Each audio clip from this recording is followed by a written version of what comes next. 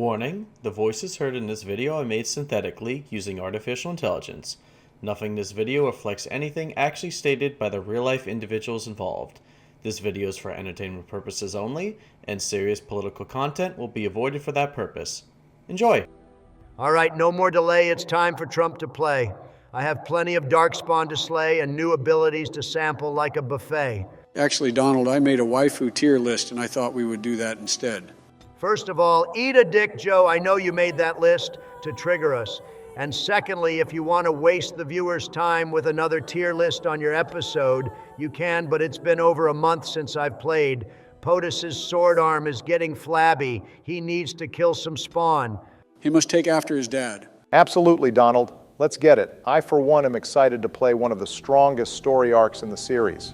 Yeah, hold my nuts harder, Barack. Everyone shut up. We have the goated voice actor Robin Sachs with the short and sweet intro. May he rest in peace.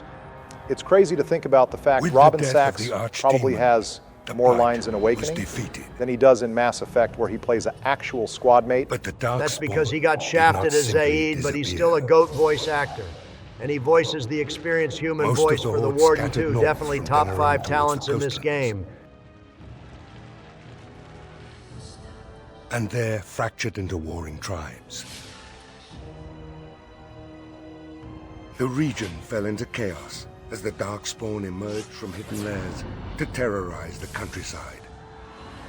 As the new Warden Commander of Ferelden, it is your responsibility to rebuild the Order and deal with the lingering threat. You have come to Amaranthine to join the rest of the Grey Wardens at Vigil's Keep, once home to Arl Rendenhau, but now property of the Order. The lack of a proper welcoming party as you Yeah, the welcome party not being here is kind of weird. That I definitely think if the keep wasn't on goddamn fire as I walked up, that the lack of a welcome party would have tipped me off first. Oh, please, you are so far gone by this point, Sleepy. The White House could be encased in a block of ice and you wouldn't notice something is off. That's only because DC hasn't realized its fall yet, and the cold would be a welcome goddamn sight. One thing that's always annoying is how the game will switch out your weapons for basic Warden ones. I guess equips don't transfer properly, but thankfully our inventory does. Yeah, give me our Aeducan shield and Keening blade stat. I feel naked without them. Also, goddamn, I attack so slow. Now I need Mommy Morgan's haste crack buff as soon as possible. Hey dude, I think you got him. Now let him cook, Joe. If the Walking Dead cast was this efficient in killing walkers, we would have way less casualties on our hands. The hero of Ferelden. Damn right it is.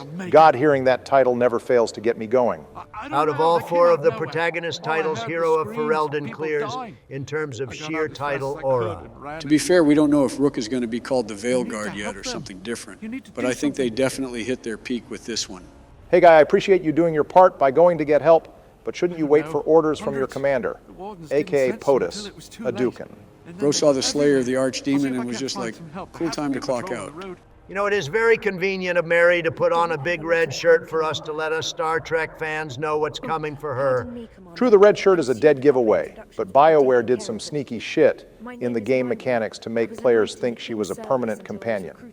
They not only gave her a full party dynamic playing the straight man to Ogryn and Anders, but she also can gain and lose approval, something no other temporary party member in Origins has. I definitely thought she was a secret romance option, and tried to send Ogryn and Anders away just to see if she would survive then, but no dice. That is not being a true homie, Joe. How could you do that to Unk? It's pretty fucked up, but it's a cool feature that, unlike every other Dragon Age game you can play through this expansion, by not recruiting a single companion and doing a true solo run. I doubt Veilguard will be as roleplay heavy either. I'm sure every, if not 80% of the companions will be mandatory recruitment. To be fair, there's hardly a reason to not recruit a possible companion in a Bioware game. I mean, that's what we bought the game to see.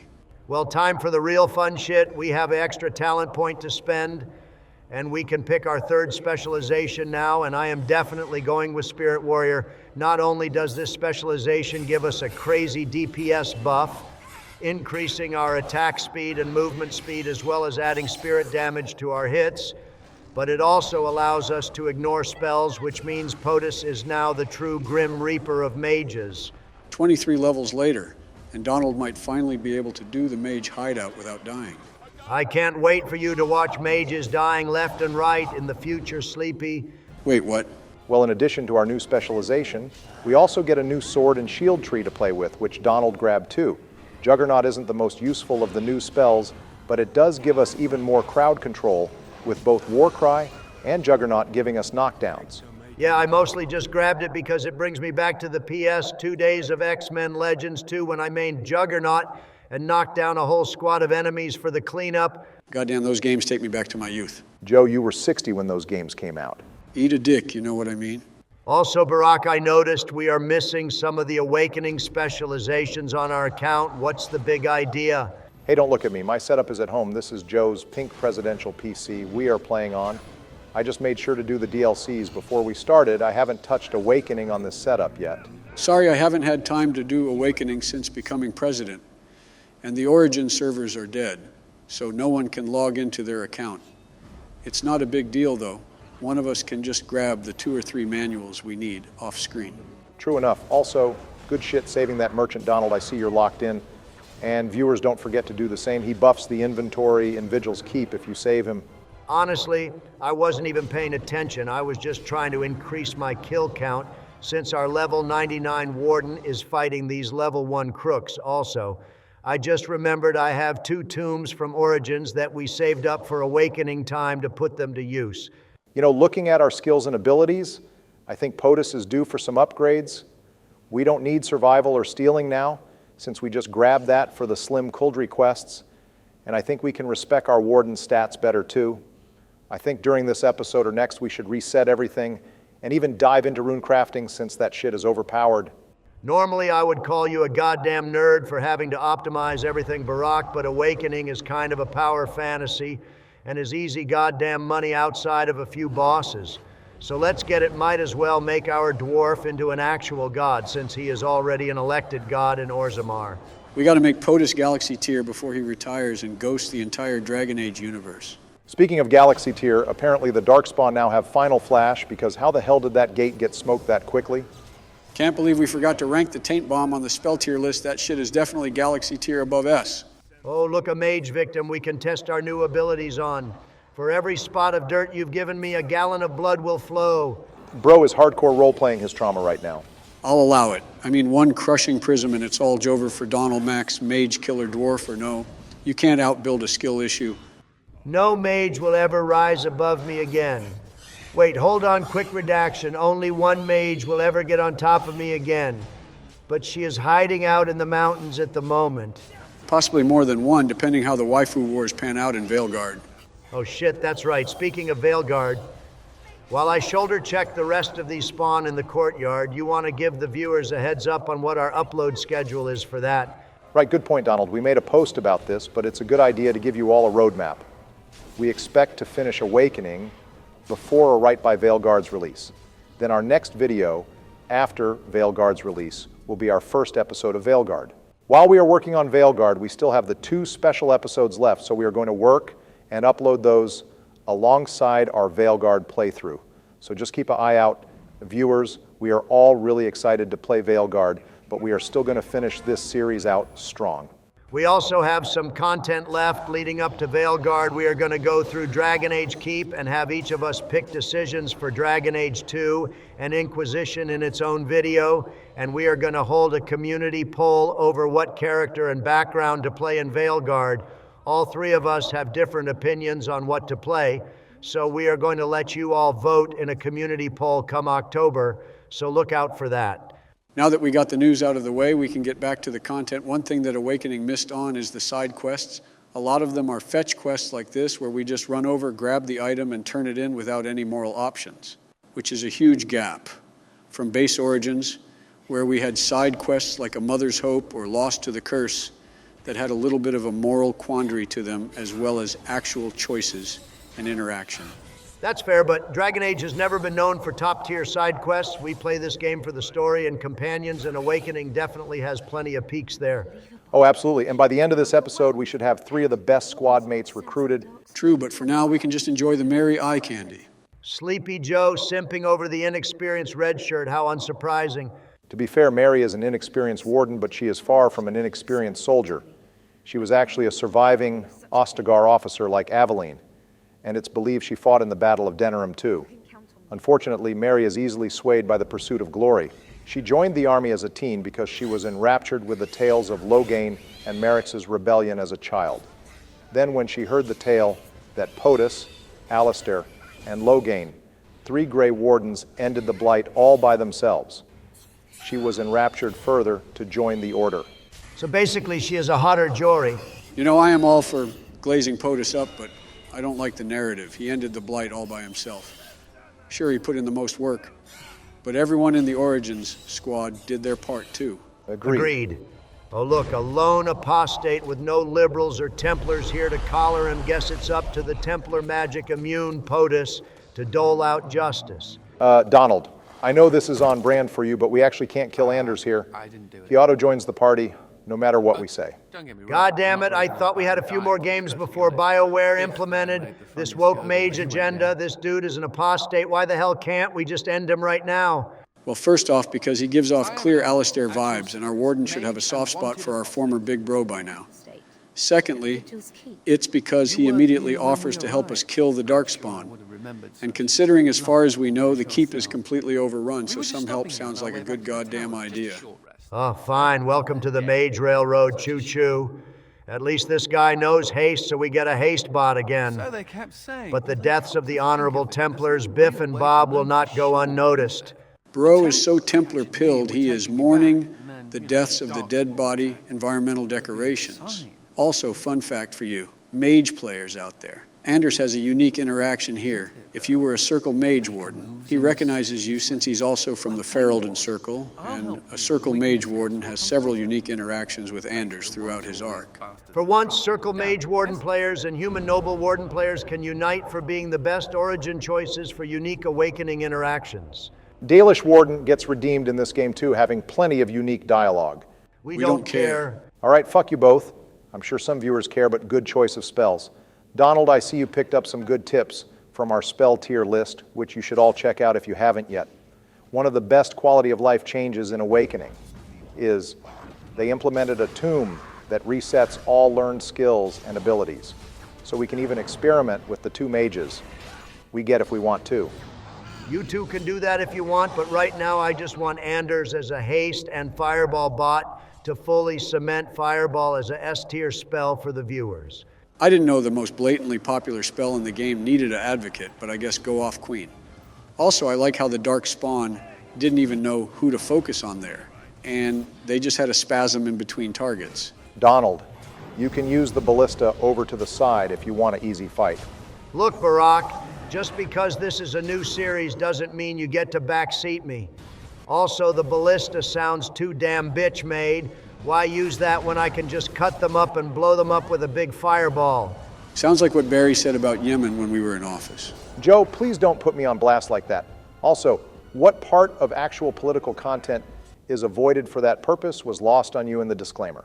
Disclaimer, Sin Hammer, it's whatever. Bars. Wrong way, Donald. It's okay, Donald. The White House staff says the same thing to me when I accidentally go into the kitchen to sign documents.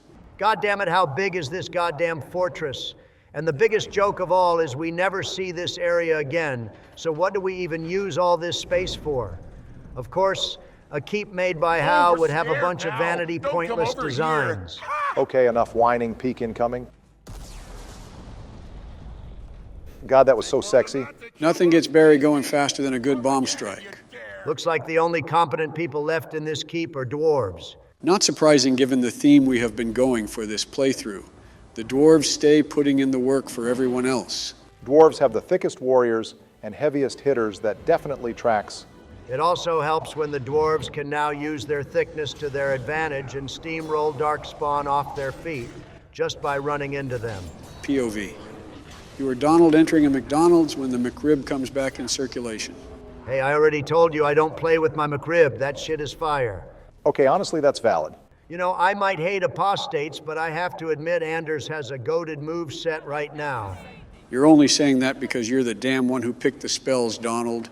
Well, obviously, if I had you pick the spells, you would have picked low damage crowd control or some boring shit.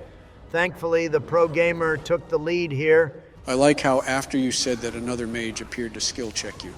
I remember when a younger POTUS would have had his balls clench at the sight of an emissary, but now witness the Peak Templar in all his 3-foot glory. Spirit Warrior is goated, but don't be afraid to try Guardian. It perfectly sets up your warrior as a defensive tank that physically peels enemies off your allies and blocking their defense. Guardian is all right, but they definitely upgraded it with Avaline's Tree and Dragon Age 2 that gave everything. Guardian and Origins had as well as crowd control immunity and offensive abilities. No one cares about your shit game, Joe. Also, is there any point in saving all these NPCs like some future reward or hidden sex scene? No, you don't get a servant orgy for doing this. It's just something Grey Wardens do. It's in the goddamn job description. Look at it this way, Donald. You get the satisfaction of being a hero to the people. Who cares? Jesus Christ. Also, I feel like we should have ignored our complaints about friendly fire. I mean, neither POTUS or Mary even flinched at the fireball. Well, to be fair, both of them are high-level tanks. I think the emissaries could rip a dragon out of their ass, and POTUS would shrug it off as an annoyance. I would pay to see that, honestly. And I would pay to see that servant orgy now that you mentioned it, Donald. But going back to the tier list, did you see how much our spell tier list video blew up? I think we may have found the best way to pierce through the YouTube algorithm, boys. Yeah, no, absolutely, viewers. We appreciate how much love you all showed the tier list. We will definitely do a tier list for the warrior and rogue talents in the future, as well as a weapon tier list at some point too. I even saw comments asking for Dragon Age 2 and Inquisition spells, which we could definitely do. But keep in mind that spells get far less varied and nuanced in the later games, so curb your expectations accordingly. Thank God it's Unc we finally have a real companion in the squad.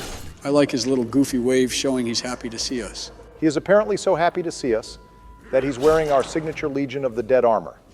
I guess he missed having us around. Well, imitation is flattery, but luckily, we don't have to deal with that awkward moment where we are wearing the same thing at the function. I grabbed his gray warden armor from our Origins playthrough for just this situation.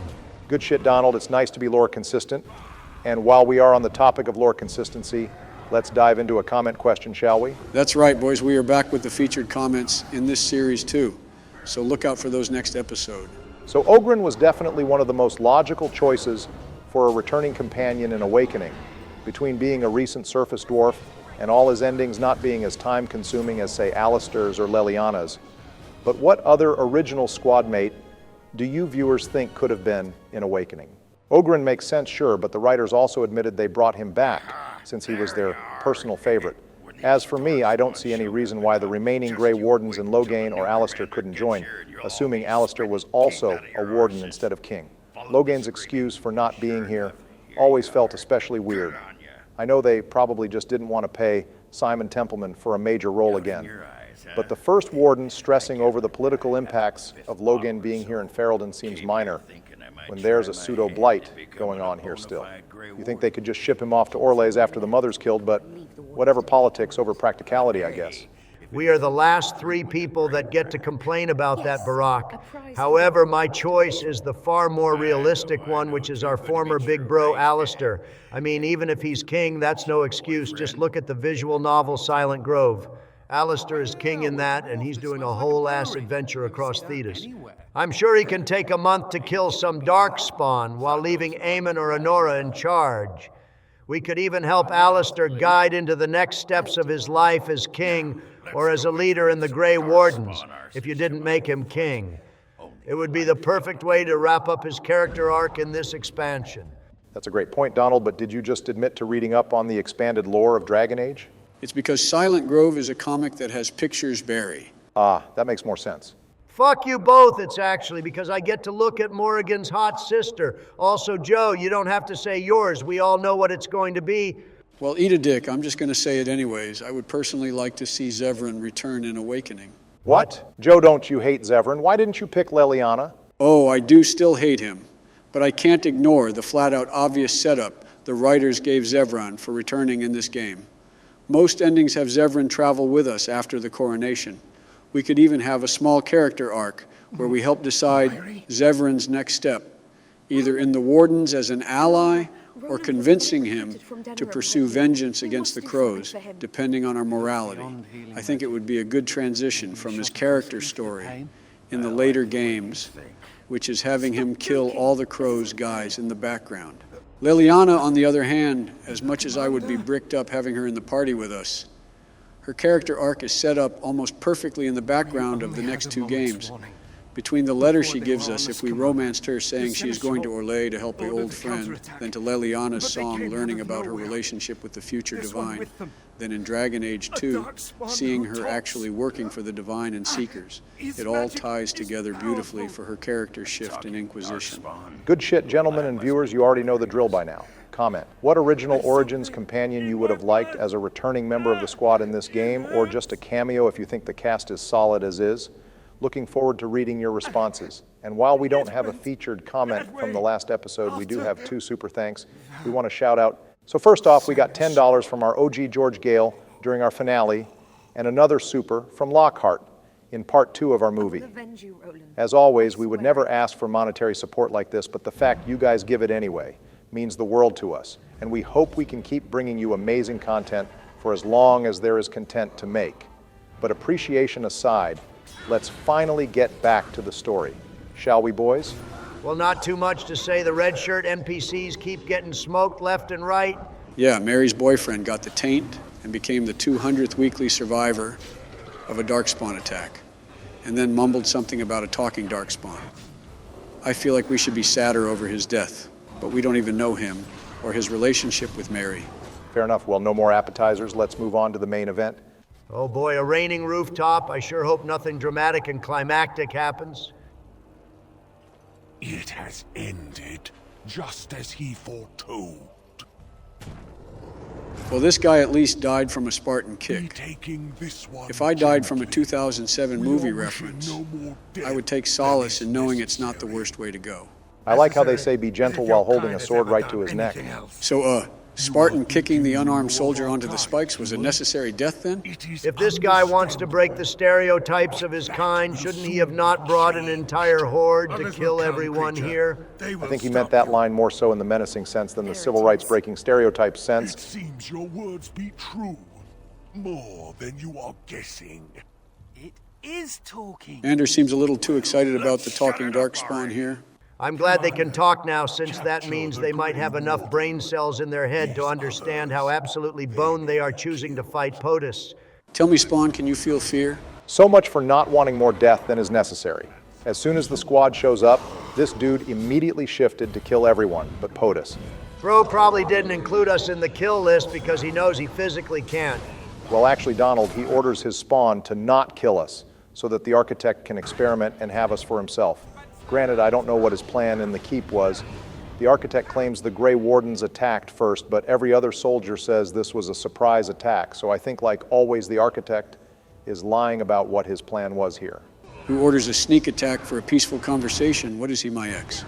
So is it just me, or is this dude way more tanky than everyone else that we have fought so far?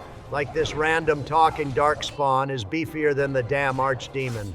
Well, the main reason for that is that the Awakened Darkspawn are some of the only new enemies that have access to the new awakening abilities, like Carapace. So once he activated that, his damage resistance skyrocketed. The new bosses are about the only hurdle or skill check in this expansion, as we are going to see shortly. Also, fun fact about this guy, he is voiced by Mark Meir. Commander Shepard holding Zayed hostage was not on my bingo card this year. Zaid's voice actor, may he rest in peace, is definitely popping off this week in the President's Play circles. Viewers, if you are in the know, you are in the know. But more than that, I just realized all these talking darkspawn have a similar voice. Are they all voiced by Mark Meir? Excellent observation, Donald. Yes, every single talking darkspawn is voiced by Commander Shepard Mark. Definitely put in a lot of work in the Awakening expansion. Between the Vorcha and all the talking darkspawn, Mark has some crazy voice talent. Well, it took like 3 fireballs in 5 minutes, but the Commander Shepard Darkspawn variant has finally bitten the curb, and my boss counter has finally increased after a damn month. Looks like there is even a parade in the distance to celebrate my arrival. Yes, we are all impressed, Donald. Also, it looks like the first dude we met ended up getting help, after all. Oh shit, I'm surprised it's Big Bro Alistair here to greet us and not Honora, considering the whole Logain situation. Looks like he finally got over it, or at least he is trying to be officially cordial with us since we are the hero of Ferelden and a living paragon of Orzammar. King Alistair. I'd wanted to come and give Our big bro is looking good with the new armor set up and everything. Good to see him having a proper fan club surrounding him too, bro. Is finally a true king. Alistair not being mad at us over our little Logain choice is a big relief. Now we can be buddies again. The fuck you mean our choice? That was all you and your goddamn underhanded sleepy snake bullshit. Hey, it was a tactical maneuver, Donald. Well, tactically lick my nuts while you're at it, sleepy. I like how only Merry kneeled and respected Alistair as king. Ogren and Anders just kind of sat in the corner, trying their best to ignore Alistair. It's the little character moments that make all the difference. Speaking of Ogren, it's actually crazy.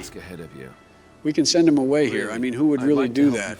Even if we were a Orlesian warden who didn't know him. Why wouldn't we want a recruit who fought in the last Blight? And more than that, a willing member. I think they just wanted to give players choices. It would be just as noticeable if there were some companions that we were forced to recruit, while others we could reject. At least with this option, everything stays consistent.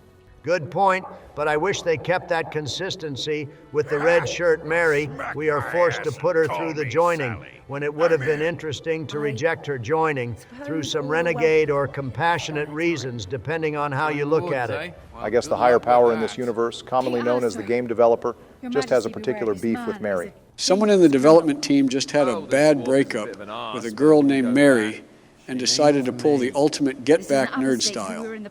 Also, this Templar chick beefing over an apostate is hilarious if you're a mage too. Hey girl, I am all for blaming all my problems on the mages, but did you not just hear about how the entire keep was raided by Darkspawn? If you're going to be a corrupt cop on the job, at least be a creative one. Wait, Donald, are you actually defending a mage in a Templar versus mage argument? What is going on? I mean, I'm really not trying to, but something about this girl just really irritates me. Like, if she wasn't wearing the base Templar armor, I would be curb stomping her right here and now. Good point, Donald, but did you just spare Anders inside with a mage? Are you feeling okay? Getting a fever or something, big dog? Yeah, I would have thought Anders would have gone straight to the meat grinder, considering who's playing. Nope, I just happen to kind of like this guy. Sure, he's a degenerate mage, but he isn't as annoying as Wynn, and dude gives off Alistair vibes while also giving us a free fireball machine, so I will keep him around for now. Besides, it's canon, Anders becomes a warden anyway. So I will stick with the canon choice since you two get hard over that shit. Thanks, I guess, Donald. Well, quick debrief from Alistair then. It's back to the main plot, and this time the world opens up to us more, so we have some options as to what we can do next. Come and speak to me soon. There are many matters to attend to, not the least of which is the joining. You will need to replenish your numbers. The security of Ferelden relies on the Grey Wardens now, even weakened as the Order is. It will be up to you to deal with the vestiges of the Blight before the situation grows out of control. No easy task, but I'm confident you are up to it. Alistair was short and to the point. That's just how a presidential king should act. That's why I wish he would take a brief paid leave to help us suplex some talking Darkspawn. But alas, we have to deal with discount mage Alistair instead. Calling my boy Anders a discount Alistair is not doing the man justice. Bro has a strong character arc, is passionate about his beliefs, and he loves cats. That's some peak fiction right there. Jesus, if you love your sarcastic mage so much, Joe, why don't you use your romance exchange on him in Dragon Age 2 instead of the bisexual blood mage? Hell no, I am all for glazing up my boys, but not at the cost of the elven waifu. I'm not using my one pass on one of my bros. I mean, I respect the hustle, I guess anyways. Resident Lord Nerd Obama, why do some people survive the joining and some people don't?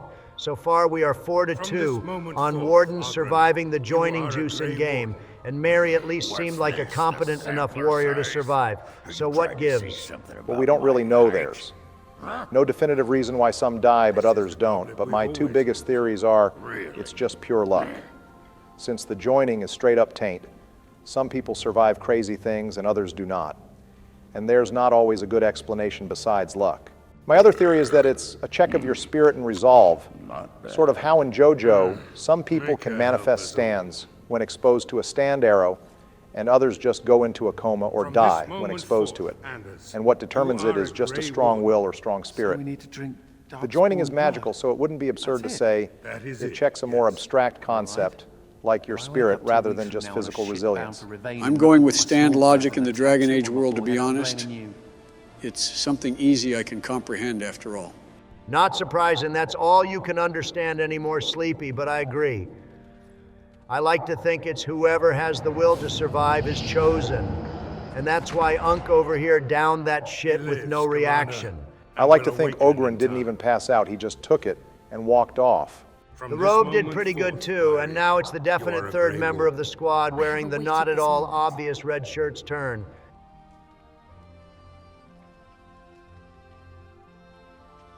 Damsey, did you have to make that shit so spicy for her? POV, you're a white guy who tried some Sprite at McDonald's. Hey man, that shit has a kick. I swear McDonald's put sriracha or some shit in there. Well, press F to pay respects, Mary. Thanks for the brief cameo in the squad. May the Maker watch over you now. Well, now it's time for all the other NPCs to fight over which main quest POTUS tackles first.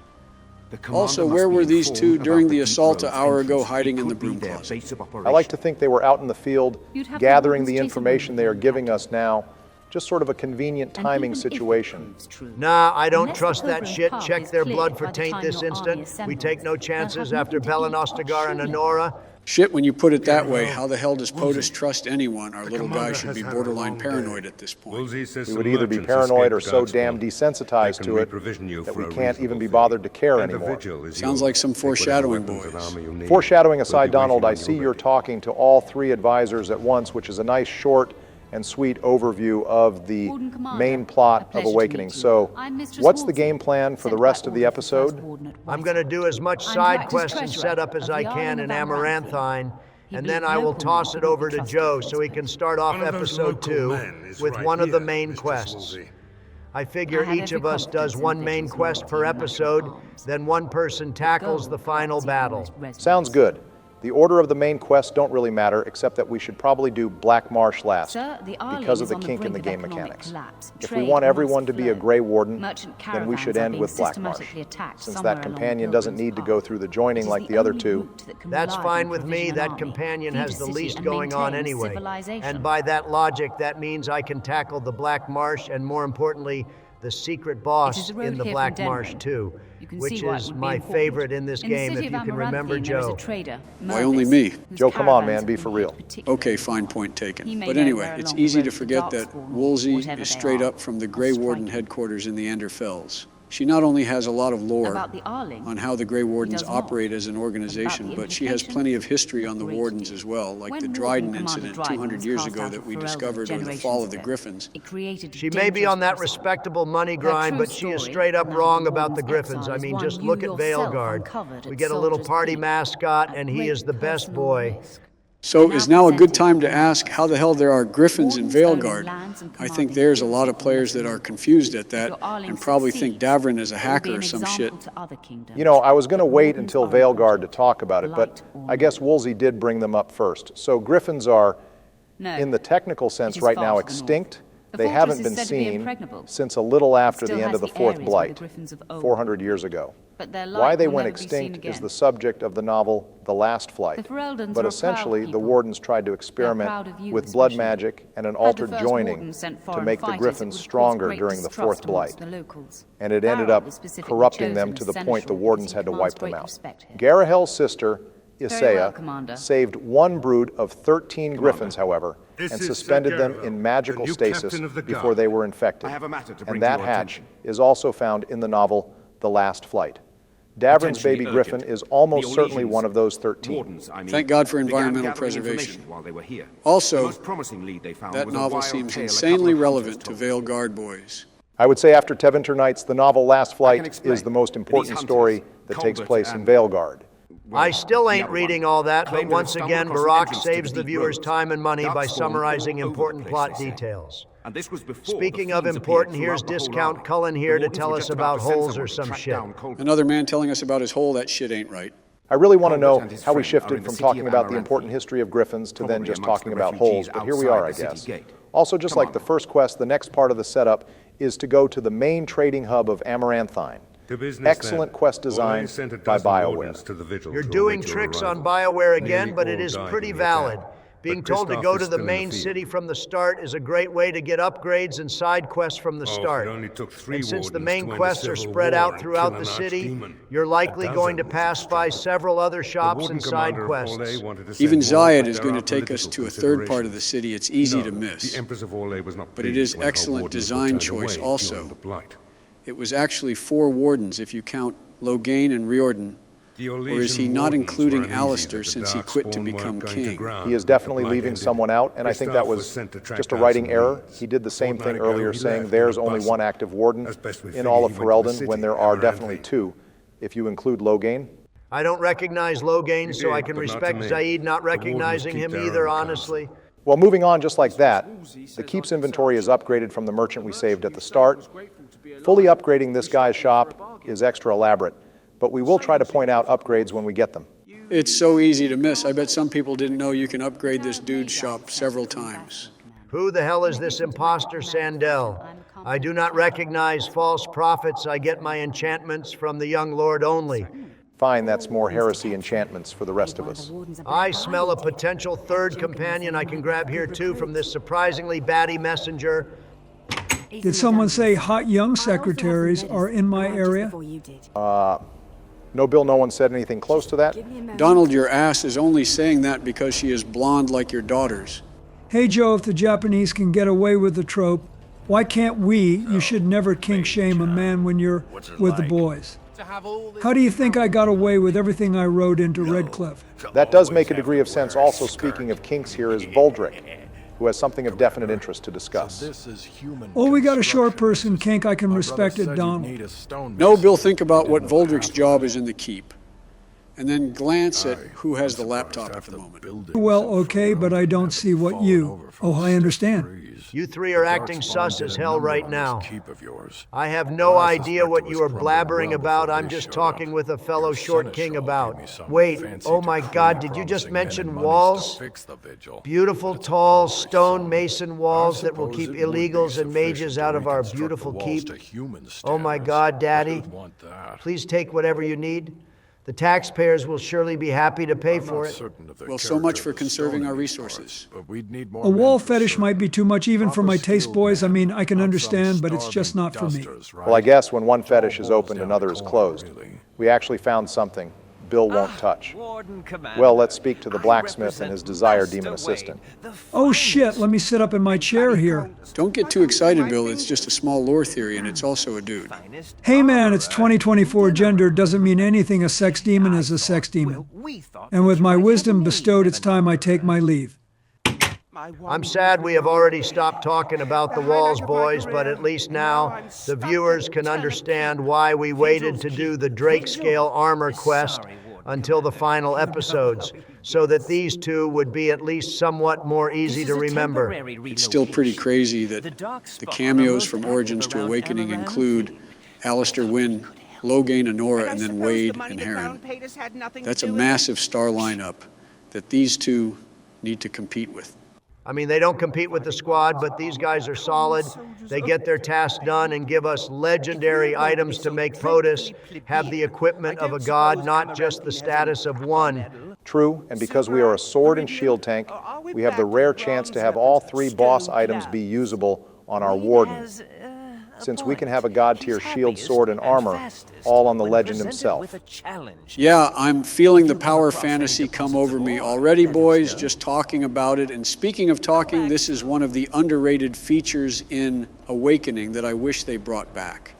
There are several locations in Awakening where each companion can have a unique conversation about a specific object. It really adds an extra layer to how you form your squad during missions, and some extra interactions with the map. Good call on that, Joe. I think Anders and Ogren have the most total interactions with the map, and some of the conversations are actually really pivotal and meaningful to their arcs as well. Also, just like Origins, a lot of these conversations give gift suggestions for the squad too. We will try to cover all of the conversations, even if that means a little backtracking later on in the series. Oh, I have no doubt that you two Democrats are going to make us backtrack plenty. As for you, Anders, you can wax your beliefs on your fake religion all you like, but until every mage embraces enchantment, they can stay in the maximum security Hogwarts for all I care. She's still quite a looker for a prophet. I'm just saying. But now on to our resident lockpicker of the squad. And before you all start calling me a hypocrite, let me be clear.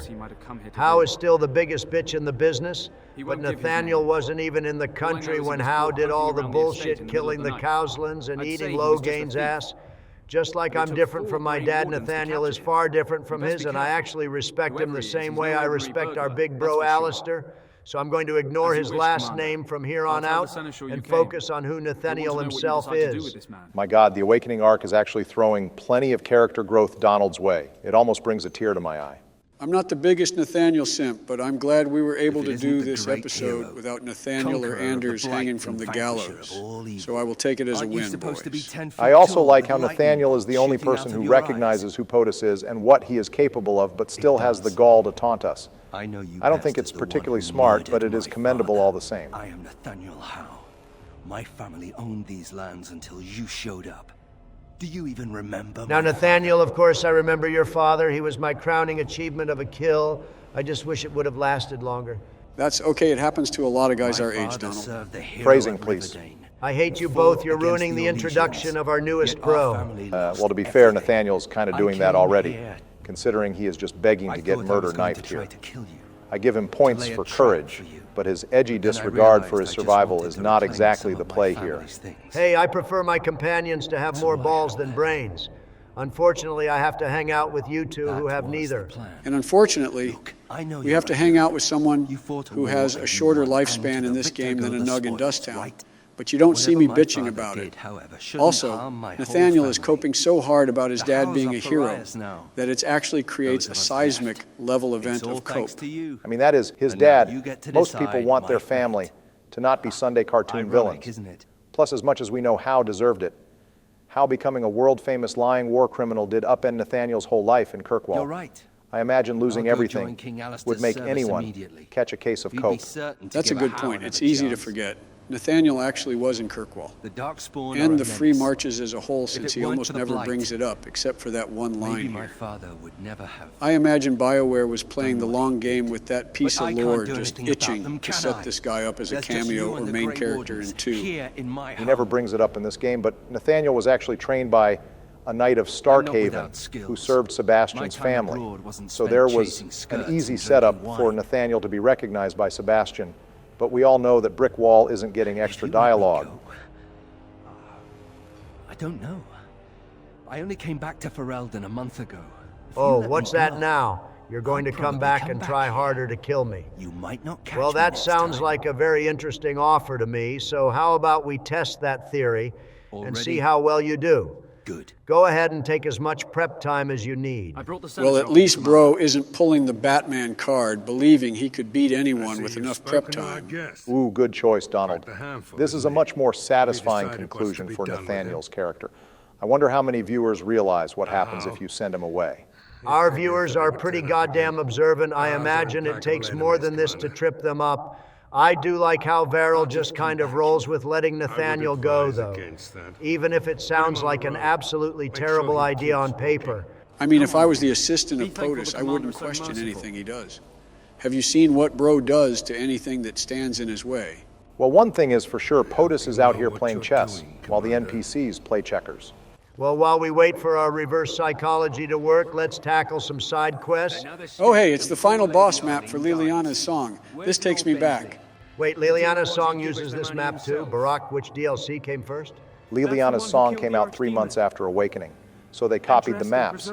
Not a huge deal since Liliana's song still has plenty of original content, but on the map side of things, every map is from Origins or Awakening respectively. Okay, got it. So the problem is with the basic Bards DLC and not Awakening.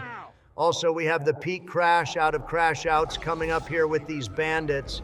Perfectly understandable crash out, mind you. If I was expecting some stressed out rich dad during a hostage negotiation, and they brought out this 3-foot-tall living god that kills archdemons in his free time, I would find the nearest cliff to hop off too. I love how far we have come. At the start of the game in Loithering, we had malnourished farmers and bandits throw themselves at us for lunch money. Now we have bandits literally choosing death by ledge, because it's quicker than whatever fate POTUS would give them. Even Commander Shepard could learn a thing or two from his aura. How many ways can you solve this quest? I always just do the intimidation option. It's just too perfect to pass up. Well, to get the ideal ending, you have to pass a persuasion check or intimidation check to either get them to hand the daughter over first or do what we did and intimidate half the bandits to flee, causing enough confusion to keep her safe. If you attack them or pay them without them handing the daughter over, first she ends up dying, which isn't a failed quest. Mind you, since you can still kill them for revenge, but obviously the more lucrative reward is saving her. Also, for you rogue mains out there, the dagger this guy drops, the Tooth of the Mountain Father, can be paired with the Talon of the Skies sold in Amaranthine by the weaponsmith to increase stamina regeneration to your dual-wield rogue. It's not the strongest weapon set in the game, but definitely a solid B tier. Thanks for the preview into our weapon tier list, Barack. I'm sure we will get to that sometime later on. Anyways, the random encounter I'm trying to trigger still hasn't appeared, so time to pass the time with more side quests, I suppose. So why the hell is there a whole army of Darkspawn attacking this one dude's farm? Don't the Darkspawn have more bountiful targets they could focus on? I mean, do they need the food here or something? Well, Darkspawn don't need food. The taint sustains them, alluding to the magical nature of Darkspawn, and it also explains why Corey was able to survive being in deep sleep for a few centuries. They do sometimes eat corpses of their enemies for fun, and they also force women to eat tainted corpses to become brood mothers, but those are the exceptions. Truthfully, we don't know if these Darkspawn are part of the two big factions, or if they are independently raiding for supplies and because they can. It's easy to forget that not every Darkspawn we fight is part of the main factions. Some of them are just being regular Darkspawn. That's a good point, but to be fair, these guys could easily be linked to the Mother's faction. It ties into her whole plan of wanting Amaranthine and Vigil's Keep to be burned. And we can find out later the Darkspawn have been particularly aggressive towards the farms, likely to starve out the common people.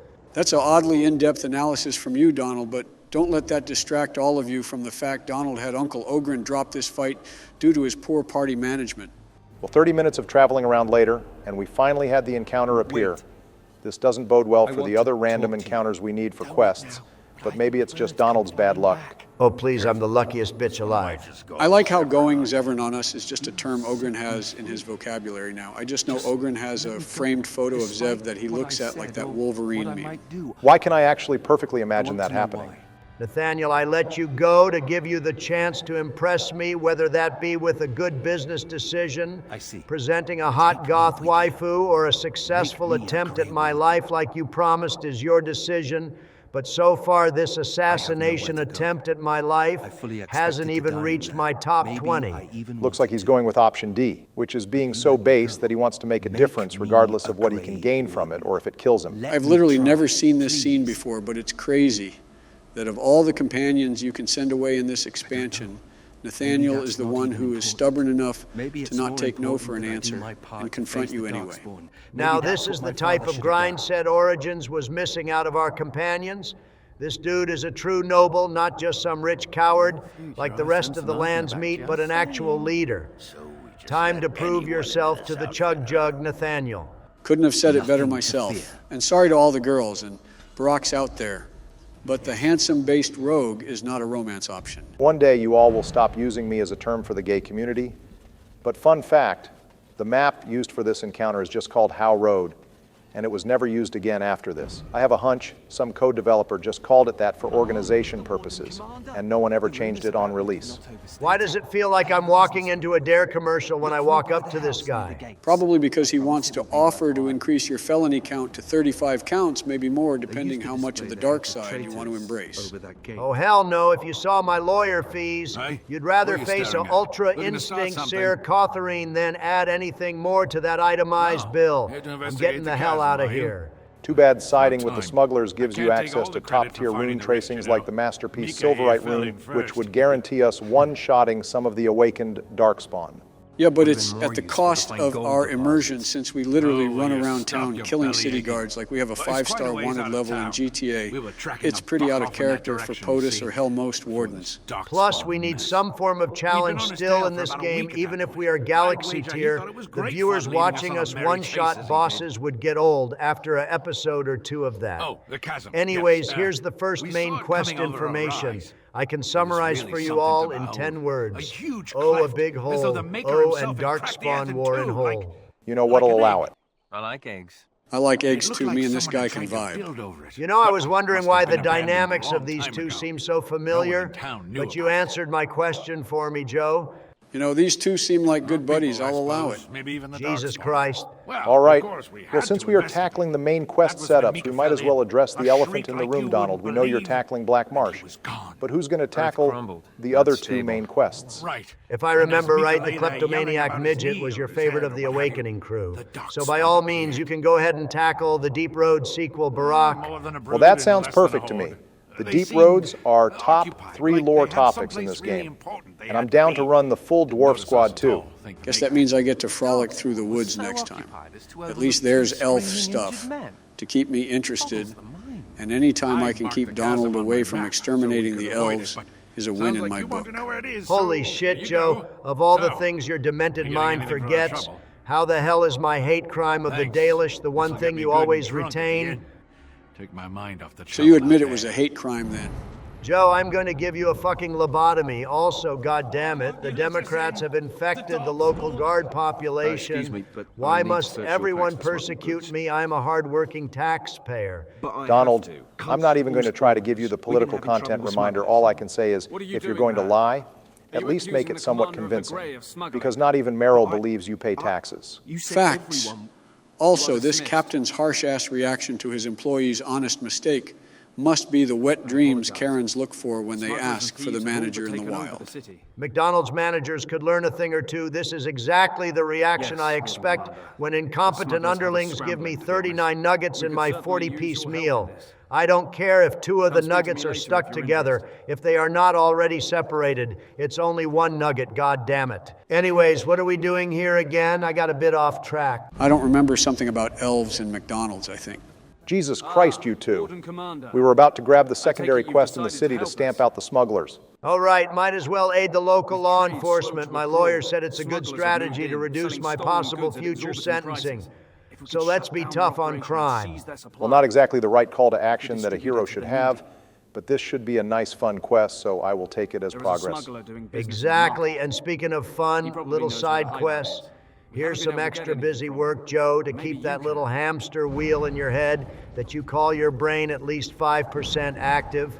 Oh boy, I can't wait to hear the 10-minute lore drop on the importance of Sylvan Wood and the Mafarath dissonant verses. Believe it or not, you two, I do have restraint on what I choose to yap about. Jesus Christ, this is you choosing restraint? That's just horrifying. Oh, blow me, Donald. No thanks, Sussbama. Anyway, next main quest setup. And while I am all about improving the local economy, I have to ask, why the hell are we even doing this? I don't remember helping trade routes and merchants being on the warden LinkedIn job description. Yes. This guy somewhat implies that he thinks Darkspawn are involved. So a possible Darkspawn threat might be good enough for our murder-hungry warden. Well, actually, this sort of ties into our other new job, which is the Arl of Amaranthine. Since the wardens own the holding now, they are responsible for its well-being. And since the only trade route with Denerim can't be accessed, Amaranthine could face economic collapse within months. Well, wait, if this is the trade route with Denerim, shouldn't this be a joint effort with Alistair and Amaranthine to deal with the issue? Well, no, because remember, Denerim is its own holding outside of the crown. I like how this all ties together. When you think about it, with Vaughn and Howe dead, we technically don't have an official Arl of Denerim that we know of, so there's no official leader that can respond to these raids. Which means, once again, we are the only one in a position to act on this information.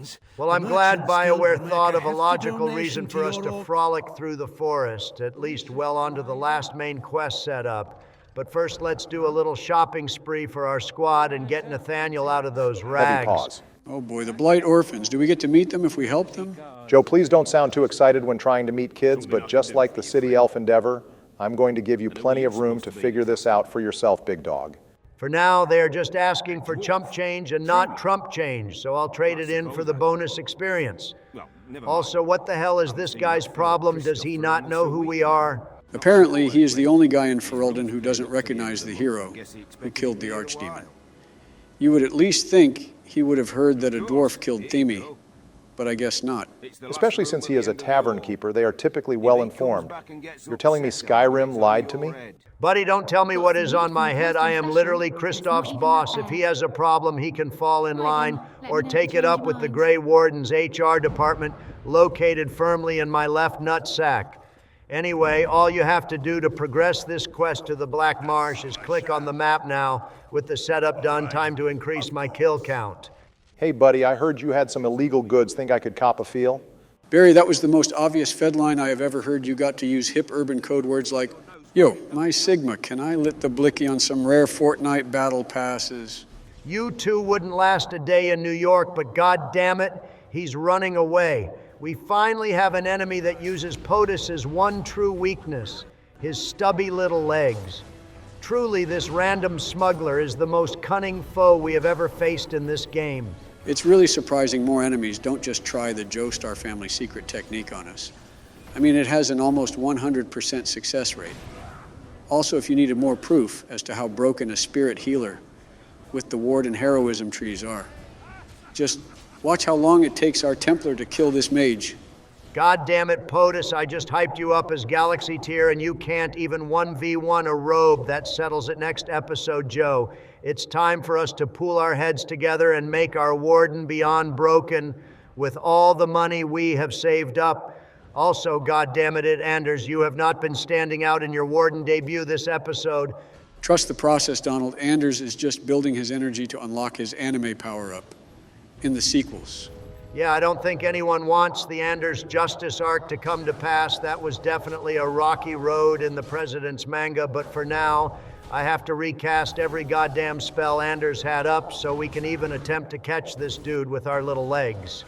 You would think that one of the few dozen city guards would tackle the runner while we deal with all the hired mercenaries the smugglers apparently have lying around town. Seriously, were these smugglers planning on launching an inland invasion? Why do they have so many mercs on standby? Obviously, money talks. That's something after all this time I can't teach either of you, unfortunately. Also, why does this next fight feel familiar? I'm pretty sure this is the exact same lineup as the mercs we just fought down the street. You're right, Joe. Every fight until the boss is the exact same squad build-up, so we have a lot of repetitive fights to get through. So while we fight some smuggler clones, how about I dispense some more lore on the city of Amaranthine? Get your warm drink and blanket. This is about to go hard.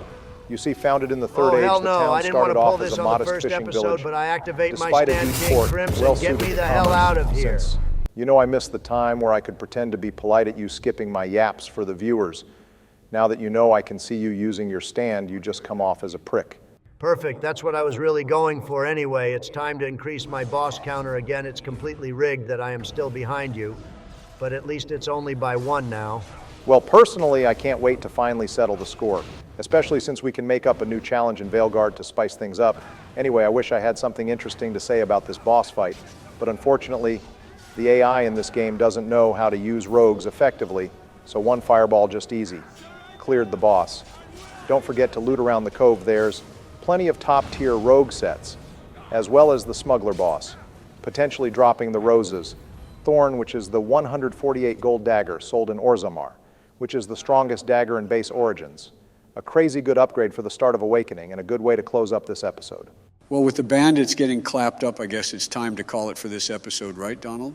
Yeah, I'm gonna loot the cove and end the episode off with Nathaniel's joining for dramatic reasons. Thank you all for watching the next entry in our Dragon Age series. Our lazy editor was on vacation for a few weeks, but I personally dragged him back to work. So we hope you all enjoyed my start to Awakening. Don't forget to leave your comment question on what Origins companion you would have wanted to see return as a squad mate in Awakening. Or if you agreed with Ogren as the right choice, just tell us why down below. Our editor will respond to each comment and feature his favorite comment. Hey viewers, what's good? We are here in a brand new Grey Warden hood, where the Avar once stood, and we are about to take a frolic in the wood. Total Bar's good shit, Joe, and welcome back to Dragon Age Awakening viewers. We have a long episode for you all today. Looks like in classic dwarf fashion, we are about to diggy hole.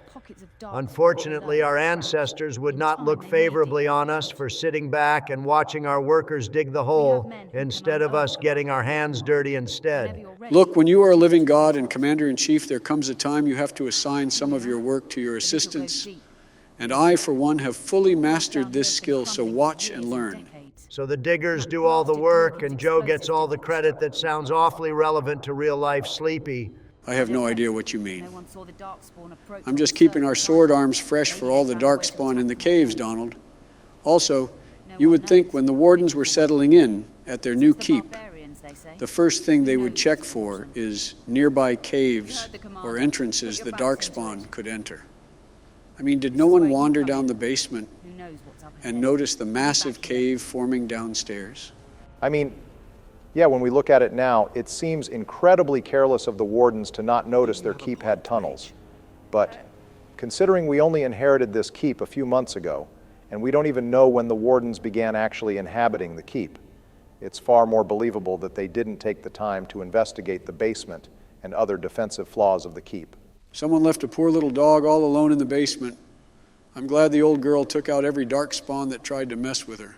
Well, just like every other dog you interact with, Sleepy, you can't train them worth a damn. We should just be lucky this one didn't rip off one of the keep servants' hands. Ouch, low blow. But thankfully calming the dog doesn't do anything but give a small amount of extra approval from Nathaniel. I'm not hearing that from a president who has never owned a pet bozo. Also, damn, this is a really small world. The girl who is trapped in the basement just so happens to be Nathaniel's surrogate mother.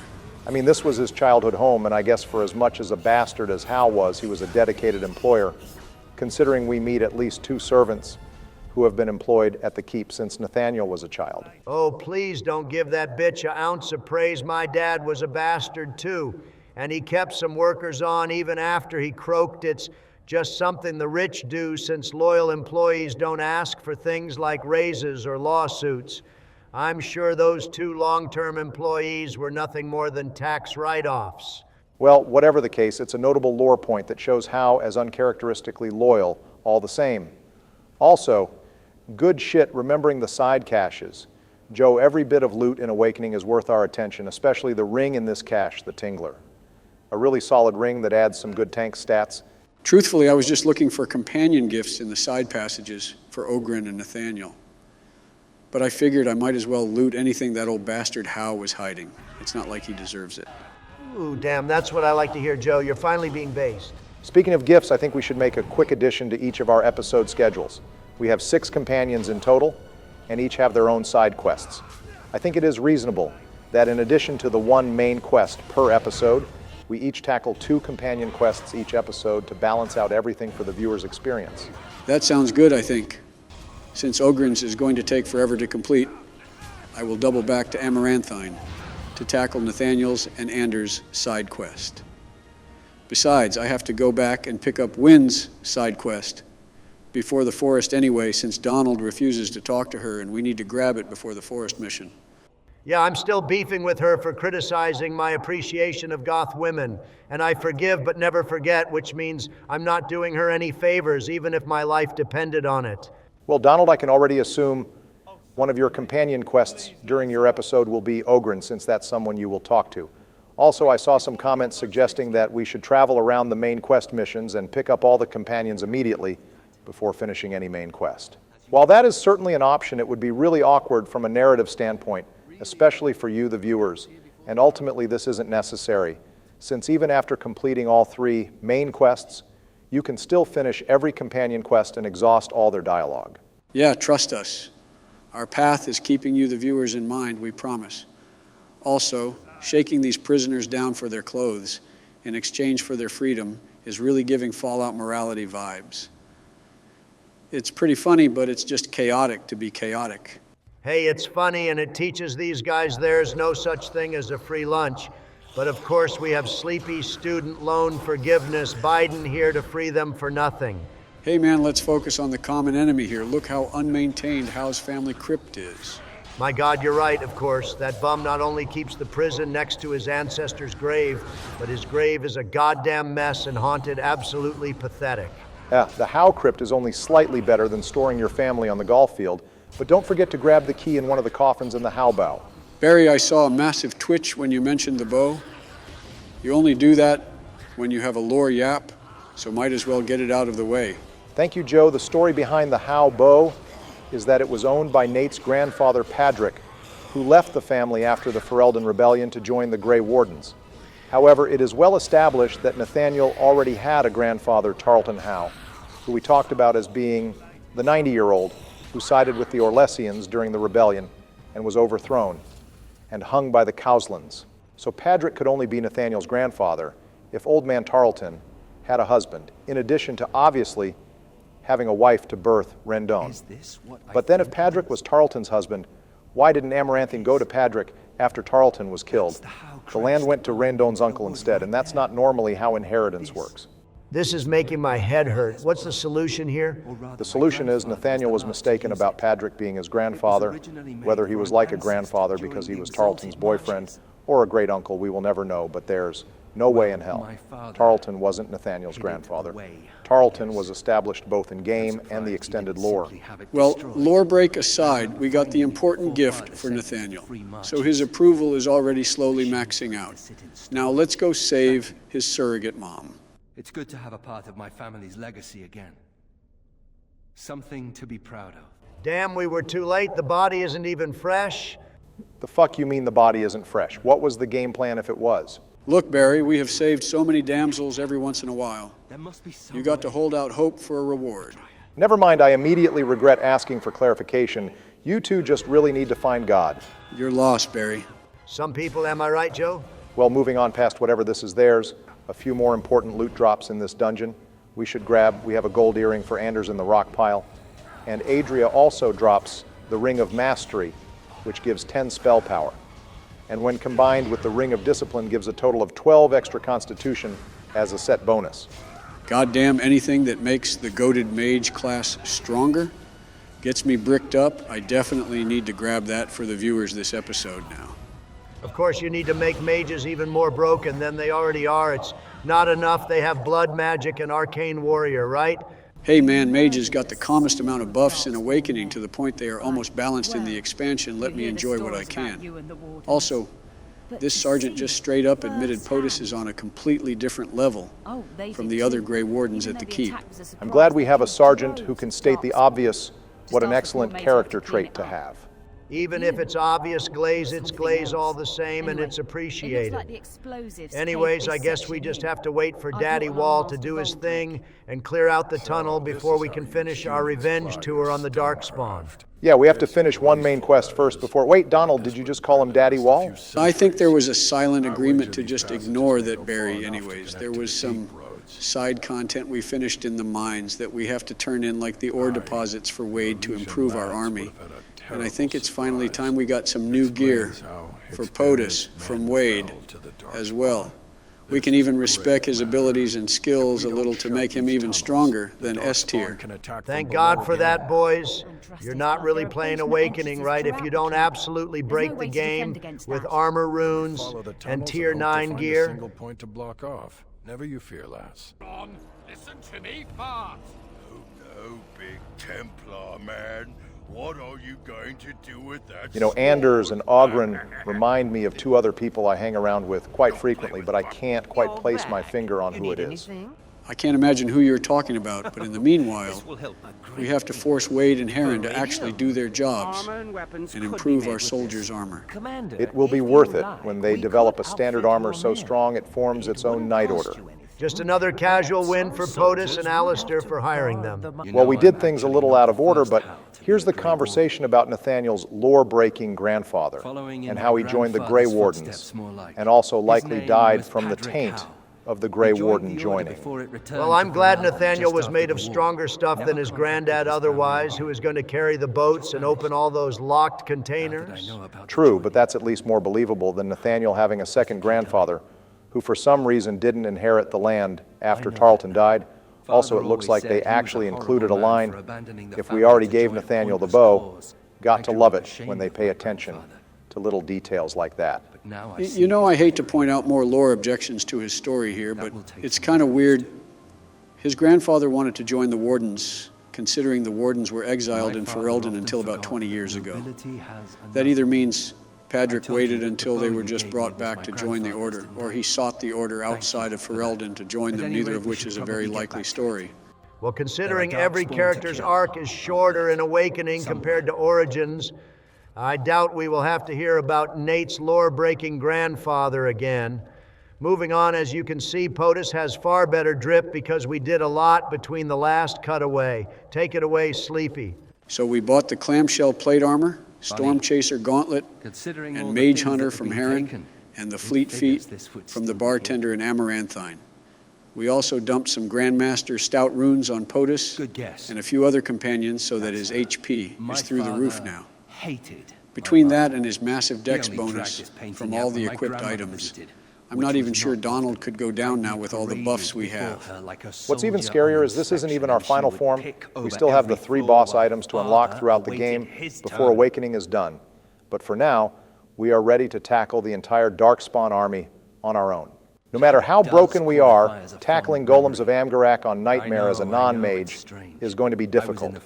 So, even though this seems like overkill, now the viewers will understand why we are going so hard by the end of the series.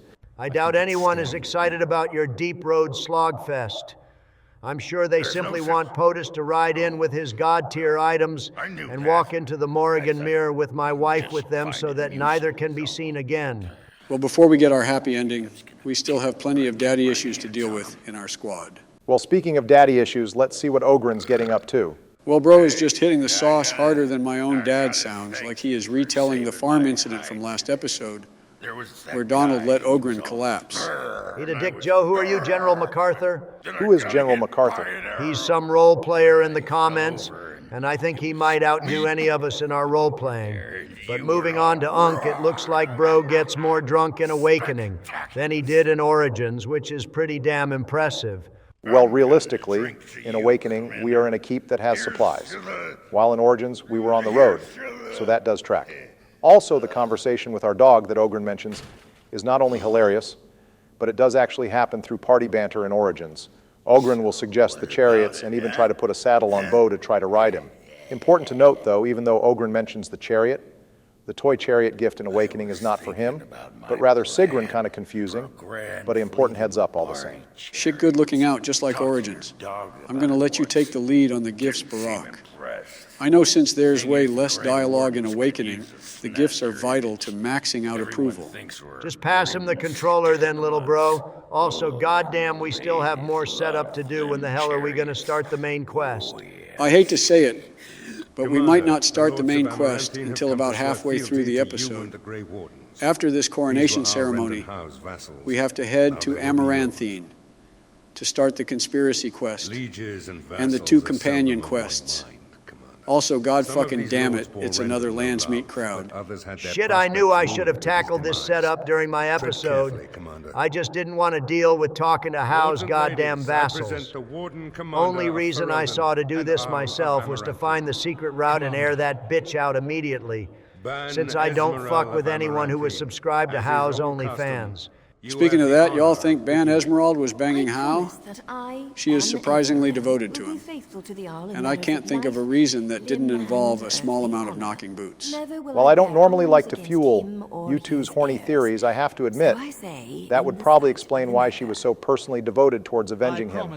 I know Howe was paying off his allies too, but money should never make you reach the chaotic, stupid levels that she's reaching. Also, it's a nice touch that they showed the oaths of fealty once with Ban Esmeralda, to show what everyone was saying and then skipped ahead to the end. Wish we could do that in IRL ceremonies too. It would save so much time. Thank God they cut ahead and dispersed. I was about to have a mental breakdown with the crowds again. Well, let's go hit up this Edelbrecht guy. He seems like the most chill person in this party. Edelbrecht is the only homie here on God. Not only does he offer knights to help us fight the Darkspawn, but if you're a human noble warden, he will recognize you and say he always admired the Cowslands and that he had no part in Howe's betrayal. Best noble here, no contest. So I take it we are all in agreement to give him the troops. I mean, the city has walls and its own garrison, it's flat out. The wrong decision and IDK, if the trade route does anything. The farm is beneficial for another event that happens later, and it would be beneficial towards supporting the one big noble that is on our side here. However, the trade routes can give the merchant and vigils keep another upgrade for those silverite runes, if we want them. It's our last chance since we took out the smugglers. Barak, we are already going to be broken beyond belief. We don't need to go even further beyond.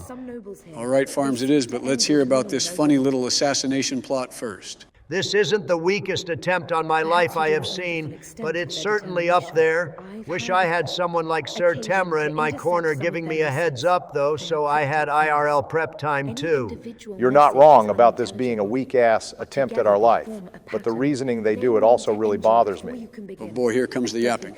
Valid crash out this time, Joe. This shit is actually wacky. So the reason for the conspiracy plot against you is simply because they want revenge for us killing Hal.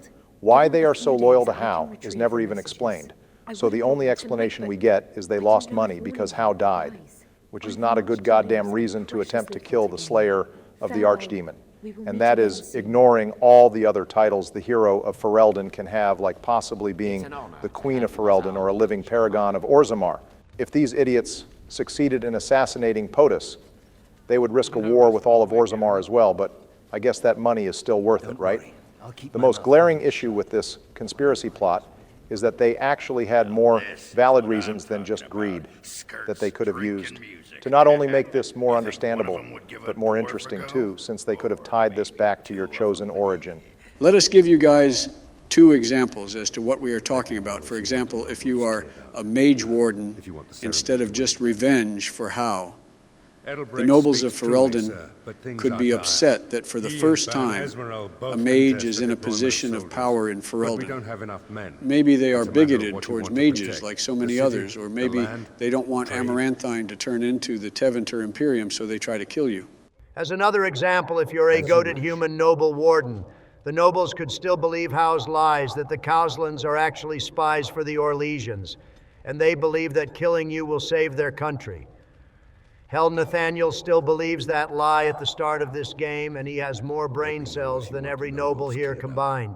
To put some icing on the cake, if you're an Orlesian warden, which is the unique background in awakening the game, creates a more unique reason why the nobles want to kill you, since a lot of these guys still remember the Orlesian occupation and feel like giving an Orlesian the title of Arl is a step back towards everything Merrick fought for.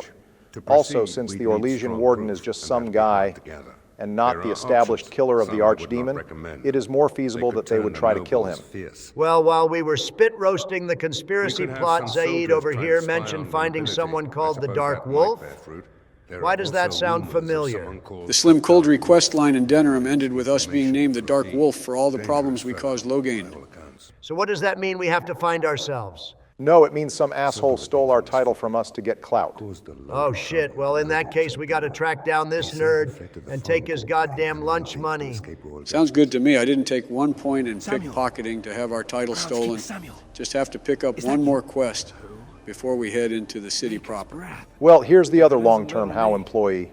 I'm glad at least one of Nate's childhood servants survived the Darkspawn attack. We're lucky Bro was so well kept up with the family. This guy mentioned that Howe's other son died in the war. Did that Dragon Peak guy raise his army against the Howes after all, or was it the Darkspawn that did him in? Probably the Darkspawn. They were pressuring the entire country, and I doubt Alistair, Honora, and Aemon let any other noble raise a sword against each other post-Lands meet Civil War. Well, now we can hit up his sister in the city, so we have 3 more stops before we can begin our forest frolicking arc in Awakening. This might be some of the longest filler we have done in one sitting, but to be fair, half of Awakening's content is companions and side quests. Thank you. So, I guess this was to be expected. Besides, the companions are all top tier anyway. They are definitely worth the time investment. Well, here Anders goes 3 drinks in and he's already getting political about the Circle on Main. Does every conversation with this guy have to be about how bad the Circle is? Like, can he get his own personality? To be fair, it's the only part of his personality besides a love of cats that is present in both versions of Anders. I think especially in Awakening, however, his Circle criticisms are important. The issues with the Circle in Origins is fairly brushed to the side. Before Anders, the only people criticizing the Circle were blood mages or Morrigan, who knows nothing about the Circle besides what Flemeth told her. Here we finally have someone who has criticisms of the Chantry and the Circle, has first-hand experience with the organization, and is not an insane radical blood mage, at least in Awakening. It's a good character arc to dip your toes into Dragon Age 2.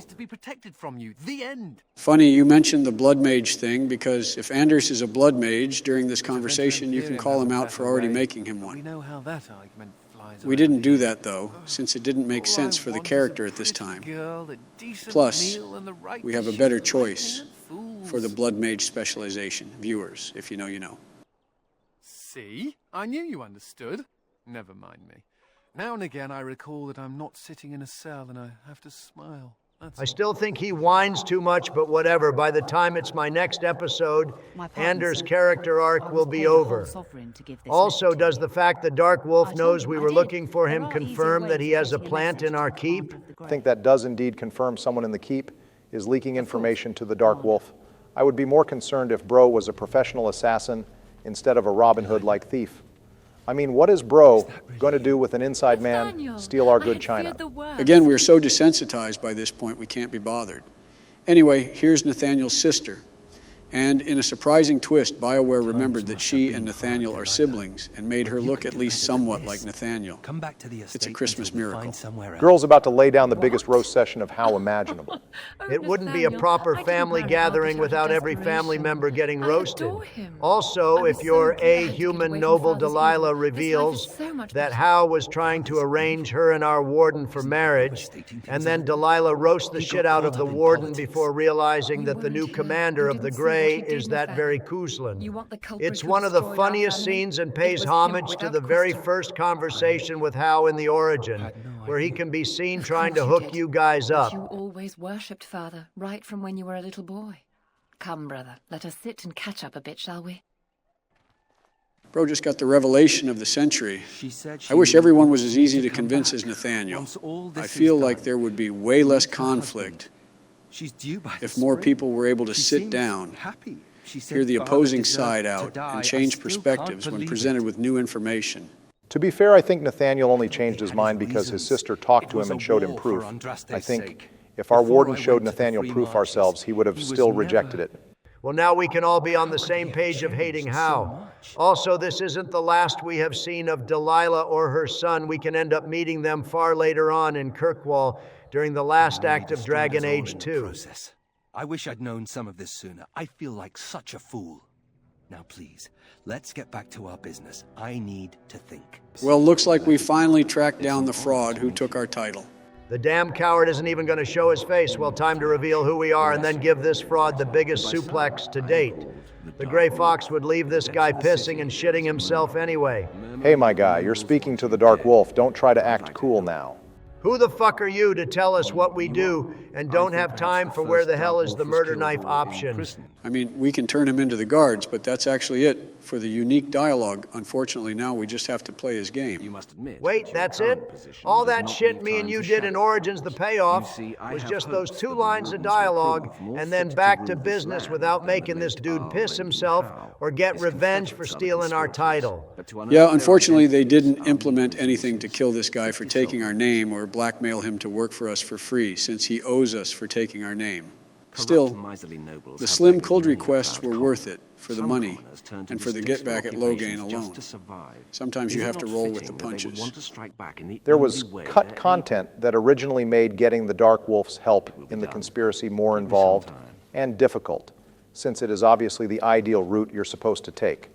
Originally, the Dark Wolf was going to ask you to prove yourself with a shadow job or two, like the Slim Coldry quests in Origins, before agreeing to track down the conspirators. If you proved you were the Dark Wolf from Origins. However, this would bypass the requirement. The shadow jobs would have involved a different part of Amaranthine, however, which is why this was cut in favor of simply paying the Dark Wolf. I don't know which route I like more, honestly, but considering this is just a side quest, I think the better option was paying him or harassing him to bypass the payment. Well, now that we paid him his blood money, we have to wait and do one main quest before his investigation bears fruit. Let's do one more quest with Anders before we tackle the meat of this episode, shall we? This is probably one of the easiest side quests to miss. Since there's no quest indicator, you need to talk to this girl with Anders. And unlike other quests like Nathaniel or Sigrun, the conversation doesn't just auto-trigger when you walk up to her. That's probably a warning that we shouldn't help Mage Alistair with his issues, but by all means poke the sleeping bear. Donald, name one time I have refused to help a mage in need. You killed that blood mage chick who was begging for mercy on the tower floor in Broken Circle. Okay, but she was mean, whereas Anders is weird, but he kind of chill. So let's take out his phylactery. Also, if you are a mage warden, Anders will suggest your phylactery is probably in storage too, and that we should destroy our phylacteries together in an act of mage bonding. I'm sure this will go far better than the last time a mage asked us to destroy a phylactery for him. Wait, hold on. So a mage warden confirmed has a phylactery in Denerim, since that is what the first enchanter tells him in the origin. Yeah, obviously. So then if your warden is a mage, how the hell by the end of Dragon Age 2 does he go missing? Couldn't Cassandra just ask the Ferelden Chantry for the hero's phylactery at any time? Why does only Morrigan and Liliana ever know where he is? That's actually a really good point there.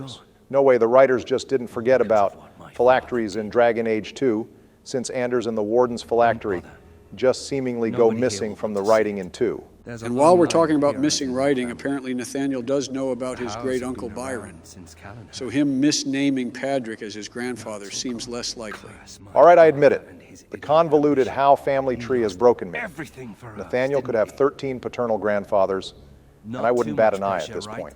I feel a little bad that they removed Byron Howe. But maybe that will teach other nobles not to cross the Cowsland family. Or maybe we'll just have to teach them the hard way. Either way, it's a good afternoon for me. Well, Nate's going to have to put in work to redeem the Howes, name no pressure, though. Let's go check in on one of the former squad, the baddie grandma herself. Wynn out here greeting us more warmly than most Bioware romances greet us in the sequels. It's just like how Rex is the warmest greeting in Mass Effect 2, despite being the old-ass Uncle Krogan of the group. Wynn, just like Liliana, has a pretty damn good reason for not helping us in Awakening. She has to go scold the entire Libertarian Party, so the Circle doesn't disband for a few more years at least.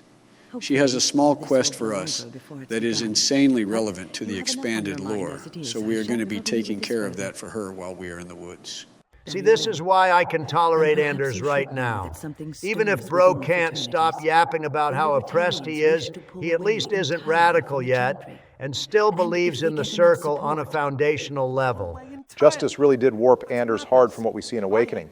I am actually kind of glad. In this case, we are taking a break before Dragon Age 2. I'm going to need to huff some cope before we deal with vengeance. Anders. Wynn seems pretty calm about the situation, despite the Circle possibly collapsing around her if the vote goes through. It's kind of surprising for someone who typically takes everything seriously and expects the worst to happen. I think after dealing with the world-ending threat, that was the 5th blight, and surviving not only the battle but gathering the armies at conference sounds like an easy goddamn Tuesday to her. Grandma has certainly seen it all well. Since we are balls deep in the mage plight, let's go help Anders screw over the hard-working Templars. Looks like the so-called hard-working Templars have other ideas in mind. Oh, God damn it, this chick is back. It seriously could have been any other Templar, and they picked this chick who lies as easily as she breathes. I don't even know how she believes the bullshit she is saying. Yeah, saying the Chantry is more important than the literal king of the country is saying the quiet part out loud. The crown straight up is in charge. That's why mages can be in the Grey Wardens undisturbed. And also, why Grey Wardens can track down blood mages to do their bidding, but that's a story for the later games. Time to show this bitch how a true Templar fights. Donald, I'm actually amazed you're willing to defy the Templars here. Look, I'm Team Templar every day of the week, but Anders has been a loyal fireball and hastebot, and no one but me gets to screw over a member of the squad. Even though it would be hilarious to turn Anders in with the double cross, I don't want this bitch to have a win. I moved to a single tier. Donald is actually going to stand on business for a mage. The enemy of my enemy is my temporary friend. Just know that everybody gets one and nothing more. Also, This was the easiest damn fight of this entire expansion. They didn't even have the numbers advantage. Ironically, it might have been more canon to turn Anders in here, since we know that he randomly decides to leave the Wardens, regardless of how good of friends he is with POTUS. Still, after this scene here, there's not much left with Anders' character arc, besides finding him a furry friend. I guess they do. Well, with that, Anders is now certified bro status with us, and we can finally go investigate those silly little caravan attacks after we loot the mage warehouse. Good to see our new squad's pull-up game is still on point. Hey, what's up, my guys? Why don't you have a seat while I ask you what you are doing here? Bro was trying to stare us down before he realized it's the living god POTUS in golden armor pulling up. POTUS is really out here looking like a custody with the gold armor and max strength build, and these bandits still think they have a chance with us. Hey, Joe. I am all for testing out our new abilities. But that's the third time we have used Fade Burst and had it do negative damage. The ability's damage is based off our willpower, which we have ignored most of the game. So really our damage efficiency would be better if we stick to auto-attacking or other abilities. However, the damage does double against demons. I was really hoping the damage calculation was a fluke earlier, but I guess not. It sucks that one of the first area of effect spells for warriors does negative damage, but I guess we have to roll with it. Goddamn Nathaniel out here sniping the fleeing bandits, that's cold as shit. Bringing an edgelord has its advantages, I suppose. Also, how does POTUS figure the bandits didn't do this? That seems like a wild assumption just because there's a lot of damage here. Maybe the bandits just had magical explosives or a mage. Now, don't doubt POTUS's big brain observation, Sleepy. They made him Paragon for a reason, and it's not just because he can outfight a dragon. Oh God, I forgot how much I missed my beloved Sylvans. I'm really going to have to enjoy this map's enemies. While I can, I doubt I will ever see these guys again unless Veilguard pulls a literal miracle. It's pretty crazy that lighting the Sylvans on fire doesn't even stop them. They just keep attacking while still on fire. I mean, that makes sense. The main stopping power of fire is the pain of burning. If the creature you're fighting doesn't have inherent pain receptors, fire is actually the last thing you should use. Same thing applies to zombies, if you've read the Zombie Survival Guide by Max Brooks. We got another runner take that shot, Nathaniel. No, I think we are supposed to listen to this one. Listen to this one is crazy work, Joe. But they're goddamn bandits. They are the one type of human that is socially acceptable to kill in every single video game. Attacks, but it wasn't us, I swear. We just thought there would be valuables left behind. I can hear them there in the goddamn trees. I smell someone of higher plot importance approaching, boys. Help me. She's here. Gotta get away.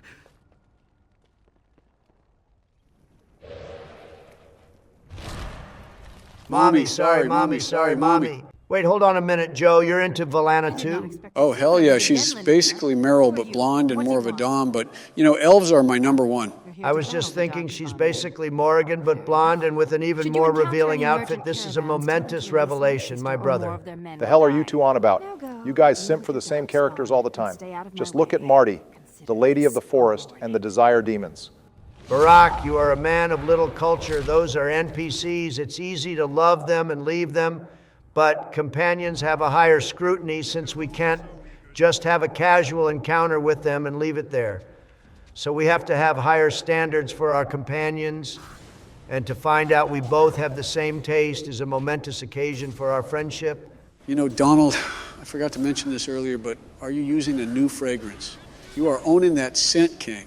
Why, thank you, Joe. It's my new Trump fragrance for gamers, and while you still smell of age and ice cream, I must say your gameplay today has really been locked in. Thanks, bestie. I am so uncomfortable right now. What is going on? It's okay if you don't understand, Barack. Some people will never understand the devotion and passion that real men have for their 2D women.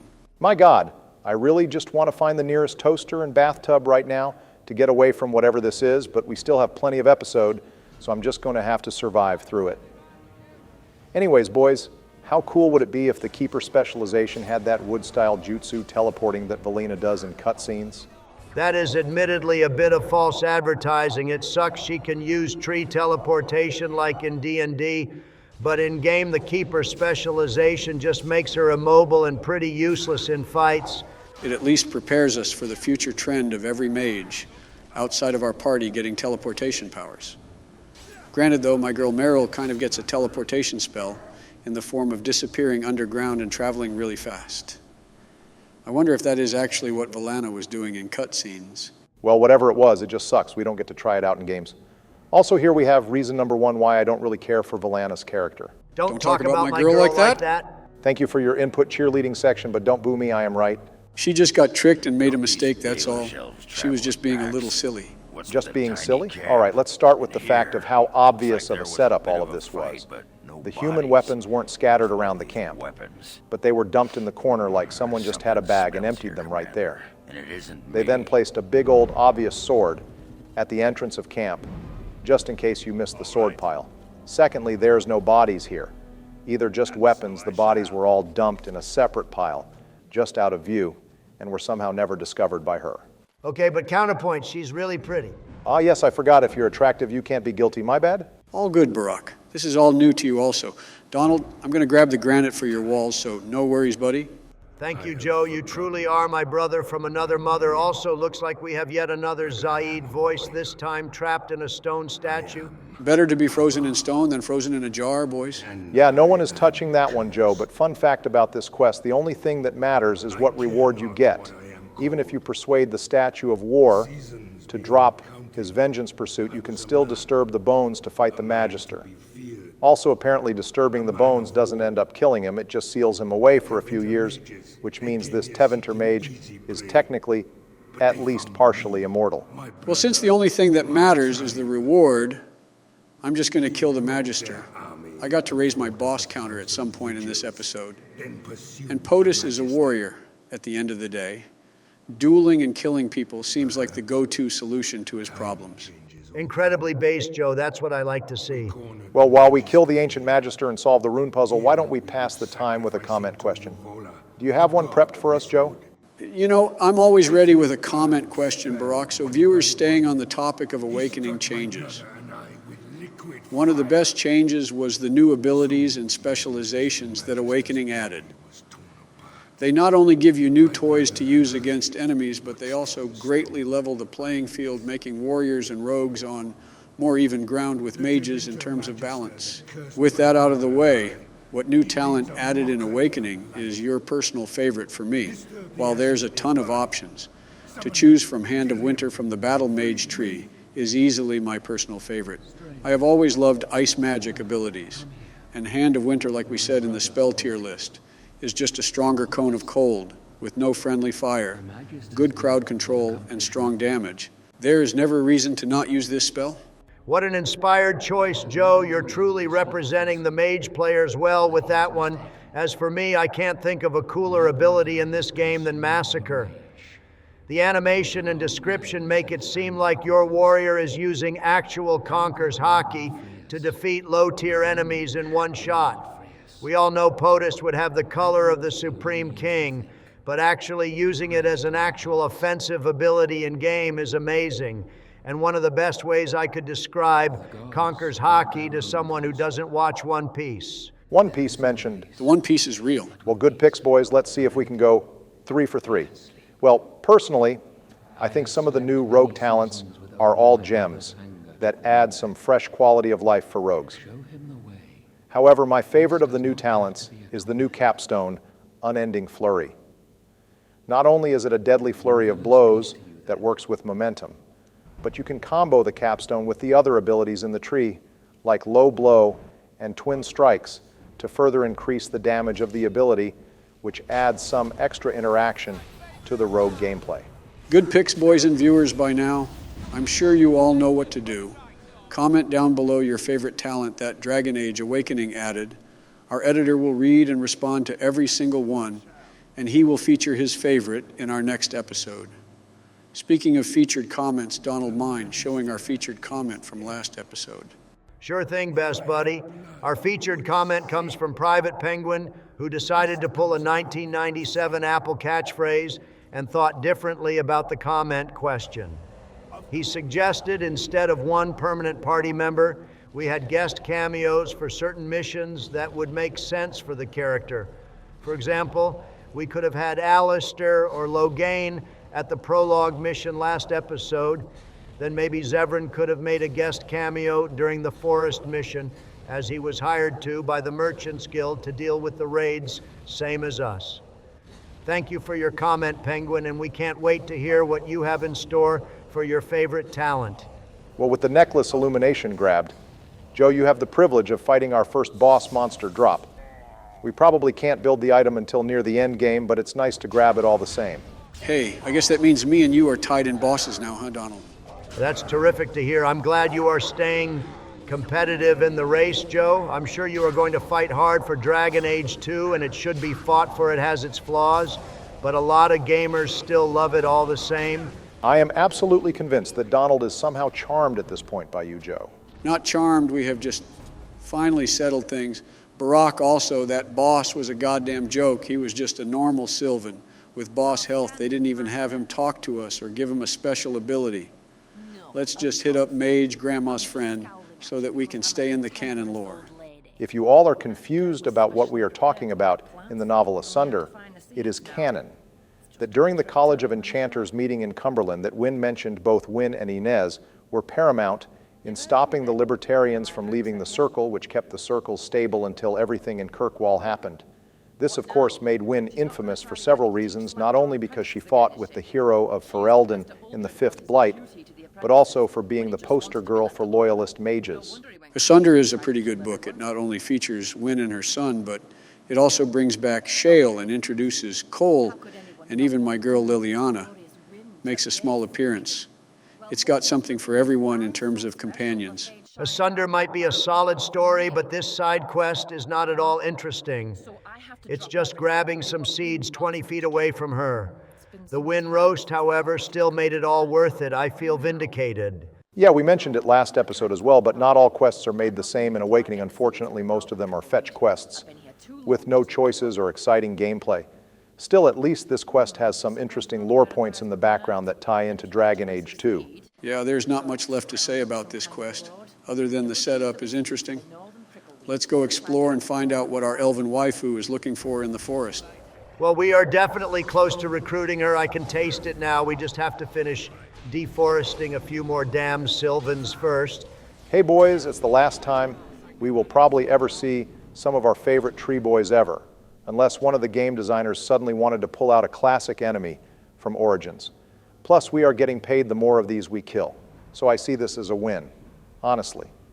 Also, here's the corpse pile the Darkspawn made of the soldiers, only 30 steps away from Valana's camp, but I guess she didn't notice it, and she must not be able to smell it either.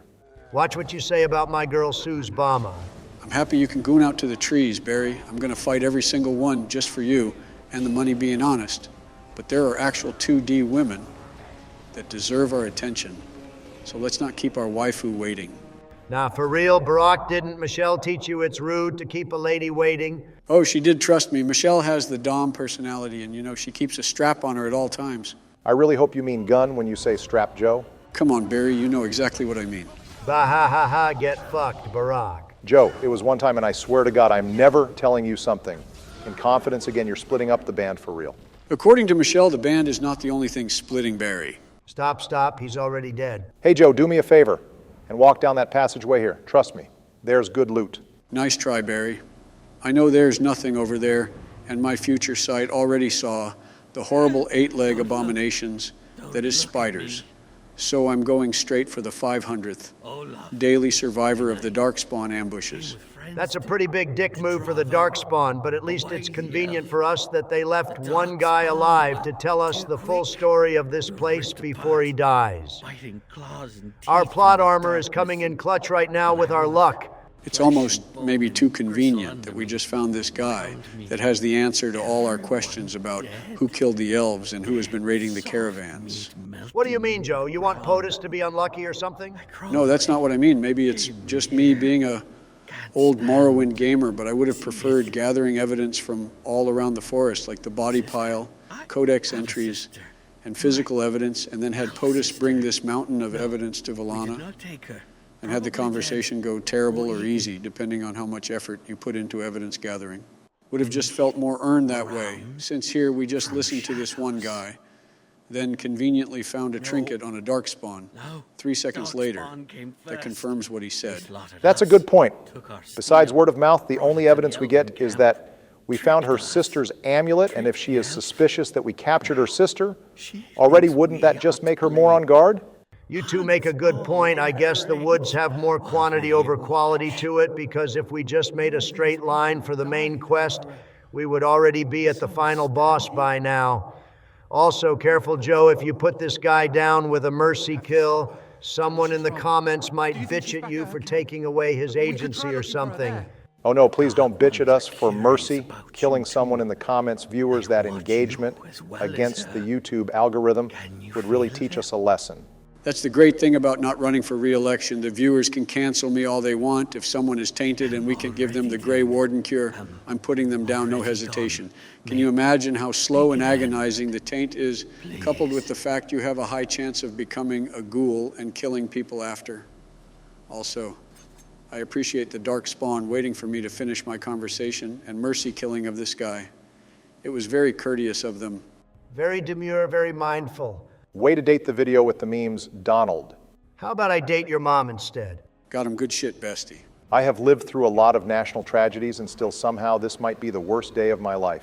Oh, don't be a drama queen. Nothing was worse than the episode where we played Darkspawn Chronicles. That might be fair. Darkspawn Chronicles felt like a colonoscopy with a scyther, but I don't remember looking for the nearest bridge to hop off when we played Darkspawn Chronicles, so my statement remains. Well, unlike Darkspawn Chronicles, we can get through the more tedious fights quickly, so try to stay with us, drama queen. We still have the most important parts of the mission to get through, and I'm sure everyone's body is ready to recruit Liliana.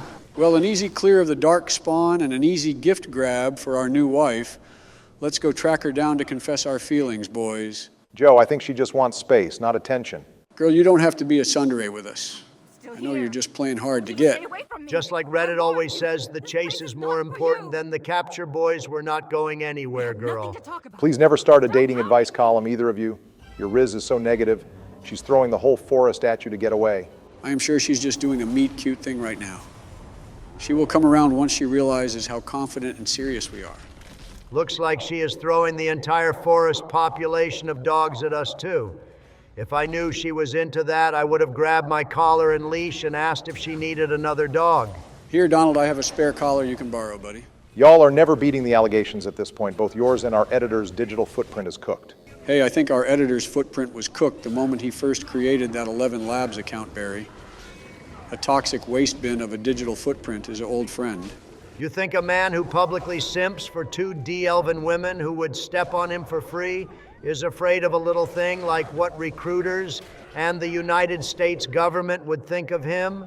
But now our viewers know that all of you are completely down horrendous. We can't ever come back from that one. Totally worth it. Well, now that we have successfully depopulated the forest, Joe, let's go get the girl.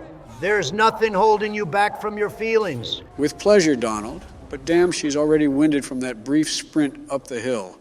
Girl needs to work on her endurance. Joe, I have seen you try to walk up and down stairs unsuccessfully. You're the last person who gets to roast about someone's endurance. Ah, yes, the stair joke. Real original, Barack. What original idea are you going to come up with next drone strikes? Free healthcare. Donald, I can watch any previous episode of our series and find at least 3 or 4 stair jokes you made against Joe. Did I enter into a damn time warp this episode? You know, I guess all my complaints about finding more evidence was invalid since Liliana just saw the trinket and immediately believed me. Don't forget that you still have to give her the trinket even after showing her it. The gift still sits in your inventory. It's a weird quirk in this game I never understood. An important detail is that Liliana is one of only 2 companions that you can not only refuse to recruit, but you straight up kill her. The other, of course, being Nathaniel, since he is a How. While I may not like her, no one's family member deserves to become a brood mother, so I guess she can tag along. I knew you were coming around to the elven waifu, Barry. Welcome to the cultured side of Dragon Age. It's time to dig up that awakening romance mod, Donald. Already searching, Joe. I literally never said that. But I've been meaning to ask. Donald, aren't you supposed to be loyal to Morrigan in this run? How are you going to explain replacing her with a Dalish elf? Sounds like an awkward conversation in Witch Hunt. Hey man, me and Valina can be strictly casual, and what Mommy Morrigan doesn't know won't hurt her. Facts also. The Darkspawn are really practicing being mindful. They waited until after we finished our conversation with Valana before jumping us again. Looks like they need to remember to close the doors behind them. They left their base door wide open, and it's probably going to let a draft in. Or worse, it could let in a POTUS. I feel like there's something important about this next dungeon. We are forgetting, though, and I can't put my finger on what it is. Oh shit, that's right, Joe. This is super important. You need to unequip the keening blade and your 2 rings off POTUS before you enter the mine. The captured mechanic has a bizarre interaction with your inventory. If you have items that were transferred from origins that don't appear in Awakening, all of your equipped items will be lost forever, since the game can't feasibly equip items on your clone that are not in Awakening naturally. There is a mod that fixes it, but I forgot to install it. I can't even blame you for that one, Barak. We've had to install several mods already to fix bugs and crashes. It's hard to keep track of all the fixes your favorite game in the series needs. At least my favorite game in the series has a solid ending and pacing and not a million little MMO and mobile game quests. Well, at least my favorite game actually has solid graphics, instead of this stiff brown universe that explodes if you try to run it on Ultra. Ladies, you're both beautiful. It's okay. And speaking of beauty, here's the archpriest of the god of beauty himself. God, this ugly bastard is about to give us the Diddy special quick lock up the baby oil. Wait, I just realized this is the second time Joe has fallen into a sleep trap. You remember what happened last time, right, Donald? Oh shit, Joe, are you still there?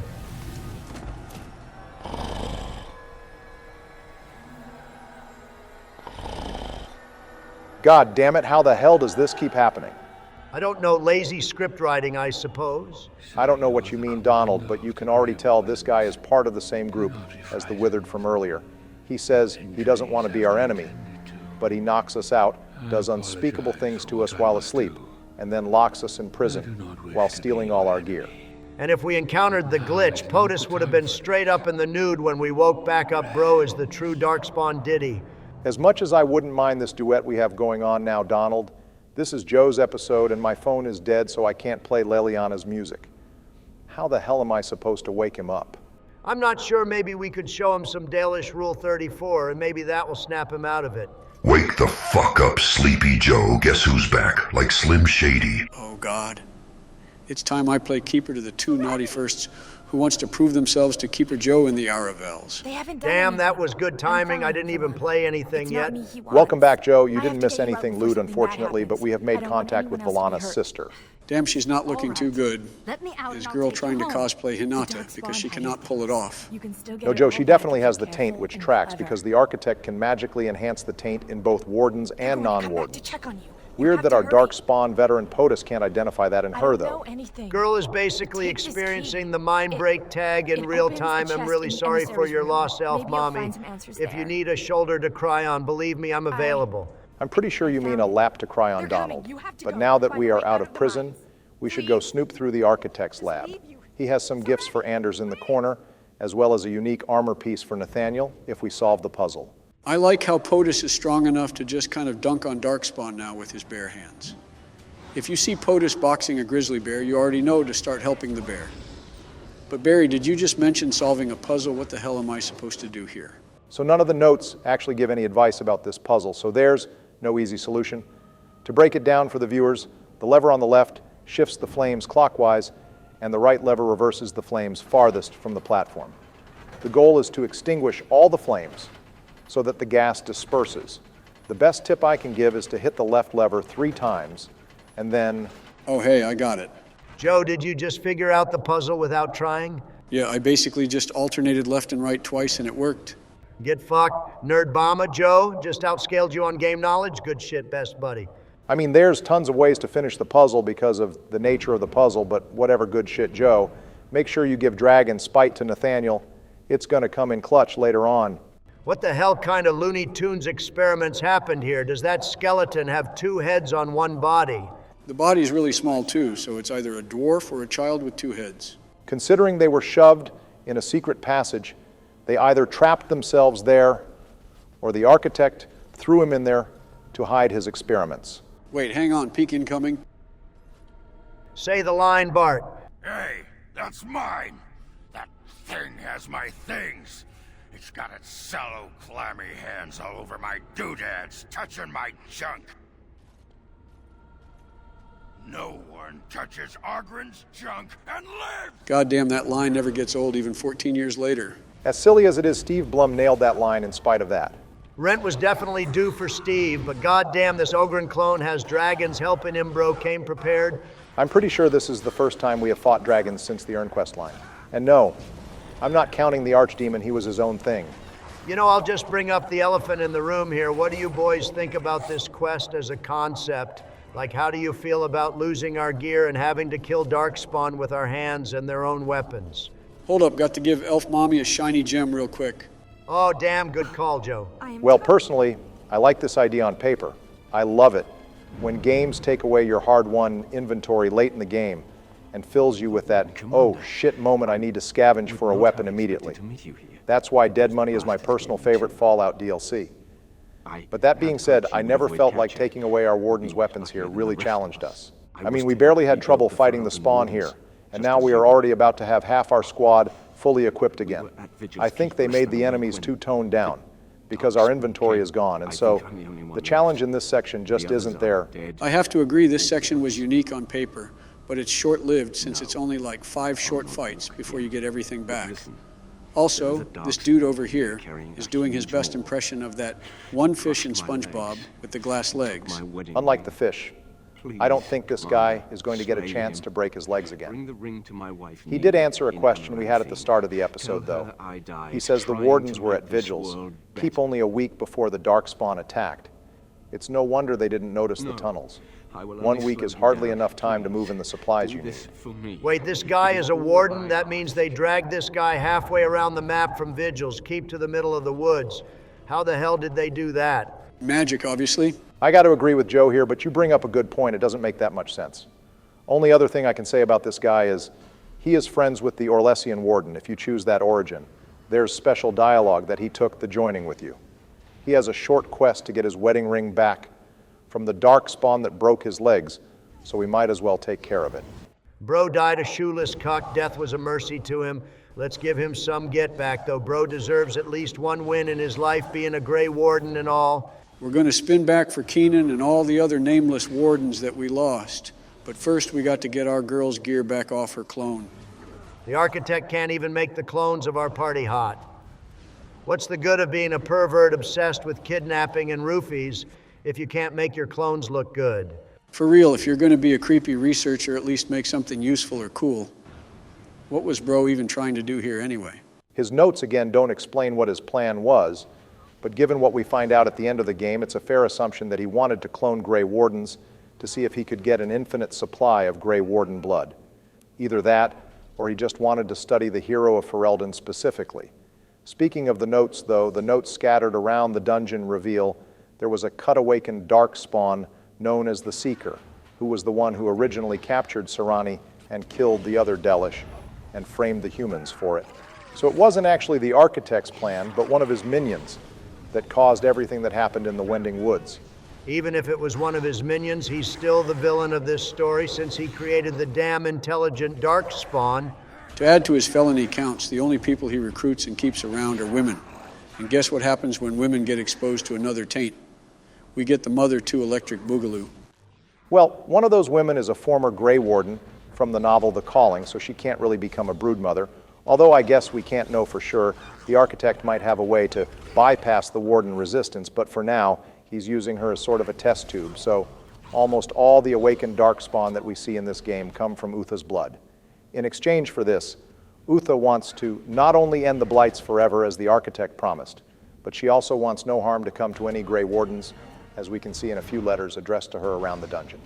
Well, Bro already broke that promise. He wiped out 12 Grey Wardens at Vigil's Keep alone, and he could have killed 3 more just now if he really felt like it. I wonder how the hell he spun that to Utha. She looks pretty far gone from the taint by this point. I don't think there's as much frontal lobe activity going on up there.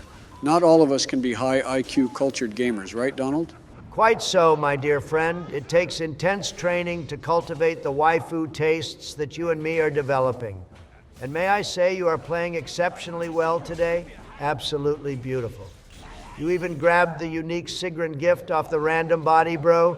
Is popping off today. God damn it. I really thought we moved past this Twilight Zone-ass episode where I'm the only one realizing what's going on. I'm really going to have to put in effort into resetting the timeline, aren't I? There's no stopping Brotherhood, Barry, and speaking of Brotherhood, it's time we get back for our Grey Warden Cup Keenan. Well, bro has a few dragons in his arsenal too. Weirdly enough, the drakes drop a drake scale just like in base Origins. But in Awakening, the drake scale actually doesn't do anything, so it's really just a rare collectible now. Also, this area is where you can get the fresh dragon egg, which is the unique component in the boss weapon Sword Vigilance.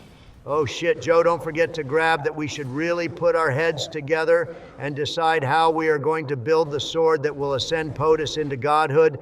Personally, I am partial to a flexible sword that aids in defense, but as my best friend Joe, I want your input as well. What are you thinking about? Oh, I'm glad you asked. Defense is pretty good, but I think we should go with Wade's suggestion to buff all our stats by 4 and then do raw power for the extra fire damage it offers, since if you look at... Oh, wow. Hey, Donald, look at that. Joe just pushed ahead of you in the boss challenge. I guess he is going to take the lead this episode.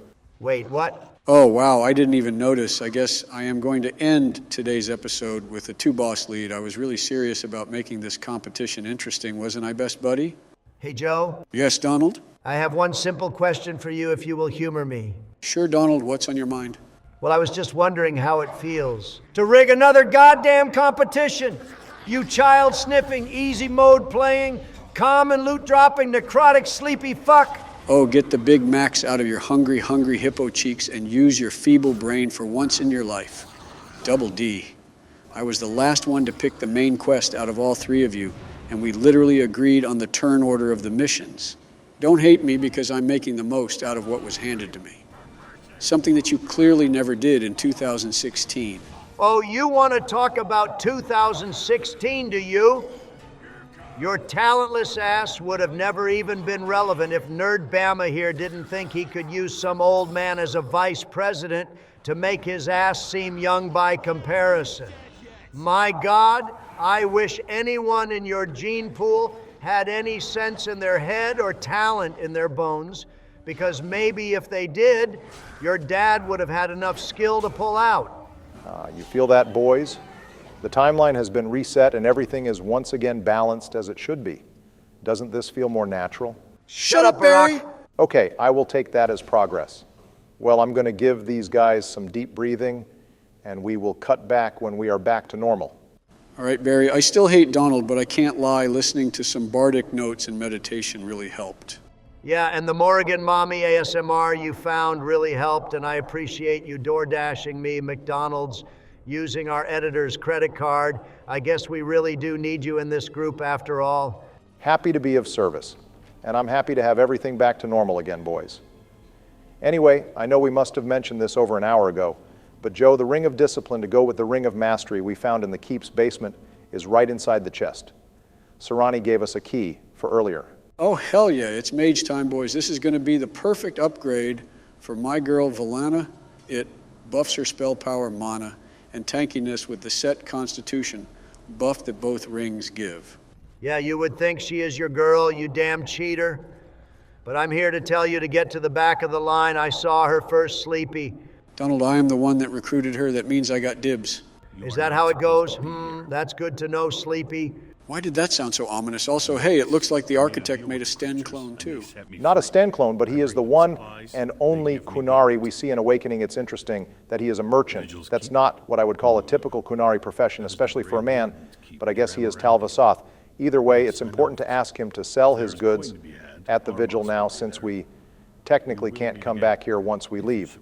That goes for all the gifts and the dragon egg, as well as viewers. Wow, a stadium, very dramatic architect. Oh, you want drama, do you, Sleepy Joe? Well, how's this for a dramatic third act? Wait, Themey, how the hell are you alive? Wait, that's Themey? Why the hell can I hear him too? Are we all in the fade, or are we all collectively tripping what is happening? The The architect harvested Joe's blood to create the dragons you see before you, and guess who still existed in the essence of Sleepy Joe? Uthmariel, don't be rude. Who are your friends here? Oh, wow. Thami, please introduce your little friend here. Oh, right. This is my, friend Thelma. Oh, a friend am I? That's not what you were telling me last night, Uthmariel, you bitch. God damn it, woman, don't make a scene in front of the presidential bitch boys. It's 2 on 3, and we still have a secret technique up our sleeve. Hey, Thami, why did you both fly up in the air and then teleport back down when you mentioned a secret technique?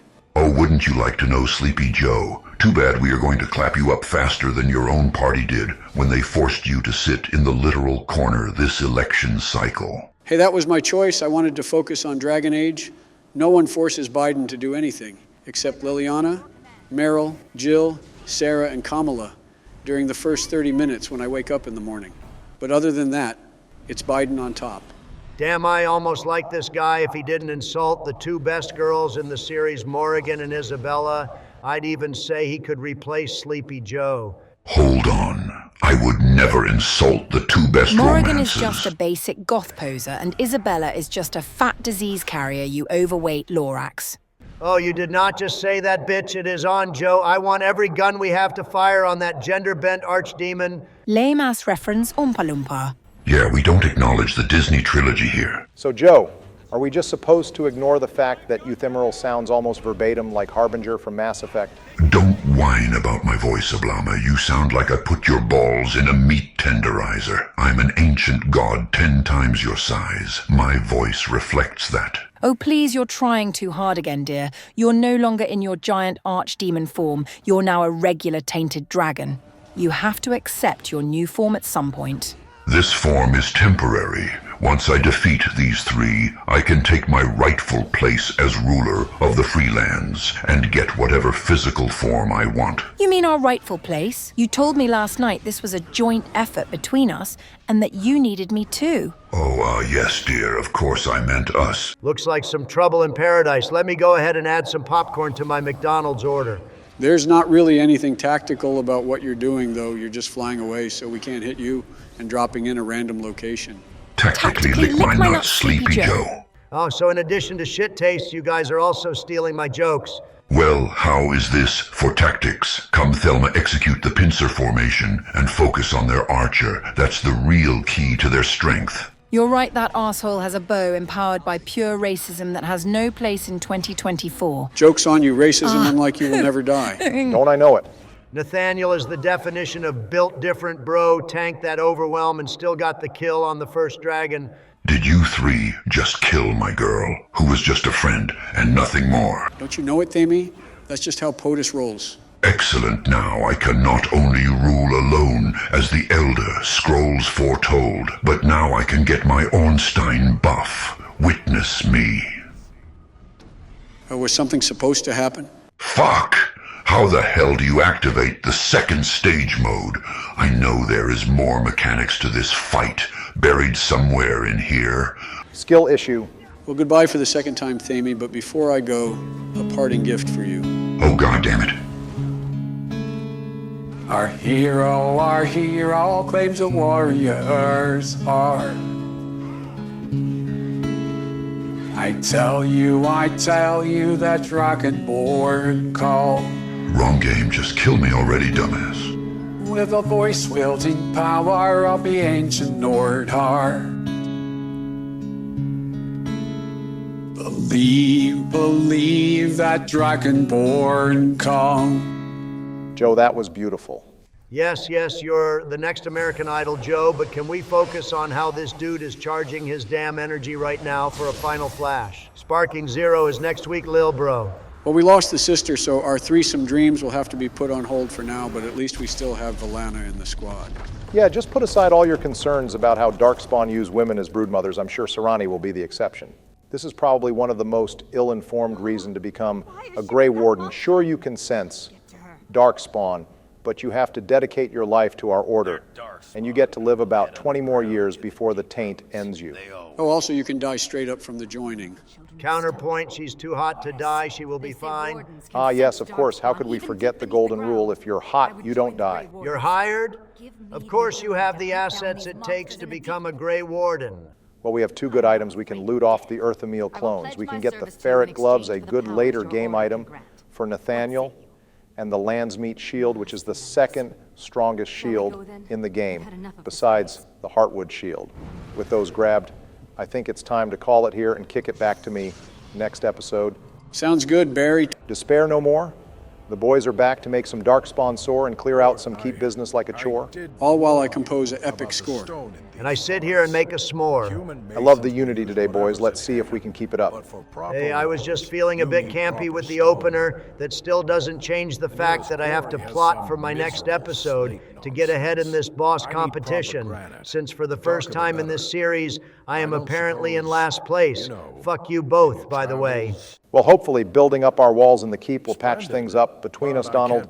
There is a reason I tackled this stuff first before I get to the companion section. Oh, hell yes, Daddy Wall. I love it when you talk dirty. We are going to build a granite wall and make the Darkspawn pay for it. We need that granite to prevent the mages from coming into our country with their illegal lyrium and blood magic. Back. You need anything? Just thinking about it gets me absolutely gooning. I don't even know what half of what Donald said even meant, but at least this is the last thing we have to do, as far as his walls are concerned. I gave a lot of setups for you this episode, Barry. I figured Donald gets to goon out over his granite walls, and you get to goon out over all the extra side quests you can finish up. True, this will probably be my only episode in Awakening, so I am going to make the most of it. First stop is fully upgrading the keep so we can get the best ending. You picked up another armor deposit, so we just have one more to go in, Cal Hero, and then we can show Wade our first boss monster loot for the legendary gear. We probably won't be able to make the gear until Donald's episode, though. We need catgut from the Black Marsh to make the shield, and we're not going to the Black Marsh this episode. That's fine. Donald did have somewhat of a point. We don't want to get too broken too quickly. We already went absolutely insane with upgrades last episode. So this episode we can sit back and breeze through everything. I'm sorry, did I just hear you say I was right about everything ever said in this game, Daddy? Sure, Donald. If it stops the Swedish gooning in my ear, you can believe I said whatever you want, big dog. But speaking of gooning out, watch out, Joe, because you are in the splash zone right now. What are you on about? Is Morgan about to show up? Oh, wait, I understand. Game recognizes game, my handsome fellow. Nothing better than a big boom across your enemy's face to assert your dominance over them. Oh shit, we got Zesty Berry and it's not even Tuesday? If it's zesty to love a good bombing and reducing your enemies to smolder, then I am a proud, zesty man. Besides, the two of you are the last people who get to judge me on this. You know what, Go Off Queen, you deserve it. Is this the first time anyone mentions the Kunari Gatlock, though? It is indeed, and I'm still waiting for the Kunari to show off what they can do with their bombs. I want to see if anyone can go band for band with me in this universe, or does the drone still solo the verse? I mean, they are still just using blasting powder, but I'm surprised the Tiventers were the first ones to invent drone technology, and not the Kunari, considering how explosive-pilled they are. My good man, I already have exactly what you need. I would never deny a man his right to bombs. Don't be afraid to go all out. The path of explosions is a dangerous route to chase, but the prize... Shout out to my teacher, Megaman, for real. I'm glad most of our viewers are weebs as well as fantasy nerds. Otherwise, we would be talking straight gibberish to them.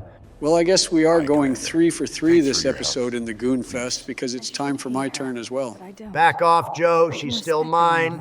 I couldn't find a romance mod, so I'm paying Shapiro in Truth Social stock to make one for me. Once I install it, she will be all mine. Those are fighting words, Double D. Barry, hand me my white glove. I need to challenge this simp to a duel. That would be hilarious, but I'm trying to keep the content up for our viewers here, so have your silly little colonial duel on your own time. Anyways, one positive I will say about Valina is that, like Morrigan, empty flattery isn't the right path to get her approval up. You have to be direct and sometimes challenge her in order to get the maximum approval bonus. Yeah, just like Jack in Mass Effect, Valana respects a renegade run, which is why she would never go for Prissy Joe Paragon over here. Hey man, I can be renegade when I want to be. Good shit getting my girl's approval up, though. Not your girl, Sleepy. Glad you are all back to normal, but now on to more side content, boys. Oh shit, you got the Valana encounter immediately. I'm actually amazed with my luck. I normally have to grind out these encounters for half an hour to get them to trigger. Well, that's one of my goals for this episode already knocked out. I'm actually fuming that it took me 20 minutes for Nathaniel's encounter to trigger, but you got my girl's encounter to trigger the second you leave. The RNG gods simply smiled on me today, Donald. Also, this is the one and only time that glazing Valana a little actually works in our favor. Again, I don't think she personally has changed, but I'm trying to max out everyone's approval for the content, so I'm going to tell a little lie here. Whatever glazes my girl up is a win in my book. So what happens with Valana's clan after the events of Awakening? Normally, if a keeper and a first is dead, the clan has to disperse and find a new clan. Right, you are. Joe Valana does mention that her clan did have a second first, which is consistent with the rule of three that we learn about in Inquisition from Vivian, so I guess all the weight of the boats is on the spare first. The rule of three? Are they forest frolicking elves or Sith lords? Donald, try not to misquote Star Wars Challenge Impossible. It is the rule of two smooth brain. That being said, it's basically the same thing as the rule of two. The reason they keep to 3 mages is so they don't get hunted by the Templars for having too many mages. Basically, if they keep to 2 mages, the Templars won't see it as worth the resources to hunt the clan down. I'm glad your elf gooning at least made you caught up on lore. Anyways, here is the third reason why I can't stand Valana. She begins the trend of the Dalish elves hating all elves that aren't Dalish, even though they suffer just as much as they do. Nah, my girl has a point. If these elves want to be respected, they better step up and become a badass warrior like the city and Dalish elf did. Otherwise, they are still going to be betas. Donald, did you just actually call these NPCs betas? Also, look, I think she is being mean as hell right now, but if she talked to me like that, I would just put my collar on and take it, but I guess not everyone is built like me. Y'all are so down horrendous, it's actually impressive, but what I was trying to say is we learn later on that the Dalish elves are so racist against their kind that they not only look down on city elves for not living like the Dalish and submitting to humans, but they also don't accept half-elves, even half-elves that are half-Dalish. Yeah, but if they give birth to baddies like Serani and Valana, they could burn down an entire elven alienage, and I would simply look the other way. Well, my girl made it up to them by giving them a little necklace. She isn't all bad. You did cost us some approval, though, Barry, and that's just unforgivable. Well, if she didn't choose violence, maybe she wouldn't lose approval. But I will give her a break. You can get special dialogue by asking Valana to reveal what she did to the caravans to Mervis. But I will give her a break this time, since y'all are her cheerleaders. Sparing my girl and getting the maximum amount of gold is just peak gameplay. There was never any other option, being honest. Just run your pockets, bozo, and don't ask questions. Speaking of liars, here's the biggest fraud in the series, Discount Dark Wolf. Thanks to your setup last episode, Joe, we can take the fight to the conspirators and end this betrayal before it begins. These clowns would get eaten alive in Orzammar or the Orlesian court. You can't outmaneuver the political goat POTUS. We won the land's meet without Honora. You mean I won the land's meet without Honora? Joe, you know damn well it was a team effort. Calm your old tits. Also, how does he know where they meet but doesn't know who they are? He probably just followed the money trail. Also, boys, did you know the Grey Warden joining apparently causes rashes? Damn, I mean, the voices in short lifespan were one thing, but an irritating rash that's a fate worse than death. Does this convo have any gift relevance to it? This seems like the most out-of-place companion conversation. Nope, I think it's just a silly little conversation, but I do like to think that drinking the tainted chug jug does cause rashes. Well, I'm sure our big bro will out-tank the rash, but here we have our wife being surprisingly wholesome by liking trees. She actually likes elf trees more so than just trees in general, since this tree is the tree of Mythal. I like how both Meryl and Valana give us a small amount of lore on both Mythal and Fenharel, years before Inquisition came out and made them relevant. That's because Guider was playing the long game with that lore point. He not only confirmed in the interview that Flemeth was always meant to be Mythal, but if you look at the description in Flemeth's real grimoire, you can see the grimoire bears the image of a leafless tree, much like the tree Valana is yapping about now. Well, with everything in the city taken care of, let's go finish the Howe fan club once and for all. This is for the Cousland family, you conniving bitches. Well, so much for the Crows, no longer taking any future contracts out on us that last a grand total of 6 months before they went back on the grind to kill us. I can't believe Ignacio lied to us. He seemed like such an honest master assassin. Keep in mind the names of these nobles. They are going to be fairly relevant later on when we get to a further quest, boys. Oh, believe me, I am going to carve their names on my silver bullets to permanently be prepared to deal with these bloodsuckers in the future. Well, the great conspiracy ended as soon as it began. I guess only Ban Esmerel remains, but now she lost all her friends. Well, some of her friends are still alive, but now that we curb-stomped the majority of them, we are guaranteed the best ending. Also, goddamn, I am really lucking out with the random encounters today, boys. I just got the extra merchant to improve the keep's economy. This girl, combined with the Kunari we grabbed in the mines, completes the quest trade must flow, which actually nets us 75 gold in total. It's actually crazy that this small quest gives us as much gold as the damn lyrium smuggling quest that we needed. Max persuasion to solve the perfect way. Awakening really is a damn power fantasy.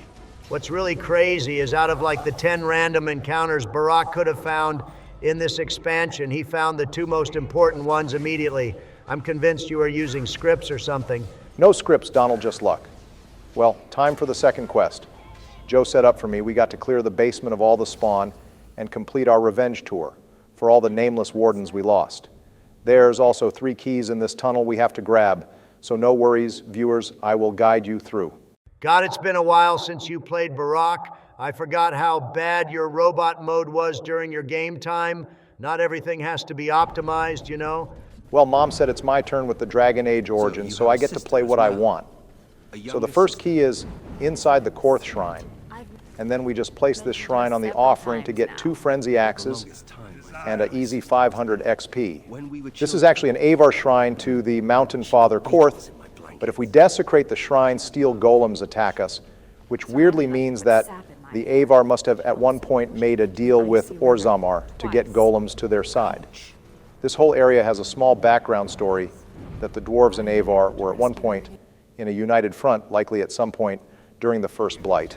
Looting the shrine nets more experience and money, but that is more effort. Right on the money, Joe. Anyway, there's a quick gift for your elven waifu in this mine section up ahead, but we got to clear some spawn first. A small sacrifice is worth it for the love of Elf Mommy. I'm sure there's some dedicated viewers that have this map ingrained in their mind since I abused the hell out of the Darkspawn in this map for our spell tier list. The enemies are easy and varied enough that it was the perfect location to cook some Darkspawn. I was wondering why I was bored already looking at this map, but that checks out. Well, the second key is in this little trapdoor up ahead, and now it's time for my first boss fight in Awakening. This might be your first boss fight, but it's still the earliest any of us has had a fight during our episode. With all the dams set up each of us had to do to reach our first boss. Reaching one in 13 minutes is easy. Goddamn money compared to us needing about 30 minutes before our first boss. Yeah, that's true, and it looks like Barry not only gets the shorter wait time for the boss, but he gets the most mechanically interesting fight. Not only does he release undead in waves instead of all at once, but he also has a wide variety of spells, including Mana Clash, though he only has a 20% chance of using it. Shit, so this dude could straight up one-shot our elven waifu if he really felt like it. Is that the only boss that has Mana Clash in the whole damn game? This is indeed the only boss that has Mana Clash, but I have almost never seen him use it. Even if he did use it, this won't end well for him. Back to the lore of this area, though, this shade here is likely the remnants of the possession of Ruodan in Avar lore. Ruodan damaged the tunnels here, which was seen as the affront to their god Korth, and was forced to isolate in the deep roads. He was a mage and apparently became possessed in the deep roads and returned to seek vengeance on his clan, controlling them with blood magic. Eventually, the Avar returned with the help of the dwarves to seal Ruodan away into the deep roads, where he likely became possessed by this shade, and this is what remains of Ruodan in the present day. The device that seals him was likely something the dwarves made to seal demons, interestingly enough. The dwarves having devices to seal demons is really weird, if you think about it, since it's not like they need to worry about possession, though I guess they just seal them away so they don't cause problems, since we have seen them seal demons before with the Legion of the Dead quest. Also, Barak, don't get any ideas that Shade Fight didn't count as a boss counter. I didn't see the boss health deplete. That's fine, Donald. I'm not about to start another Desire Demon controversy. I'll accept that doesn't count. Besides, I still have plenty of bosses coming up. Just sit back and watch. Also, we have the last key in this chest right here. Now let's go finish our food, shall we? Oh, damn, this cave is plentiful and boss. It's time for your first real boss, Barry. Goddamn, what is this, our 10th ogre boss fight in the game? I wonder if he will use ram or grab or both. At least we have more enemies that we can test out our new massacre ability on. More fledglings to use Conquer's Hockey on is always a massive W. Well, fun fact for your favorite ability, Donald, the damage from Massacre is calculated by using your strength stat plus your weapon damage, which is multiplied by 3.5. So a two-hander with max strength will do 3 times as much damage with Massacre than a one-hander with Massacre will, even if their strength stat is equal. Wait, so you're telling me Ogren's Color of the Supreme King is straight up stronger than ours in canon lore? Basically, in terms of the raw numbers, yes. If that was anyone else, I would be so pissed right now. But if there's one person that deserves the buff, it's Uncle Ogren. Bro helped us defeat the Blight and proved he is the one ride or die throughout POTUS's journey. I'll let him have this. Does that change your mind about two-handers, Donald? In terms of awakening, I actually think two-handers are viable in this game. The new skill tree actually has some really goated moves that give two-handers far more damage and utility. And now you telling me that Massacre and Peon's plight scale better with the two-hander damage has sort of solidified it for me. I don't think I would play two-handers in a base Origin run, but maybe I would play it on normal or hard. Then when Awakening hits switch to Nightmare, I still think base two-handers are trash, but Awakening redeemed them a lot. Damn Donald accepting two-handers is valid and Barry getting a 2-for-1 special. On bosses, this is some wild shit. Wait, 2 for 1? How does that not count as one boss?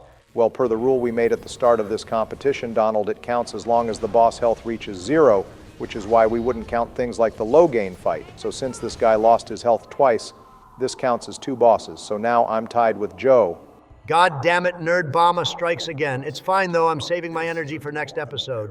Saving your energy? Man, Sparking 0 just came out yesterday, and you're already adding it to your vocabulary. The fuck you mean just came out yesterday? Do I look broke to you? I bought the $110 version on PSN, have been playing it since Monday. Vegeta main all the way renegade for life, my brothers. Okay, that game was straight fire. The what-if scenarios are a really refreshing take, and the little details in the gameplay really show some love. But if we could get back to Dragon Age now, I still have one final lore yap, which is a setup to the main quest this episode. So, this barrier door here was actually designed to protect Kal Hirol from the invading Darkspawn during the first Blight. Considering how quick Voldrick fixes it if they were able to get it working, there might be 3 great Dwarven cities remaining instead of just 2. God damn, that door closing scene was satisfying as hell. That definitely tingled my brain a little. What's next, Barack? Well, next up we have our daily catch-up with the squad. But first, I have to grab one more pickup. The goat Sir Pounce-a-lot himself. This is incredibly realistic. Dog owners be like, I waited months to adopt my purebred, while cat owners be like, I grabbed him from a dumpster at Arby's yesterday. Well, don't look now, Joe, but it looks like despite your wingman game being on point, Ogren fumbled the tavern girl you hooked him up with. I can't believe Unk over here fumbled the easiest alley-oop I set up for him. All bro had to do was play it off and be chill. I still love him, but my disappointment is immeasurable. And my day is ruined. How the hell did this relationship go so far south? It's only been like 6 months. That's barely enough time for the honeymoon phase to end. They had a child in those 6 months. Oh, okay, never mind. Makes perfect sense. Now I can't blame you, Unc. Should I even ask how they had a kid already when it's only been 6 months? Dwarven biology is just built different. I mean, Marty, back in Orzammar, was only pregnant for at most 3 months before we showed back up in Orzammar. And somehow she had a child too.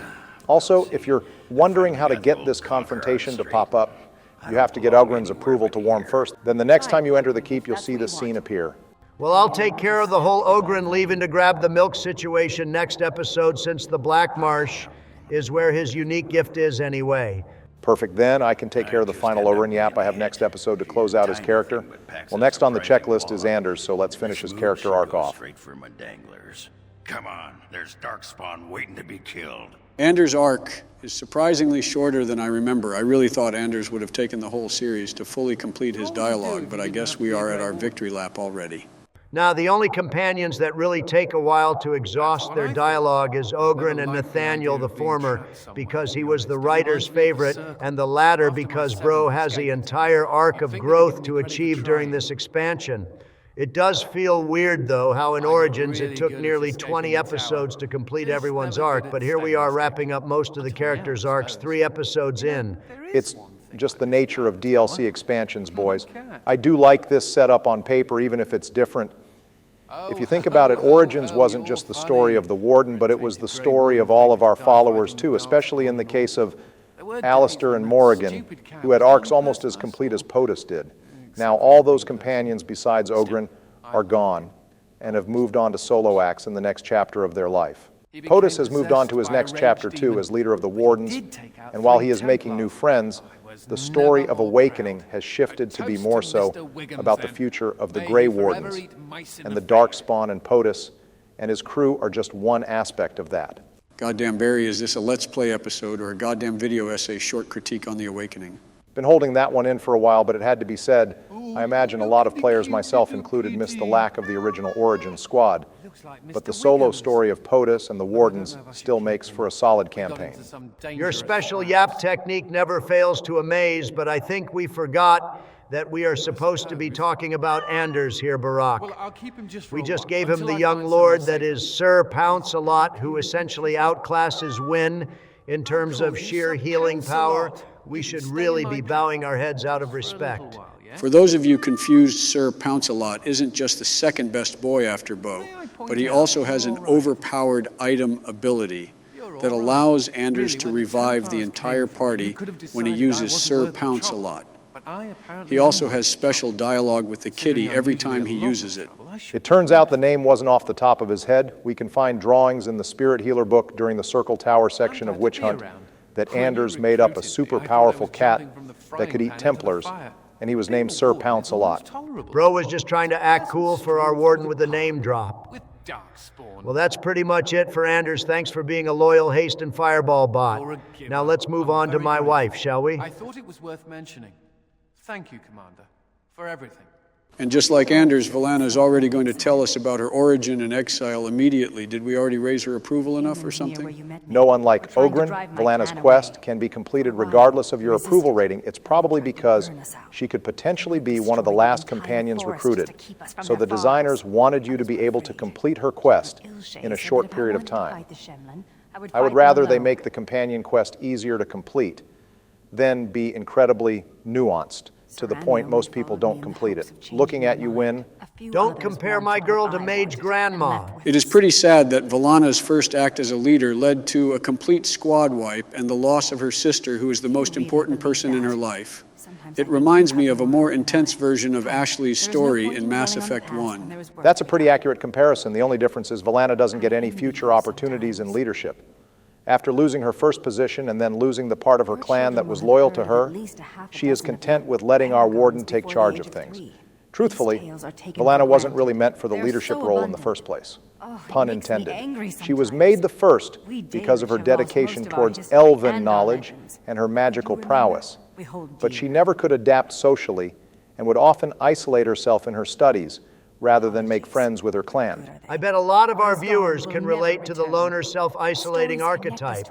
Last thing I will say about Valana's character is, since she is a book nerd, she has an obsession to find stories that can not only link the elves to their past, but also inspire future generations the same way Merrick and Paragon Aeducan inspire their people respectively.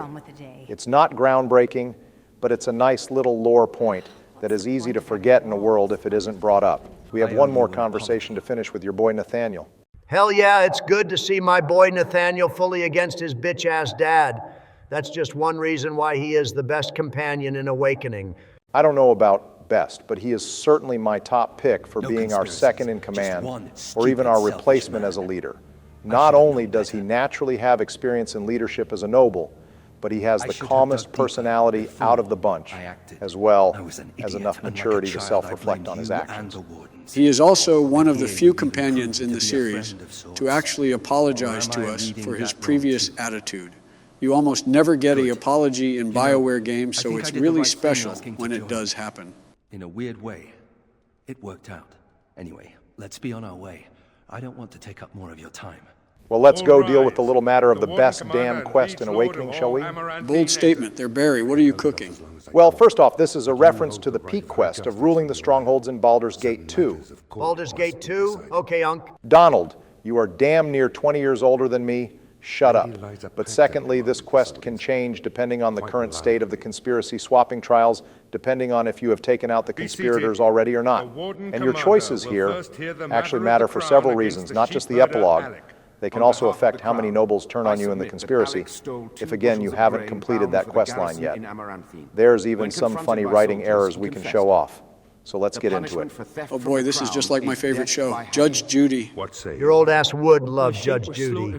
Hey man, it's a good show. I love watching people bumble over the court system, and Judy just has a lot of sass and style. She's a total baddie. I like how the merciful option here is conscripting him in the military during a pseudo-blight. I think if Bro understood he had to fight Darkspawn, that can do basic math, he might have just taken the beating. So if we didn't take out the conspiracy already, this next section would be the trial of the murder of Sir Temra, the noble who tipped us off about the conspiracy. But since we already took them out, we have this case about a deserting soldier, which does still have future impacts. If we are merciful and let her go to bring her mother to the keep, she will end up deserting anyway. This then causes us to lose several more troops to desertion, since we showed that we are too merciful about desertion. If we are too strict and execute her, though, then some soldiers will stage a revolt later in protest. So the best option is to be tough but fair. That's better than the coward deserves even Kalian and Loghain executed prisoners for desertion. Sometimes you have to show mercy for the good of morale, Donald. We are still in difficult war times. Holy shit, there's a ghost. What do you mean, Barry? Wait, hold on, Liza Pacton. I remember carving that name in my silver bullets earlier. What's going on? I see Donald understood the assignment. Pacton was one of the nobles we just killed in the old Stark farm. This section happens regardless of your progress in the conspiracy. And it's funny, because this quest does have relevance in plot, since if you screw over either of these guys, they join the conspiracy against you. But since we already know Pacton is a snake, I'm going to remind her that ghosts can't legally own property, so our bro Darren gets to keep the land. That's the decision I would have made anyway. No deal Hal made will ever be recognized in my house. It's cool how you can see the building blocks for the judgment system in Inquisition be made in this quest. Probably one of the strongest parts of Inquisition, being honest. Anyways, Barry, is it main quest time? Just one more quick side quest to go first, boys. Since we grabbed all 3 keys in the deep roads, we can go back to the Howe Crypt and unlock the secret tomb for some hidden loot. But first I have to grab the last key in the tomb, since Joe forgot it last episode. Sorry, your lore yap on Nathaniel having 15 paternal grandfathers distracted me. I literally never go back here since I don't want to be closer to any non-Nathaniel Howes longer. Then I have to. It's crazy how many secret locations there are in this game. Wait, is that the asshole shade I thought we killed him already? God damn it, he's about to revive someone for a boss fight, isn't he? He is indeed about to revive someone for a boss fight. This time he's using his former Avar brothers to fight, which confirms that this is likely a remnant of Raudan. This fight actually goes pretty hard. The Avar Lord not only has a high amount of HP and Revenant abilities, but he also has heavy armor and spirit immunity, which means all our extra spirit warrior damage is pointless. Sounds like a skill issue on your part for bringing both Oghren and POTUS here. Most of their damage now is spirit damage. Well, I wanted both of them for tank purposes. Bringing 2 mages instead of 1 is an easy way to have 2 deaths at the start. Best advice I can give is to take out the 2 lieutenant enemies before focusing on the boss, simply because of how tanky he is. Tanky or no, I just know Donald is fuming right now that this shade has given Barry 2 free bosses this episode. I'm not fuming yet, but if this asshole runs up and revives the lava golem at the end of Kal Hyrule, I'm putting this bitch straight in worse than Hautir, no hesitation. God, I'm almost tempted to ask Joe to use his stand to make that happen now. This fight will be worth the long slog, though we first off get the wolf treads, the perfect final item to finish Nathaniel's set, giving him dex, cunning, and a dodge bonus. But we also have a small chance for the boss to drop a late game item, like a copy of the Sentinel armor from Black Marsh, or Duty the helmet we are currently wearing on POTUS that we got from the Battle of Denerim. I do like how Awakening made rare RNG drops more frequent in their bosses. It takes me back to my Borderlands and Diablo days. I just wish there was a way to refight bosses like this to farm better drops. That would not only fuck over our boss competition, Sleepy, but it would also fundamentally change how this whole game works, so I'm not here for it. Yeah, besides Tactics Ogre did the whole RNG drop system and repeating dungeons the best, so Dragon Age can just stick to its strengths. What the hell is Tactics Ogre? Trust me, you don't want to get Barry started on that game. I already know we are one editor writer's block away from us playing it anyway. Thank you for that, Joe, but just like that, I'm back on top with the boss counter now. Let's grab our loot and finally move on to the main quest today, boys. Kinda lame, we don't get a cool squad pull-up scene like the other two maps, we just get launched straight into it. Yeah, we also just witnessed a random hanging, like we are on Live Leaks. Now, if we were on Live Leaks, we would have actually seen the hanging, with some poor production quality close up as well. Still, I don't want YouTube to flag whatever this bit of environmental storytelling is, so we are just going to move on. So is it all but confirmed the awakened Darkspawn built these unsafe stairs? I know the dwarves wouldn't have a reason to do it, and it doesn't look like there's any humans around that would do this. Considering the Knotwood Hills are dry and desolate with no farm viability, so there's no humans out here, and considering all the little Darkspawn decorations littered around the stairs, it's a fair assumption they are responsible. Oh hey, it's the Deep Stalkers. We haven't seen these guys in forever. Considering how small their pack is, these guys must be starving.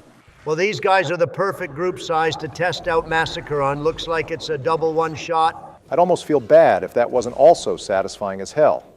But no more waiting, let's go recruit our first and currently only female dwarf squad mate, my girl Sigrun. The kleptomaniac's first appearance being squad wiped and captured by Darkspawn is not a good look for a future Grey Warden. Don't short sell my girl like that. See, she got out of it on her own and was about to solo these spawn before we came in for the assist. Oh, so it's okay for you to diss my girl Liliana for making a little mistake, but when we try to put Sigrun on fraud watch, suddenly we are in the wrong. Look, Sigrun may have done some questionable things, but last I checked, she hasn't killed dozens of merchants and soldiers because she didn't get her facts straight. If all Liliana was guilty of was greedy petty theft, I'd have a different opinion of her. Besides, take the Viking helmet and huge brand markings off her face, and Sigrun is just as attractive as Liliana. All right, that's a fair point, but my girl Liliana is an elf, so it's an easy, clear no contest. All right, let's not get crazy. Now, she has her moments, but Sigrun isn't remotely on Liliana's level. I heard about you. They exiled you. Everyone thought you were dead. The wardens saved you? And I heard about the new king. I didn't know it was you who did it. Holy shit, Sigrun actually has unique dialogue recognizing our dwarf noble origin. I think that's the only time that happens in Awakening. It is, and my God, does it feel good to be acknowledged as the legendary Aeducan that we are. One thing you have to give Sigrun is how she is willing to get shit done either with help or without it. Girl is more than willing to solo Kal Hirol just to complete her mission and get some get back. That's the kind of commitment a member of our squad should have. Fine, she gets some points for bravery, but she's still light years away from the best rogue in Awakening, and I can already tell you're going to sack my boy Nathaniel for her. I am, but not because Nathaniel isn't a peak squad mate. It's mostly because Anders and Ogren have some special dialogue in Kal Hirol that I want to showcase to the viewers. So is it explained why the Legion of the Dead is all the way out here? We are decently far from Orzammar, and usually the Legion's movement is ordered by the king, right? We know they were trying to retake Kal Hirol, whether that's because Orzammar also knew about the Brood Mothers, or because they wanted something specific from Kal Hirol's vaults. We aren't sure. The Legion being here coincidentally pairs well with Balin being king, since we know the dwarves are expanding with the help of their military alliance with Ferelden. Maybe Kal Hirol is the closest lost thing to Orzammar, and Balin's trying to expand his empire early. Merely improbable. Oh, an optimist then. Anders and Sigrun have some of the best banter. They are both sarcastic goofballs. Anyway, we are going to re-equip the squad and level up and cut back, be right back viewers. See, now that's a proper background shot. Bioware, good work. I already know Veilguard is about to have some gorgeous backdrop shots, but sometimes the classic style of Origins just hits differently. If you don't bring Sigrun here, Ogren can also give some background on Kal Hirol. Also, how impactful would it have been instead of meeting a random Legion of the Dead platoon, if this was Cardle's platoon who we actually have met before? I feel like that would have hit a little bit harder. Hey, buddy, we don't just have healing herbs, but we have a spirit healer here. I'm pretty sure we can fix you up if you like. I think bro is dying from the taint, but if that's the case, they damn well could have shown that. Also, bro is overhyping the new enemy type way too hard. The children are little more than pests to the warden at this point. Yeah, calling them abominations even to the darkspawn really makes me think we are about to fight something horrifying, but they are just more creatures that use overwhelm. They do have an upgrade mechanic. If they eat a dead darkspawn, but they should have made these things as strong as ogres when they fully upgraded if they wanted to instill our warden with even an ounce of fear. Well, fear or no, we are still ready to spin the block for the lost legion of the dead. We owe them that much as a Orzammar-born dwarf that wore their armor for half the game in Origins. You know, it feels like every mission in Awakening can be summarized by, and then the commander found out some dark spawn, killed some people, and then revenge killed everything in sight. Well, while we do our daily revenge tour of the Darkspawn, let's go back to our other daily activity, which is viewer engagement. Do you have a comment question prepped for us, Barry? I definitely do. I have been saving this one in reserves for a while now, and I'm pretty sure our viewers have suggested this one as well. There are a lot of different weapons between the Dragon Age games, even some that have reached legendary status and have had lives of their own. But viewers, out of every weapon in the series so far, what weapon is your favorite? For me, I've already probably revealed this for the long-time viewers out there, but my favorite weapon is Topsider's Honor. Not only is it one of the most effective weapons in the game with the amount of undead you fight in Origins, but it also has amazing lore behind it, that an elf who wasn't even a Grey Warden would take the fight to the Dark Spawn and even impress the Legion of the Dead with his skill in battle. It's really thematic that our Warden takes up this sword in his honor, especially if they are an elf themselves. Yeah, Topsider's Honor really did carry us through the second half of the game. I can't fault you. And my choice is probably just as predictable since I'm going with the Hawk Key from Dragon Age 2.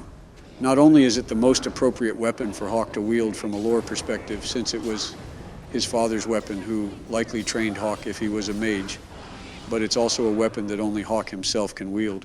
But the real reason it's my favorite is that you can customize the weapon with different stats and elemental damage to match your preferred play style. It's just an absolutely peak weapon, and it's a massive L that they didn't give Hawk the key in Inquisition as his default weapon. Probably because, just like me, the average Dragon Age fan didn't want to waste time on the DLCs for 2 because we already got robbed buying it on release. But as for me, I know you all are expecting me to say a weapon from Inquisition. But since all of the best weapons are customizable, I found I have less of an attachment to any of them since there's never any story behind them like the weapons from Origins and 2. So because of that, I'm going to have to give my favorite to Vigilance in Dragon Age Awakening. The weapon was so damn powerful once it was created that it gets stolen several times and carries a life of its own. And it was the original weapon that you can customize depending on your playstyle. Top it off with the fact you have to fight possibly the strongest boss in the entire game, and you have easily the most memorable game in the series. Shout out to Bianca, though. That girl was almost my pick, too. Fair enough, boys. Solid choices all around, and viewers, you know the drill by now. Let us know your favorite weapon in the Dragon Age series down below. Our editor will respond to everyone, and he will feature his favorite comment in the next episode. But with that being said, Joe, mind featuring our favorite comment from last episode? Sure thing, Barry. Our featured comment from the last episode comes from Brock Bradley, who said their favorite new ability is Beyond the Veil. He says he loves the extra damage Spirit Warrior offers, dealing spirit damage and ignoring enemy armor, as well as turning your warrior into an ultimate mage killer since you can resist spells, and then if you're a Templar, you can deal extra damage to mages. Honestly, this is a pretty Donald-pilled answer here, but it was still unique enough to bring up, especially since they added lore reasons for their pick, which we always love. Thank you for your comment, and can't wait to see what based pick you have for your weapon too. Well, back to the gameplay, Barack. Do you mind explaining why you're taking the cowardly side entrance instead of the main entrance like a man? I mean, I could have taken the front entrance. I don't think anything here would have actually killed POTUS with how much tank stats we have now, but simply to end the fight more cleanly for our party and for the viewer's experience. I mean, I'm running into most of the traps now, and it's not looking like anything was going to stop POTUS. And even our squishiest party member, Anders, is rocking the Dragonbone plate, so he's all but immune to this damage. Really, we probably would have only lost Ogren since he's still rocking his original Origins armor, which is starting to get outclassed at our level. Yeah, but it's too damn stylish to get rid of. I can probably replace it with the Kal Hyrule plate we get in this dungeon when it's my next episode, though, to give Ogren that classic dwarf custode look. I just realized that we are rocking the 3-man dwarf squad in this dungeon, which is something we actually can't do in any other Dragon Age game to date. Even in Veilguard, it looks like we only get one dwarven companion. That is both based and also incredibly sad. We need justice for the goated dwarves, Bioware. We need a full dwarf squad soon. I mean, Donald, you are a billionaire. I'm sure you could slide Bioware a couple $100,000 for them to make an extra dwarf companion. That's not how the rich do things, Joe. My options are either lawsuits or I put on a bat suit and beat the piss out of the design team till I get my way. Speech time, boys. Show them that you are not nothing. Show them that you can be warriors. Let the stone tremble with the thunder of So basically, these dwarves had the based idea to start letting the castless fight even before our grind setter Balin pitched the idea. That's the type of shit I like to see. Let everyone fight so no one gets a free lunch.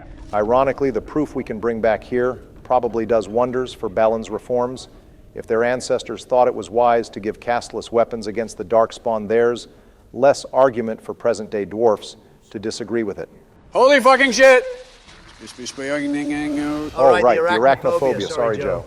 I swear to God, if Veilguard has one goddamn high-definition spider battle, I'm going to have to double up on my heart medication and bring a change of pants. Every day we miss opportunities to spice up the gameplay by letting Joe face his fears. Joe, it is spooky season. It is time you face your fears. Maybe we should pick up a horror game to play to get in the spirit of Halloween. Silent Hill 2 Remake just came out. Maybe Donald can grab it. I hear the story is really interesting, and I know some of our viewers are probably playing it while listening to this episode. That's right, I am in your head. I see you there. I'm not wasting my money on Silent Hill 2. I just spent $120 on Sparking Zero, and I need to spend all my free time grinding it. I already make room for Dragon Age with you two for the viewers, and between re-election and court hearings, the grind is getting difficult. Besides, we are definitely all getting Veilguard for our own personal use. And Jill only lets me get one new game a month if I remember Michelle makes you do the same berry with her book allowance. It's not an allowance, Joe. We just both like to treat each other. Besides, when I bought her the Mass Effect Legendary Edition, she agreed to buy me Dreadwolf, so I still have something in reserve to get a game this month. Buy Sparking Zero. It's easily Game of the Year. It's going to clear Black Myth, college football, and the Elden Ring DLC.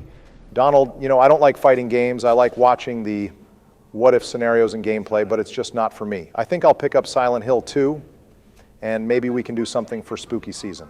All right, second problem. How are we going to run it? My pink presidential laptop isn't running that shit.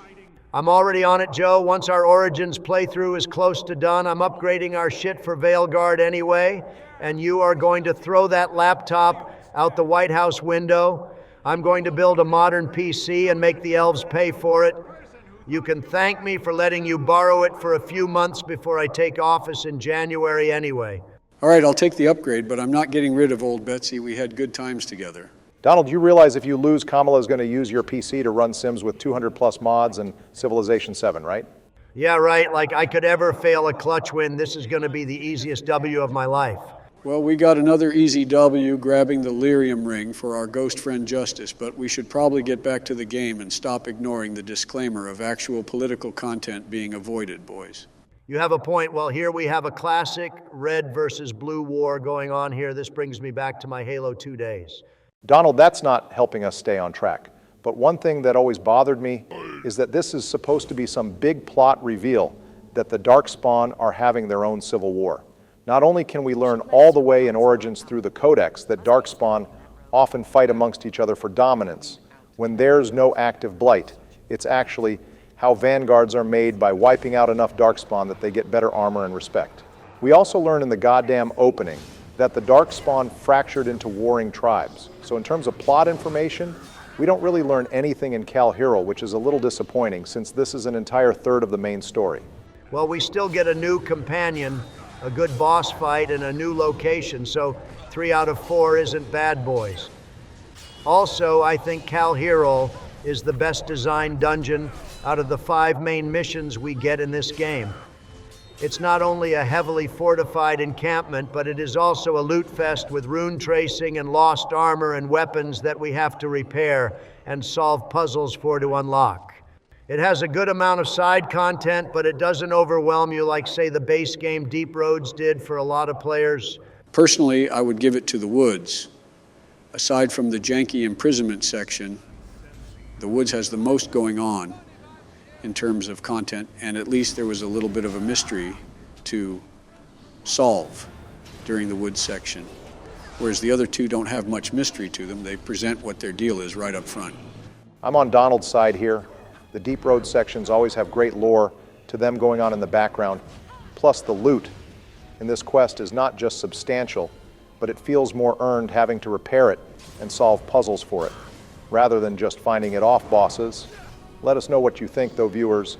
What is your favorite of the 5 dungeons? Consider this a bonus question for today. Barack out here giving the viewers extra credit in these videos like he's a damn high school teacher. I mean, he did make flashcards that he made me read in office whenever a new Dragon Age came out. I imagine he already has some ready for Veilguard that he's going to make us read. I'm going to be 100 with you, Barack. I would rather read the front and back of my car manual than read your goddamn flashcards. I mean, yes, I will have flashcards for my own lore benefits, but I won't make either of you read them if you don't want to. Joe, I made you read them because you were my vice president, and I got you 8 free years in the White House. You owed me that much. Okay, that's fair. Also looks like we have more ghost theater. Goddamn the cutscene powers of ogres, I swear, is galaxy tier. I'm pretty sure these bastards could one-shot our entire squad if they did it in a damn cutscene. The slam felt a little personal, too. Bro had beef with him writing something and probably got offended since he can't read himself. Oh God, an awakened ogre would be actually horrifying. Let's just grab the slab and keep it going, boys. Well, here we have the room where they keep literally everything that's important to us. We have the iron for Wade, rune tracings for our build, and the repair anvil, where we can fix all the important gear we've been collecting. It's kind of a shame they didn't keep the trend going past this point. After we reach the anvil, every other piece of equipment we get in future rooms are already repaired. It would have made more sense to keep the trend going and just have us double back to repair more pieces. Yeah, it doesn't make much sense consistency-wise when half of the armor pieces are broken and half are not. One of the armor pieces is sealed away in a tomb, so that tracks, but the other is just in an unsealed container. Did the Darkspawn just break half of the armor and leave the other pieces? Also time for the reason we brought Anders here. We have one last unique dialogue moment. Oh, what a surprise, it's him bitching about the circle again on Maine. And yet Barack yells at us for not avoiding political content. Well, unlike you two, I can't really control what this AI says. Wait, what? But more to the point, Donald, this scene is more so criticizing the Chantry and their massive monopoly on lyrium that they use to keep the Templars in line, rather than a critique on the Circle. Hey man, don't let a silly thing like crippling addiction stop you from channeling your inner mage-hating Templar. The Chantry is just trying to be on that grind. Chasing the lyrium bag and funding the Templars is about the only damn good thing we got out of the whole Andraste fad. What about freeing the slaves, Donald? Joe, I said what I said, and I meant every word. Jesus Christ. Well, just like Anders here, I am also eager to change the topic of this conversation.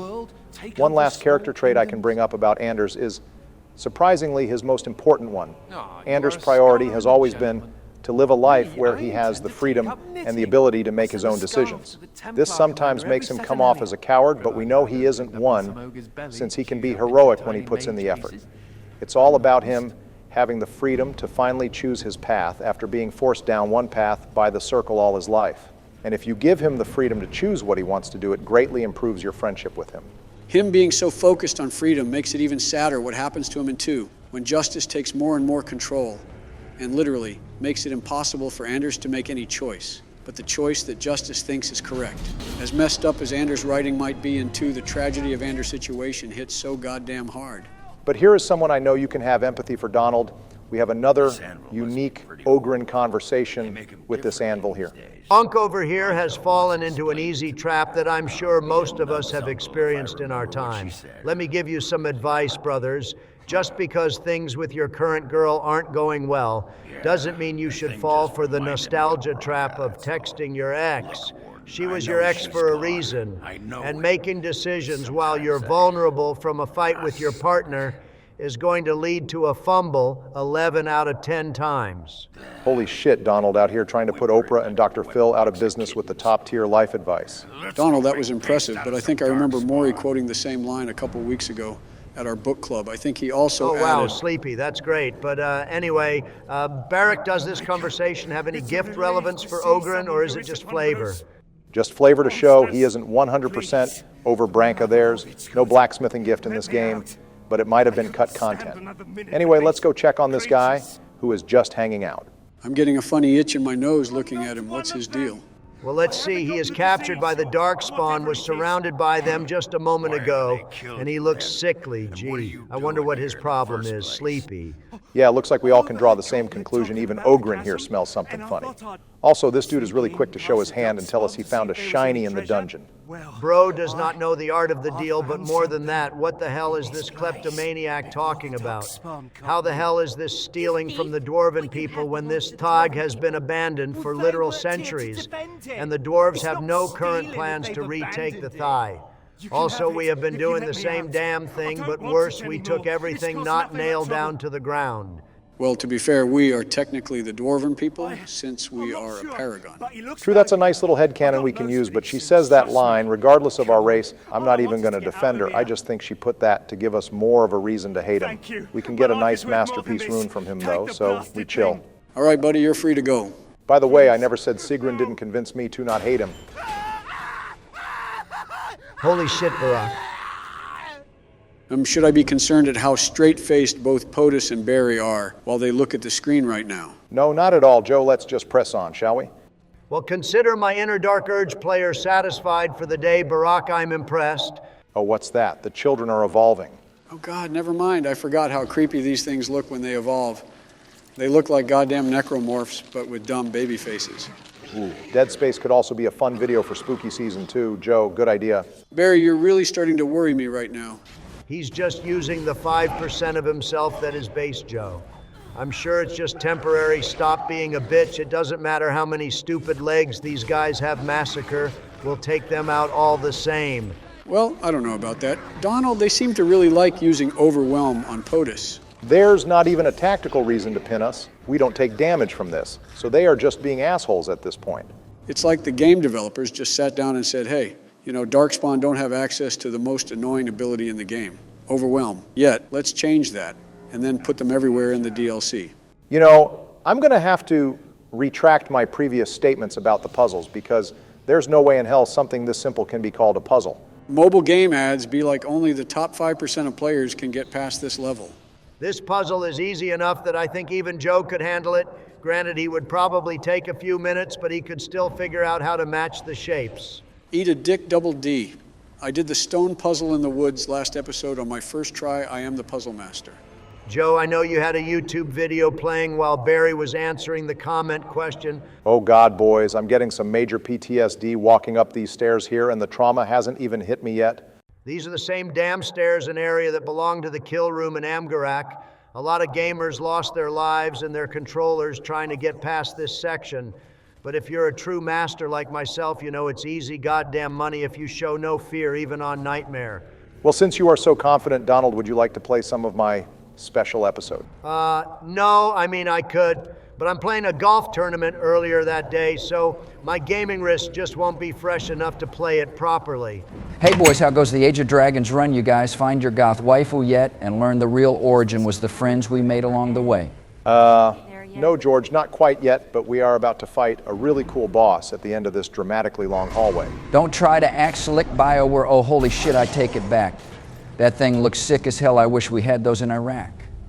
That golem is the definition of the guy your girl tells you not to worry about. Looks like the red team won this fight, boys. How the hell did the Darkspawn even get a hold of one of these guys? Bro got the luckiest pull imaginable from the Cal Hero storage closet. I imagine this guy was a prototype for what would eventually be the elemental juggernaut golems that the dwarves gave to the Tevinter Imperium. Also something important we left out before, but each awakened darkspawn has face markings that show which side they are on in addition to wearing different colors. The awakened darkspawn loyal to the architect wear a face paint that mimics the architect's mask, and the mother's darkspawn wear a more tribe-like, messy face paint. Holy shit, that Golem just gave the blue team a goddamn fatality that's brutal as shit. I'm in a Mortal Kombat mood after that. Anyone want to load up Mortal Kombat 1 and run some Chaos Reigns? God damn it, can we go 10 minutes in this episode without trying to play another game series? Well, please, Joey, if there was a Mario or Pokemon game coming out this year, you would be right there with the rest of us. The only reason I'm not clapping up scrubs right now is I'm waiting for my boy Ghostface and Conan to come out. That shit is going to slap. Based George Conan the Barbarian was a peak fantasy movie from my youth. I can't goddamn wait to be a peak big back in MK. Well, if we could go back to the game now, boys, this is one of the more technically interesting fights in the game. Not only is it a fight with two bosses, one a tank and one a mage, but the Lost has some interesting AI packets as well. At the start of the fight, the Lost casts a unique ability, Wraithwall, which is an ability completely unique to him. Wraithwall gives him a small physical resistance buff and a strong elemental resistance buff, which goes perfectly with his main damage-type fire spells. He has every fire spell available, his staff does fire damage, and he frequently casts grease on top of his lava golem to automatically ignite it, dealing more fire damage. Because of all of this, a few greater warmth bombs can trivialize this entire fight, as well as having Wade's dragon bone plate. God damn, that is a really cool idea for a D&D fight. I am writing all this shit down for my next session because two giant elemental constructs with a mage leading them is a really cool classic fight. Damn straight, George, that's just one reason why Awakening is peak. I'm jealous you guys get two of the more mechanically cool fights in the game with the Lava Golem and Baroness, while I got the Archdemon 2 Electric Boogaloo. Skill issue, Sleepy. You should have been quicker with the draw when we were lining up the main quests. Wait, there was a second Archdemon. When the hell did that happen? I swear you missed one day of school, and now you're telling me the final boss came back and we got an ice cream day? No ice cream day, George. But to put this in D&D terms, someone cast Reincarnate on the Archdemon twice, and we got one gender-bent version of the Archdemon, both of which Joe fought last episode. Oh, okay, thank Bahamut. I am now caught up on the President's lore. I was really on the edge of my seat there. I like how you laid down the entire strategy of these guys, including their abilities and star signs, but you still had Uncle Ogren drop since you didn't give him a warmth bomb. Well, like you've been saying, I don't want to make things too easy for our squad. I revived him and Sigrun soloed the Inferno Golem on her own while we finished the mage. So this is still easy goddamn money. Now, we not only got our second boss monster loot, but we also got the Red Guy's Staff, which is the perfect late game set for your elven waifu. Praise be Mommy Liliana. Now that's the type of unity I like to see. Boys, you guys have certainly come a long way from when I first came in and watched you guys play. It just goes to show how much. Boys, what the hell was that? It was nothing, George, just a small visual glitch. Oh, God damn it. All right, in the name of all that is holy, this is the last goddamn straw. I can't have one session with you without more tentacles coming up then in a goddamn hentai. Age of Dragon is the most goddamn gooner-like game on the market, I swear to God. Well, that was just unfortunate timing. I actually forgot what our main objective here even was. Yeah, we are definitely cooked now, boys. I mean, it's not like we saw any signs of brood mothers throughout the whole mission, and honestly, if George just stayed distracted for 2 minutes, all the brood mothers would have been dead, since the developers had to come up with the most unsatisfying way imaginable to kill the brood mothers. Exactly how cool would it have been for POTUS to take on all 3 brood mothers at once? Heavy pause. I don't know, that sounds really messy. Wait, hang on, Joe, did you mean in a fight? Oh, God damn it, you two. This is exactly the reason he left. Well, they're dead now, so we can move on and focus on my girl Sigrun and the fact we are about to have our full Grey Warden lineup. Well, 2 out of the 3 main quests finished good shit, Barry. We even get some special dialogue since we already met the architect. Sometimes Awakening does think of every single scenario in their dialogue choices. It's something special you don't see in the later titles. Okay, the glaze is insane on your part, but you might have a point.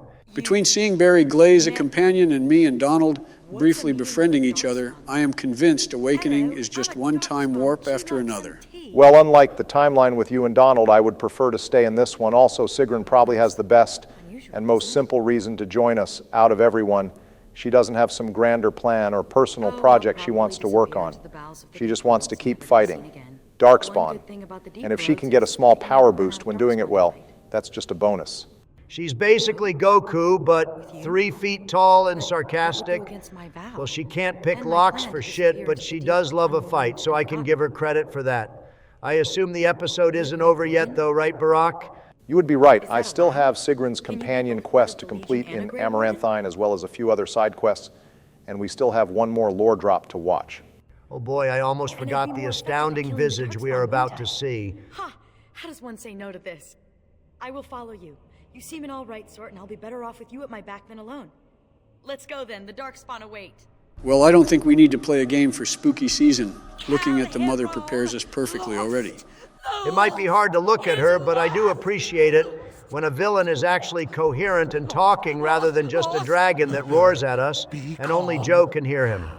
Yes. Even if half of what she says is babbling, it's still an intelligent creature that has some semblance of a plot behind her.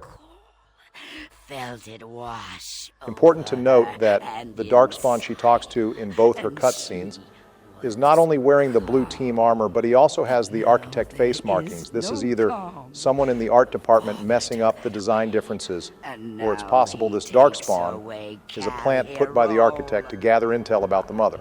If you notice, everything this unnamed Darkspawn says is either a question to get information or something to calm her down.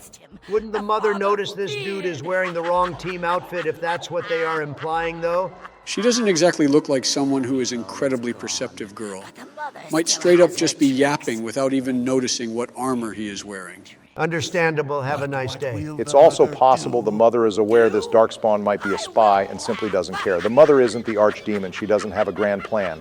Her plan is essentially step 1, kill the architect, and step 2, kill as many wardens as she can so that she can die and hear the archdemon's call again.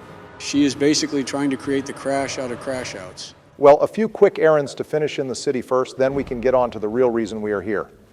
We found a lucky deerfoot where these guys fell in the chasm, so we can give it back to them to finish the side quest. We also can now do 2 short quests to find an old house in the city and a women's missing husband. But those are pretty low on content, so we are going to skip recording those. Do we get anything for helping these guys? They just kind of said thanks and walked away. Nope, just experience, but it does let these guys finally leave the city, and it was on our way, so we might as well, right? The kleptomaniac over here looking at the shinies like Joe looks at a couple of kids on the school bus. Girl is about to get the entire White Run Guard to collapse on our party. Jokes aside, Sigrun's main form of gifts is just fun little trinkets and actual shiny objects.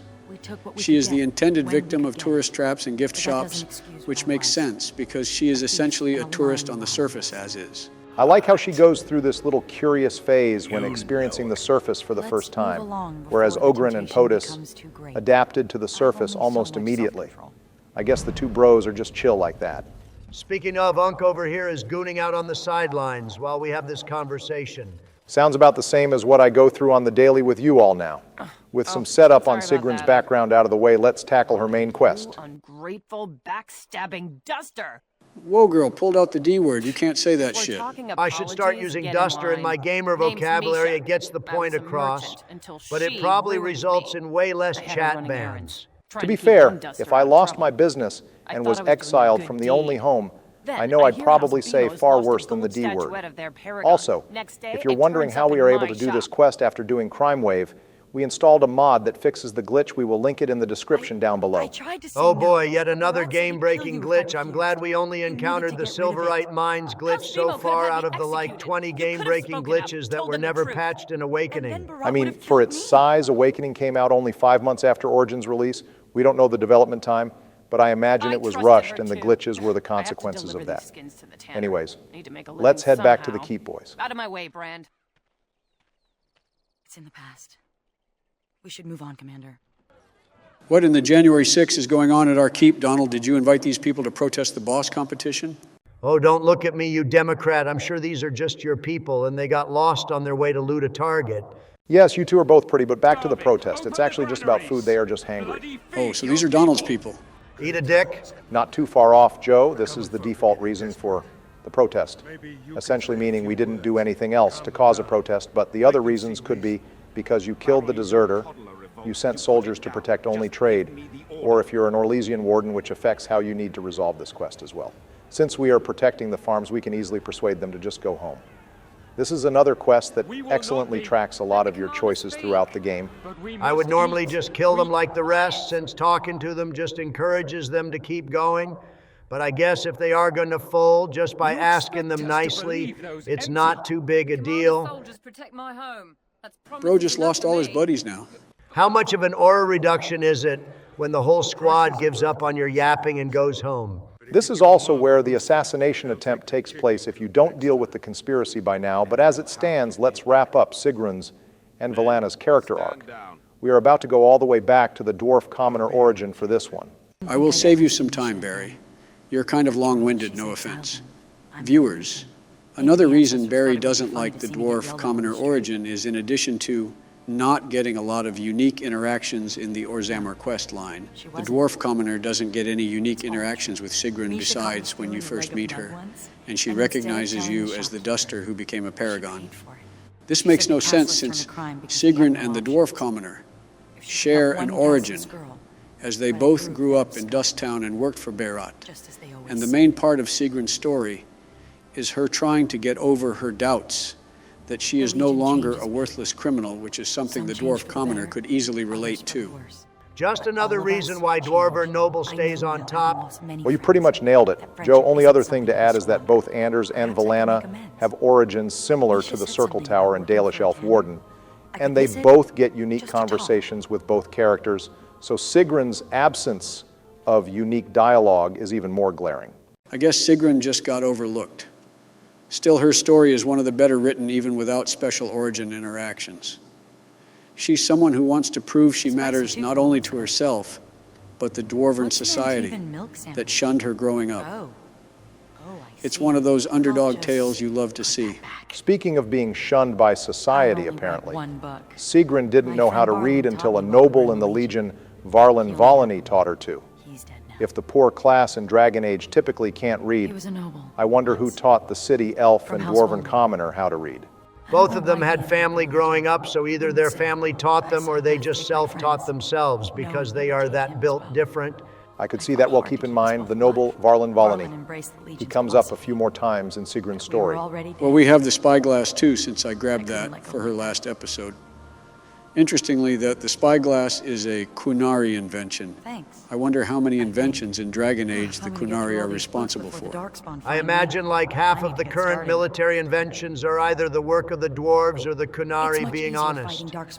Also, is it just me, or did we basically finish all of Sigrun's dialogue already?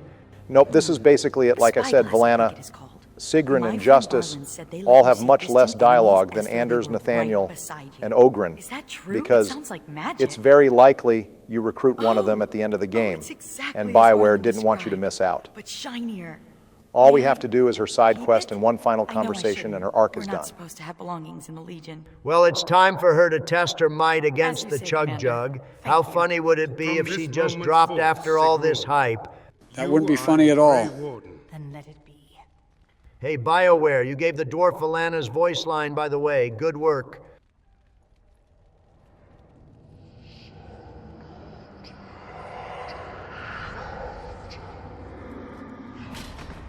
You chose her well, Commander.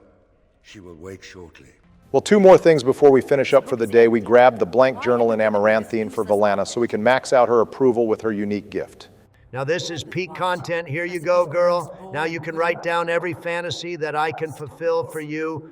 I really hope she writes down her ideal man. Idea I've heard. We definitely have to ask Sigrun to pick her pocket later. She's going to write stories for the elvish people, you goddamn gooners. Well, gooning or not, we finished up our elven waifu's story by maxing out her approval. She might not be the easiest character to get along with, but she is a baddie. There is one more character moment for Velana, but it's at the very end of the game, so we can tackle that during our final episode. Speaking of gooning, don't look now, Donald, but Barak's boyfriend is here to pay him a visit. Ugh, I said I respected you, but that doesn't mean I wanted to see you again in this game. Why the hell couldn't this old man wait until Inquisition? Goddamn, seeing Loghain here makes all the glares and angry comments from the lands meet. Worth it. This type of world building really gets me going, boys. Okay, don't stain the sheets, big dog. But didn't we already complain about how it doesn't make sense? Low gain isn't in this game. Isn't the world building kind of shot in the foot because of that plot hole? It is a dumb plot, but I still love the setup for Inquisition by sending Loghain away to Orlais. This confirms that the Grey Warden plot in Inquisition was at least a concept at this time. Anytime I see Bioware play the long game, I get excited. Too late about him not staining the sheets, Joe. But I do know if you're a human noble who married Honora Loghain starts calling you his son-in-law, which is cringe as hell.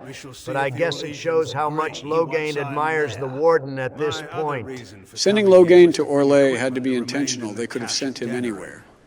And the first Warden chose the one place he actively hates. The first Warden had to have a personal beef with Loghain, like they must have had friends at Ostagar or something. Do we know who the first Warden is? Nope. We hear about them in every single Dragon Age entry, but we have no idea who they are or even their gender. Also, Loghain here gives us another frenzy act, so we now have 3 of them. Well, very last scene in this episode, let's go help Sigrun. Sigrun should get some credit for being one of the only companions that tries to solve her personal issue herself. Like she doesn't ask for help here, she just wants our moral support. Sigrun might be naive about the surface, but she's still a competent person. Also, that ring she is trying to give is the last heirloom of the now dead Varlin Volney, her close friend in the Legion who taught her how to read. We're not going to let her lose that, though, so I'm going to give her the max gold for the approval bonus. Of course, we just met this girl and she's already costing us money.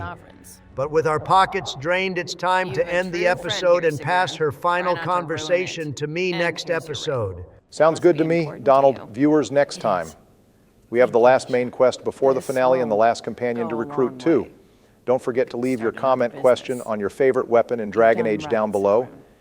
Congratulations, viewers. A cool cinematic climax begins in celebration, but first we have a consolatory cuck quest for our clan. Starting off with this quest is crazy. Normally, when you do a death notification to the wives in RPGs, the wife just cries and gives us a rare item as a thank you. But in Dragon Age, you notify the wife after she just got done plowing her boyfriend, and she's just like, yeah, I stopped loving that dude a while ago. What a depressing quest to start the day. But I did end with us in the tavern for Sigrun, so it only makes sense we start with this.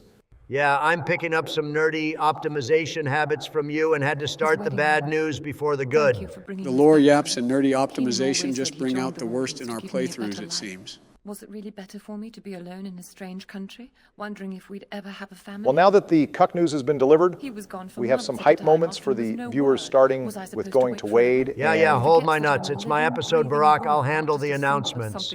Viewers, before this episode ends, POTUS will be wielding all 3 of Wade's masterpiece items. We are starting off with the bright red golem armor, switching out from a custode to a blood angel. Now let's go curb stomp some blood mages as a warm-up, shall we? For context behind the scenes, Donald made it very clear at the end of his last episode that he wanted to handle this quest, which is why we waited till now to tackle it. Donald ignored therapy and instead went straight towards bullying some low-tier blood mages to work off his mage hideout trauma. First off, you can join the mages in licking my boot, Sleepy. And second, I needed you 2 to save some kind of side quest for me to tackle. There's almost nothing in the Black Marsh. I have to bring something hype for the viewers besides Justice's snooze fest of a side quest. I mean, that's fair. We kind of breezed through most of the content, but I think we still gave the viewers a great highlight reel of Awakening's content, even if we did some side quests off screen. Joe trying to talk to women be like, hey man, I hooked Ogryn up in Origins and I'm about to rizz up Harding in a couple of weeks. Don't underestimate me. Former presidents have no limits. And that is especially true in waifu wars. Well, sorry you chose the wrong side, my dear, but as for you, Joe, you know damn well a romance isn't locked in for Veilguard. You got your Dragon Age 2 romance secured, but that shit isn't transferable. And I don't want to tango with some chick who is 3 feet tall on a frequent basis. Marty was enough of a sample. Well, how about Tash? We haven't had much of a chance to have a female Qunari romance, and it's rumored to be a really steamy romance. Steamy romance? What kind of weak woke shit is that? I'm not here for it. We are going to put our cards into Lucanus unless one of the waifus can win me over. Donald, you know that's a man, right? It's 2024, gender doesn't exist, and I'm here for my mage killing homies first. Templar bros before hoes. All right, well, that's a dumb argument, but Barack, you tend to be our resident problem solver. How are we going to solve the waifu wars of Veilguard? I doubt we can just defer it until the next game. We could defer it, but you would be dead by the time Dragon Age 5 comes out, since that's going to be, what, another 10 years? So yeah, any solutions, Barack? Well, I'm not sure how long this game will take, but how about this? We each get 3 episodes before we lock in a romance. The deciding romance will be who dies the least in those 3 episodes. So, by the 10th episode, we lock in a romance. If the deaths are tied, we start adding points based on bosses' sound, fair boys? Easy goddamn money. Veilguard is gonna be my game. Sleepy Joe here can barely even hold a controller. I won't even have to use 1/10 of my power. Donald, you are literally the only person who has died in this run, and we are on the last 4 episodes. I'm going to unlock my warden buff to be on even terms since you suck at Dragon Age, and Barack doesn't have any hours, so he's going in raw. Phrasing, please. Well, sounds like we have an agreement, boys. May the best president win well with an honorable Templar's job finished and an easy boss counter to start the day. Let's pull up to the main quest, shall we? The squad pull-up game is still strong. I have no idea why Cal Hirol cheaped out on a proper entrance for the squad. Also, as soon as Sigrun joined, she got kicked out of the squad. Once again, bros before hoes. And for once, Barack here will side with me on the best rogue choice in Awakening, since Nate actually has some environmental dialogue specific to the Black Marsh. Also, my beautiful elven wife is dispensing plenty of lore on the Black Marsh. This team is already shaping up nicely. I wouldn't say best rogue in Awakening, but I do appreciate bringing both Ogren and Nathaniel for their unique interactions. Liliana was a decent choice, too. She is the most magically knowledgeable of the bunch, but Anders might have still been more appropriate when first meeting Justice. Can't argue with that. Honestly, now Anders is going to make a sacrifice for someone he's never had a conversation with. Justice must have passed a high speech check to make that shit happen. Also, I like how the Amaranthine native is the one person who can dispense lore on the Black Marsh. It is a nice touch. And we love to see Bioware stay consistent. The Black Marsh shows another reason why mages do need some form of training in the Circle to prevent magic from literally wiping out a whole village. The Black Marsh might have the thinnest veil we have seen until the events of Inquisition. I wonder how bad this place becomes during the events of Inquisition and Veilguard. Demons probably colonized the whole damn area, making houses and banks and shit. This place seems abandoned. Why the hell was Kristoff even here? It's not like the Darkspawn have an encampment or anything of strategic value here. Was Bro just exploring? We don't have a clear connection. There's an old Machinima Warden's Fall, where Kristoff is investigating kidnappings of refugees. But we don't get a clear connection in game that this was his goal here. His journals just state that he was trying to clear out fringe packets of Darkspawn in the area, and that he heard rumors of one talking and decided to check it out.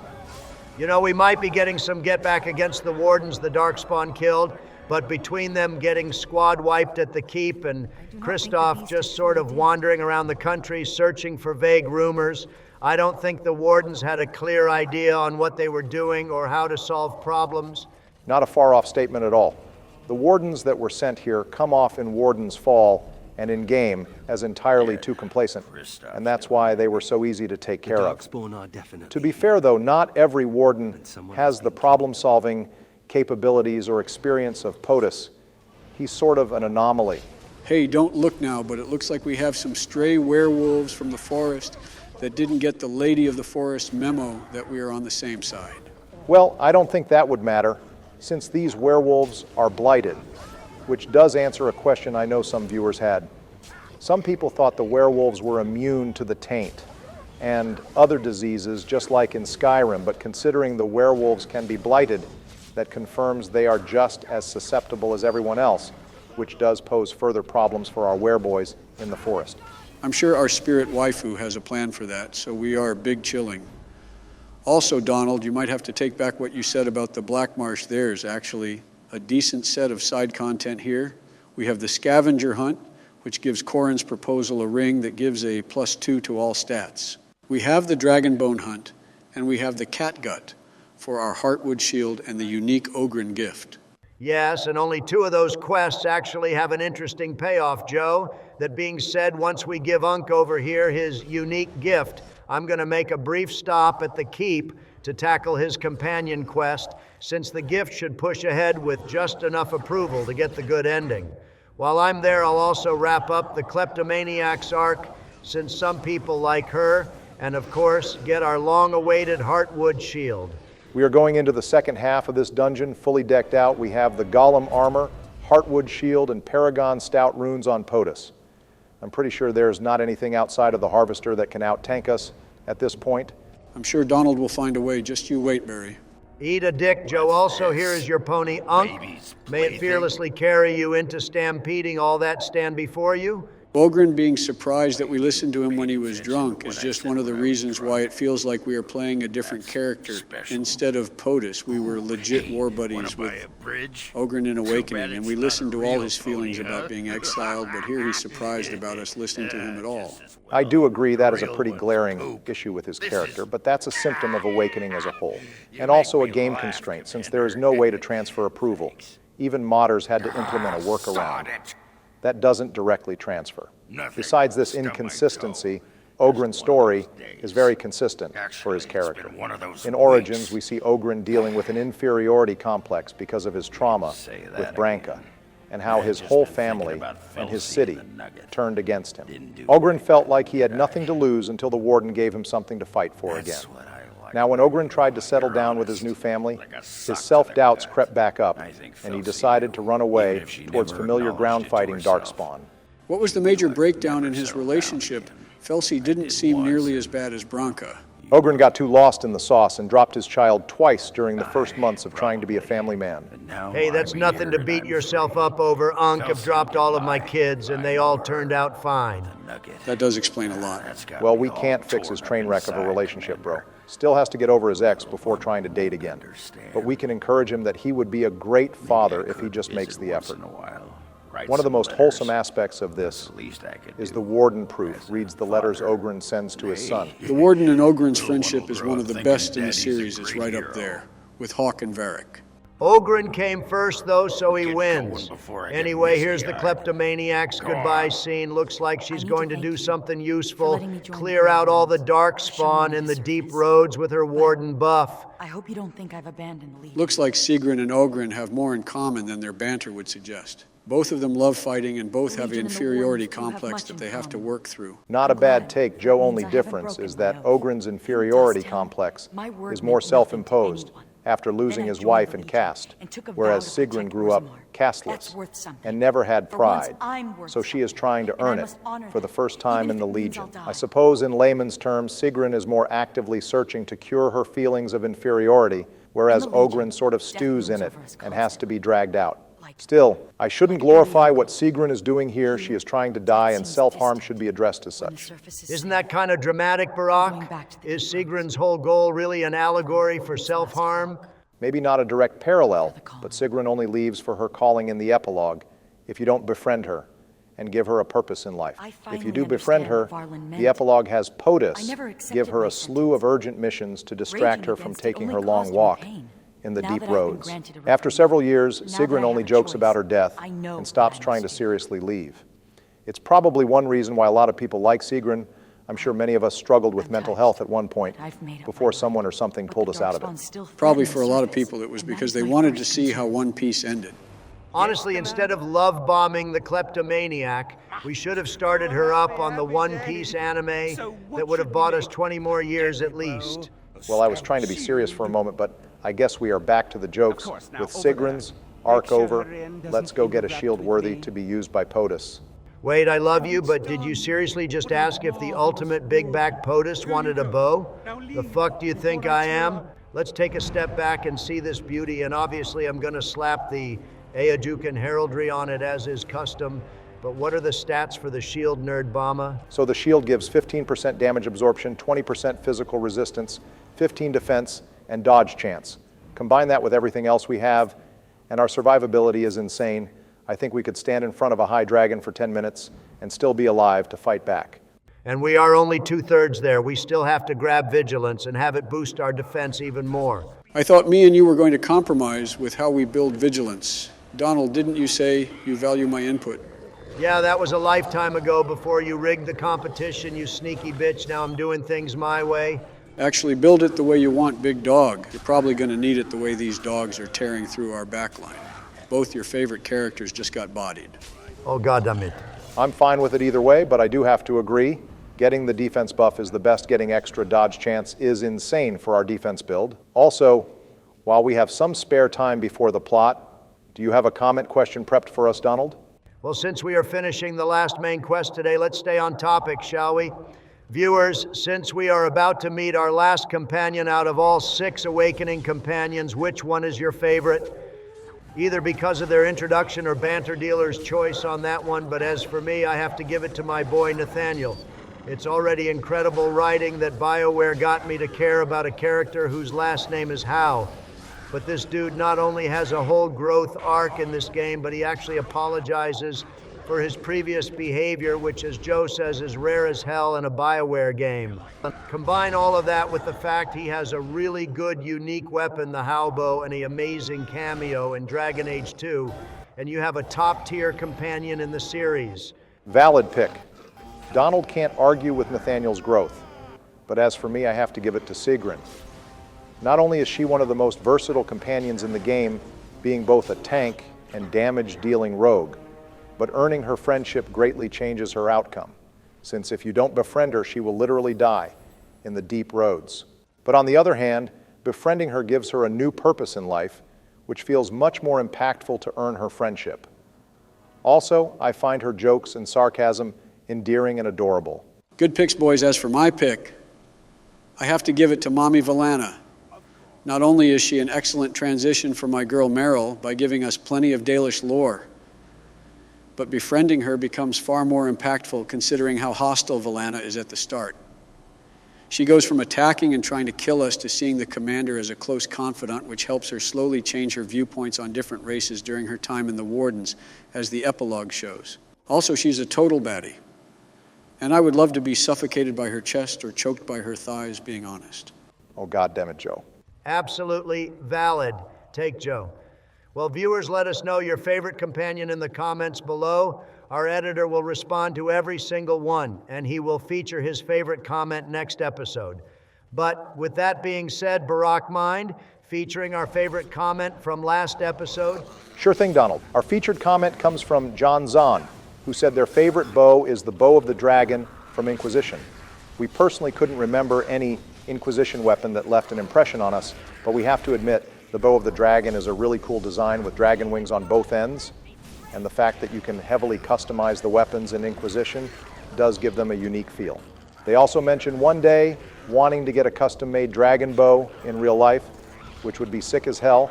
If you ever get an update on that, you should post it in our Discord. We would love to feature it. Thank you again for your comment, and I can't wait to hear who your favorite companion in Awakening is. Well, with the comment question asked, we should get back to the gameplay. Donald has been getting clapped up by werewolves, and now he is apparently blind to the dead body in the middle of the floor. I'm not blind, Joe. I see our man taking a power nap on the floor. I just don't want to be locked into the Fade 3, Cherry Blossom Iced Tea, while we still have some side quests to finish. I want to finish up the scavenger hunt quest first. Not a bad idea at all. If you get sent to the Fade before finishing this quest, you can encounter a bug where you can't click on any clues to continue the quest. Also, unfortunately, this proposal didn't turn out too well for our brother Corin here. Well, yeah, he got sent to the Fade before he got lucky, right? No genius we can see in her rejection letter that she couldn't stand the first letter of the scavenger hunt where my boy made the subtle joke that she tends to his rooster and she broke up with him. Girl fumbled her way out of a proposal. She wasn't the one, bro. Damn hope he got lucky with a desire demon after that one. All right, now with the ring grabbed, let's go check on our sleeping warden.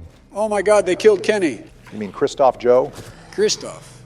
Well, now we have our revenge reason to spin the block in Black Marsh. All these darkspawn signed their death warrants the moment they killed our warden in arms. Who wants the first suplex? I see we have several volunteers. Looks like our daily flavor of darkspawn is the red team today. Is there any reason we are letting this guy yap? Maybe Paragon Joe would let him talk, or Barack would want to hear his lore. But me personally, the second the talking darkspawn walked up to me, I'm suplexing his ass or holding his head under the murky water. We got to hear his story first and how much he loves his mom, Donald. But she is most clever. Oh yes, that she is. Bro is hyping up his mom more than a LeBron Glazer. The first? It looks like Darkspawn have the same creativity as YouTube commenters. Please don't insult our YouTube commenters, Donald. Okay, Donald kind of has a point. Why are we not murder knifing this dude? If we actually tried Bro, would already be on the floor. I am begging Bioware for a renegade interrupt. I call bullshit to whatever magic he used here. We are a Dwarven Templar with Beyond the Veil. Up, we should be almost immune to whatever he's doing. It's a cutscene, Joe. He could have squad wiped our whole team if he wanted to, just like that Win cutscene. We should be lucky all he did was cast a spell. Looks like Bro didn't read the fine print on his little fade device since his ass is now stuck too. I think Bro did more damage to himself than to us. This is just an average Tuesday for POTUS, but the first seems actually hurt that the mother lied to him. She has deceived me.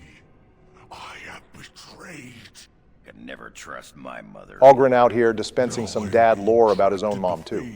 I just love taunting this guy. He's probably the most pathetic of the talking darkspawn we face. The Withered Squad wiped the Wardens, and the Lost got a cool lava golem, whereas this guy just gets stuck in his own trap and betrayed every damn turn. I'd feel bad if he wasn't trying to kill us. How the hell did the Darkspawn get a portable fade sending device? That seems like almost anchor-level power right there. We don't really know. There are several ancient elven devices that can directly send people to the Fade, probably made after Solace created the Veil, but we don't really see what he used. Darkspawn have an odd connection to the Fade, since that's how the Taint originally was brought into the world, so perhaps the Mother just created something that could send everyone into the Fade. If it was an ancient artifact, I think there would be more proof of that. When you talk about magical artifacts, are you referring to the concept of Inuthanera that we started learning about in Origins? Oh God, Joe, now you got him started. Well, I'll be brief, but elves continued the practice of trying to achieve perfection and immortality in the Fade, even after the Veil was created. So it's very likely many mages did this with the help of artifacts. This practice was kept up until the fall of Arlathan, which still was about 2,000 years ago, but some artifacts of that time could still remain. Well, no matter how we got here, we somehow have two dwarves in the Fade, and Ogren is crashing out right now. If we brought him in the Circle Tower quest, he would have additional dialogue complaining about why there aren't oiled wenches anytime he comes here, and that the demons that look like oiled wenches just want to kill you. Dwarves seem to have a natural uncomfortability with the Fade, since they're not supposed to be here. Even Varric gets a bit jumpy in the Fade. That is my one regret in our current playthrough, since that scene is great dialogue enrichment. But if you want to see the scene where Ogren returns to the Fade, you should watch our editor's Awakening analysis. He shows the whole scene with no yaps. Well, thank you for shilling Barack, but I guess it's time I start doing my Fade adventure to complete the trilogy. It's kind of crazy that we balanced the Fade sections out so evenly that we each did one section. Joe did the child adventure in Redcliffe. Barack did the long and tedious section that no one likes. And now I'm doing the updated Fade section where we get all the upgrades but none of the tedious puzzles. This is certainly the most safe Fade section of the three, since the only gameplay change is interacting with objects to affect the Black Marsh in the waking world. I kind of wish we kept our party and we keep the Fade shape shifting from Broken Circle to solve a few puzzles. That way I could say, this section is a complete improvement from Broken Circle. But as it is, all I can say is they could have changed this dungeon to any non-Fade dungeon with demons, and it wouldn't change anything. At least Broken Circle gave you the impression of being in a dream world. Yeah, they do that perfectly, since the Origins Fade section put us all to sleep in real time as well as in-game. Speaking of putting us to sleep, Donald, I thought you were an expert at puzzles. You seem to be struggling there, big dog. Eat a dick, Joe. I got this. I just need some space to focus. Since this damn puzzle defies all logic, You would think the logic would be the pillars that are shortest, first then tallest, but then they switch it up at the very end for some damn reason. Well, while Donald is figuring it out, how would you like to hear some lore about what these stones were actually used for? I know you were going to say it anyway, so go off, Queen.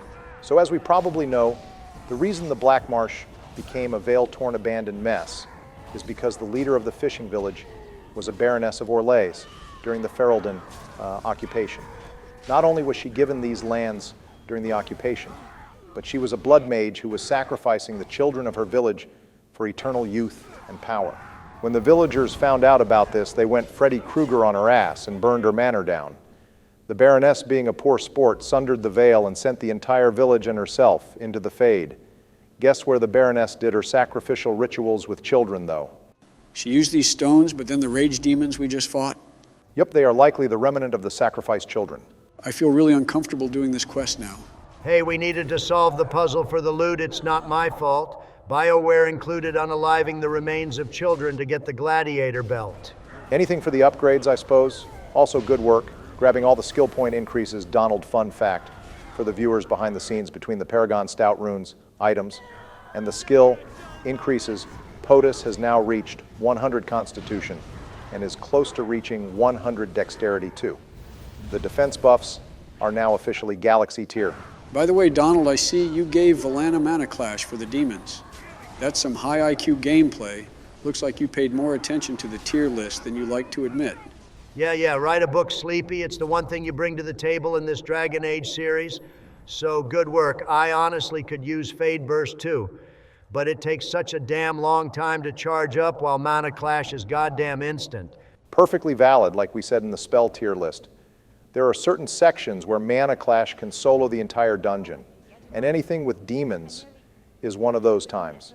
Probably one of the few times in Awakening where Mana Clash solos as hard as it does in Origins. Looks like we found a lost waifu in the Fade. Hey, I give her a 5 out of 10. She's a bit bland, but still, I guess she will do. She will do is insane.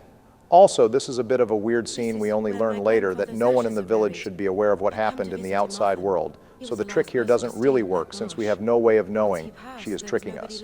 Usually when Bioware does tricks like this, there's enough rope that a perceptive player can catch and hang the trickster instead. I think we are just willing to risk it, Barry, regardless of the trap. Well, while we fight some undead, we have two small announcements. First off, we won't be doing the Dragon Age Keep video anymore, given the announcement that only 3 choices will be carried over into Veilguard from Inquisition. So apologies to those that wanted that video. Second, all 3 of us have finalized options for what class and origin we want to play in Veilguard, and that poll will go up after this video's release. So make sure to vote in our community tab if you care about who you want to see us play in Veilguard. It's a good thing we kept Topsiders' honor on us from Origins, because this next section is nothing but undead, and I'm already feeling bored. Being honest, there's no new enemies here. Well, let's see if following the waifu gets your attention. And so you came, fell into my little trap. Not again. You have a knack for stumbling into traps, don't you? You know, I can't even argue with Liliana here. That's just a very valid statement. I have to give props to the demon. This thing knew POTUS's main weakness, besides his stubby legs, and knew that we would fall right into the trap. Who the hell is we? I don't remember the President's Play Dragon Age series being dubbed in French. Barry, if this hunger demon was posing as a red-haired guy with a beard in his mid-30s, I already know you would be skipping down the crypt to meet them. Also, I guess Donald figured this was a boss encounter. I'm powered by the Dragon Age wiki. I'm not missing any boss opportunities that come my way. I only have this episode and Witch Hunt to secure my title, and by Sandel, I'm going to do it. Ironically, this is the more benevolent outcome anyway. It makes sure there's one less demon in the world to harm people, and it also frees the girl that the demon was possessing.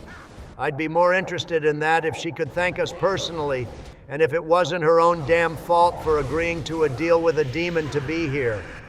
If you asked me, girl got whatever she deserved, and I guess POTUS is doing his occasional act of mercy by freeing her. I guess blind vengeance with occasional mercy is one way to be a hero. At least there's one less demon around, and we got a more satisfying ending than just scaring the demon off. After being trapped for so long by my own foolish desires, Now I can at last go. Thank you. Looks like we finally made it to the Village Boys. And let me just say, Bioware did a good job of environmentally showing how much of a nightmare this situation is for everyone. Most of the people are stuck in a fade loop with no concept of how much time has passed and are living a never-ending nightmare, constantly searching for their lost children. This scene is probably the biggest defense towards Loghain's paranoia of Orlais in Origins. If the occupation allowed stuff like this to be legal, I wouldn't trust anyone with a French accent either. I almost wish we could have picked up Loghain for this quest so he could spin the block with his favorite enemy. I mean, I don't think anyone trusts Orlesians on principle. The game barely gives us a reason to. It's more so the fact that Loghain was fighting the wrong enemy, while the Darkspawn were casually taking his lands left and right. Also, here's our last squad mate, and it looks like he is trying to out-ghost POTUS right now. Justice is an odd character to analyze compared to the rest of the squad. He obviously isn't immortal like everyone else, and furthermore, he views the world as black and white instead of morally gray, which is counteracted by much of Origin's moral decisions presenting as gray. Justice would have been an interesting character to have in the party during base Origins or two, but in Awakening there's really only two major moral decisions to make, which is the Architect decision and the Liliana decision, both of which he is very absolute in his thinking and has no room for negotiation, which does track with the spirit of justice. I mean, technically there is 3 moral decisions we can choose to side with the Baroness or Justice here, and we don't lose approval from Justice for siding with her either. And Justice is too distracted by him being in a new body to care about our choice either. We can either get a single ability score increase, or we can learn blood magic from her if we haven't already. Joe, if you think I'm siding with the Orlesian blood mage, you must be hitting Hunter's supply again, especially if the girl is only going to give us 1 skill point. What is it with Bioware and not rewarding evil choices? The Tevinter blood mage in the Alien Age only gave 1 constitution point, and now the Baroness only gives us 1.2. I swear to God, there are only a handful of evil choices in this game that are rewarding to make. I can't embrace my true renegade dwarf boys. I think most evil choices have fair rewards, but Dragon Age could always do more to reward evil playthroughs. As for the Blood Mage rewards, I know we clowned on them in the Landsmeet episode. But now that I see the same trend happening in Awakening, I'm wondering if this was all intentional on BioWare's part. Essentially showing that even though blood mages are powerful, they are also inherently selfish and aren't willing to give more than the most basic of boons to their allies. And they show that in-game by only making the rewards for helping other blood mages be a single skill point. That makes blood mages sound like Sith Lords almost. And considering BioWare's love of old Star Wars, that would definitely track. However, the reward still sticks it to players, though, even if that was BioWare's intention. Also, Donald, our girl Liliana, wants to side with the Baroness. Doesn't that make her silly little blood magic seem minor? Liliana currently isn't putting out, so I'm not about to betray my sacred Templar duty just yet. If this blood mage wants our Dwarven Templar spirit warrior POTUS on her side, she better start pulling out bans, not a flimsy ability point. Joe Arndt, you're supposed to be the paragon of the group here normally. I'm the one trying to show the road less traveled.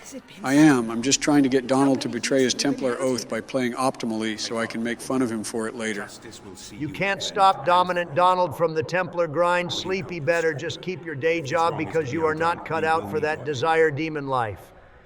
Also, back to what you were saying, Barack, I don't think Justice fits in this game well with his basic view of morality, so including him in a longer story would only make him more of a bland companion, not one that is more in-depth. I'm glad Veilguard isn't trying for a third spirit companion. They are always these unsettling entities that seem more like liabilities than actual allies. Donald, you are stepping into the firing squad with that one. Insulting Justice is kosher, but don't insult Cole.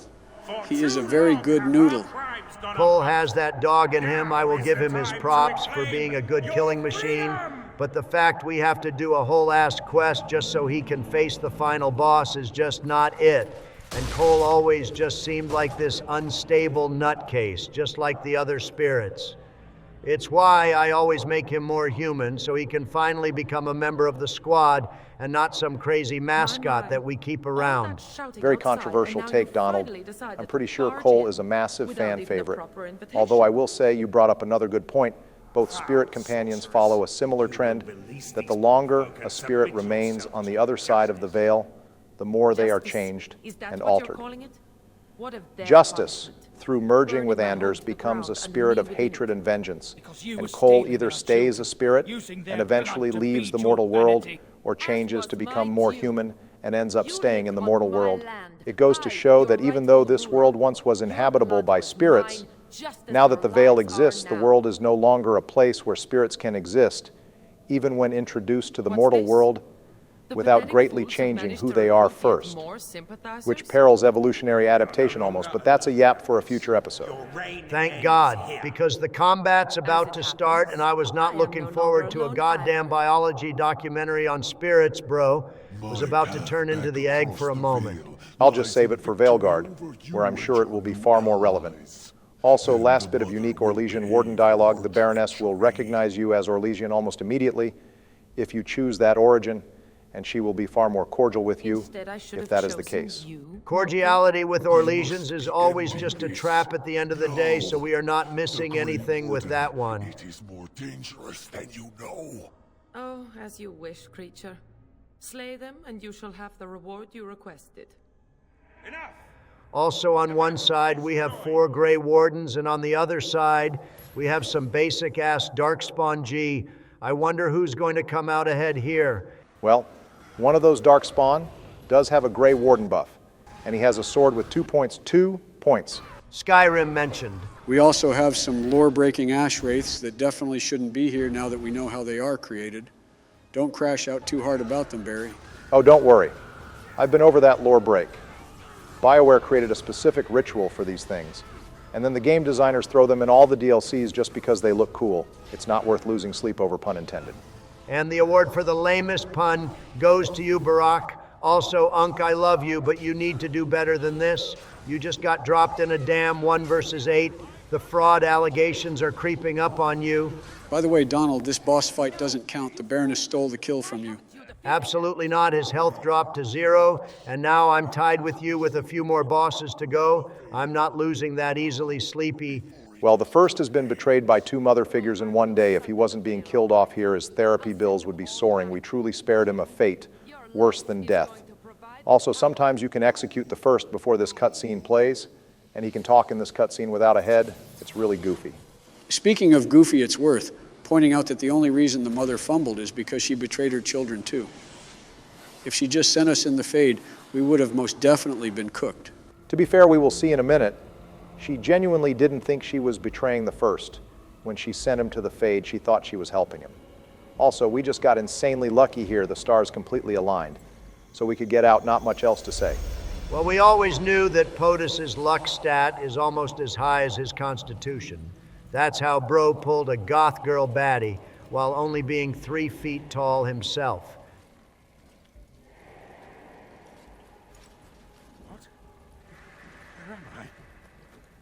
Honestly, Justice, I relate. I feel the same way when I wake up after only getting 15 hours.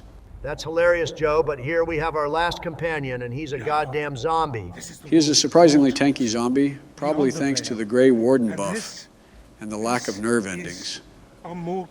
Also, goddamn, I just noticed it was raining this whole time. We must have been asleep in the rain for hours. I just know all of us are about to have a wicked cold tomorrow. To be fair, it wasn't raining when we fell asleep, so I think it just started raining when we woke up for dramatic effect. Either that or a Kyogre with drizzle is nearby. That was a very classy Pokemon reference. Joe also, apparently Justice has a built-in demon detector. In addition to his new Darkspawn detector, Bro, is the ultimate home defense system. She is not immortal as you are, or as were the villagers she kept trapped. Oh, she's a demon? Well, that's easy goddamn money for the Templar POTUS. Just point the way, Justice. That is a demon. We can take her down with one good holy smite. So when did the Baroness become a pride demon anyway? Was she always one? I doubt she was always a pride demon. A pride demon wouldn't have sent themselves and the people into the Vale. Most demons would rather die than leave the mortal realm. If I had to guess, once the Baroness realized she was trapped in the Fade, She tried to bargain with a demon to leave the Fade, and that's how she became possessed. Sounds like a massive skill issue for the rogue. Also, who needs the anchor when Justice can just enchant our weapons to close veiled tears the old-fashioned way? If the warden saw the Inquisitor able to close breaches just with pure force magic, he would definitely have a boomer moment of saying how back in his day we had to just stab Fade portals till they closed. Awakening looks more and more like a beta version of Inquisition. Every episode, the similarities between the two are just too numerous to be a coincidence. Also, we can get the complete set of Sentinel armor from the Fade chests. I already talked about it during a comment question, but the Sentinel armor is my personal favorite armor set in the series. Not only does the sleek black armor with the red glow look incredible, but this armor in lore was the original armor used by the Grey Warden who killed Dumat during the First Blight, which explains why in-game it looks like Grey Warden armor that has been heavily corrupted by the Taint over the 1,200 years since it was worn. Even though there are more optimal armors in this game, I would still slap it on POTUS if this was a solo run, just for the style and thematic reasons. Yeah, well, its presidents play Dragon Age, not Obama plays Dragon Age, so we are going to slap the edgy armor on Justice and keep it pushing. Because I'm personally enjoying the Blood Angel's look with the gold trim for POTUS. Well, that's fine too, because we gave him the gladiator belt from the stone puzzle earlier. And those two items go beautifully together, both offering strength and crit chance buffs. Sentinel armor is my usual go-to set for arcane warriors for the goated defensive stats and crit chance. Although I think we have shown in this series that building your arcane warrior as more of a defensive cleric is the optimal play instead of a swordsman that occasionally uses magic. Thank you, Joe. I'm glad someone appreciates my favorite armor. Well, with the armor collected and our 10th Revenant killed, let's go. Kill the Baroness. How very dull it seems. So immutable and unchanging. Yet, I am here. I have crossed the veil.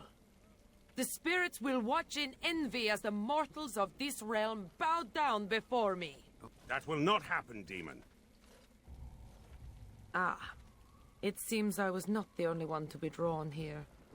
How very tiresome. What's up, demon wench? I see you gloating about your victory right before you get clapped up a classic villain trope.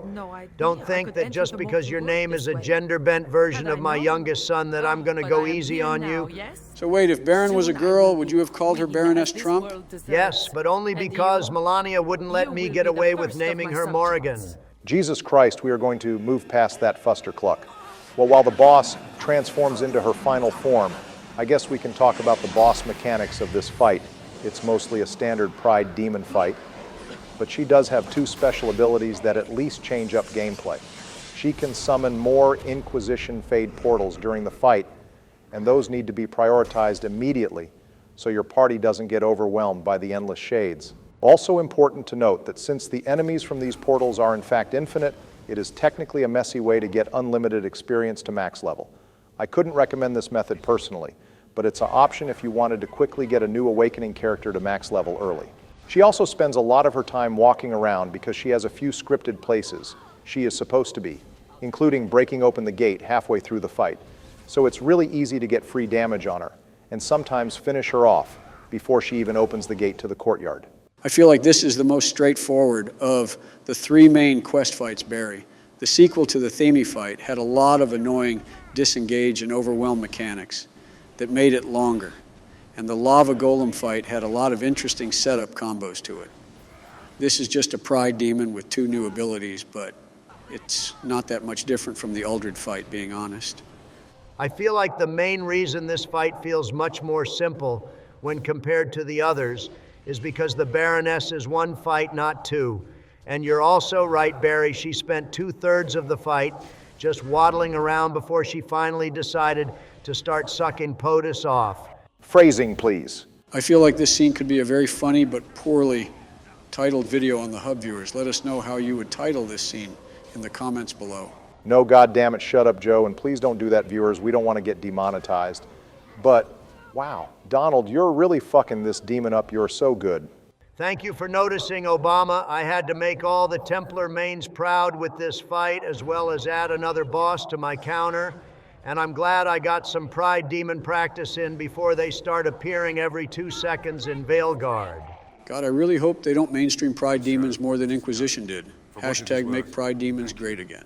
God damn it, Joe, that's strike 2 in this series that you've stolen my trademarked catchphrases. It's a 3-strike policy with that shit.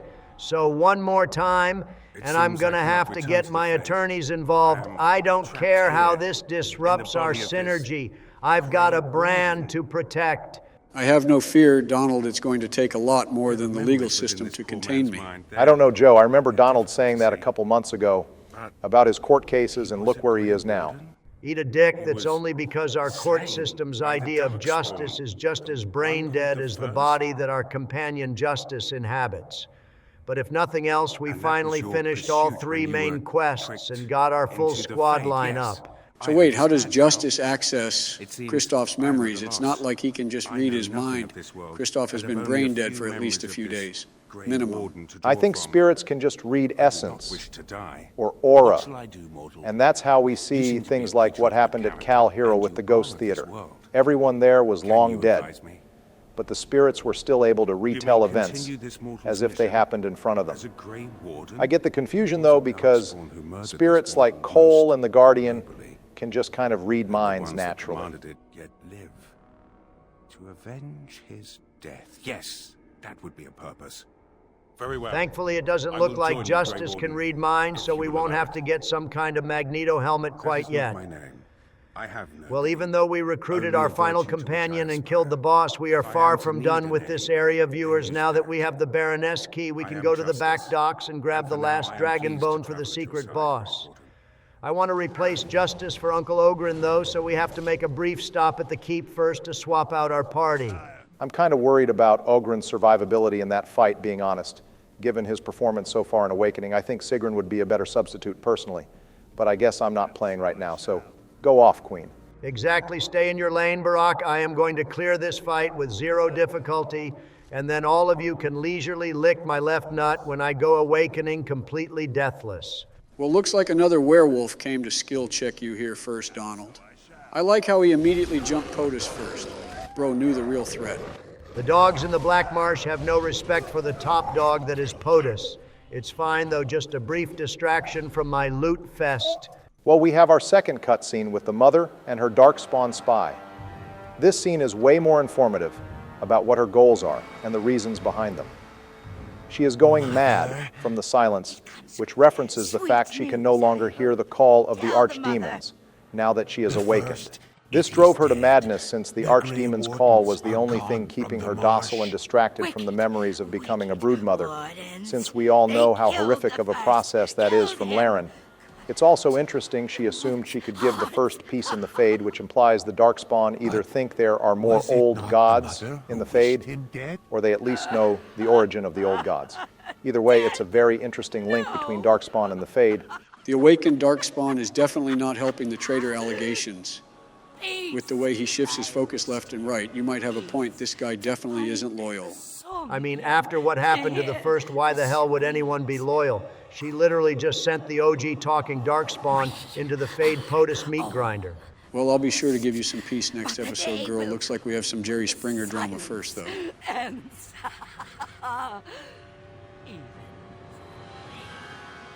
So, like, what the hell was Duncan even yapping about saying Grey Wardens have to give up their former life? Because this is the second Orlesian Warden that's married, and Kristoff's wife even stops by the keep for conjugal visits. Hell to add on to that, as we are going to see shortly, in Witch Hunt Our Warden Ghosts, the order for years to be, with Morrigan or Liliana. I feel like that was Duncan's personal belief about the Grey Wardens, and not the Order's golden rule. Maybe Duncan was just maidenless and was just trying to make it all of the Ferelden Order's problem. I feel pretty bad for Aura. Girl was waiting patiently for her husband's return. And not only is he dead, but there's a weird spirit using your husband's face and body. So now you can't even let your husband's body sleep peacefully.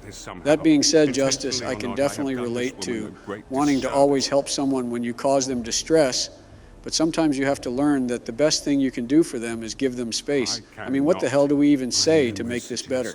Ironically, we don't say anything to her. We just visit her in the city, and she has just sort of gotten over it.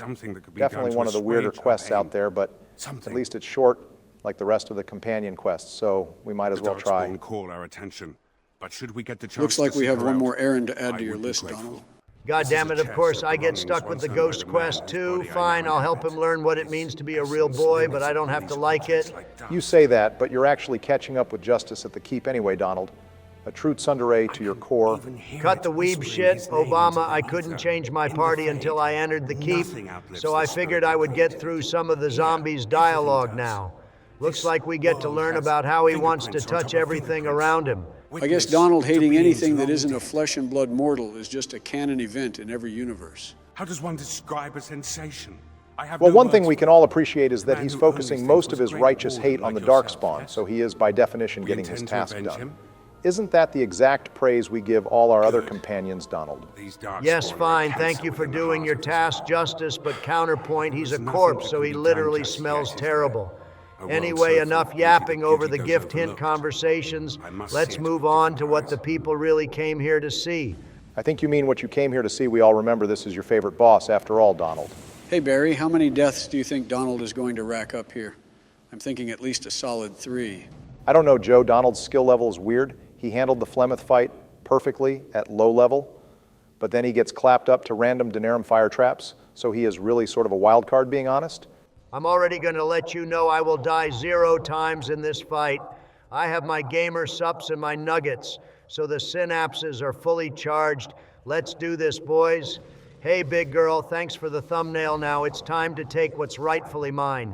Oh, this is going to be hilarious, I can already tell. I'm sure our viewers were hyped for this one.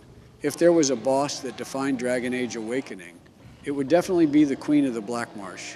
Hell, they put her in the trailer and on the Steam page, even though she is supposed to be a secret boss. Yeah, no, the developers were really proud of this fight, and they should be. There's a lot of interesting mechanics to this battle that set it apart from every other fight. First off, she has the most health out of any enemy in the game, even beating the Archdemon, which is supposed to be a fight where you have an army on your side.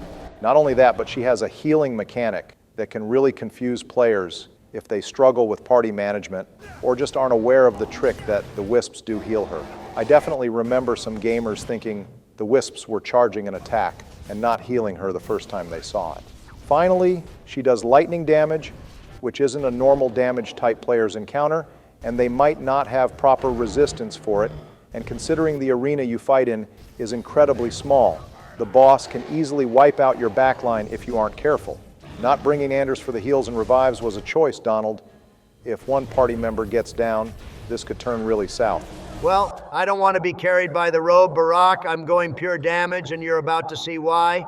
When these wisps summon, I don't want to just take them out so he can't heal, but I want to take them out quick enough that I can get plenty of free hits in and lock his AI into trying to heal, since I know he goes into that healing mode 3 times this fight every time you deal 1/4 of his damage. Bro has been living on the wiki for this very moment. Also, this is the 3rd fight in the game where you can make a high IQ play and use Curse of Mortality on the dragon right before the wisps close in on her to prevent the heal from going off every time. My Arcane Warrior strategy is to focus on damaging her the whole time the wisps are active, and then in the last second putting Curse of Mortality to prevent her healing. It actually can completely stall out the fight. That's actually kind of based, can't lie. The fact that Curse of Mortality works so well on this fight, I would give it a solid B tier, honestly. It's useful for this fight specifically, so it couldn't hurt to add it using a tomb and then switch back after the fight was over. But Curse of Mortality is still C tier. Only 3 fights in the game make use of its main effect, and the damage is pretty terrible for a 3rd tier spell. My personal favorite strategy is to bring 2 archers, and when the wisps are summoned, have both of them use Hail of Arrows. The range is big enough that you can hit the large orb and the tiny wisps all at once, and usually 2 Hail of Arrows is enough damage with the right build to finish off everything in the area. Hail of Arrows is an amazing ability if it didn't do twice as much damage to your party as it did to the enemies. Massive skill issue, Sleepy just aimed better.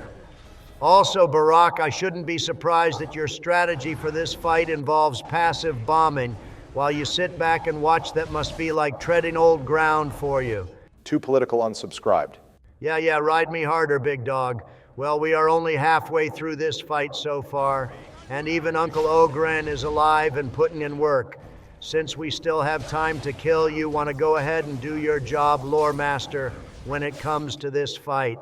I mean, you could have been nicer about it, but sure thing, I guess. Well, the reason this thing is even here is, unsurprisingly, the Baroness's fault. The Queen of the Black Marsh was originally a high dragon that kept attacking the village of the Black Marsh. So the Baroness was tasked with getting rid of the creature attacking her subjects, since she didn't want to lose her blood magic supply. However, she ended up not being able to kill the dragon herself, so she simply sent the creature's soul to the Fade in a similar manner to how we were sent to the Fade, but our bodies remained in the mortal world. However, the dragon was so powerful that it still caused problems even after losing her body, so the Baroness had her soldiers scatter the bones around the Black Marsh to weaken the creature's presence. Just another casual elf for the Orlesians. A blood mage and her army wasn't even dragon level. I mean, even though it didn't work out, being able to take out powerful creatures just by sending their souls to another realm is pretty damn crazy. It certainly makes a war with Tevener, for example, impossible through conventional means, but going back to the Fade trapping, it seems like there was some missing piece of the lore, as both the Baroness and the Queen of the Black Marsh have two pieces from the ring set Soulbound and Earthbound. The set offers resistance to most elemental damage, and when both are worn, they give us increased willpower. Funnily enough, though the Soulbound ring gives us more spirit resistance than we can actually have in-game, the description of the ring says it gives 100% spirit resistance, but the in-game limitation on any damage resistance in Awakening is 50%. All right, cool. I'm glad we can jerk it to the mage rings, but victory is mine, boys. I beat Great Ape Vegeta. I beat Fused Zamasu, and now I beat the Queen of the Black Marsh, so say it with me, boys. Boom, easy money. Wait, Bill and George aren't even here. How the hell did you even do that, Donald? Increased production value? I wouldn't question it too much, Joe. Instead, let's get hype about the fact we beat the last hidden boss in Dragon Age Origins, and we have a ton of late-game gear to have fun with. The most important being our final boss loot with Vigilance, but we also get the Torque of Oblivious, which might be the best mage cowl in the game as well. I'm obviously going to stick it on Elf Mommy, but now that the peak of the content is finished, we might as well finish up the zombie's personal quest. I have to pick up some supplies in Amaranthine to make Vigilance anyway. This on paper should be an absolutely terrible decision. I'm just surprised Aura didn't crash out immediately after seeing Justice here and start throwing holy water on Justice or something. Girl is better than me. Her level of understanding is just far beyond human comprehension. But I mean, we are lucky that this situation is so easy to resolve, because we have to finish this Darkspawn war now, so we can't really take the time to pay for a therapist to work out the drama here. Wait, hang on. Joe has a point here. Why don't more people react horrified to Justice being in our party? He is a literal walking corpse. Shouldn't more NPCs try to attack him, or at least act disgusted by the smell or something? I mean, we are the literal All of the Holden hero of Ferelden. I don't think questioning or attacking a member of our squad would ever be a good idea. That being said, most people don't even seem to notice Justice as a dead body. The bartender in the tavern, for example, calls Justice Christoph and asks if he wants his usual, not realizing he's dead. Well, to be fair, that makes more sense. Girl's probably in hour 9 of her 10-hour shift. She could be serving the archdemon and not notice. Looks like Justice is a fellow Andraste enjoyer as well. You think the Fade has a bunch of Andraste cosplayers? We know that spirits of faith love to take the form of religious idols like the divine Justinia spirit we see in Inquisition. Their form probably switches out a lot given how chaotic Justice describes the Fade here. Also, that line about taking for granted the structure of our world is going to age really poorly when a certain egg-shaped elf takes a 1,000-degree knife to the veil. Well, we just have a few more scenes before we wrap up Justice's arc. I don't have much to say about the zombie. He's optimally always recruited last in Awakening, and the only reason people remember this guy is all the wild shit he makes Anders do in the sequel. So I got nothing. Justice, you are not a good boy, but you probably inspired the concept of coal. So thanks for that, Unk. Well, I have one last bit of cut content I can dish out on Justice. Originally, when writing Dragon Age 2, the writers had the idea that Villana was going to be the Justice fusion instead of Anders. The idea was Villana would allow Justice to live through her as a form of redemption for what she did to the merchant caravans. This in turn would have likely shifted the Anders and Justice plot about mage oppression to focus more on elven oppression, given that is what Villana and Justice both related to in party banter. The writers probably scrapped this because the mage versus Templar debate flowed much better in the story of Kirkwall, and that's when they went with Anders. Damn, we could have had an updated Elf Mommy and 2 Donald. God damn, that might be Bioware's biggest fumble in the series, being honest. Hell, updated Villana might have pushed me over to thinking Dragon Age 2 was the best in the series. So you two have no opinion about the lore implications? Nope. Whatever, let's just go get our final piece of legendary gear then. Sound is something only a spirit could hear, but it summons an ache I didn't know I had. With pleasure, viewers, we already grabbed everything we need. So now it's the moment I'm sure we have all been waiting for, given all the comments. Last episode, I can tell, vigilance is our community's overall favorite weapon. And Joe, you mentioned earlier how you wanted raw power and Wade's suggestion, right? Yes, Donald, I did indeed suggest that I think that's the most optimal. All right, well then I'm going flexible and aiding in defense for the augments, and you can go fuck yourself, Sleepy. How does that sound? Prick. All right, needlessly hostile, but here it is, boys. The absolute strongest sword in all of Dragon Age. After almost 30 hours of gameplay, we finally have reached POTUS's peak performance. Oh God, there it is. It's so goddamn beautiful. I've held a lot of things in my hands, boys, but nothing more precious than this sword. Don't you have 5 kids, Donald? Yes, what about them? Jesus Christ, well, thank you for handing in the tablet we got back in Cal Hirol. I can't believe I forgot about it. I got really distracted by Sigrun. I'm sure you did, Suzbama. I mostly turned it in because I wanted my bro Beelan to have more ammunition against the inefficient assembly to set his policies unopposed. But considering we are a paragon of Orzammar, I would assume finding anything that benefits Dwarven history is important to us. Well, with all 3 of the legendary items gathered, I think it's time we put an end to this episode. Wouldn't you say, Donald? Oh, you would love that, wouldn't you, Barack? I'm a president, not a mathematician, but even I can count the fact that I have one less boss. Then you do. We both have a special episode left, too, so I'm not letting you win the competition without a fight. So I'm going to start the end game and kill one more boss so that I'm tied with you. Then even if we end our special episodes tied, I can be satisfied with that. Donald, the Siege of Amaranthine is supposed to be my episode. If you do this, I'm literally not going to have anything to do next episode. I already know the final battle is nowhere near as long as the Daenerys final battle.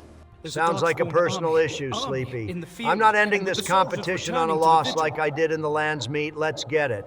Nothing we can do about it, Joe. Just means we can do the final episode largely unedited at this rate. A Darkspawn army is within sight of Amaranthine. Sigrun, you're going to have to wear a better elf disguise than that I can tell it's you through the voice. Yeah, this one is almost as funny as the Mark Meer mercs that attacked Dr. Mitchell's clinic in Mass Effect 1. Still, it's not as bad as every single character in Oblivion being voiced by Wes Johnson. I know she's a traitor, but maybe Ban Esmeralda had a point about defending the cities because now Amaranthine is cooked. It was cooked regardless of which path we defended. The Darkspawn and Amaranthine are still at blight strength, and we only have one single Arling of troops. The only way we would have been okay is if Alistair actually gave us troops, or we could use our blight treaties again, but sadly we didn't get either. All right, I know who we picked matters, since most of the companions don't make it if we save the city, so who should I go with, Barack? Well, we need Villana for the extra content at the Dragonbone Wastes, and we should also take Nathaniel, since if he's not in our party when we export into Dragon Age 2, his quest won't trigger properly. After that, the last 2 companions at risk are Sigrun and Justice, and you know who I have a preference for. All right, Elf Mommy, the kleptomaniac, and my boy Nathaniel. It is time to finish this fight, boys. The Vigil's ale supply is safe. Leave a few Darkspawn skulls for me to kick in, right? If I ever had doubts of you, they are erased. Fight nobly, and if you die, die with honor. Oh, I miss out on the suicide mission. Oh, life can be so unfair. But, good luck. Chin up and all that? The rest of us will stay here. Make her protect you and hold you close, Commander. Squad pull-up game is still on point. Also, we are finishing the game with each of our favorite companions in the squad. That's a pretty big coincidence. I mean, it shouldn't be that surprising. We did the same damn thing at the Battle of Daenerys. Speaking of how do we feel about the goodbyes in this section, boys? Or rather, the lack of the goodbyes, since it's really just one final line from the 3 members we don't take. I'm pretty much fine with it. I don't like how Bioware felt like the final goodbyes were a crucial component in Dragon Age just because they were incredibly memorable in Origins. The reason they were so powerful is because your warden had a high chance of actually dying. So putting them in Dragon Age 2 when the Mage Templar battle was just another Tuesday to the squad felt incredibly forced, and it would have felt just as forced here. Granted, if Exalted March came out, we might have had a very real possibility of some companions or Hawk dying. So maybe it would have been more appropriate during the ending of the expansion. Let's save the Dragon Age 2 yaps for next year. When we play the sequel, boys, looks like we have a bit of a choice here. I know the fake news media wants you guys to think I always pick the renegade option, but there's almost no goddamn reason to not save the city of Amaranthine, as long as you have been doing your job and upgrading the keep effectively. Literally, both places survive with some casualties, as long as the keep is properly equipped. That's sort of an oversimplification, Donald. I would say this choice comes down to a more paragon or renegade decision, as the result of saving either comes down to politics. Saving the city paints the wardens as heroes to the people, and while it weakens their military presence, it cements the trust between the Ferelden people and the wardens, that the wardens are heroes that will save them when a threat arises. If you save the keep, then the keep will become an economic powerhouse that will rival Amaranthine, and the wardens will send more recruits to strengthen their military power further in the holding. This comes at the cost of the people no longer trusting you, and depending on your origin, the nobles start creating rumors that the warden is a blood mage, or that the burning of the city was racially motivated. Yes, but dwarves, being the best race, don't encounter any sort of bad rumors. In fact, they are the only 2 origins immune to blowback. Also, being a man of the people is what POTUS does, and we are not about to be cowards and run away from this army in the city. Besides, saving the city still creates the best outcome, while saving the keep always creates problems. True, the only reason to save the keep is if you wanted to save the squad, or if you really got attached to Beryl, I guess. Hey, Zaid did his task, that's all I can ask of him. My beautiful stone walls and Uncle Ogren are safe. That's all I care about. I'm not even going to try to have him include Anders on the list, but Nathaniel, weren't you just yapping about this being your family's city? Why the hell are you all of a sudden willing to see the city your family built destroyed? I get Valana's reason, she's perfectly valid, but this seems really out of character. Okay, Valana is definitely not being valid. She just hates humans. If there was one Dalish in the city, she would change her tune. Nathaniel is just a victim of Bioware's fetish of making the moral choices balanced in party decisions to make the choices seem more gray. Anders, Sigrun, and Justice vote for saving the city, while Ogren, Nathaniel, and Valana vote for destroying the city. The reasons Ogren and Nathaniel give sound incredibly uncharacteristic, but that's the cost Bioware makes. Nathaniel, I can almost understand, but Ogren never shies away from any fight. There's no way he doesn't try to go into the city just to fight the spawn, at least. I mean, just look at how he acted when we brought him to Redcliffe Village. Episode 14 for the viewer's reference. Oh, so when you shill, it's okay, Donald? Yes, exactly. It's only based when it's me. I'm certain I've yapped about this before, but it's a trend we see in almost every Bioware game. Even in Mass Effect, the squad mates will often voice split opinions, and it's more glaring in that game because the squad mates will even flip opinions depending on who else is in your party because of the renegade and paragon rankings of each squad mate. Having Rex vouch for sparing the council because you pussy-whipped Kaiden into being renegade is still a highlight of the series. Speaking of highlights, I'm not getting too many highlights from this victory lap around the city. It's just the same old darkspawn we've been fighting, and while I'm not seeing any civilians, I am definitely seeing plenty of city guards that the captain was willing to burn alive with the darkspawn. This dude is a damn terrible boss. We need to fire his ass and get someone loyal to his squad. Well, maybe we can hire the Darkspawn messenger to be our new city captain. I saw you spared him. And I know a lot of our viewers like this guy, so maybe we can give him a new job. I only took him along so he could be an extra meat shield against the Darkspawn. I'm honestly considering killing him at the end of this city section. Only thing stopping me is I think some people actually like this guy. Bro, you are not doing the whole city defense section. You are gonna leave me with like 20 minutes of content next episode, if you do. Why not? It's what all the other president YouTubers do. Why don't you figure it out, Sleepy? Besides, I don't plan on doing the whole section. As soon as the game gives me one boss, I'll call it for my time in Awakening. The messenger's a pretty good guy. He ends up being a hooded vigilante that saves travelers in need around the city. He unfortunately does still spread the taint around the land while saving people, which shows that Darkspawn can't cohabitate with mortals, but even with that small problem, he does far more good than harm. Him being a discount Batman isn't stopping my trigger finger. He's still a damn Darkspawn. And last I checked, as a Grey Warden, it's our job to kill them. Hell is a proud dwarven noble. We have even more of a reason to kill him for everything his kind has done to our people. I swear I could almost hear the Uncle Ruckus theme when Donald said his kind. Yeah, I was just willing to ignore that, being honest, but back to my biggest problem with this segment. It's not the repetitive Darkspawn fights, but rather it's the fact that the gameplay, if we choose to save the keep instead of the city, is far more enriching than saving the city. The battle defending the keep not only has an army wheel the same as the Battle of Denerim, but the army wheel also takes all your choices into consideration when ruling the keep and what upgrades you grabbed. The different variations are almost as varied as the Battle of Denerim, albeit much shorter, but it's still an immaculately crafted level that we only get if we make a flat-out evil decision. Probably one of the few times Dragon Age rewards the evil playthroughs, besides Orzammar, but I agree. It's an odd design decision. Anyway, what's this guy's problem? All we did was say a little joke. This guy has the softest damn nerves in the series. He needs to sit down and learn his damn place. We are soloing this Darkspawn army, and if we want to have a little fun while doing so, we damn well will. Here's another part of this section that really bothers me. I know it's been a non-stop critique of the Amaranthine section, but I promise I will have some positives next episode.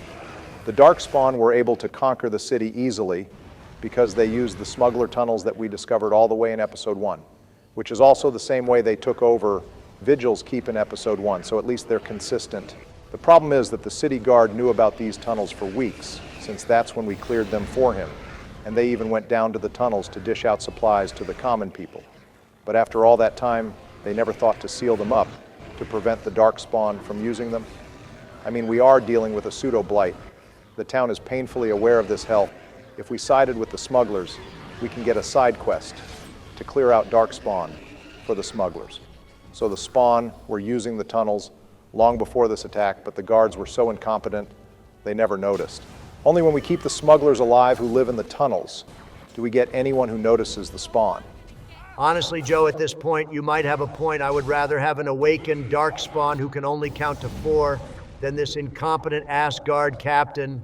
Where's Sergeant Kylon when we need him? Tell him we will double what Hal paid him in Denerim. Also, thank God there's finally a boss. Donald can end the episode before eating up everything in sight like his hungry hippo ass usually does. Well, next week we have our last episode of Dragon Age Awakening, and we get to make one of the biggest moral decisions Bioware has ever placed in their games. Get excited, viewers. A final flash of this fantasy falls to our fellow fighters. We have reached the end of the road, viewers.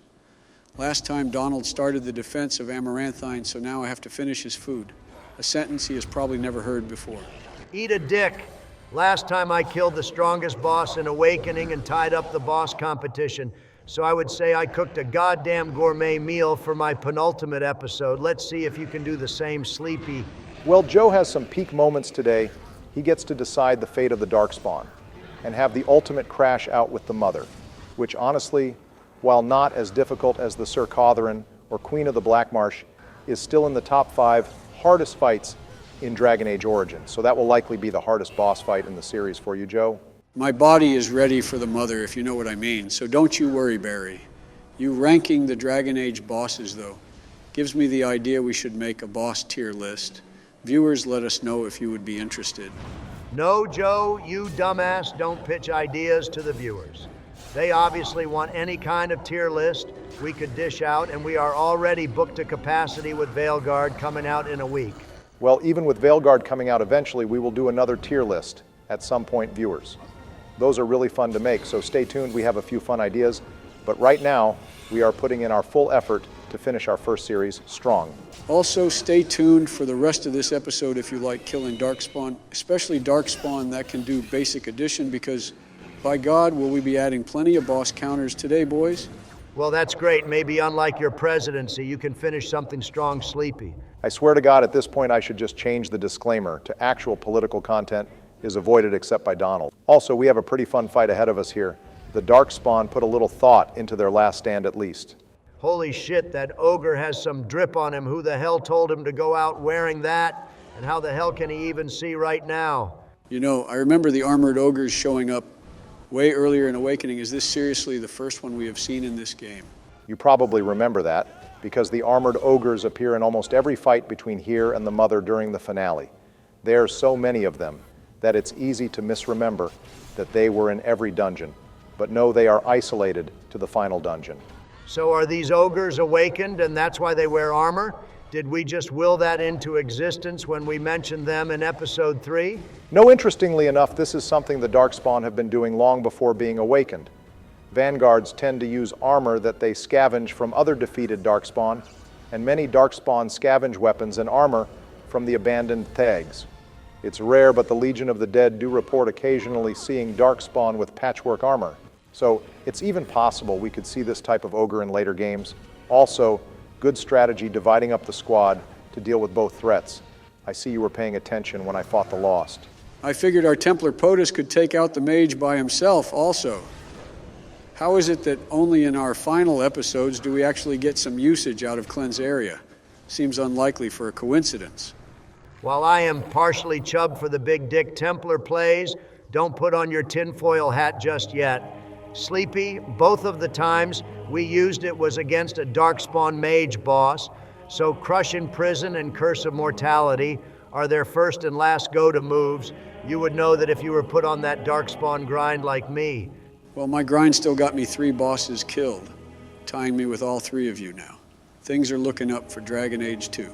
It's still your last episode. Me and Barack still have our specials. You are cooked. Also, look at all these NPCs clapping for POTUS. I bet they clap when an airplane lands, too. I mean, they better start clapping. We did kind of sacrifice our soldiers to save them. Well, I said I would be less critical of the Amaranthine section, and I kept my word. This scene here is one of my personal favorites in the series.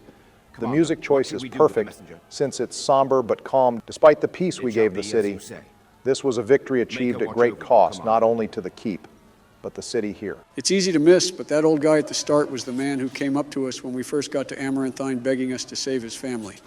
Looks like his wife lived, but he didn't. It's a sad scene, even if the city lives. Well, this is excellent PR for the Grey Wardens. Our campaign donations are about to go through the roof. Job's not finished yet, though we still have to deal with the red and blue team leaders. Let's finish this fight after we get some glaze from our adoring fans. No autographs, though, we don't do that. So the map here says that the keep is dead, but that's not entirely true. We fully upgraded the keep, so we will see in the epilogue that despite heavy losses, the keep never fell to the Darkspawn. We could probably go back, but it's far more tactical to finish the fight and take out the leaders while we can. Oh, hey guys, do this part without me. I have to go and look for something. Donald, I'm going to stop you right there. Morrigan isn't here yet. The Witch Hunt DLC takes place about 4 months after Awakening, since the description of the DLC says it takes place a year after the death of the Archdemon. We are about 6 to 7 months after the death of the Archdemon currently. God damn it, I was so close. The Alluvian is here, though we just kind of miss it while killing the spawn. Also check out my sick jumps. Nice, Joe. Glad we could get a ogre kill animation before the end. The Alluvian being here is a nice bit of lore consistency I like. We learn that the dead dragon bones in this area host incredible magical potential, which is why there is a functioning Alluvian here. And in Dragon Age 2, we learn from Fenris that the Tevinter Imperium used the same logic of bones being a source of power in the bone pit. Yeah, enough about that mid-game. What the hell is a high dragon doing here? Considering the mother wants to die, maybe she has been pissing off dragons, as well as the wardens, just to see who gets to her first. That's my personal theory anyway. I mean, I could see that, but no, that's not why this dragon is here. This place is known as a dragon graveyard, because dragons have a natural instinct to wander to this place to die as a final resting place. This is why there are so many dragon bones here, and it's why we find a dragon cult operating in this place during Witch Hunt. I imagine this dragon was in its final years and saw the opportunity to have one more grand battle with POTUS, which is why she appeared. I doubt she wanted to just attack the Darkspawn, otherwise she would have been attacking all this time. Are the power of the dragon bones the reason the architect used this place to awaken the Darkspawn and the Mother? Not a bad theory at all, Joe. Tevener has always used bones to fuel this magical power that does support the theory that the architect is lying about his amnesia. It might also explain why the Mother is the only broodmother we see able to use magic. To be fair, it's not like we have seen or ever will see a awakened broodmother either, so it could go either way, boys. Also, I just realized, is this your first high dragon fight? I think it actually is. The only other dragon I fought was the Archdemon sequel in the woods, and those were normal dragons. Barry fought the High Dragon in Theme, and you fought Flemeth and the Queen of the Black Marsh. I'm glad I got one dragon fight before we reached Veilguard. I just hope Veilguard makes dragons feel like a grand and epic battle, and not just cinematically, believe me. They proved they can do that already, but I mean space the dragon fights out. Instead of every area in the game getting a different flavor of High Dragon, making them rare just feels more right and more earned. Well, I got my kill animation, boys. I think I earned this one, so say it with me. Boom, easy money. Thank you, boys. Let's go check on Valana's baddie sister. Now maybe we can finally get that threesome. I mean, she is mind-broken at this point, given the way she said tender, but I don't think she is the fun kind of mind-broken. No one wants to hear what the fun kind of mind-broken is, Donald. But this is the reason we brought Valana with us. Serani only appears when you bring her to the waist. Going back to this scene, though, it's really sad that Valana is so blinded by her love of her sister that she can't recognize the obvious mind control that is going on here. Not only was she kidnapped by the Spawn and noted as very compliant, but she is obviously very heavily tainted. Finally, to tie a bow on this, even if you agree with Serani here, and ask her to follow you so you can tell others she refuses adamantly, and just says she has work to do. Sorry, Elf Mommy, your sister is now a plaything to the Darkspawn, and I do mean that quite literally, given the phrasing the architect uses. There's no happy ending for Serani, is there? How could there be? Even if they weren't mind-controlled, she is tainted she's going to be dead, or a ghoul in a matter of time. Both her endings are worse the more information we get about the Darkspawn plan. First off, even if we side with the architect, Valana never sees her sister again. Why do you think the architect only keeps women around with him? Because even if he's a Darkspawn, a man's got needs? Gross, but it's worse than that. What do Darkspawn normally do with women? They turn them into broodmothers? Oh, shit. And we already know the architect has experience trying to awaken broodmothers. Correct. He probably thinks if he befriends them during the process, they will be far less insane when they are awakened. Why in the hell does he want to create more awakened broodmothers? Just one of them created a mini blight. Well, because it's all part of his plan. As much as he lies, the architect does want to free the Darkspawn from the call of the archdemons and stop the blights. To do this, he needs Grey Warden blood. But obviously, he doesn't think he can awaken every single Darkspawn to ever exist. Even if he gets our support that's only a couple dozen wardens, he would need every warden to ever exist to support him and regularly donate blood. That is impossible. So the next best thing is to create enough awakened Darkspawn that the majority of the spawn can follow. And in the Darkspawn hierarchy, brood mothers are only behind the archdemons themselves. This is because even Darkspawn know that brood mothers are their moms and are what create more Darkspawn. So on paper, all he needs is a few dozen awakened brood mothers, and the blights might be a thing of the past. I'd love to see the women's reaction to that pitch. Hey, do you want to end the blights? Great. Just step on this couch surrounded by Herlocks. Trust me, it's all part of the process. To play devil's advocate, this solution has some really good cold calculus results. Sure, some women get a fate worse than death, but if it stops the blights, that's losing a few dozen to save millions. Again, tell that to the women going through the process. Donald, this is essentially the trolley problem. That might be an interesting moral quandary, but it's irrelevant. The bigger problem is the architect doesn't know what the hell he is doing. Brood mothers are not biologically Darkspawn. They are humans that turned into ghouls. So we have no proof awakening them is even as successful as normal Darkspawn.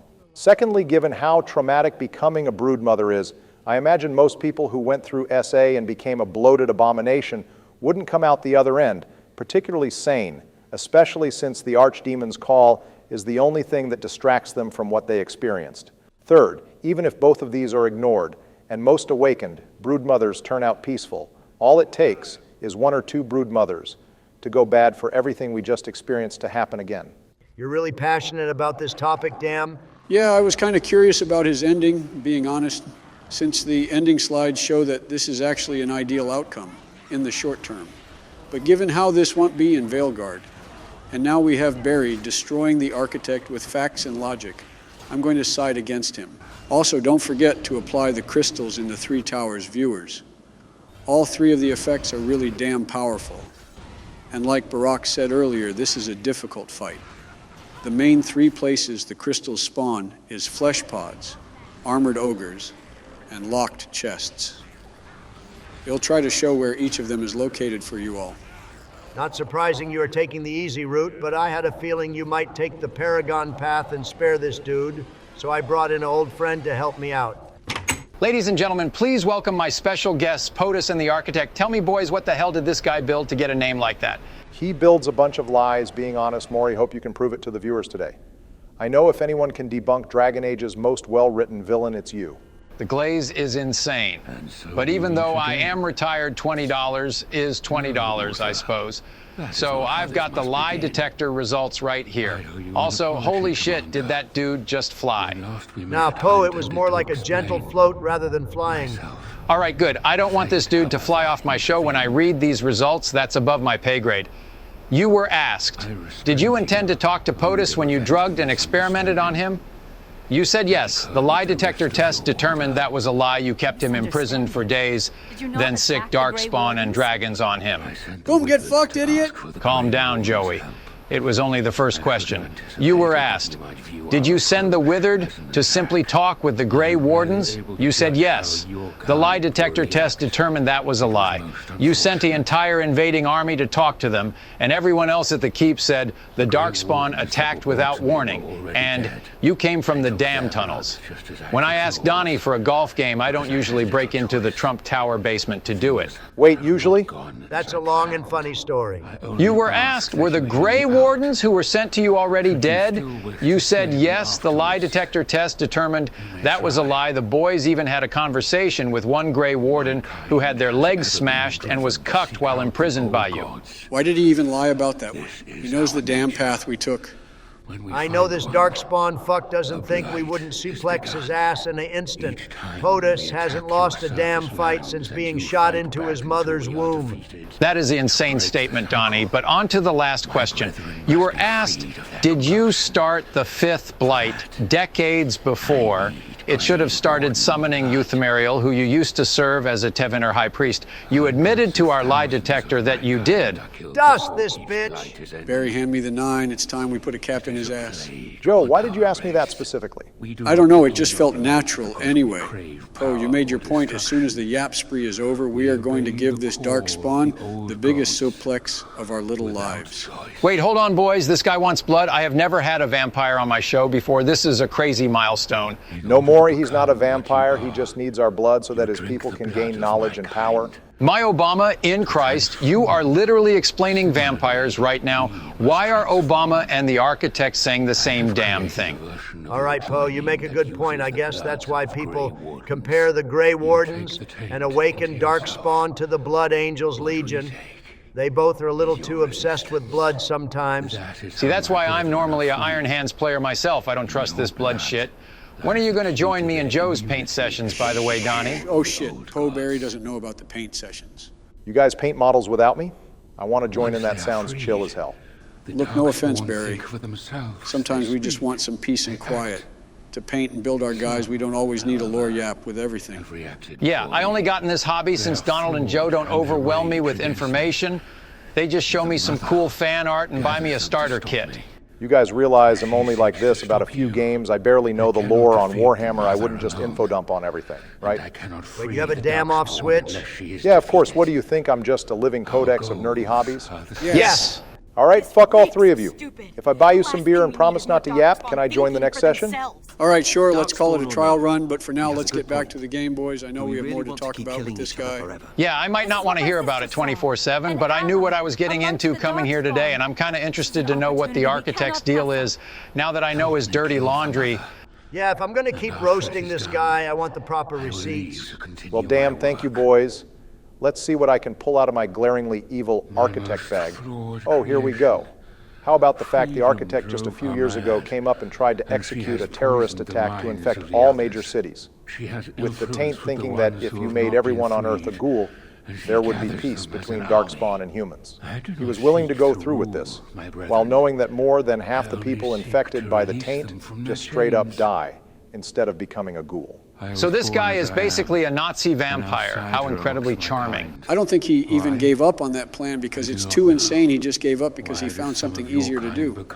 Also, damn, we once again have a 2-to-1 vote on the subjectively bad decision on siding with the architect.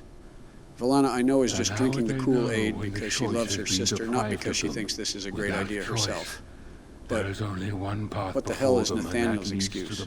If I could run some defense for my boy here, I think he's just willing to give the architect a chance since he was given a chance at redemption, and he wants to end the cycle of violence that the Blights bring since he saw how bad the Blight messed up his family. He's not thinking rationally, but I can see his reasoning behind it more than his amaranthine decision. And my girl Sigrun stays on top with not only opposition, but a point I didn't even mention. Awakening the Darkspawn not only makes them more intelligent, but it does make them stronger physically and magically too. Giving more Darkspawn the Zenkai boost can easily turn south if they decide to go back to raiding, like the red team has been doing. So the vibes I'm picking up here is that these choices are all somewhat in character for each of your squad mates, right, boys? Right on the money, Poe, and it's far and beyond better than the last choices our squad mates made. You know, even though we are shitting on this guy, the fact that we have spent a large portion of the episode talking about him just goes to show that Bioware made a well-written villain that has us considering the lore and all sides of the argument. I cannot blame you. Oh, absolutely, Maury. He's definitely a top-tier villain. Even though his actions come across as a mad scientist, I can't say he doesn't get results and that he isn't slightly charismatic, considering how successful he is at getting people on his side. You will have to forgive me, Commander, for fighting to preserve my destiny. Well, now that we have let the villain yap, it's time to bring down the murder knife. Well, thank God we don't have to play Fire Maze Simulator with the architect. He actually fights fair, unlike Corypheus. Oh, don't you find Corey interactive, Barry? Holy shit, this vampire can summon fire. That is not how this show is supposed to go. You're supposed to run off stage, not light the damn stage on fire. Don't be a poor sport because you got caught. Well, this guy is an ancient Tevinter Magister, Maury. He has special blight magic that we don't see anywhere else in the series, as he's able to advance the taint in anyone afflicted by it, and also exert control over those with the taint. He also has spells in-game that no one else has in Origins, like Cataclysm, which is a stronger Firestorm and an improved Fireball, and Winter's Grasp spell as well. He also has spells that we are able to use but no other enemy uses, like Glyph of Neutralization and Hand of Winter. See, I don't know what any of that means, but it sounds intense. Despite the 2 versus 4, this guy seems pretty even with your squad. Guys, I somehow got the architect to do a little dance. Did this asshole just emote on us? What the hell happened? See, now this is more on brand for my show. So, that's a specific glitch that happens when you use Unending Flurry on the architect. Using it on him causes him to stay locked in the Unending Flurry animation as well. Despite not actually being able to use that ability, it's likely due to a coding error. Well, it's hilarious and horrifying at the same time, but looks like we killed our first of many ancient Tevinter Magisters. Good shit, Joe. He died like a bitch. Well, actually, Donald, I hate to be that guy, but the architect is almost certainly not permanently dead. Remember how I mentioned no ending turns out good for Serani? Oh shit, he has the Corey hacks. Yeah, the fact that we never see Serani again when we kill the architect, I am almost certain the architect transferred himself to Serani's body after we killed him, which means Bioware could bring this guy back at any time if they wanted to.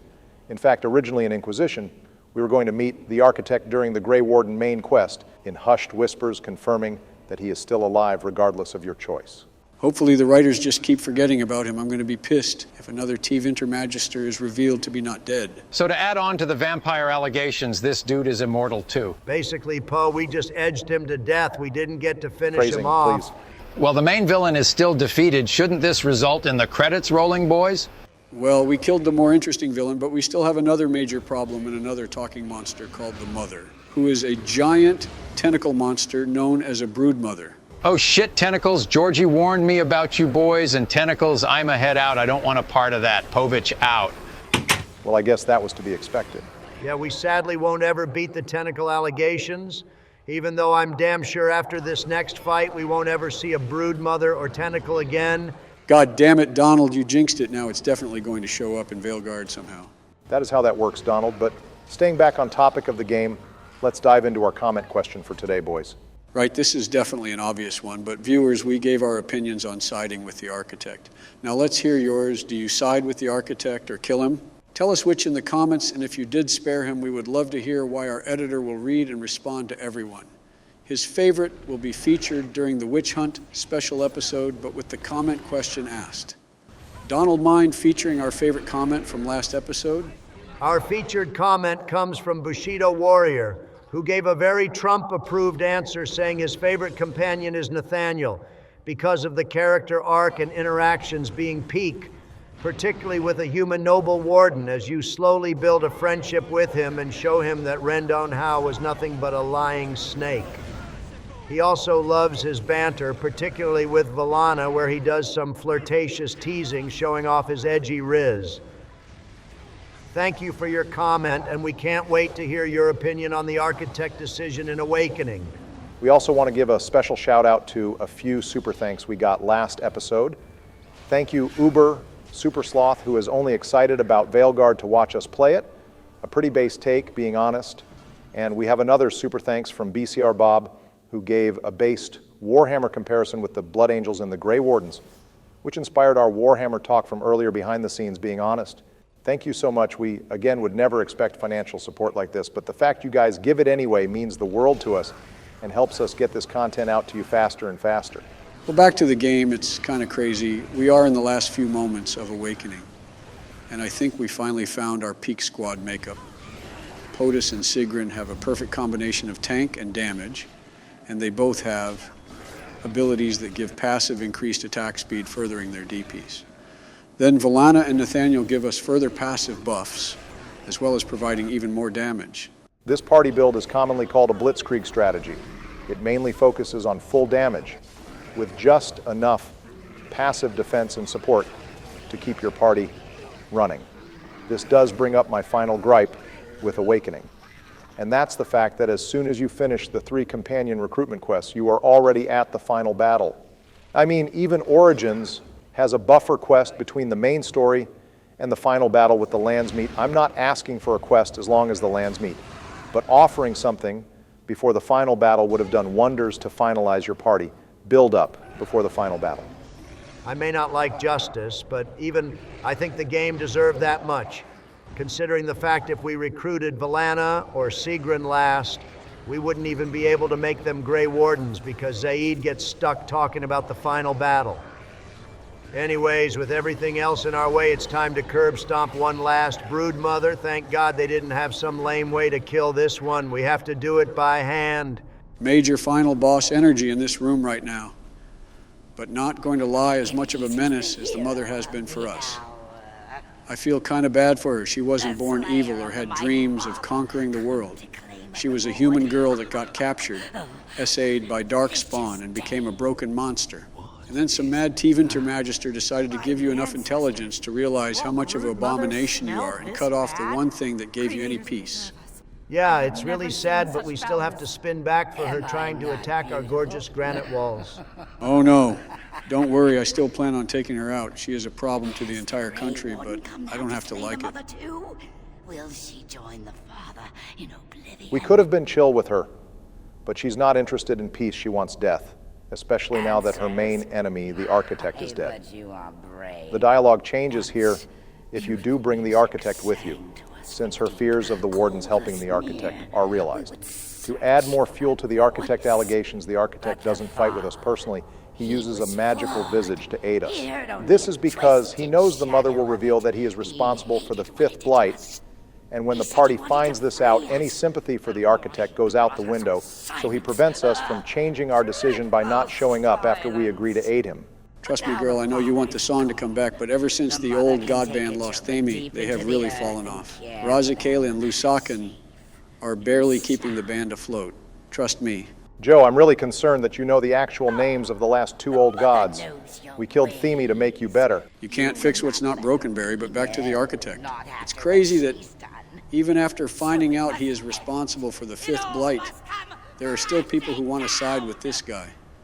Bioware really made a perfect, morally gray villain here. Jump scare incoming. Let it come. Let it come. Anyway, with our pants fully stained from the jump scare, it's time for the final fight. Boys want to do one final boss yet, Barry. With pleasure, Joe. So the mother has relatively low health compared to the archdemon or the queen of the Black Marsh, but she makes up for this by having an unlimited supply of hentai tentacles and a constant wave of children grubs, too. I see you focusing on the tentacles, Joe, but it's usually better to only damage the tentacles with area of effect spells that hit the mother, too, since the tentacles are immortal, and only are stunned temporarily when their health drops low enough. Activating the 3 towers makes this fight pretty free and extra free if you have the architect's help and get a 4th tower. Use the fire tower and the architect's spell whenever you want. They just do flat damage to the mother and tentacles. Use the heal tower whenever a party member is about to die from the mother's grab, and use the stun tower whenever the grubs are first summoned so they don't overwhelm you. If you don't take out the grubs quickly when they are spawned, it's easy to get overwhelmed. The mother's grab also has an annoying glitch that when she uses it, it has a chance to cause the squad mate she picked up to fall inside her and be unable to be attacked. This can cause a damn soft lock if you don't have an ability that can damage enemies without needing a lock on, like Reaving Storm. Thankfully, I don't need to worry about that. POTUS is built far too different to be taken out by a grab, and Nathaniel and Valana are too far away to be affected by anything the mother does. Honestly, giving everyone in your party ranged attacks is an easy way to cheese this fight. The only thing the mother can do against ranged is her tentacles and summoning her children.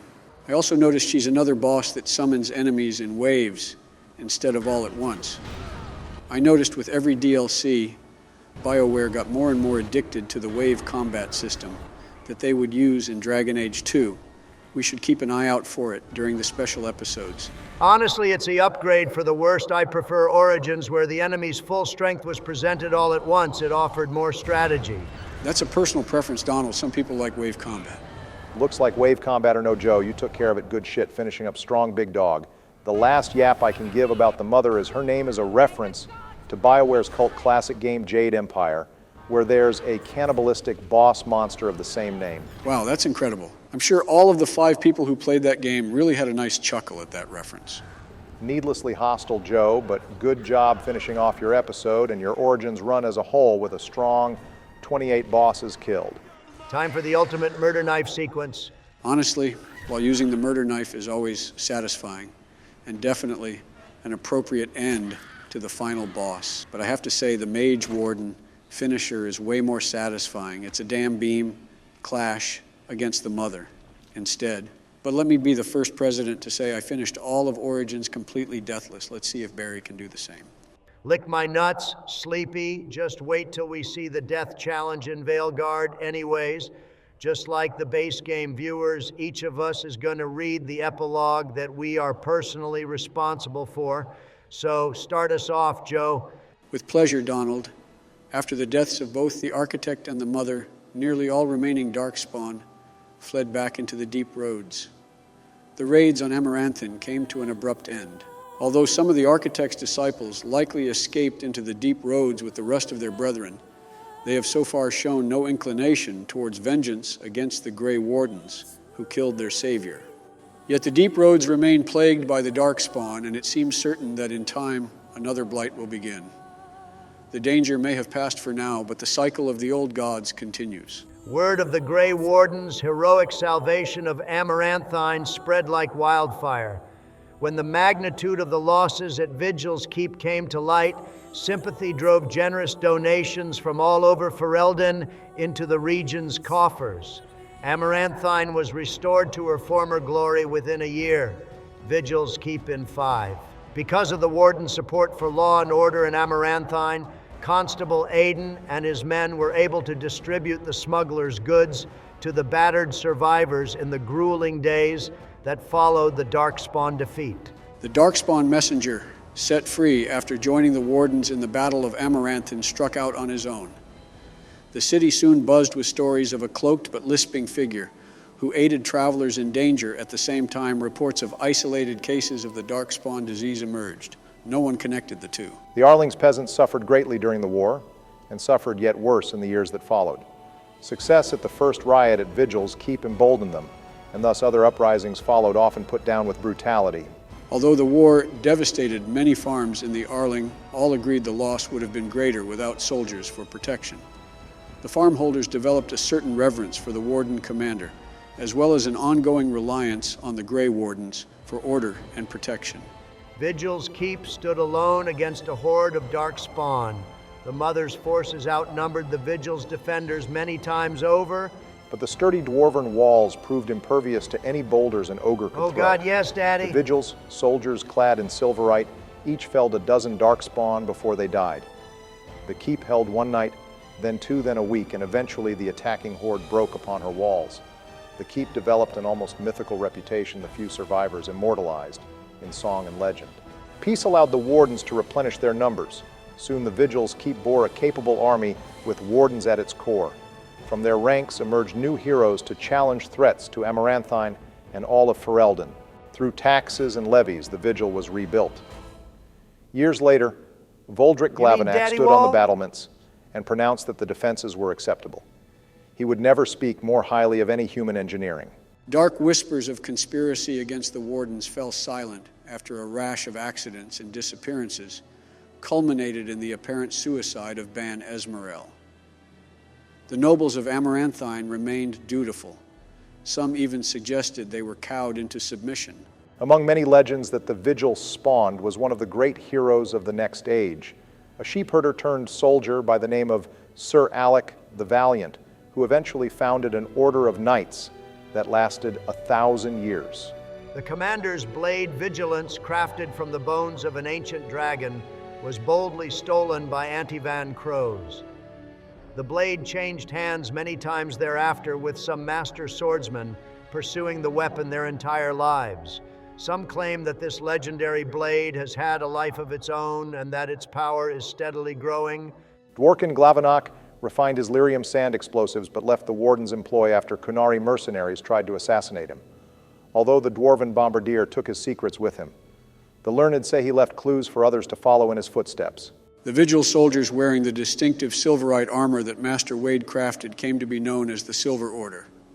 Under the tutelage of the Wardens, the Silver Order developed into one of Ferelden's most revered military forces, a lasting memory of the Vigil's famous commander.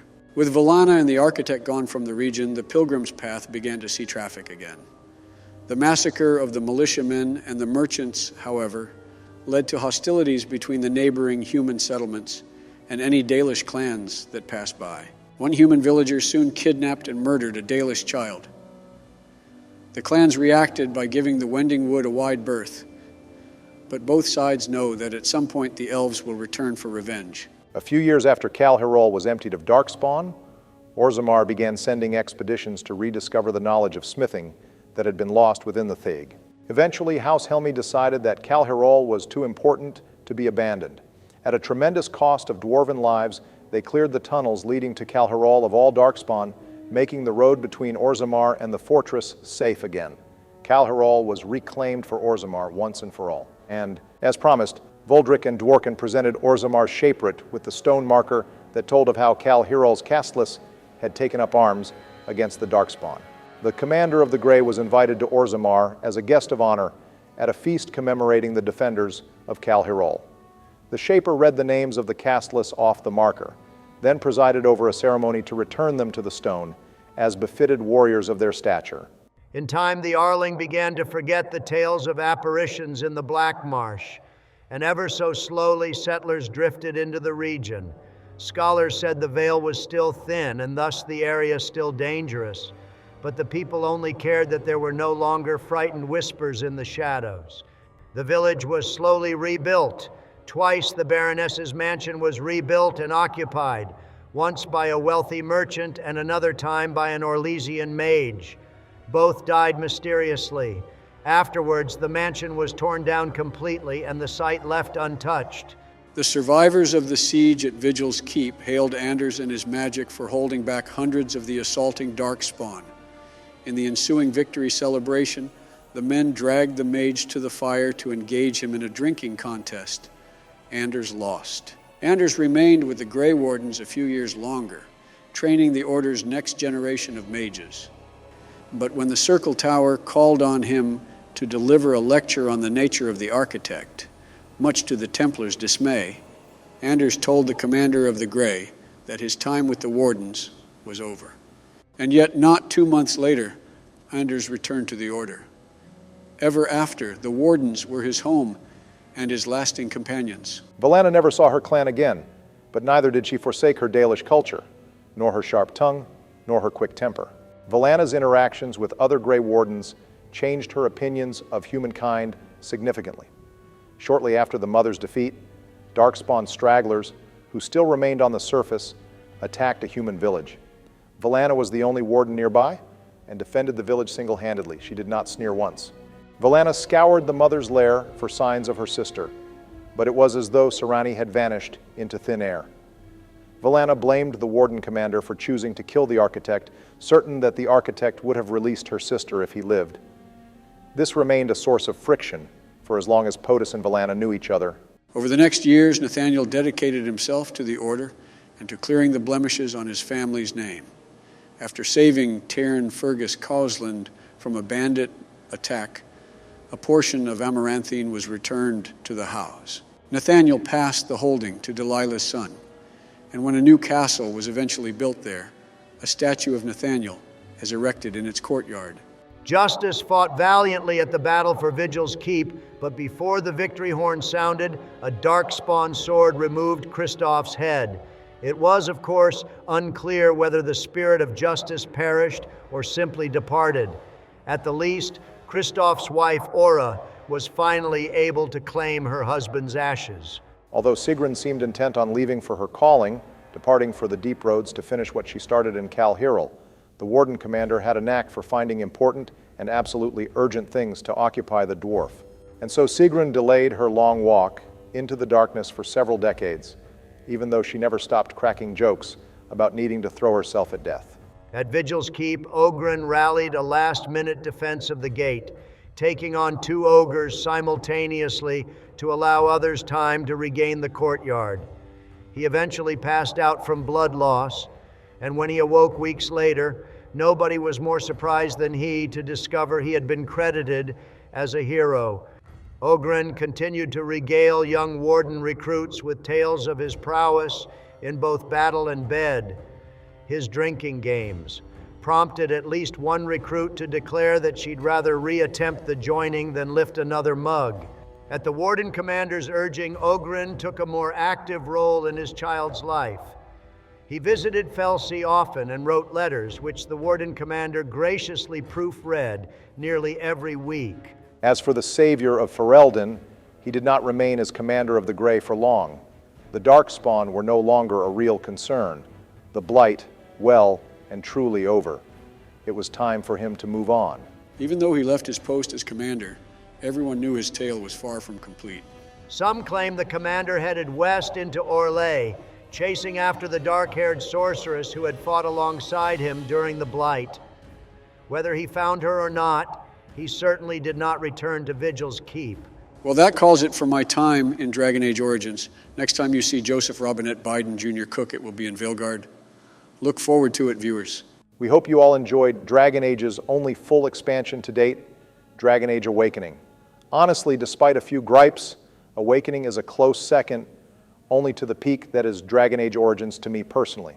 With the book closed on Awakening, we only have me and Donald's special episodes, where we will do Golems and Witch Hunt, respectively. The book isn't closed on Dragon Age Origins until POTUS walks through the Morrigan Mirror with his goth waifu boys, so stay tuned. Thank you all for watching. Don't forget to leave a comment on what decision you make with the architect. And don't forget to join the Discord in the description for more updates and to join a Chill Dragon Age community. We also still have our community poll deciding our race class and origin in Veilguard. So don't forget to subscribe to take part in who we play. This episode was a little short, so to compensate, I'm about to serenade you for a few minutes with some dark fantasy tunes. So for now, stay safe, and a 1 and 2 and 2, 2, 3, 4. Everyone me know and I wear 3 right.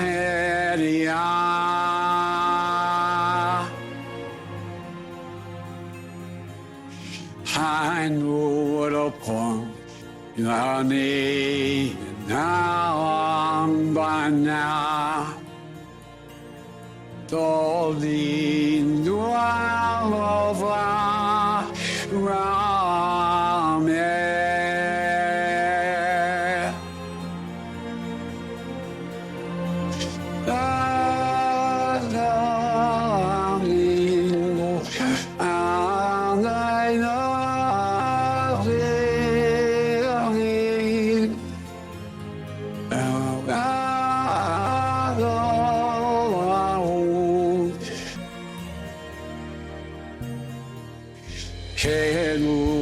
Amen.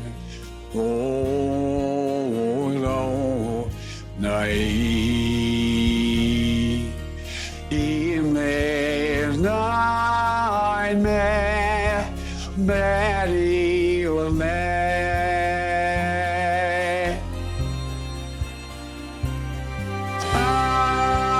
Now on me, all I know.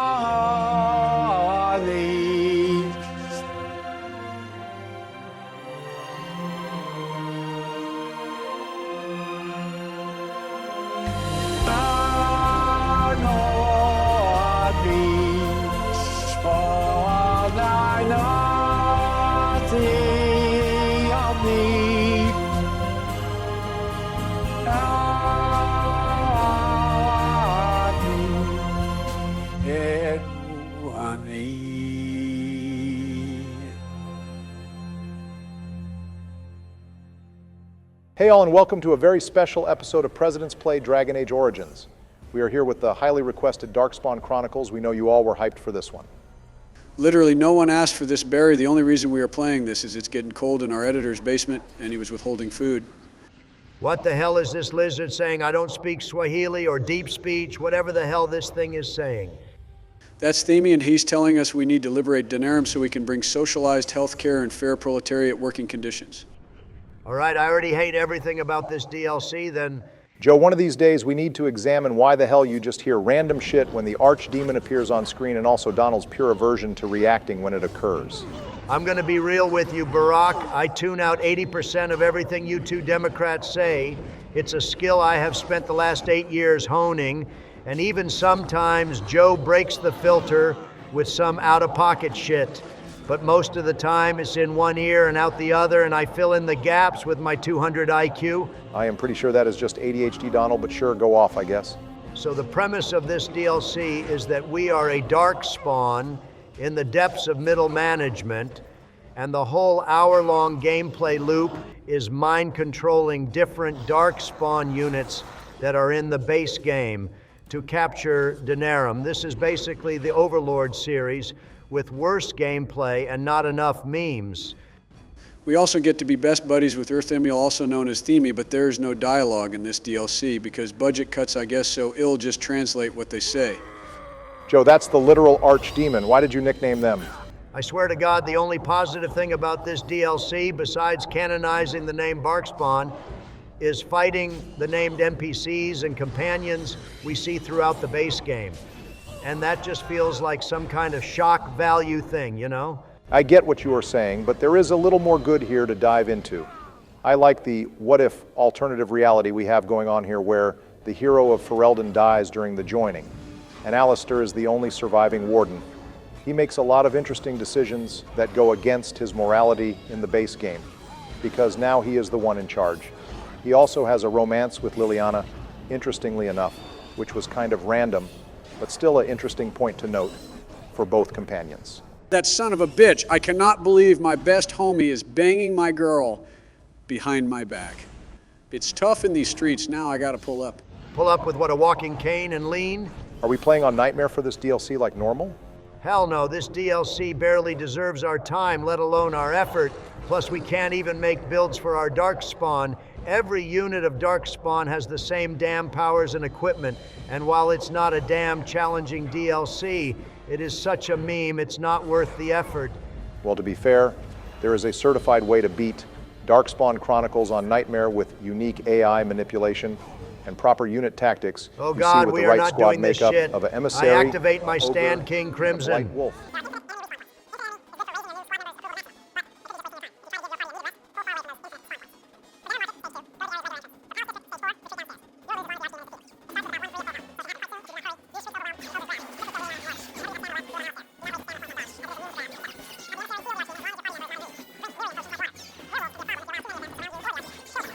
And that is how the Shriek is actually the most underrated unit in this game, both as an enemy and as a squad mate.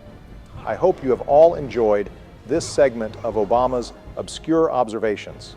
You're welcome for me saving your asses, viewers, but if you tell anyone about my Stand Secret Service, we'll be on your ass, like Joe is on Kids in a Playground. Wouldn't your stand be King Orange, not Crimson?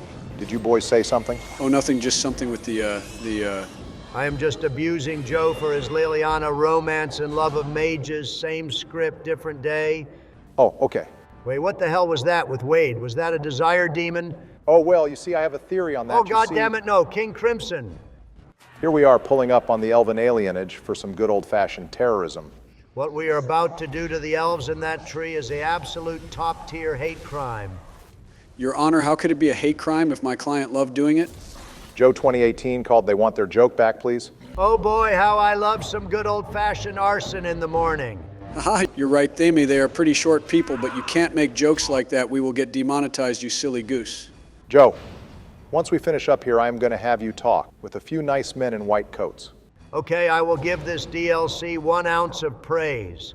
Having firebombs affect the environment and burn buildings, even if it's scripted sections of the buildings, is really cool, and that should have been brought back in the later titles.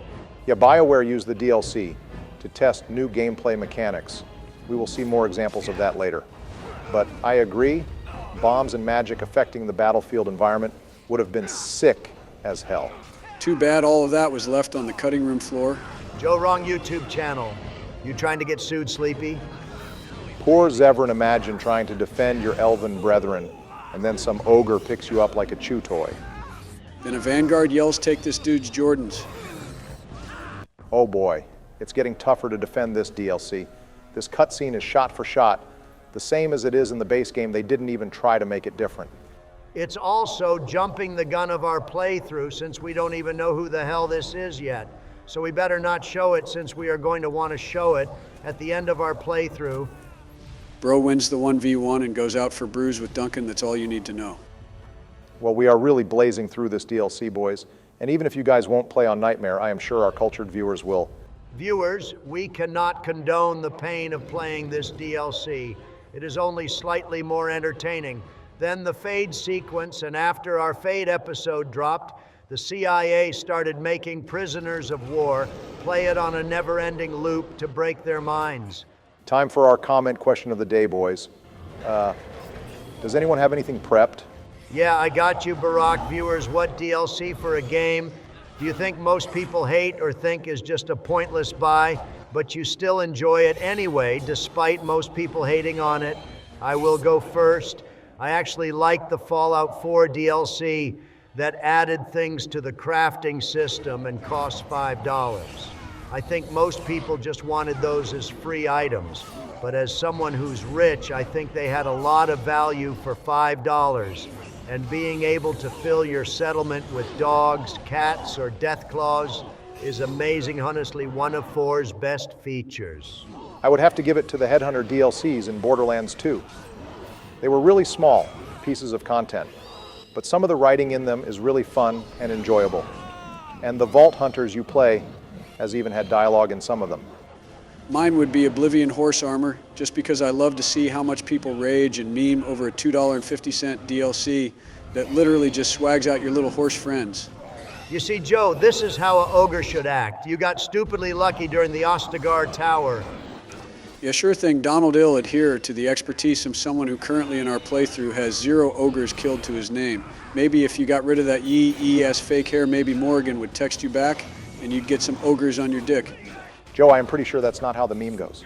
So do all these bosses count towards our current game boss count? No, why would they? Our warden isn't fighting them. And this doesn't even happen in reality. This is just for fun. That sounds like loser talk to me. Donald, if you can legit tell me how many bosses you fought in this DLC, I will let them all count. Carry the 2 and adjust for variable pricing, and that's 100 bosses beat. Today I win. Well, we are already at the final battle, boys. Look at this noob. I already know this isn't our Alistair because my bro would never forget to fucking equip Liliana or use a damn mace instead of a sword. I like how they just completely skip over the 2 tower floors of Fort Drakon here and they just go from the entrance to the top in 10 seconds. They definitely could have had some fun fights in one of the better dungeons in the game, but it's like even the game designers didn't want to keep making this trash DLC. Yeah, this is a fun concept, but you can tell even the developers just gave up or had to rush things through to get this out there. This was the first DLC that wasn't included in the mainline game and wasn't a full expansion like Awakening. So maybe EA was hesitant to put too much effort into this for fear it wouldn't do well. Wait for the ending. We have to fight the best boy Barkspawn and Morrigan. No, thank you. I'm okay with committing war crimes and burning orphanages. But I draw the line at killing my goth mommy or the dog. What do I look like, a JoJo villain? I will, however, end on a positive note. You son of a bitch, I'll kill you. Get off me, you old bitch! Well, while they duke it out, here's the ending scene on YouTube, since we aren't finishing this. Due to personal objections, I suppose. Liliana, no! Morrigan, no! Alistair's dying too. Whatever. Let us never talk about this travesty ever again.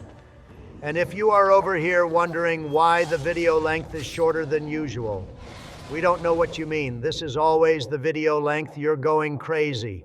We are gaslighting you? Babe, that's not even a real word. You're talking nonsense again. I bet one of your other YouTubers told you about that word. Happy April Fool's, viewers. Lovely viewers, let us regale you with the smell of lush lilies and live the lyrical landscape of Liliana's song. Perfect alliteration. Joe, you really nailed the theme of this special episode. Oh shit, let me try. Greetings, gorgeous gamers. It's your go-to-gym, George here. Not bad for a first try, George, and viewers. Welcome our special guest for this special episode. If you're wondering if Donald is gone or locked up, that's hilarious, but no. Unfortunately, he will be back next week. He just didn't want to watch me play this DLC. His words when we called him and asked if he was coming today were, and I quote, "Fuck Joe and his boring bards. Special episode, if there's no goth. Mommy or our warden, I'm not playing it. But not to worry, because George just so happened to be nearby. And as a former president, he still meets the one and only criteria." Yeah, even though I have never played this game. And my only experience was whatever the hell that inflated tentacle monster was buried here yaps nonstop about it during our presidential Dungeon and Dragons sessions, and he tells me this game has huge inspiration from D&D, so I figured I'll see what it's about as our group's resident dungeon master. And for that, we thank you, George. Anyways, this scene is straight out of Borderlands, and these will be our 3 party members for this story.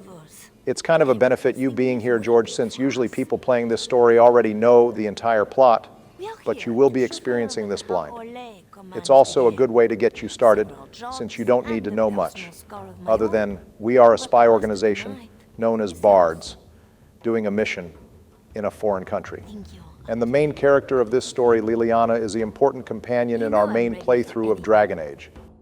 Yeah, believe me, I know about the redhead. Joe always asked me to put a character with her exact likeness and French accent in our D&D campaign so we can date her. Well, at least you're prepared for the degeneracy levels, at least. So that chick is our boss. Why did she whisper in our ear like that? Is there a Bard HR department I can talk to about these working conditions? Well, she's our Bard master, but she's also our current girlfriend, George. If you ever mention that again, Barry, I will go DEFCON 1 in here. Well, as Donald would probably say, Joe has to sit in the cuck chair today while playing. But our boss is our girlfriend. That one end, well, you should never shit where you eat. Agreed, George. We will have to see how well this turns out, won't we? Even though he's not here, Donald would have probably liked Tug. He's just the character for him. I know you miss him, Joey, but I'm sure you'll see him soon.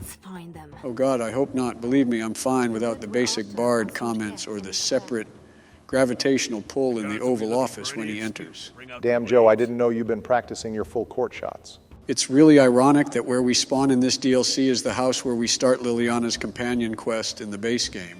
Good catch off the bat, Joe. I can already tell I won't have to lore dump nearly as hard as I normally do if you're this locked in. We also visit that house later to restock halfway through the story. Damn, Joey's stealing from a poor box. What a rebel. Just role-playing the character properly, George. Plus this comes full circle later. Good point, Joe. George, it will make sense at the end of this story. Also good shit grabbing this side quest, Joe. We just have to find 2 other notes. One right around the corner, and one is where we spawned in by Marjolaine's house. Just to make sure the goal here is switch the items in the chests between the others, right? That's one of 2 ways, yes, and the way that gives the most experience. All right, bet. That's the way I'll go then. Wait, so if we are bards, why aren't we whipping out our lute and drums to cast spells on these guards? Also, why didn't we roll initiative? Oh, right. George, bards are not magical in this setting. They are normal musicians. However, bards can also refer to an individual who is a spy using their charismatic and performative skills to gain information, assassination, and other spy duties. Liliana, for example, is a storyteller and singer, but her in-game class is actually a rogue. We don't have initiative in this game either, George. It's a real-time tactical game, not turn-based. Oh, hey, right, okay, so we got a rogue wizard and a fighter, a pretty classic RPG group we have here. That's too bad they aren't a magical bard. I was really looking forward to some shatters and vicious mockeries. We would have to play Baldur's Gate 3 to get those, George.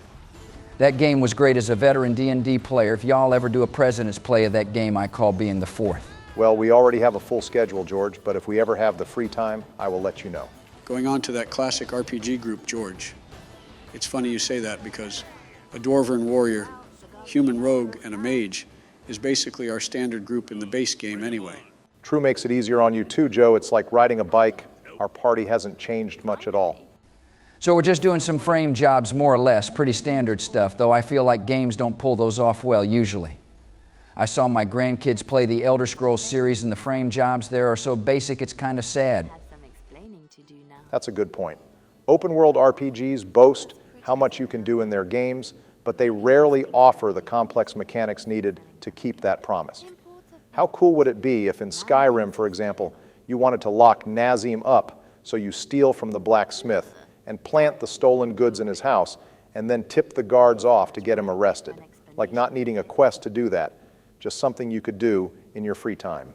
Until the Elder Scrolls offers fun like that, I will stick to Baldur's Gate and Dragon Age, thank you very much. Wait, we are disgracing this guy by killing him and his friends. What kind of samurai code do we have going on here? Apparently we are not killing him. We are just non-lethally shooting and stabbing him.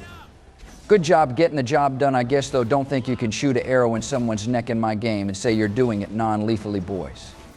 Aw, but that's part of the fun of D&D, George. Well, these first few fights are pretty simple in nature since it's supposed to be a tutorial. Don't forget to steal his underwear. It will be a surprise tool that will help us later. Your ass would be the one to remember to grab a dude's underwear.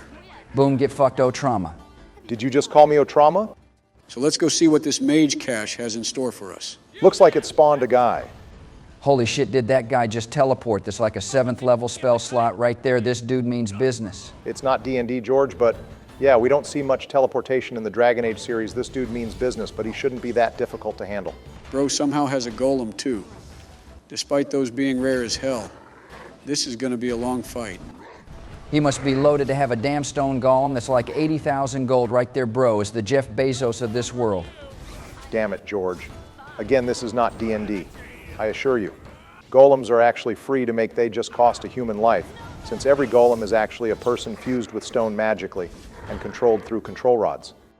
So the price of a mortal life is about 80,000 gold. I will make sure to tell Withers that answer next time I do my next run. Just let it go, Barry. He's already decided this in his head. Yeah, something tells me so many people are going to be confused by the end of the day. I'm not confused at all. I have a perfect understanding of Dragon's Gate Original Sin. I could probably show you too how it's done in a 1v1.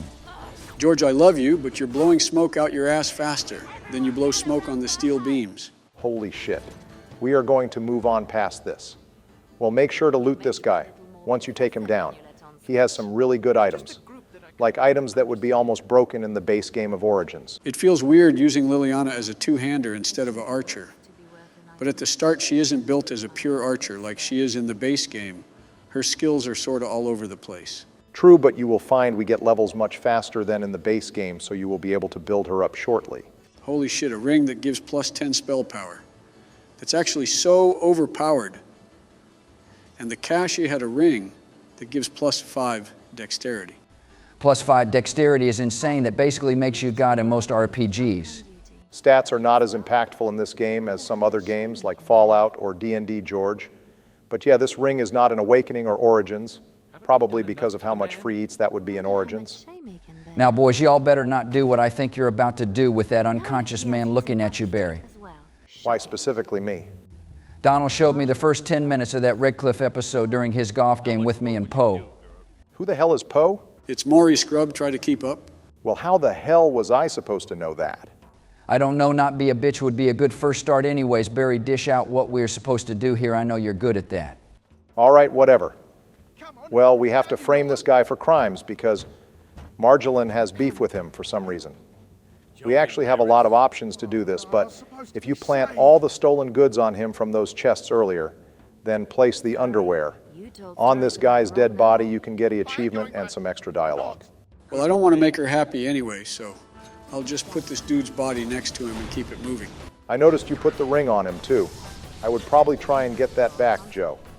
Even though you can place it on him, it doesn't actually help the quest or get the best ending. Yeah, I placed it by accident. I'm going to go back also. This guy has the first armor piece for battle dress on him. You want to go over that, Barry? Good call, Joe. So viewers, this is another achievement we can get in this DLC. There are 6 pieces, and once you collect all 6, you get an achievement and a chest piece, both in this campaign, as well as the base game and Awakening for all future characters.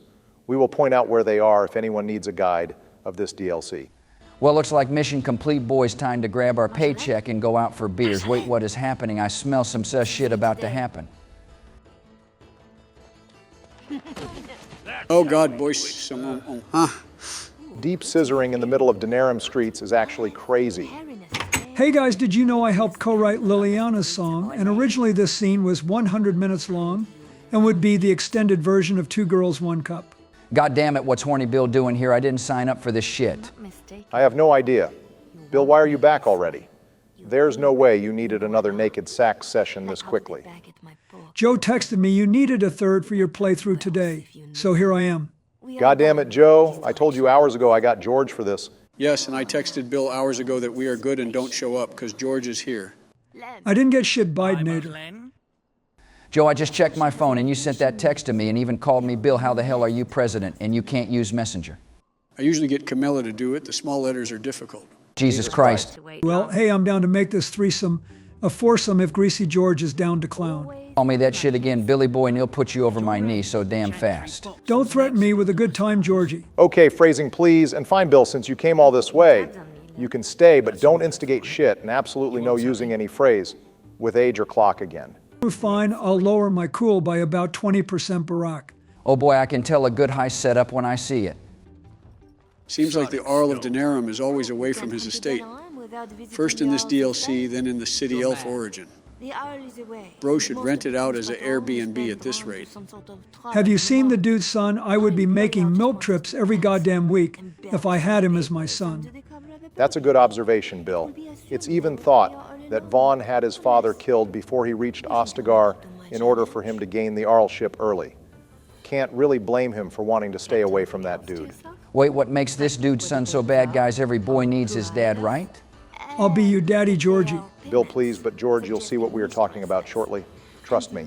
I assure you, boys, it was imperative to the plot to make Marjolaine seductive and hot. Decide who to blame. We are just the enablers of the game. That's it. Now we split to divide the gold. I swear the game designers must love the Denerim estate. This is one of 3 times in this game we break into here. Insurance premiums for the estate must be absolutely insane, especially with all the crime circles in Denerim. I like to think Housefall came not from capturing Enora, but because he was holed up in Denerim's estate, where the place gets broken into every other week and there's 40 different openings to infiltrate from. Well, looks like we already fucked up the stealth segment, boys. Time to run it back. You didn't pay attention to what my girl just said, did you, bozo? My perfect angel said tonight is not about stealth. Actually, George, despite this being a heist, there's no way to fully stealth this segment. Bioware never really figured out how to make a heist fully in stealth until like Dragon Age 2. Despite there being stealth mechanics in this game, they aren't fleshed out enough to have segments that you can clear without fighting enemies. I might love Dragon Age 2, but that stealth segment is so bare bones, it's pretty boring. George, maybe we can show you what we mean when we get there. Great, can't wait to see that like next year, given the editor's slow ass. That scrub really needs things like an income, and sleep sounds like a skill issue to me. Actually, now that you mention it, Barack, I wonder if it is impossible to avoid major fights in the game with stealth. I know there is plenty of segments where you have to kill something to get the next quest chain, but it might be interesting to see how many fights are optional. Good point, Bill. Maybe that's something I will try in my free time and let the viewers know. Could be an interesting video idea in the future. So if stealth isn't supposed to be used to sneak past people, what is the point of having a stealth tree in this game, Obama? Well, George, stealth in this game is used more tactically. You can use it to scout ahead and clear out traps, or get the jump on a fortified enemy group, and even reposition yourself in combat if your stealth skill is high enough. It has its uses, especially if your player character is a rogue. Which is probably why we never do it in our own playthrough, being honest. A full stealth segment is always a big plus in any RPG, but at least there is some use for it in this game. A big use at that. George, I recommend anyone looking to mix up their next Origins playthrough to play a rogue who uses stealth and poisons as much as possible. Kinky shit going on in the Denerim dungeons, as per tradition. So here is that ass wipe son that we were talking about, Georgie. Does he look like someone who needs pity? Well, damn, we are just going to sit here and listen to that happen? Why don't we get in there and take out the garbage? Unfortunately, we can't kill him here. It would mess with the timeline of Dragon Age, but keep watching our series. We will make sure that we get some get back later in the series. Based as Hellboys, can't wait to see you bending him over. I'm sure you would like that. Good one, George. Anyway, viewers, the second piece of armor is in this iron chest here. Don't forget to grab it. Come, Commander. Let's see your little dragon. Damn, I wish that was me right now. Boys, my dragon could use a fresh dungeon if you catch my meaning. First off, fuck you, Billy Boy. I know that was targeted at me. Secondly, I'm sensing a theme here, boys. Joe was sitting in the cut chair earlier when Marjolaine scissored Liliana, and now Liliana is sitting in the cut chair since that guard's about to plow her girlfriend senseless. This is some cuckception right here. Interesting way to put it, George. She's on the rebound, boys. It's time to make my moves. I can give you a few pickup lines, Joe, if you want. Hell yeah, Bill, hook me up. That's why you're my favorite Democrat. Wait, Joe, I got you into this party. How am I not your favorite? You are like my third favorite Barry. Who the hell is the second? Get fucked, Oblama. Anyway, it's kind of crazy to see. So many mages in this DLC already. Aren't these guys supposed to be locked up in the towers? This is the second one we've seen. And I guarantee we are going to see more scattered about. Why wouldn't they have mages, though? Aren't those guys like overpowered or something? Well, hang on, boys. Uncle Bill has got you first off, George. If you weren't a casual, you would know that magic has severe society limitations that force mages to be observed in towers called circles, unless there is times of war or other specific circumstances, but something you might not know is that. Liliana's song takes place still during Ferelden's formative years, and they were experimenting with larger mage freedoms early on before succumbing to locking them in towers like everyone else. Wait, that's what they were showing here? I have literally never heard of that, Bill. That's the amazing bit of lore. Now, I just pulled that out of my ass. The game designer and EA just thought mages are cool and wanted to put a few in the mission to spice up gameplay. I had you all going there, though. That bedroom chest looks pretty important, boys. You would be right, George. The third armor piece is inside there. Guys, I can't open it. I think this is Jover. Not a big deal. We come back here shortly. And you should have an extra level or two. Just upgrade your locking more, and we will be set. So can one of you explain what's going on here? Like, I know our girlfriend lied, but this girl looks really freaked out over what she is seeing, but on my end, all I see are blurry polygons. So there's two countries you have to understand about here. George, Liliana, and Marjolaine are from Orlais, and we are currently in the neighboring country of Ferelden. Ferelden was previously occupied by Orlais before a rebellion that took place about 20 years ago. At the time of this story, gained Ferelden independence. Those documents were Orlesian troop movements sent by Marjolaine to a Ferelden noble, which meant she was selling troop movements to a non-allied country, aka treason. Damn, so she's been a bad girl and not in the fun way, huh? Exactly. Now you're speaking my language, Georgie. Also, we modeled this couple argument here after me and Hillary's fights. Not surprising, Bill. If I had to deal with your under-the-desk ass, I'd be more stressed than you and Donald under oath. Oh shit, that was ancient pull. Okay, if I buy you two, your first couples therapy appointment, can we move on to the plot of this video game we are playing? Why does that sound familiar, Barry? Sure thing, Barack. I can move on from old Georgie here if he does the same. So we have a chance to talk to our high squad here. Do you plan on doing that, Joe? Probably not, Bill. Sketch is kind of cool, but there's not anything terribly interesting about either. I know Sketch is in two, but that's the only interesting fact I have for either of them. Yeah, I can kind of tell these guys are temporary companions meant for a one-shot and nothing more. All writers are guilty of that from time to time. Right on the money, George. They are both outsiders who found themselves employed in the Bardic game because they didn't fit into Orlesian society. Tug was a dwarf born in the Dwarven capital, but had to leave for unknown reasons, and Sketch found himself in a life of crime because he was a mage who didn't want to live locked up in a tower, like what Bill was talking about earlier. Both Sketch and Tug bonded over being outsiders among Orlesian society, and that explains their camaraderie now. Oh wow, that's so wholesome. It's good to see a simple bromance in games. I'm glad they can be good buddies. Yeah, it sure is great, Georgie. Let's move on, shall we? I got to go back to the estate and unsteal these documents now. Why did y'all move on as soon as I mentioned the bromance that sus as hell? We just have a lot to do, George, anyway. I put more points into lockpicking, so I have enough to open that chest to get the third piece. Yeah, and we have a few fights we have to get through. We will skip through some of the uninteresting ones, as per usual, since a lot of these fights are just more armed guards that we have been fighting for the last half hour. Yeah, George, we don't want Joe to have too big a skill issue. These next few segments can go pretty hard. All right, fuck me, I guess so. Is it just me, or did our girlfriend run off super quick there? Well, that Merc dude is still around. Maybe she wanted round two, George. Careful, Bill, don't ruin the whole story too early.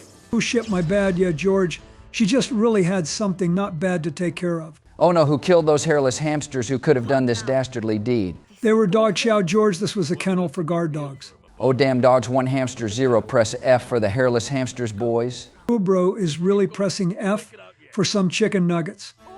Damn, Joe, you're really clearing through these guys easily for playing on the hardest difficulty. My love for my wife who gives me strength. If this girl is just one member of your core squad, y'all must have an easy time playing this game. She is definitely the carry of the team. I think you just jinxed it, Georgie. Hell yeah, George. Wait, why is my future sight going absolutely crazy right now about this door? Your what? Don't ask, it's a whole separate lore drop we have to get through, and I only have so much time in the day. We could skip this fight, but the armory does have the 4th armor piece for the battle dress. So let's see your moves here, Joe. I'm glad I spent more money on bombs. I might have to use most of my supply here. Thankfully, we have my clutch queen Liliana here with us. So we can't fail, especially with a hot arrow of slaying for the mini-boss. Nothing better than a badass waifu securing the win. It works here, and it works in Overwatch. I don't know if that's the takeaway, Bill. I think the takeaway is how great rogues are in Origins, because of how much utility and abilities rogues have. Nah, screw you, Barry. Put my waifu back on her pedestal. Okay, big dog, feel your feelings, I guess. Better clutch up here, Joe. Sketch is going down. If you don't get this W, you'll have to take back my praise I gave your waifu earlier. Oh no, Joe, how will you ever finish without praise from Daddy George? Phrasing, please. Also, if this isn't proof as to how butt-clenching Origins, gameplay is on Nightmare, I don't know what will. Ass clencher or no, looks like I clutched this shit. Viewers, don't forget to loot the armor stand for the 4th piece and a really good heavy armor. Time for Tug to get a upgrade right, boys. Yeah, sure thing, George. Yeah, he's gonna do great now. Be more guards out here. Well, it looks like we made it out safe and sound. Even that alarm stopped blaring. I'm glad these guards have GTA logic. Our girlfriend made it out too. We are totally in the clear. What could possibly go wrong? Y'all are being optimistic as hell on getting sis vibes from everyone here. If I was Liliana, I would keep running right now. I don't know why she stopped to chit-chat with anyone. Well, horny brain makes you do some crazy things, believe me. Don't you mean love, Bill? What the hell is that? I'm sorry I brought us back here, Marjolaine. Don't be. You were perfect. Liliana, no! See, this is why I maintain you don't shit where you eat. This is not the kind of penetration I like. Heavy pause. The biggest pause, what the hell? That's it, boys, get my belt. I like where this is going, Georgie. Bill, take a cold shower during this cutscene. But I know I clown Liliana a little for not being over her ex, but after seeing her get stabbed by her and then tortured by her ex's new man, I can kind of understand the trauma. I still wouldn't date her myself, but I understand it. You just aren't committed to fixing her like I am Barry. True Liliana fans want to protect their mentally ill princess. Liliana fans were the original Shadowheart fans, it looks like. Honestly, not a terrible comparison. Even Geider compared a few Baldur's Gate companions with Dragon Age companions. I saw one last year where he compared Fenris to Astarion because of their shared trauma and hidden depth. Yeah, also, they're both edgy elf twinks. Facts. Damn, it looks like Liliana spilled a lot of raspberry jam on the floor when trying to make some toast. You all can lick my elder nuts, George. Leave my poor girl alone. She's struggling out here. Joe, you literally said you were going to do some despicable shit while she was in chains just a few episodes ago. I have no idea what you were talking about. I would never say anything lewd like that. Jesus Christ. Well, thankfully, Dorothea is coming in clutch with the rescue. A third French girl? Ominous, what's her deal, boys? She is the Pope George. Oh shit, Her Holiness. And here I am underdressed. Well, actually, she's not the Pope yet, Bill. She's only a revered mother right now. She doesn't become the divine until the events of Dragon Age 2 begin, but we will meet her in a bit. George, first, we got to do a prison break sequence. Hell yet time to gather up our boys again. I guarantee this will go as well for the party as it did when they broke out of Green Dolphin Street prison in Part 6. Foreshadowing incoming. Ominous or no, it's time to lock in, Joe. We have some big stakes. It's literally a video game, you damn nerds. They're ones and zeros. Now the roleplay reason is valid, Joe. You go right on with that shit. Bill, this is one of several reasons why I don't let you join in presidential D&D, because you metagame like crazy. I don't want to play your dice rolling simulator unless I can bang some demons and dragons anyway. And not no fade to black, we are adults. I want that shit in detail. So you're telling me they made Sketch change clothes, but not Liana? How gentlemanly of them.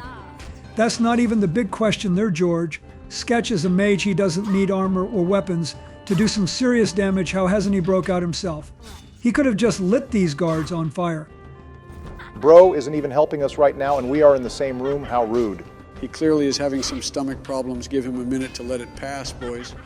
The cope is insane right now. Yeah, Sketch might have been useful in this party, but he's not exactly a badass main character who could solo these guards.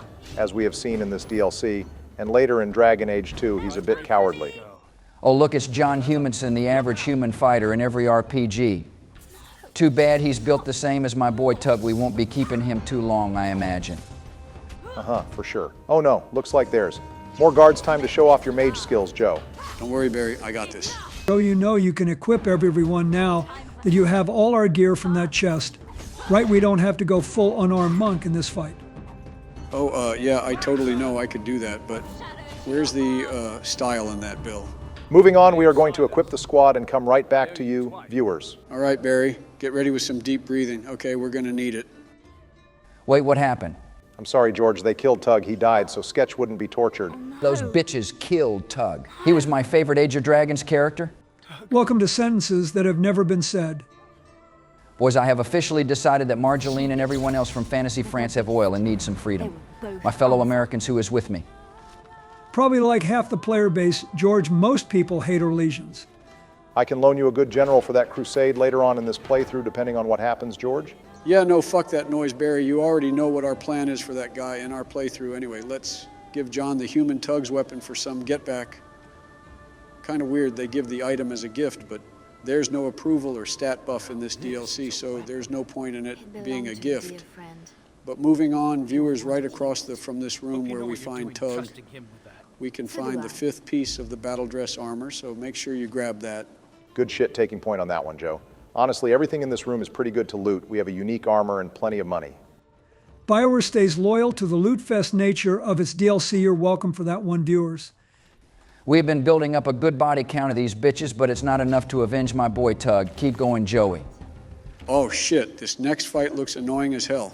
We are actually outnumbered, and they have a mage like 100 miles away from the entrance. This is a difficult fight, but most of the difficult fights in this DLC have the same strategy. Just focus down the mage first, and the other low-tier scrubs will crumble shortly after. Oh shit, crushing Prism. Even when Donald isn't here, his mage curse is still lingering around this game. Skill issue at this point, and that's all she wrote for John Humanson. What's the moves, Joe? Time to break more ankles and use more bombs. Hopefully Sketch can finish the 1v1 while I take on all these dudes at once. I like where this is going, Joe. Take those dudes to the back rooms. I'm not even going to say it anymore. Joe, just keep breaking ankles. No worries with that. You still have one more safe zone with the shop before this DLC ends. I gotta say though, I think you fumbled making Liliana a archer instead of a dual-wield rogue in this expansion, at least Joe. Since you were given a tank and a mage whose primary specialization is healing as party members, you really need that extra bit of damage on higher difficulties. Dual-wield Liliana is great, especially since you have played most of this expansion controlling her anyway. Yeah, but Liliana is already an archer in our main campaign. I wanted to keep that going. Leave it to Bill to not want to respect the lore consistent reasons. Leave it to George to stick to the inefficient traditions just because he doesn't want to expand his palette. If you went dual-wield rogue, this fight would have already been over, Joey boy. Honestly, doing the math in my head and accounting for the symmetry of the enemies and the even fights, you're right on the money there, Bill Good cooking. They don't call me Base Bill for nothing, Obama. And no one among us was shocked to hear that. Apparently someone dropped a flashbang in this fantasy dungeon, oh Jesus Christ. Well, that's the expansion, viewers. Thanks for watching, and we will catch you all on the next one. Oh, okay, never mind. She's a runner, she a track star. I already made that joke, Bill. Oh, my bad, I'm not up to date on the lore. Damn, you know, my girl stays strapped no matter what. Pulling a dagger on a priest is crazy work, but I got to respect it anyway, so this is the chick that saved us, right? Right you are, George. Ironically, this conversation here is probably the most important reason to play through this DLC. While sure it's cool to highlight an important character, like Liliana, we didn't need to play through this story really, since Liliana painted a pretty clear picture of her origin before in the base game. That is heresy. This is the best DLC in the business. And this story has details Liliana left out in the base game. It also has the goat Tug. Both true, but moving on to my point, this DLC is important for the lore of the later games as it introduces us to Dorothea, who will later become the next divine up to Inquisition. This is important because it highlights the relationship between Liliana and Dorothea, which explains why she becomes the right hand of the divine by the time of Dragon Age 2 and Inquisition. Without this DLC, we would have no idea why Liliana became close with the divine and would have to fill in the gaps.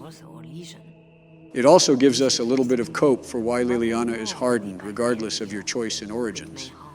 She owed Dorothea here so much that she was willing to do renegade actions here despite the encouragement of the warden to do otherwise. Also, this shows us what person Dorothea is off the bat. She's not afraid to do the dirty deeds, but she isn't able to do those deeds herself. Not to get too political here, but I think that might be something everyone in this room can relate to. Facts. Not to say that Dorothea herself is completely useless. She definitely is one of the more proactive divines in the series. It's respectable that she tried to keep the mages under wraps before the Kirkwall Circle erupted in war, and she even calls a summit to try and stop the Mage Templar War from seeping into the lives of the common folk. I suppose you think this gives us a common cause. In my profession, common cause... Looks like she still fucks up sometimes by being down horrendous for Marjolein, though. So wait, Marjolein stole those troop movement plans from Dorothea here by seducing her. Marjolein must have gotten a nat 20 on the persuasion check to pull that one off. Seducing a priest is crazy work. I know we are trying to get back, but I have to give some props to Marjolein, for that piece of work girl has major league riz, as the kids say. Glaze her up all you want, she's dead in our game anyway. And even the canon lore assumes the warden made her bite the curb, so it's a moot point. God damn, that's cold, Joe. Just wait, I'm going to go frigid soon. Believe it, me and Bill have something cooked up anyway. Viewers, don't forget to snoop through Dorothea's desk here. She has the 6th and final piece for the battle dress. Now we are dripped out for the final fight. Well, all that and we don't have enough strength to wear it. God damn it. I believe the phrase is massive skill issue. No worries, I think Lem has a tomb or two that we can use to boost our levels a little so we can equip it. Otherwise, well, at least we gave a guide for our viewers. That's my goat Lem always coming in clutch. He even says screw Marjolaine too, which is probably why he skips town to head to Kirkwall. I like how they took the time to continue the story of a few of these guys. Guess we are checking in on John Humanson too, bro. Doesn't look like he has much going on. Wait, his voice sounds familiar. Barry, do that thing you do where you identify someone's voice. I don't remember signing up for that job, Joe, but okay, Silas is voiced by Adam Howden, who also voices Anders in Dragon Age 2. He got a major upgrade from Origins, going from voicing very small side characters to a pivotal companion. Old Anders and his Cullen voice is better, but this guy still did good work, got to respect it. We can check on Sketch here too. As I mentioned earlier, he reveals that Tug was goading the commander's guards to focus on him so that Sketch wouldn't be tortured. Probably the darkest bit of information here, probably tied with how Liliana was betrayed by her girlfriend. Poor Sketch here, we are going to get some major get back from this commander here, as well as any fantasy French people we meet. George may be the first Dragon Age player to beef with Orleans over Tug. I guess if nothing else, it's a unique experience. Just leave me a few French beauties, big dog, as a presidential favor. Yeah, you can shove that presidential favor up your ass, you kinky bitch. I don't owe you a favor after how you left the Oval Office like a frat house back in 2001. You could have cleaned up after yourself. You're still on about that, Georgie? I guarantee none of us but Barack even remember what we were doing in 2001. You got to move on, man. Yo, boys, I appreciate this lore drop, but can we get back on track, please? Yeah, because before we proceed, Barry, can you explain why Dorothea is so hard over the treason documents? It's not like troop movements matter much when the Ferelden rebellion is over. Oh, I can explain that one, can I, Barack? Sure thing, Bill. You're on a roll today. So while they are not at war actively, many Ferelden nobles, most notably Loghain, are looking for any opportunity to feud and have some get back over the occupation, so these documents could be one component towards the actual invasion of Orlais. Though obviously a all-out war would not go their way, and everyone knows that, but if they attack for purposes of revenge and to weaken the country, then they could be very successful. Right on the money, good shit, Bill. And since we already have one war coming in with the Blight, we really don't need two. Well, time to grab a boat and head for the Storm Coast for the first time in this series, but nowhere near the last. I'm not sure if this is the Storm Coast, Joe, but it would make sense since the only direction we have is that Marjolaine is heading for the Waking Sea. Looks like we on a boat, boys. There's these two clowns. Time to show them we mean business. Love the confidence, Joe. Bill, spin that shit. Wait, what? Love my wife who beaten and bloody. Now it's time to buy and blast, buddy. Love my wife who beaten and bloody. Now it's time for the buy and blast, buddy. You're afraid, I can smell it. Price of revenge, I can sell it. You're afraid, I can smell it. Price of revenge, I can sell it. You're afraid, I can smell it. Price of revenge, I can sell it. That's a buy and blast, buddy. Archers, rhinos, mages, dragons, it don't matter, my boys got the passion. Shoot them with the arrows true. Last one coming straight for you. Buddy thought I'm done for good, but I came back shooting in his hood. When you're afraid, you send a card. But when I'm pissed, I'd go in hard. Stalkers, killers, demons, God. They're all gonna fall from the presidential squad. Obama, Clinton, and George Bush. We're not falling for the ambush. Obama drops important lore, yet he's a nerd straight to his core. Bill woke me up from my slumber when he said H is just a number. George was a dice, he is confused, but he wants revenge for the abused. Then there's Donald, he ain't here, and for that we pour a beer. We will do this for my girl, Liliana, she's such a pearl. Torture, beaten, and survive, even if it's a bit contrived. Just like me, she's not alone, a group that helps her to atone.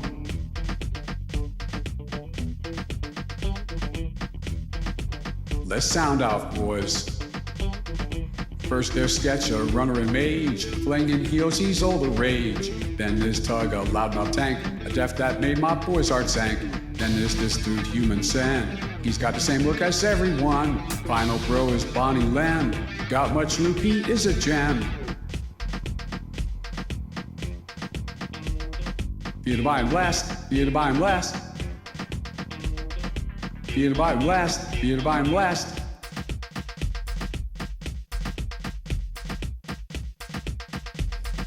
You left my wife who beaten and bloody. Now it's time to buy and blast, buddy. You left my wife who beaten and bloody. Now it's time to buy and blast, buddy. You're afraid, I can smell it. Price of revenge, I can sell it. You're afraid, I can smell it. Price of revenge, I can sell it. You're afraid, I can smell it. Price of revenge, I can sell it. It's a buy and blast, buddy. Archers, rhinos, mages, dragons. It don't matter, my boy got the passion. Shoot them with the arrows true. Last one coming straight for you. Buddy thought I'm done for good, but I came back shooting in his hood. When you're afraid, you send a guard, but when I'm pissed, I'd go in hard. Stalkers, killers, demons, God. They're all gonna fall from the presidential squad. Obama, Clinton, and George Bush. We're now falling for the ambush. Damn Joe, that was straight fire. Bars. Yeah, me and Joe cooked up a montage song with our editor before I arrived, just had to lay down the beat in Lincoln's room before I came in today. Well, now that I've put the fear of God in both these two and cleared the grunts, it's time for the final fight.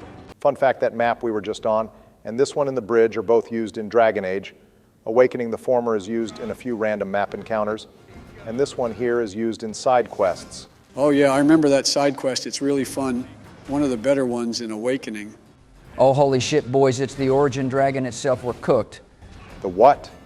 Well, this game is called Dragon Age, and this is the first dragon we see, so it's the Origin Dragon or some shit, right? No, George, the game is called Dragon Age because that is the current age we are in. Basically, every 100 years. The Divine, aka this setting's version of the Pope, names the next age as the expectation of things to come. The Divine names the current age the Dragon Age because of a high dragon rampaging through the streets of Orles after dragons were thought to be extinct before this moment. Yeah, you noob, and it's called Origins because it's the first game in the series and because this game's main character can have 6 playable origins that greatly impact the story. Oh, hey, kind of like D&D backstories, then that's kind of cool, I guess. I still like my headcanon better, though. Big facts, also. I hate this dragon. It has the same annoying-ass mechanics as the Tide Crawler, where it flies up and becomes untargetable to stall the fight. Well, either way, you took care of it, Joe. Good shit, final boss time. Hey, buddy, that's no way to talk to a lady bro. Needs some manners. I'm going to take my time with this guy, boys. It's not even about the boss counter anymore. This shit is personal. Well, once you do take care of this guy, Joe, you will be officially ahead in boss kills, even getting past Donald. So good job, man. Thanks, Barry. I know it's only by 1, though. And you both have the Dalish questline to get through. So I'm sure that will rack up plenty of bosses to the counter. Can't believe there is only 1 boss in this whole expansion I could have soared. There were 2 or 3 in this. So what are you boys talking about with these boss counters anyway? Oh, right, that's fair. It has been a few episodes since we brought it up. A refresher can't hurt. Basically, George, all 3 of the boys have different opinions on which Dragon Age game is the best. So we are settling it by seeing which of us can kill the most bosses like the one you see here. Right now I'm at 9, Donald's at 10, and Joe, once he beats this guy, will be at 11. Whoever wins gets to have the other 2 presidents admit their game is the best I say Origins is the best. Joe says Dragon Age 2 is the best, and Donald says Inquisition is the best. Oh shit, I like that. Is there a fourth game I could pick and represent Obama? Well, there's Veilguard coming out this year, but it's not out yet. Oh shit, Veilguard, let me look this shit up. Well, if George wants to represent Veilguard, Bill, do you want to represent a game too? No, I'm good. I'm Team Obama. I helped write the game, and Origins is the best anyway. Base Bill strikes again. Hey Barry, you were wrong. Veilguard is out. You just gotta know where to look. See, I found it available here on eBay. George, that's clearly a scam. It's just an Xbox case with the Veilguard logo printed on it. Also, the game is going to be $70, not $5,000. Now you're just too poor to get it early, Obama. I'll have to dip into the oil fund for this one, but it will be worth it so I can rep a brand new game for the viewers adding to cart. Now let's go. All right, George, enjoy your game, I guess. You'll probably have a better time than I am here. John Humanson got clapped up twice, and this commander dude does so much damn damage. I'm having to do running in circles simulator just to stay relevant in this fight. It doesn't help I had no potions either. This fight is crazy on Nightmare. Skill issue, honestly, if you pick dual wield rogue, bro, would have already been packed up by now. You might be right, Bill, but this boss fight is a pretty high steep in difficulty. Still, you have one more bomb to finish him off, Joe. You got this. Yeah, even though this dude tears through my team in like 3 hits, this Dragon Age 2 soundtrack gives me strength, and I'm going to finish this off with an arrow to the dick, like I promised. I don't remember you promising that, but either way, good shit, Joe, you avenged my boy Tug. Bro is not aware of how screwed he is right now. My girl doesn't have to get her hands dirty with this scumbag. Oh shit, it's time for John Humanson to come in with the steel chair out of nowhere. I won't kill you. I'm not that selfish.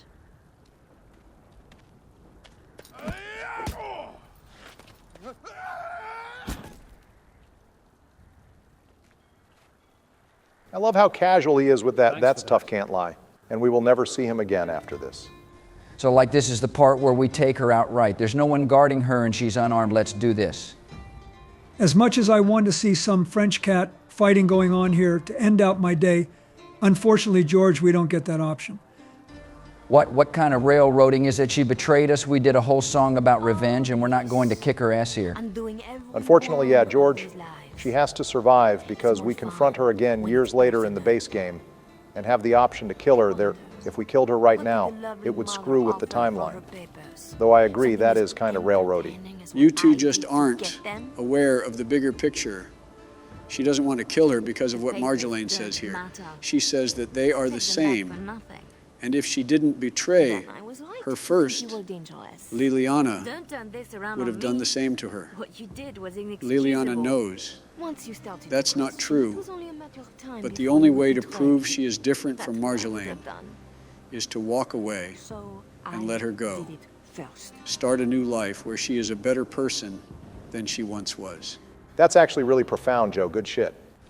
Damn, that was some high-quality Harvard-level yapping Joe. I can see the power of pure horniness has caused you to have a PhD, and redhead bard's very impressive. That's one way to look at it, George. Here we have Marjolaine about to enter her full-power gaslighting phase. It isn't out of hand yet, but just give it a few years to marinate. So Marjolaine views Bard Masters like they are all Sith Lords or something. Either the apprentice betrays the master, or the master kills the apprentice first. Honestly, given BioWare's love of the Star Wars series, I can see that also up ahead, George. This is where that poor box came full circle. Kind of a cheesy ending, but I kind of like it. I'd like to see y'all play more of these when I'm not teaching rodeo classes at the Texas YMCA. I might pop back too. I have plenty more tracks I can lay down. Honestly, I don't see why not. I think the main series will stay us three, but there's plenty more DLC that we have to go through. It will be good to have that extra distinction from the base episodes. Just please try couples therapy before our next special episode. Yeah, hell no. No promises. I have too many massage therapy sessions booked already, if you know what I mean. Jesus Christ. All right, Joe, you want to close us out here? They called it Amgarrak. Victory. Out of arrogance or optimism. They hoped to earn a victory for the Dwarven people by recreating Caridin's research. But the Tig was abandoned. The researchers lost. The deep road swallowed Amgarrak in the dream of reclaiming our former glory. While the dark spawn ravaged the surface, we sent an expedition to uncover the Tig. My brother was with them. They never returned. I write to you, Warden, because you have accomplished things others have declared impossible. Help me find my brother and bring him home. This is a matter of great sensitivity, and I can trust no one but you. Obama's special episode is here. No need to shed any more tears, so go grab an ice-cold beer and before you give a nasty leer. I have your favorite Republican and Democratic president right here. Oh boy, I'm the favorite. Go to George really struck the second tower of the viewers' hearts, huh? Raising but more important than that base bill did have relations with the viewers' heads because we are backed by popular demand. Anyway, not that I don't appreciate the invite, but I'm noticing a distinct lack of necrotic skin and McDonald's smells in the White House today. Where's Joe and Donald? Yeah, and why is Horny Bill here too? I thought we could run a two-man nerd bama. Well, Donald's on brand. He has no interest in this DLC or any special episode that doesn't involve a goth waifu. And Joe was burnt out from playing Dead Space and said he's not touching any horror-related game unless it involves waifus. Those two are more alike than they realize, huh? Well, it's important to swap out your threesome partners frequently. And I'm down to give you some behind-the-scene commentary, Barry. Long as it's behind the screen and not behind your dirty-ass sheets, Billy boy. Love you too, Georgie, but given the plot of this DLC, I think you should have played instead. It's right out of your dreams given your love of tugs since we start out with two burly dwarfs and we're on the hunt for more dude dwarfs. No comment. See, this is perfect. It's like they are still here. Wait, what do you mean, Barry? Never mind, but speaking of our squad makeup, George, Bill does have a point. This story features all dwarves and golems. I think you can vibe with this dungeon. Finally, the base dwarves get a win. It's good to see them representing the best race finally. Not only that, but you boys went dwarf noble as your origin, right? That makes this story crazy appropriate for your warden to play. Not only does your guy know the Dace family personally, but he would also naturally care about the history here. Right on the money, Bill. That's the big reason I was all right picking last in the DLC turn order. This mission is just the kind of journey POTUS would take on before he reaches retirement. Given how many months y'all played this game, retirement can't come soon enough for your little guy, I imagine. Your old ass would think that Georgie, but back to the gameplay, I don't mean to backseat you, Barry, but an archer is almost always the most optimal way to build Dace here. Literally only 1 month older than you, Bill. Oh, so that's what that feels like. I don't mind, it just feels weird to experience backseating from the other side of the chair. But as for your question, archers are probably better for this DLC, but personally I just love dual-wield rogues more, and we just finished both Origins and Awakening where the party's archer was either Joe or Donald's favorite, so I'm kind of done with archers now. Besides, dwarves are so thick, are they even supposed to be archers? Oh boy, that sentence is going to age like Milk George. Look who's talking, Billy, but hey, we got a golem of our own. Let's take him back to town and collect our 10,000 gold pieces. Well, we can't sell this one, George. He is going to be our buddy. He also acts as the only bit of side content in this DLC since we can run around the dungeon looking for upgrades for him. Experimented on existing golems in Amgarrak. My player agency would prefer the gold, but if he's going to be in our party, I guess I should give him a name. I'm thinking Bob. Well, on the plus side, Georgie, most golems were once dwarves, so this is technically a third dwarven squad mate now. That being said, our golem could have been a woman. Don't care, still going to call him Bob. Fair enough, we will ignore that obvious Overwatch reference for now, George. But before we get the golem as our friend, we have to walk over to the other side of the cave and get the control rod to make Bob our new friend. Is using your control rod how you usually make friends, Nerdbama? That explains a whole lot if that's the case. Oh shit, Barack better have burn heal. Well, you all suck, but I can't say that I'm not painfully used to this by now, so it would almost feel weird if you guys weren't assholes. Now, you know I love you, Barry, you goddamn nerd. I just feel like I have to keep up appearances and give you Democrats some shit every now and then. Old habits die hard. We know that's true, you old bastard, because you still play 3.5 in Dungeons & Dragons. No comment. My point exactly. Anyway, Obama, do we have any idea what this Fade Wall mist is? We have never seen anything like this before. If I had to guess based on the context of other anomalies we see later, Bill, it's fair to say that the mist is an overflow of the Fade energies attracted by the lyrium wells inside Amgarrak. The lyrium wells powered all the golem experiments in the area and are made from the combined effort of Tevinter magical knowledge and dwarven lyrium smithing. Despite how powerful these things are, we never see them again, unfortunately. Well, we got our boy Bob now, so I can thank the lyrium wells for this absolute unit I can imagine. Well, let's see if you change your tune after you see him in action, Georgie. Wait, hold on. Did we just get attacked by blue ghosts? What in the Mario movie did I just witness? Looks like those lyrium wells are having a little fun with you, Georgie. Don't mind those things, George. We will learn more about the blue ghosts as we explore. Besides the ghost we're guarding a loot cache, it's not all bad. A random stockpile of runes and potions. I wonder if it's a warning about what's to come. Sounds like some pretty heavy foreshadowing. Time to make a perception check. All right, then, well, past the spooky ghosts, we have our first impromptu boss fight. Honestly feels somewhat out of place, but get ready for that trend to continue. And get ready for the trend of your holy smites to be resisted too. That being said, there's a lot of undead in the dungeon. Did you bring Topsider's honor? No, Donald threw it on justice, so that. Blade was lost at the Battle of the Keep along with the Sentinel armor. If I didn't know any better, I would say that was intentional.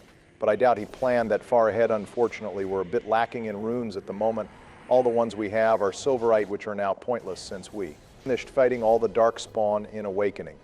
Well, even without top-tier weapons, your guy's armor is still insane enough to make up for it. Speaking of insane, why are we following a ghost? That's like how every horror movie starts. Well, it worked out, Georgie. We found the place. We're looking for you. Just got to make sure your balls aren't a decoration and grow them. Fine, but I'm still saying, like horror movie protagonists, we are lacking survival instinct. Looks like George had a point about the ghost because now we are locked in the dungeon. I guess one of those ghosts was an asshole after all. Hey, now you know what? Fuck it, we are dwarves. They are trapped in here with us, not the other way around. Roll for initiative.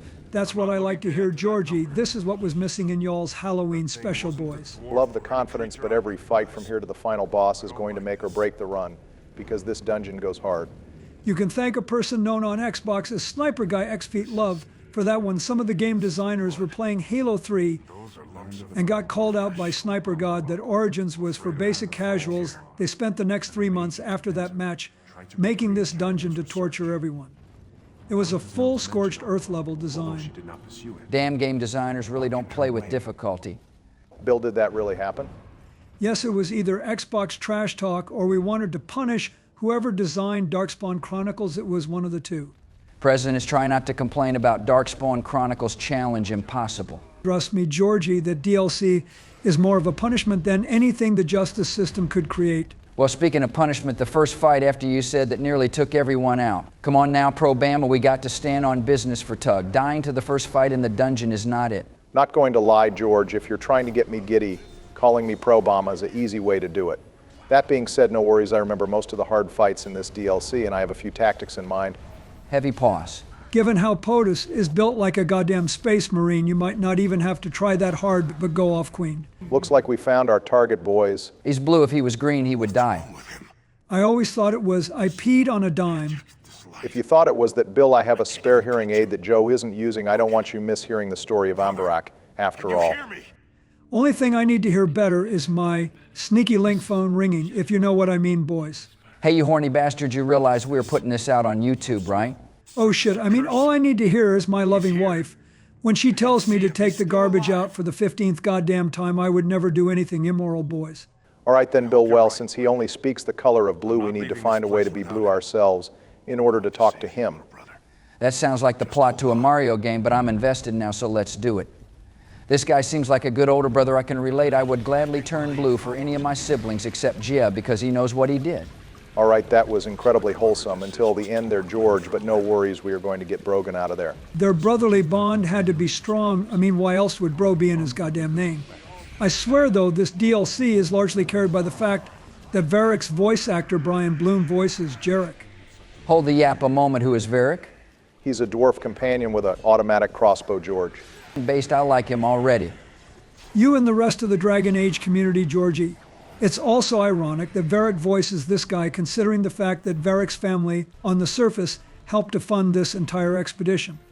That is a crazy bit of connectivity with House Tethras, but it's even crazier that they apparently helped fund this expedition, and because this expedition didn't produce any results or treasure to return to investors, so the Tethras family's money was more limited than it should have been when Bartrand began planning his expedition a few months later, which is why Huck is able to come in and make his mark on Kirkwall. There was some cut interconnection between 2 and Amgarrak because the Nexus Golem also references the events of the DLC, but we can't find a solid connection as is.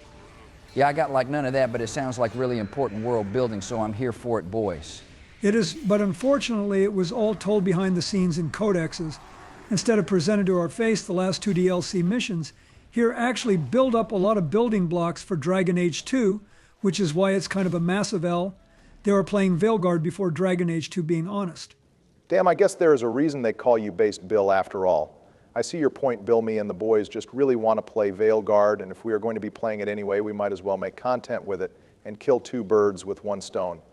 Don't diss Veilguard, Billy boy. That is my game, and by Texas, I am going to represent it well, believe me. Well, good luck. With that one, Georgie, only time will tell if that's a base take or if you're going to die on that Alamo. Well, so far we have been having fun. Viewers get hyped for that. The wait is all but over. Goddamn, our Golem bro is really getting fucked up. It's ironic that the Steel Golem is actually the most squishy member of our party. I would say it's a skill issue, but it doesn't start with heals and it won't drink potions. So we are kind of stuck as far as he's concerned. He's just a bigger target to take blows. Now don't make excuses, Obama Llama. You got to work harder to keep my boy Bob alive. I will do my best, George, but Bill has a point. I can't heal him, so whatever damage he takes, he has to live with. Anyways, boys, we got our color shifted to blue, so now we can make our way back to Brogan, but first there was a blue door we should check out for some solid loot. Okay, I am definitely getting some Mario vibes now. So there were enemies that shot out red. We had to be blue to reach one of our Dwarven brothers, and I saw some purple doors up ahead, which means we have to change colors even more to get into rooms. What the hell was Bioware cooking with this? All right, I admit it, the level designers got a little too toasted off my famous Bill bars while playing Mario Sunshine, which is why we have this color mechanic, because they thought the colors would express the different moral shades of the experiments here, or something. I don't know, they ate 3 bars. Instead of 1/3 of the bar, like I recommended, shit got lost in translation. But moving on what kind of experiments were going on here, all I know is they like to tinker with golems, and there seems to be a lot of the big guys here. Oh, that's right. I guess I didn't explain the plot to you, George, my bad. Well, Amgarrak was a Dwarven research facility to try and find a different method to create golems, because the ability to make golems was lost centuries ago after the creator of golems disappeared along with the device that created the golems. They succeeded with the help of a Tevinter mage. However, the creation wasn't a golem of steel or stone, but they used flesh and blood magic. This creation also wasn't easy to control like a regular golem and turned on its creators, leaving no survivors and becoming lost to the ages, same as the original way to create golems. I will go more into that clusterfuck of a being when we reach them, because it's the final boss. Also, the name Amgarrak in Dwarven tongue means victory, which is very ironic as to what actually happened here. Oh, so that's what that crawly white thing we see crawling around is. I thought it was one of those awakened sperms from Rick and Morty. Don't forget to grab another skill book in this chest here, and we have to come back here when the colors are turned off for a golem upgrade. But for now, let's get our last dwarf party member, boys.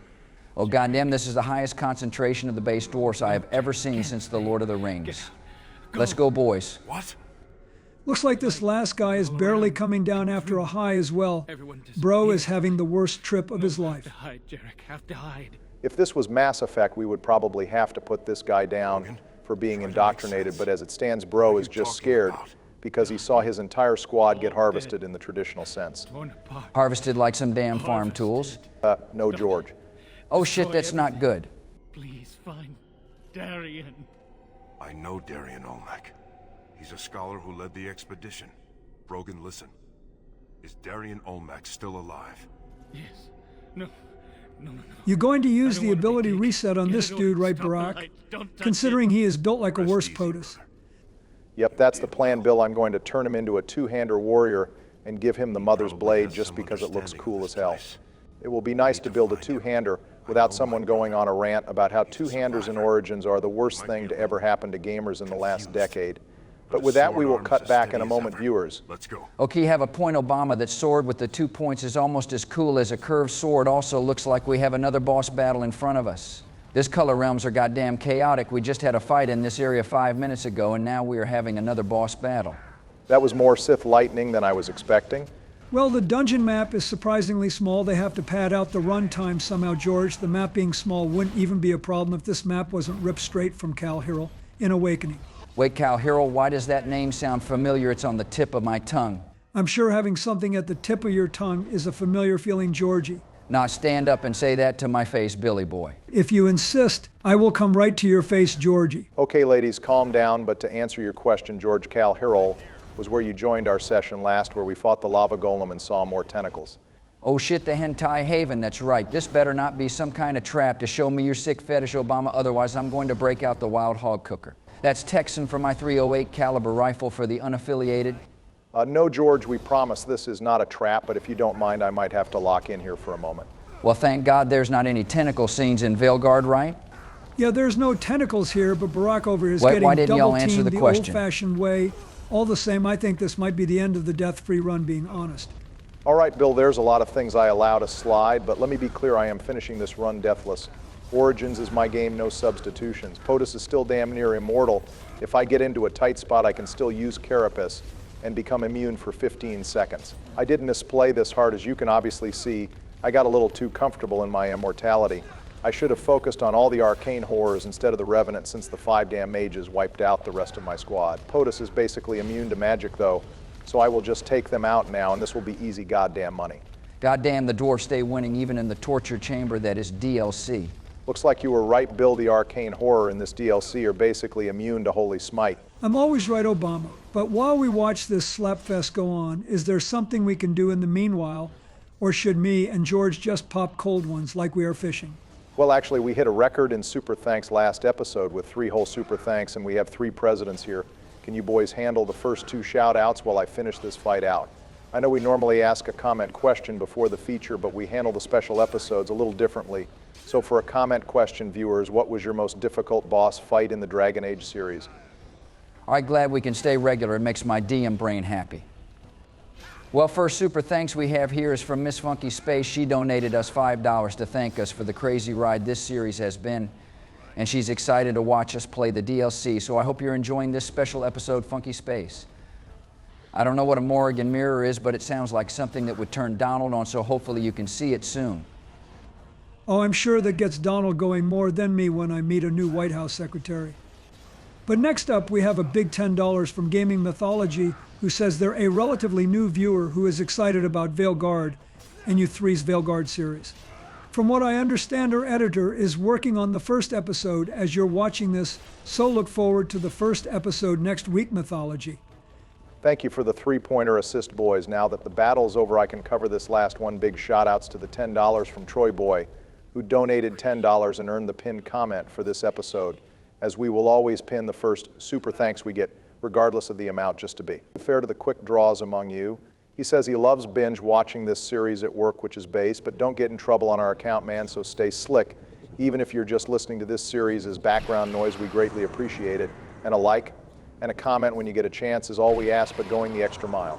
With a donation means the world and helps us produce this videos even faster for you all. So from the bottom of our hearts and the editor's heart, thank you.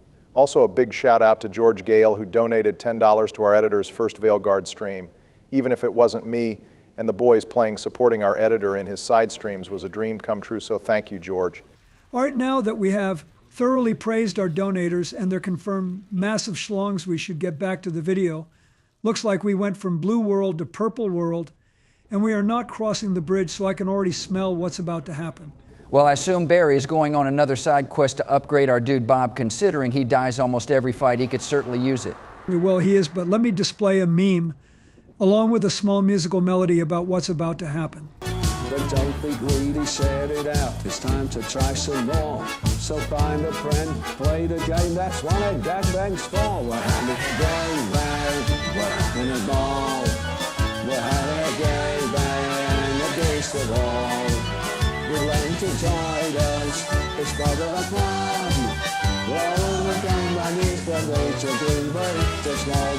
Sort of crude, Bill, but I guess that's to be expected from you, but no worries, I have a decent strategy to win this fight.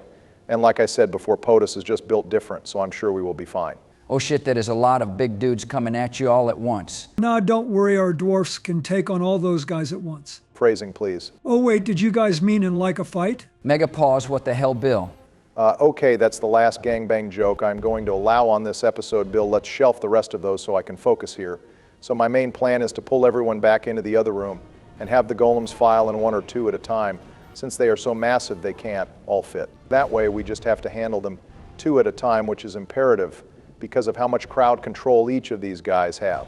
So I'm no General MacArthur, but it looks like them crowding up the door was a double-edged sword because the older brother Bob couldn't fit either. And now even the Rhino died. For some reason, this is a damn DEFCON 1 event for the little guys.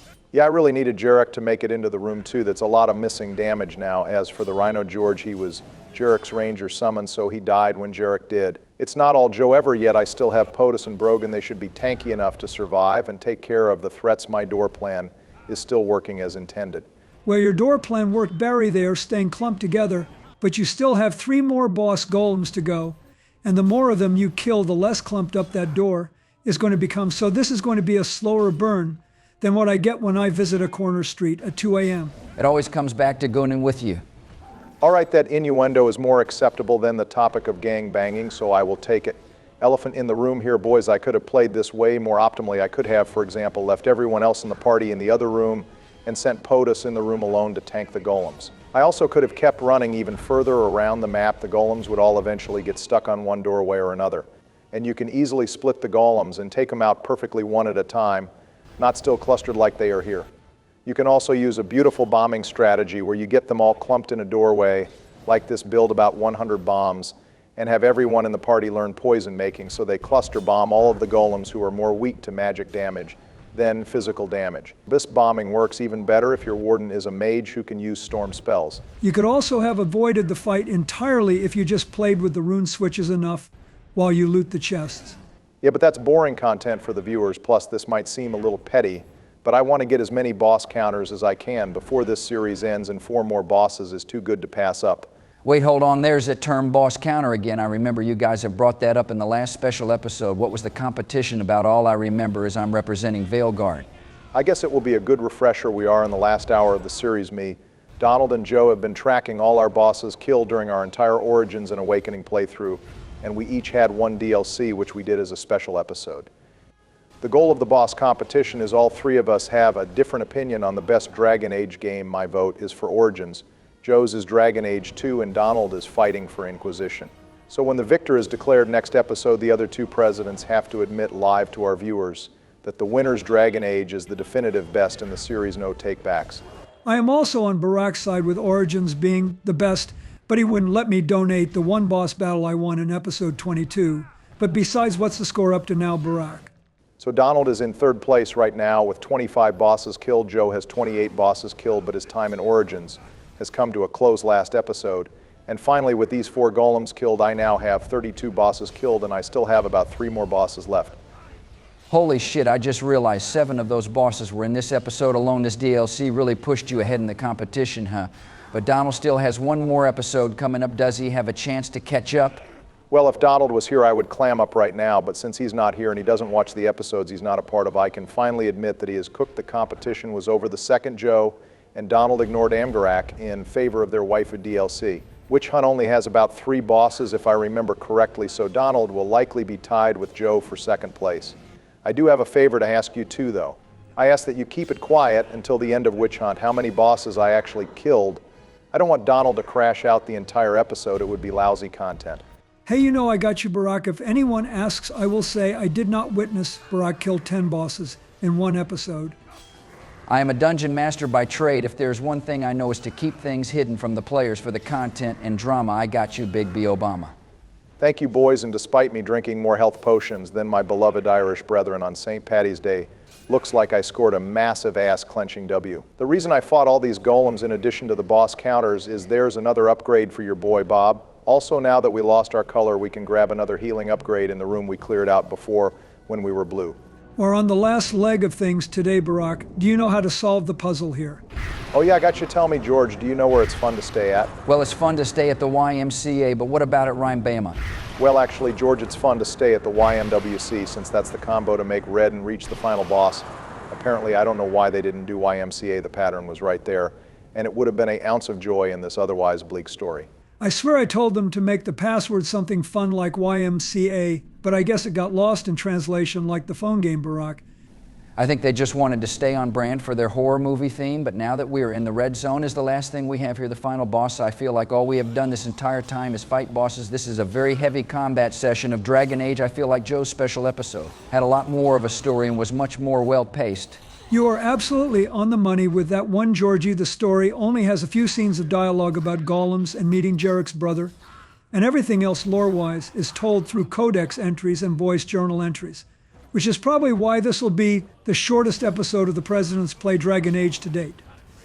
The biggest missed opportunity of all is the story's premise is a follow-up to the base story of Origins or Zamor sections, particularly about the Anvil of the Void, even keeping all your main decisions in Zamor in mind at the start, but then the rest of the DLC does nothing with it, and there's no moral choices in this entire story.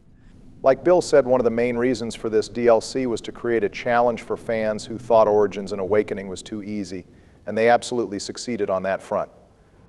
The other main reason for this DLC was to create some hype for Dragon Age 2, which is a trait shared by Witch Hunt as well, but Amgarrak mostly failed on that front. There were story beats that only tie into Dragon Age 2 when you dig deep enough, and the final boss was supposed to show the type of enemies you would face in Dragon Age 2, but the Harvester in Dragon Age 2 is popularly known as one of the worst boss battles in the series. Goddamn, I hope Bioware didn't charge much for this DLC. Honestly, given the amount of content this expansion has, it sounds like it should have been free. Nah, EA would never allow any content to be free, Georgie. That's rule number 1 in gaming. It was around $5, George, but I will be honest, I didn't bother getting this DLC or Liliana's song until I bought the Ultimate Edition years later, and I'm glad I didn't. This is a mostly moot point because Origins is often free on the EA store, and the Ultimate Edition is often sold on Steam for $5. The only DLCs that were worth it on their own was probably Awakening, Stone Prisoner, Warden's Keep, and Witch Hunt, but as a collection, the Ultimate Edition is always worth it. It also doesn't help that most people don't really vibe with Origins combat, so making a whole DLC where their main highlight is long stretches of combat isn't going to be appealing to many players. Not to mention there's backtracking, which I don't think is a huge deal when done like this in short bursts, but it's still not the most engaging gameplay.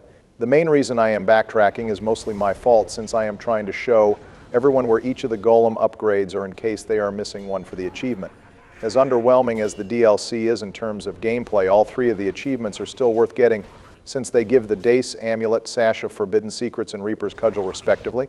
The first 2 are items you can slot on a character and keep on for the entire game, and the Reaper's Cudgel is worth about 300 gold, which is an insane economic boon to any playthrough. I have seen enough about this game that 300 gold is a goddamn massive amount, boys. That is the equivalent of oil money in this game. Also, there's 2 more bosses. What a goddamn surprise. At least they went down quickly. It's just another mage immune to Holy Smite and a tanky ghost. But I imagine we are about to encounter a giant roadblock in the final boss. Wait, was the Golem Orgy not the biggest challenge in this dungeon? The final boss is actually worse? Arguably, yes, George. The Harvester has more health than any other enemy in the game. For context, it has double the health of the final boss of Origins at max level, and that is a fight that you are supposed to have a whole army, and that is just the first phase it has too. It's very weak to magic, but as you can see, the only mage we have is the Golem, who may or may not last longer than 30 seconds. That's probably a common problem that you relate to Barak. So we'll go get fucked, oh trauma. Oh, eat a dick, I guess some things never change. Well, I'm sure everyone forgot about the side objective that our bro Brogan gave us. But here's the leader of the expedition, Darian. He just died from unknown means, kind of a letdown being honest. He does have a note that tells you how to solve the color puzzle if you needed help, but Barak blew past that already. The way our Dwarven brother was gassing up how important this guy was, you would think we would have at least been able to have a conversation with this guy before he died. Something to add to the lore enrichment or make the stakes a little higher. I guess you have a point, Bill. It barely even mattered because I had already forgot who this dude was anyway. And well, rip Bozo, and now it's time for the final boss. Also, don't forget to switch back to red mode before you go down the stairs, the last golem upgrade for the achievement. And also because you want this golem as strong as possible for the Harvester. Let's go take this critter out. Final challenge to go deathless Barak. Let's see it. Let's curb stomp this overgrown sperm cell back to where it came from. Oh, holy shit, never mind, that thing is goddamn massive. This might be a problem. I didn't realize the flesh golem was that goddamn big. Well, it is called the Harvester for a reason, George, and I think its body is literally made from the rest of Brogan's expedition team. Anyways, I have to equip all our poisons on the squad. The good news is it doesn't matter how many supplies I use, Donald will still have the same amount for his episode since the latest save will be before the fight anyway, so I'm going to go all out. Bro is about to put in every ounce of his nerdy blood sweat and semen into this fight, it looks like. But why the hell did you have to say it like that, Bill? So is this giant white bastard the hardest boss fight in the entire game, Obama? Well, it's very close, George. In terms of stats, this thing is the hardest boss, no contest, but I will say that the Cothran fight might still be harder because of the level you have to face the fight and the sheer numbers the fight starts out with. Then again, it's easier to deal with the additional enemies in the Cothran fight, so this boss might still be harder. If I wasn't shooting this fight for a video, my main strategy would be to aggro everyone with POTUS and Snug and then put everyone else in archery range to whittle away at him slowly. Snug is really underrated if you don't already have a tank, since he has an ability that automatically pulls aggro to him. As it stands, because I wanted to take care of him a little faster for the content, I went a dual-wield rogue with high dex for defense and made Brogan a tanky two-hander, so we have plenty of damage between the three Dwarven brothers. Goddamn, that is a lot to manage, but you are slowly kicking its ass, so that's a good sign. I notice the color keeps switching on and off. Does that affect anything in the battle that seems too deliberate to be random? Oh, good eye, George. Yeah, when the room is red, he is more weak to magic. And when the room has regular color, he is more weak to physical damage, which is why we did damn near half his health when the red turned off. It's also why a mage warden is so ideal for this DLC, since it balances out the magic and physical damage more evenly. Thankfully, I'm a spirit warrior, so a lot of POTUS's damage is magical anyway. This is also why I am trying to control the golem more in the fight I need to keep him alive, at least for the entire first section, so the second section is a little easier. Once he becomes small, we don't need magic as much since all his resistances go away in his second form.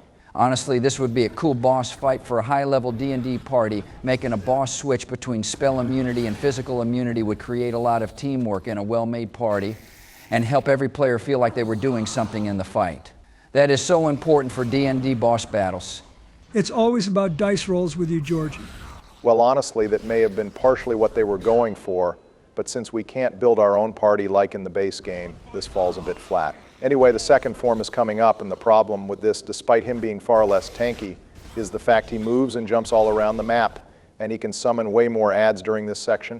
All right, if they tried to sell this DLC based on the boss alone, they might have been successful. This is an intense boss fight with several good mechanics. I'm actually hyped to see you all fight this sperm cell again in Dragon Age 2.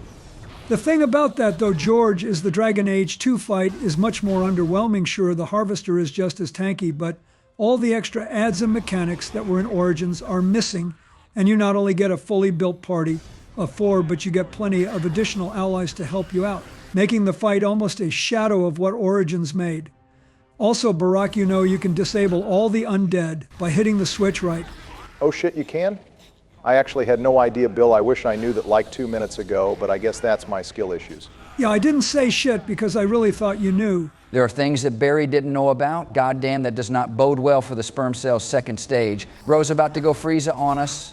I think somewhere between the horror mage orgy and the golems, taking my party to pound town my game knowledge got somewhat cooked.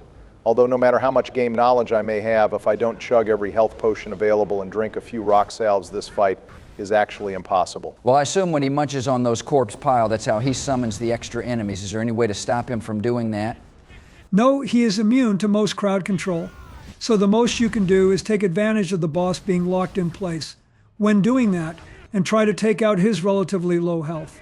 Some extra advice I can give to make this fight more free is to try to equip your warden with as much dodge chance as possible, which if you grab evasion runes, the King's Greaves, combat magic, and spell ward, you can actually get 100% dodge chance, which is what most gamers use to defeat this boss on Nightmare. They also load up on nature salves for each party member to prevent damage from the Harvester's abilities. Well, you could reach 100% dodge chance, but tell me, Barak, are you a bitch? I don't see what that has to do with anything. A win is a win. Yes, but are you a bitch? Okay, fine. I'm not a bitch. Let's end this fight the old-fashioned way. Well, the nature salve was still a good idea. I think the rock salve may have been a massive mistake, since even though it's preventing some of the damage, the undead are still able to swarm my party far easier, and I am taking more hits anyway. That's a massive skill issue, because now those undead assholes killed our little bro, and this fight is really coming down to the wire, Obama. Time to clutch up for the victory royale. This is going to be close. Give him the Aeducan special, dwarf. Kick Obama. All right, calm your titties, boys. We still have Jarek and POTUS, who has not gone down this entire fight, by the way. I'm going to ignore the final ads and focus everything on him, since he's almost dead. The fact that we have 2 massacre abilities on our team has been really carrying us.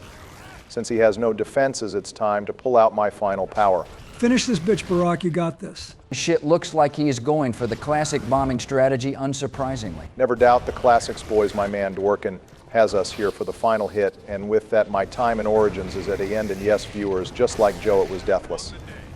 Oh shit, my beloved Bob got killed by the boulder. Why do the ones I love the most in this game always die? Skill issues, well, let me be the first to congratulate you, Barack, a deathless run of Amgarrak. Wasn't easy, but you did it. And with 35 bosses killed, a massive W for us Origins enjoyers. Oak the dwarves may be base, but wanting to keep any of the research here to make more flesh golems is insane. Y'all need to leave. Damn, you know, moral decision about sparing some of the research or revealing the location of this Tig may have genuinely elevated this DLC somewhat. Anything to expand on the Anvil of the Void dilemma would have helped. Everything's lost. No, brother. We're still alive. It unfortunately gets worse. We have a little cliffhanger scene to watch as well.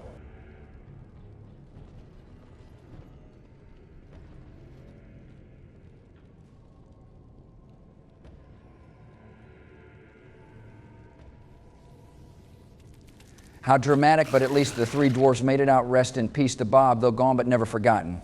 Well, now all we have is Witch Hunt with Donald. I assume me and George are invited to that as well. Absolutely, I am hoping next episode we can have all 5 presidents here for the finale. For once, should be interesting. I haven't had a 5-way since 2003, but I'm down to Tango Barack. Say that shit again, and I'm getting a belt, but I am down to see what the hype for Morrigan is about. So I'ma see you all in a few weeks. Take us home, Barack. Flemeth once told me that temptation... Oh, who's a good boy? Viewers, you already know I'm rich, and even though I won the presidential pitch, there is still something missing and empty in my life like a ditch. So it's time I find my beloved swamp witch. So goddamn, that might be the best one yet. Good shit, Donald. I don't know why I am always the one bringing this up, but aren't we missing one person here? You know, Bill, you're right. Where the hell is Sleepy? He's gonna miss me. Banging Morrigan for the next hour. Barack, you're his boyfriend. Where is he at? For the last time, we are not dating, but to answer your question, he never said it out loud, but he was rather hurt about you skipping his Liliana song special. So I think this is his way of protesting you. What a little bitch. He's missing out on the best ending to a series and game in all of YouTube, but his loss... Well, hey, you got your resident DM and also man's best friend on your side, Donald. That should count for something. I'm here too, George. Goddamn, I was really trying to forget you were Billy Boy. Great, I have Barack, Hornier Barack, and the Steel Beam Melter Dungeon Master. Let's get it. I will take the compliment, I suppose, so let's get into some lore. Also, here lies the site of my second greatest triumph, killing Flemeth at level 10. I assume the greatest triumph was winning the presidency twice? No, it was banging Morrigan live in front of the viewers. The presidency was like 3rd. This is exactly how Monica would sneak into my office, too, boys. Still recording for YouTube, dumbass. What are you doing here?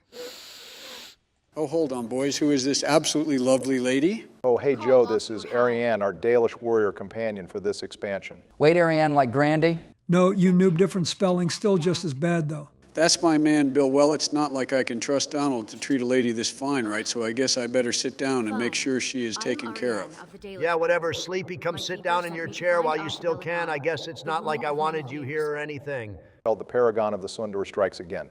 I have no idea what a Sundur is, but it sounds appropriate to Donald for some reason. I hate all you weebs so much.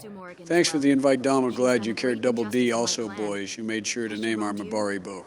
I don't want people to think this is some random Mabari. This is POTUS's one and true good boy. Already done, Joe. We will always honor our goat bow, and ending the game with him is an amazing tribute. I'm sure some people may have forgotten, almost 30 episodes later, but Bo is a tribute to Barry's former presidential dog, who sadly went to the Great Farm in the Sky 3 years ago. F in chat for Bo everyone. So wait, Morrigan is our base dwarf's girlfriend, but she also befriended and stole a book from Ariana Grande here. What is the lock on her morality? It seems all over the place. Her morality is based, George. She is on a grind set for mirrors that you could never understand. So we're on a hunt for witches and mirrors? First we were playing Mario Sunshine with color shifting, and now we are in a goddamn Disney movie. If the dog starts talking and singing Bel Nate, I'm leaving. No, Bo won't do that, but I can whip out my accordion and do my own rendition if you want, George. I'm absolutely the fuck not. I'll jam with you later, Joey, but for now we should be focused on the plot in front of us. A magical mirror might sound very Disney-coded, Georgie, But I assure you, these things don't tell who the fairest one of all is. They actually are transportation devices that allow you to easily walk through one mirror to the other, easily teleporting you around the country in minutes. These mirrors also help tie into what would eventually be the most impactful lore implications in the series, and the Illuvians play a significant role in your game, Veilguard. Oh, this is set up for Veilguard. Let's go now. I'm invested. I just started playing a rogue in that game, but I haven't gotten far. I think I might switch to a mage before I progress any further. Oh, my sweet summer child, don't ever change, Georgie. I still have no goddamn interest in that game, but maybe I will pop in for a waifu tier list or Dead Space in the future, boys. Donald, what are you looking around Flimmus Hut for? We got to go to the Circle Tower with my mage brethren. Where's Mommy Morrigan? Is he being serious? Donald, the title for this mission was Witch Hunt. Why would we find the witch in question in the first 5 minutes? Wait, are you serious? I don't just get to see her immediately. I have to actually look for her. Wait, did you actually think this DLC was just an hour of you banging Morrigan? I thought that was a joke. God damn it, now I'm blue-balled. And these dark spawn fucks are gonna pay for it. Wait, these are Darkspawn. They look a little different from Veilguard. Yeah, this is their original look, George, and unfortunately this DLC is the last time we will see them like this before they go through an identity crisis every game. Let's not talk about it too much here. We will have an unedited yapping spree next episode, I'm sure, when Donald meets them. God damn, that fight was the most one-sided battle I think we have had in the series. One thing you gotta say about Witch Hunt is since you are supposed to take it on last, it's a goddamn victory lap around Ferelden. Yeah, the game developers proved their point to Sniper God X-Feet Lover with Amgarrak, so it's all smooth sailings from here, Donnie. So besides the lore about Illuvians, my other favorite aspect of the lore in this DLC is that since this takes place about a year after the Blight, we can read some excerpts from each of the major towns in Ferelden about how they are post-Blight, for example. Lothering and Danerum, who were hit hardest during the Blight, are just now recovering a year later, with Lothering even erecting a statue of POTUS. Redcliffe is thriving now under the leadership of Gloria Saraltigan and is expected to rival Danerum in a few years economically, which we do see in Inquisition and Orzammar, thanks to all the support the Surface has given the dwarves in addition to POTUS and his brother King Bellin running things, has seen Orzammar thrive now more than ever as well. That's what I love to see base dwarves in their base cities stay winning. You have a Dalish elf with you. Is that a problem? So from what I remember, the two origins that play a significant role in this DLC is Circle Mage and Dalish Elf. If you are a Circle Mage, you can ask why we have never met Hadley here before, to which he will answer that he is actually from Amaranthine, but was sent to reinforce the Circle after the Blight left the Templars low on men. I also think he's supposed to be Cullen's replacement, since Cullen would have been sent to Kirkwall, promoted by now. Girl is laying on the race card way too goddamn thick here. It's like it's her whole personality. Don't diss my girl like that, Double D. Nima level with you behind the scenes, Hadley is only in this expansion because we couldn't get Brian George and we wanted to tease the fact that Cullen was gone and going to appear again in Dragon Age 2. Makes sense. I imagine all the voice acting budget went into the other companion we will meet. Something that always bothered me, though, is even if you give the Circle their independence at the end of Origins, Hadley and some other Templars will still be here. Why the hell are they here? Shouldn't they be letting the Circle govern themselves? Why the hell do you care? Let the mages stay locked up sleepy. Well, Dragon Age 2 does give some insight to this. Alistair lets the mages govern themselves, but it comes with major blowback from the rest of the Chantry around the world. I think in order to appease the Chantry, the Templars are appointed to guard the tower, but they have lost most of their authority as prison guards and instead just taken hands-off guard. Approach is sort of a compromise to the Chantry. Yeah, stop jerking it to the lore and bow our heads in silence to the young lord.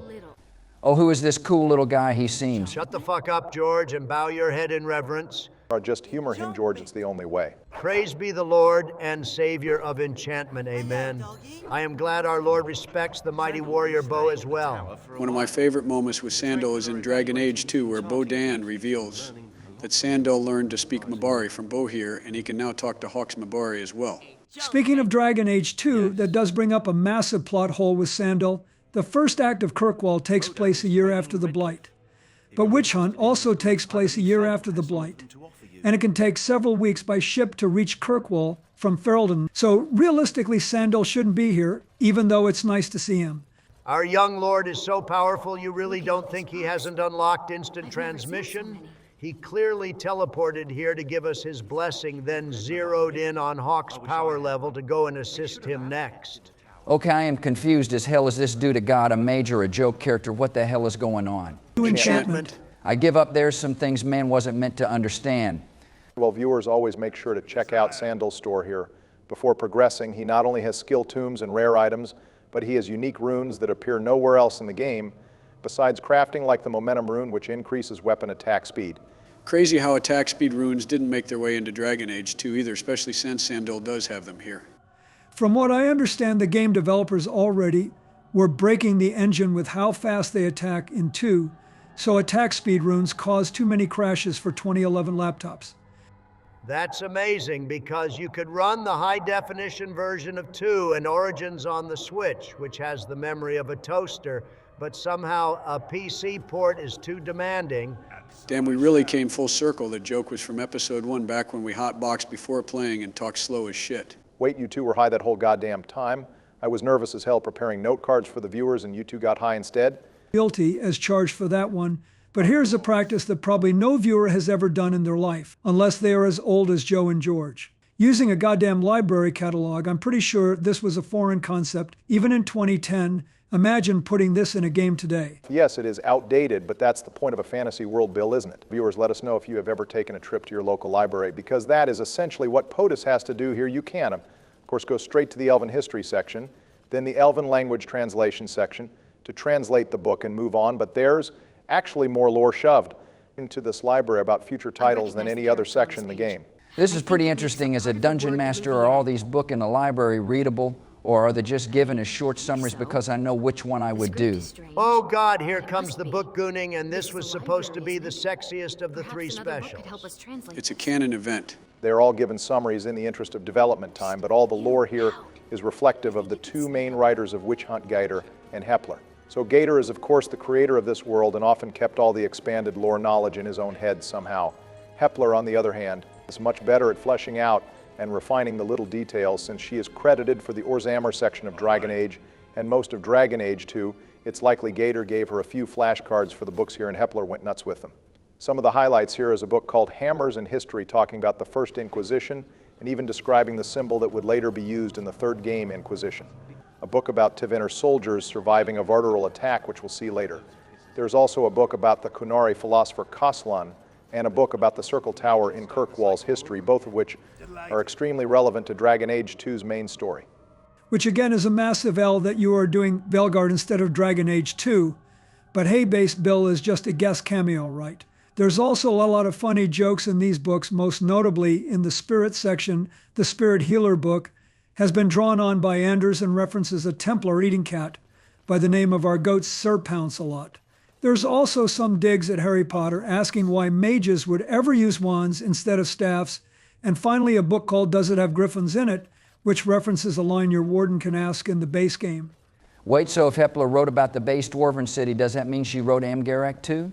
No, George, that's probably why Amgarrak had such little lore impact towards the story of Orzammer. They didn't have the Queen of the Dwarves in the writing room when they wrote it.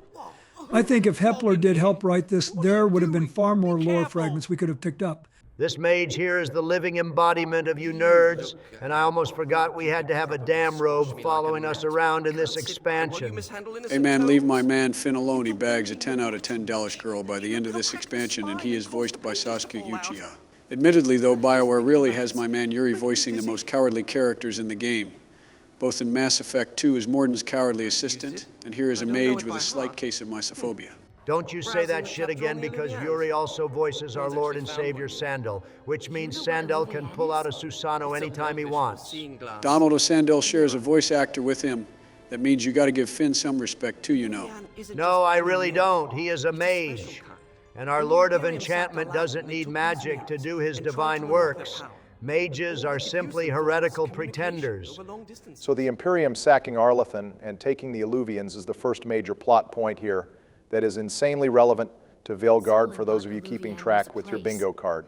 Secondly, the Dalish clan Ariane mentions here is of course the Dalish Elf Wardens clan that we will meet in Dragon Age 2. If we are a Dalish Elf, we can have plenty of unique dialogue during this expansion, which I will cover when it comes up. This also is another example of how all the origins actually do happen at the same time, but the only saving grace of each of the Wardens is Duncan. I'm sure POTUS would have made a life clearing out the whole deep roads of Darkspawn if we hadn't met Duncan. The cope is insane. So we got a dog, a human mage, and an elf warrior. This party is probably the most underwhelming of the three I've seen so far. Since there's no base dwarf party member, Bioware is truly fumbling here with that one. Georgie, here glazing the dwarf bros harder than a servant cast girl trying to get with a noble house. So Donald, before you do the basement section, I ask that you do 3 small errands in this library to show some hidden quests for the viewers.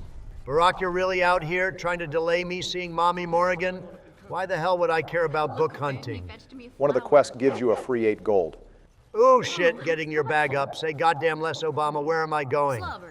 I can't believe the Jedi mind trick that happened in episode 2 happened here, and worst of all, it worked a second goddamn time. Hey, we get more library fun times to expand the lore. This is far more engaging than the full combat session last episode. So Donald, the first unmarked quest is over by the School of Entropy shelf by the index. You pick up the book Controlled Destruction, and you will find someone hollowed it out with a small statue and a note. Apparently a mage was being blackmailed, and the statue will reveal the final blackmail payment in the apprentice quarters. We can grab that at the end. This is the money side of things. I grabbed your favorite one first. That's my boy Obama. What's next? Well, this one's for all the Mabari lovers out there. Since I know we kind of neglected a lot of his scenes in the base game, go over to the index and find the book on raising nugs, which will unlock the zoology section. It's important to note that the most recent index you select are the only ones that stay active except for the elven artifacts for the main quest, so you do have to use the index to find most of these.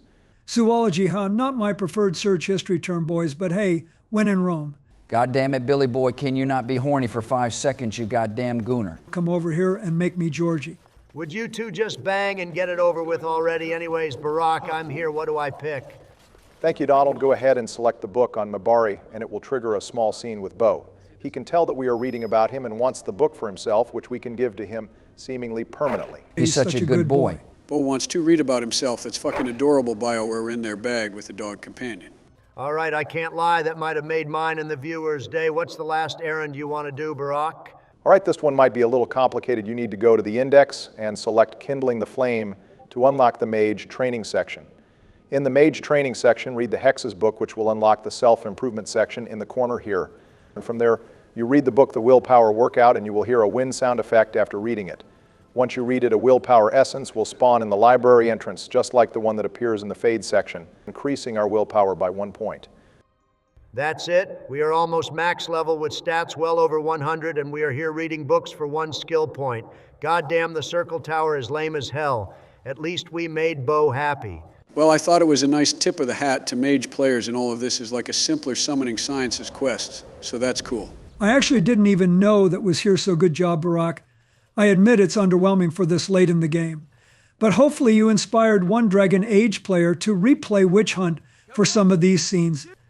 You know, I saw comments about people not knowing about the dragon in the Orzammer throne room even 15 years later, so I'm sure I probably taught at least 1 or 2 viewers something. Anyway, once again, the Circle Tower basement is infested with spirits, and it's harshing the Sentinel's vibe, so we have to take care of that. And that includes another discount Inquisition battle sequence. Once again, the Ferelden Templars are sucking at actually doing their job, and they wonder why shit like the Uldred plot and Joan's escape happened. My God, I hope whoever replaces Gregor whips these cowards into shape. Thankfully, we have the Templar god POTUS here to take care of things. This is the kind of job we are perfect for, and I also love the fact that we don't need an ancient elven artifact like the Anchor when POTUS has the pure concentrated power of these hands. Sort of like how you play Isaac Clarke, I guess, Joey. Look, I already said the backhand has more stopping power than the actual space guns. It's called efficiency. Well, it's good to see you finally mixing up your play style, Joe. I swear to God, if I had to see you roll up your 10th board or mage, I was going to do a backflip from the Oval Office windows. Also, to add on to the fact that we are in a Disney movie, we now have magic mirrors and talking statues. I'm keeping a counter for those at home. That's fine, George. I'm keeping a future game relevancy counter. For those at home, you play your metagame and I will play mine. I wish both of you would just play with my nuts instead and hop off the lore. Bet Donald, go ahead and whip it out. Abby, pause. Oh my God, just end me already. Let's just watch POTUS kick ass. So viewers, the goal here is to fight the Sentinels until the Red Veil Tear appears. That's the thing you actually have to kill, since the Sentinels are immortal. Once you kill the Veil Tear, the fight ends and the Sentinels go back to normal. I like to think because of how easily Jowan and the Mage Warden clapped up the Sentinels in the Origin, the Templars upgraded them after to prevent further break-ins. We already see the impacts of Jowan's break-in. As Finn tells us, they move all the phylacteries to a more secure area. That's a solid theory. Also, Barak fighting Veiled Tears. That's a third Inquisition counter for you after Alluvians and the Inquisition symbol in the library. Oh, goddamn you, Bill. Oh, good point, Bill. Also, they are red, which implies blight, and the statue even says the prison is broken and darkness encroaches on us. I wonder if she was referring to Solus's blight prison that we learn about in Veilguard. I think that's one Inquisition reference and two Veilguard references right there. We even get a line from the statue later saying the darkness has stopped for now. Mike Laidlaw, a lead writer at Bioware for the first 3 games, did mention that her prophecies were not random and there was something to them. Some writer at Bioware must have been playing the long game after all this time. This is insanely relevant. Oh, right, because the blight is like this evil magic the elven gods use and that egg-shaped dude's soul is sealed away. Why would the statue know about all that, though? Because the statue is a Tevinter and Mage Glazer, George, and therefore cannot be trusted. Thank you, Mage Racist Donald, for your insight. Good question, George. So the statue was a royal advisor to the Archon of the Tevinter Imperium. Hence why Donald dislikes her. She was an advisor because she had the inherent ability to see visions of the future. She became a statue, however, because she foretold of the Archon's death, which he didn't like to hear because he was kind of full of himself. He apparently ripped out her soul and placed it in a statue and put the statue at the entrance of his castle so that passerbys could hear her yapping instead of him. Kind of a crazy crash out, but what happened to the Archon? Oh, he died, and his entire fortress was destroyed too. The statue remained and was eventually moved to Kinloch Hold, now known as the Circle of Magi we are standing in now, where the Tevinter Empire conducted magical experiments. Until the Alamari kicked them out of Ferelden entirely, they kept the artifacts here, though, since the place was haunted, too dangerous for even treasure hunters to approach. That is until Ferelden needed a new circle. Then the Chantry did their best to clean up the tower and make it their mage home. More like Mage Prison Center, but that's a discussion for a future game. Let's just say that moving their circle here wasn't exactly a high IQ play, since Veiled Tears like this one happen frequently, and also Enforcer's Blood Mages to go on a rampage too, as we see in the base game of Origins. Damn, magic gets complicated as hell in this setting. This is why I prefer D&D, where magic is just a thing people accept can do cool shit and leave it at that most of the time. I imagine playing a tabletop Dragon Age game as mages gets pretty complicated. It would, but the mage player would have to keep magic under wraps with proper role-play elements. Our editor recently bought a rule book for the Dragon Age role-playing game if you wanted to take a in-depth look. I'm sure if anyone could handle making an accurate Dragon Age D&D session, it would be our presidential DM, George. The glaze is insane, but I would actually love a tabletop Dragon Age game with the boys. Some of the rules they have are really unique, and if you simply flavor a few homebrew systems from D&D or Pathfinder, it could be a really fun time. I would even forgo being a horn dog if you did that. All right, but Bill, you would be on thin goddamn ice if we did, but I'll have to borrow it and take a look. Anyways, back to the gameplay here. Donald, this really does look like a victory tour. You are goddamn destroying these Veiled Tears like they got oil. Thank you for noticing, George. That's why you are my favorite. POTUS has such a min-max build at this point that everything here is easy money, especially the little mages they summon, which can actually be killed. It sucks.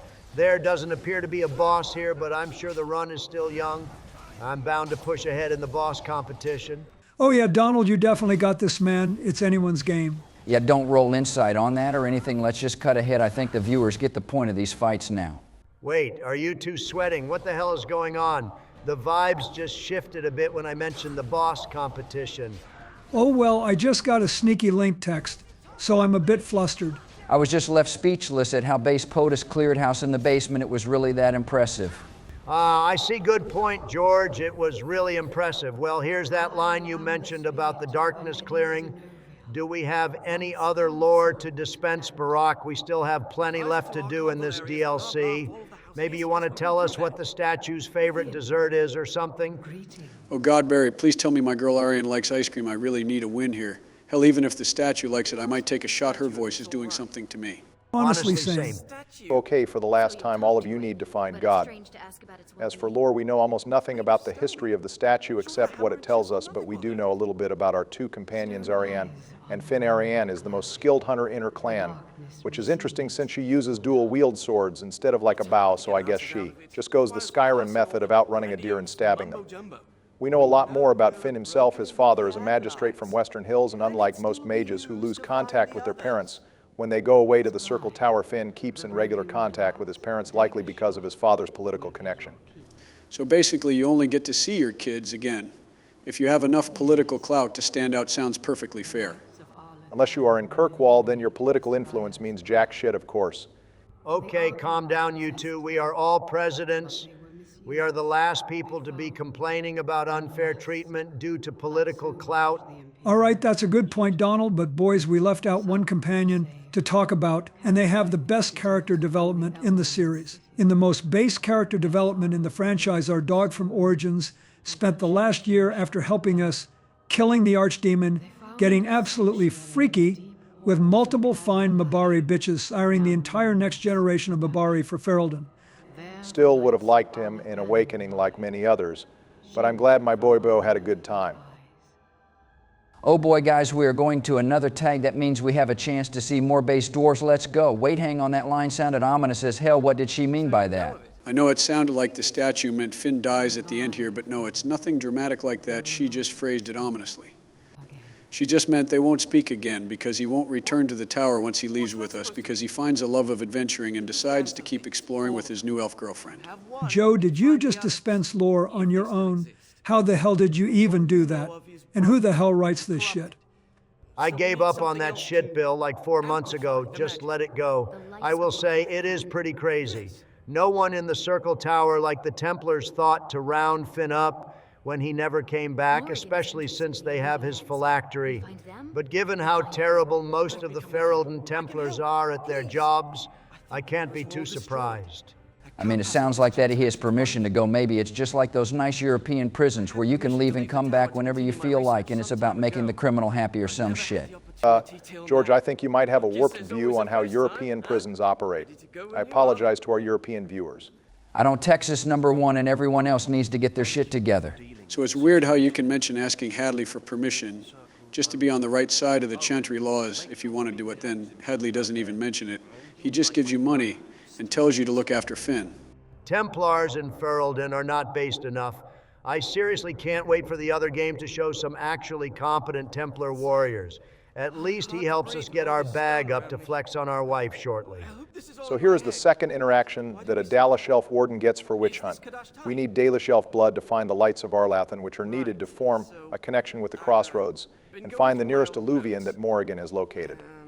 We have to use Ariane's blood since she is a Dalish Elf and therefore at least biologically similar to the Arlathan Elves. If we are a Dalish Warden, she will ask why Finn can't use our blood, and he will mention that because we are a Grey Warden, our blood would no longer work since we are tainted. Kind of ironic considering the owners of the alluvions, the elven gods, were already blighted, but I doubt they wrote that into existence. At this point, I remember when we talked about the Mage Warden's phylactery no longer working being a plot hole, but some of our viewers pointed to this conversation about our blood being changed, and that's probably a valid take, especially since that would explain why Templars throw such a huge fuss about giving mages to the Wardens. The only point against that is Anders himself, wanting to take out his phylactery despite being a warden. Anders might have just been confused, or the writers needed a side quest for him. It's really hard to say. I'm surprised you're not putting up a bigger fuss about us using blood magic, Donald. I haven't heard you offering to suplex Finn or slam dunk him into the garbage. I'm genuinely surprised. Oh, well, it's like Finn said, it's a gray area. I can't get upset over every use of blood magic, can I? Sometimes it's part of the grind. My insight check is smelling something off about this, boys. Yeah, you didn't even need to roll for that, George. Donald is only okay with Finn using blood magic because it's going to help him find Morrigan. Eat a dick, a guy can't have hobbies sleeping? Calling your love of Morrigan a hobby is like calling Diddy's massive amount of baby oil a small collection. Hey guys, we've been traveling around this dungeon for a while. Where are all the base dwarfs? Yeah, Georgie, this is just a combat dungeon. There's no conversations or dwarves here. I think it's time we address the elephant in the room about this DLC. Just like in Amgarrak, the maps used in Witch Hunt are all recycled from the base game in Origins. The only difference is Amgarrak at least tries to change the look and design of dungeons, while Witch Hunt embraces the fact that these are the same maps we have been to for, and even embraces that fact by making jokes. It also doesn't help that the enemies aren't anything different from the base game except for the final battle. Mommy Morrigan absolves all the sins of this otherwise mid-DLC, though.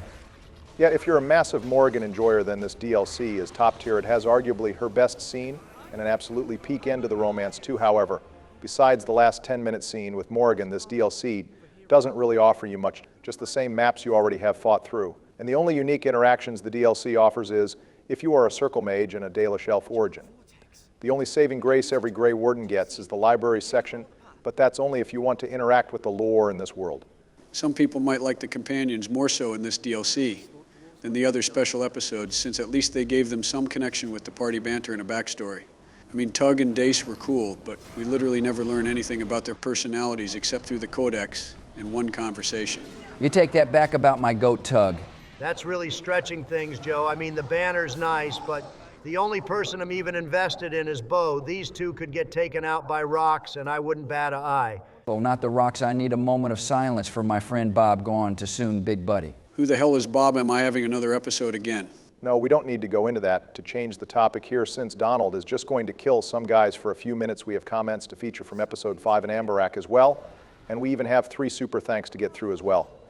Like always, we do the special episodes differently, so we won't go in depth with a comment question, but to give you all one to debate in the comments who is your favorite party pet in the series between Barkspawn the Dragon Age Tumabari and Asan the Baby Griffin. But with the comment question asked, Joe mind starting us off here. Sure thing. Barry, viewers, our featured comment from Episode 5 of Awakening comes from Ella202, whose original perspective of the Architect decision compared them to the Rachni decision for Mass Effect 1. This is a really good take, comparing the Darkspawn to Rachni. Both were enemies in the game. But if they were given the chance to think for themselves, they might be a huge boon to the world.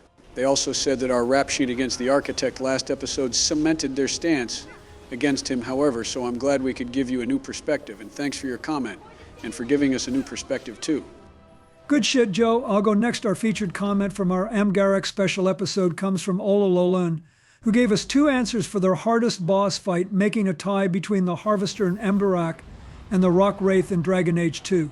Both these fights have challenging and interesting mechanics, so that's a base take. He also gave a shout out to the Arishok fight in Dragon Age 2, which I agree is just as hard as the other 2, but for all the wrong reasons. Thank you again for your comment, Lunan. Can't wait to hear your answer to today's comment question.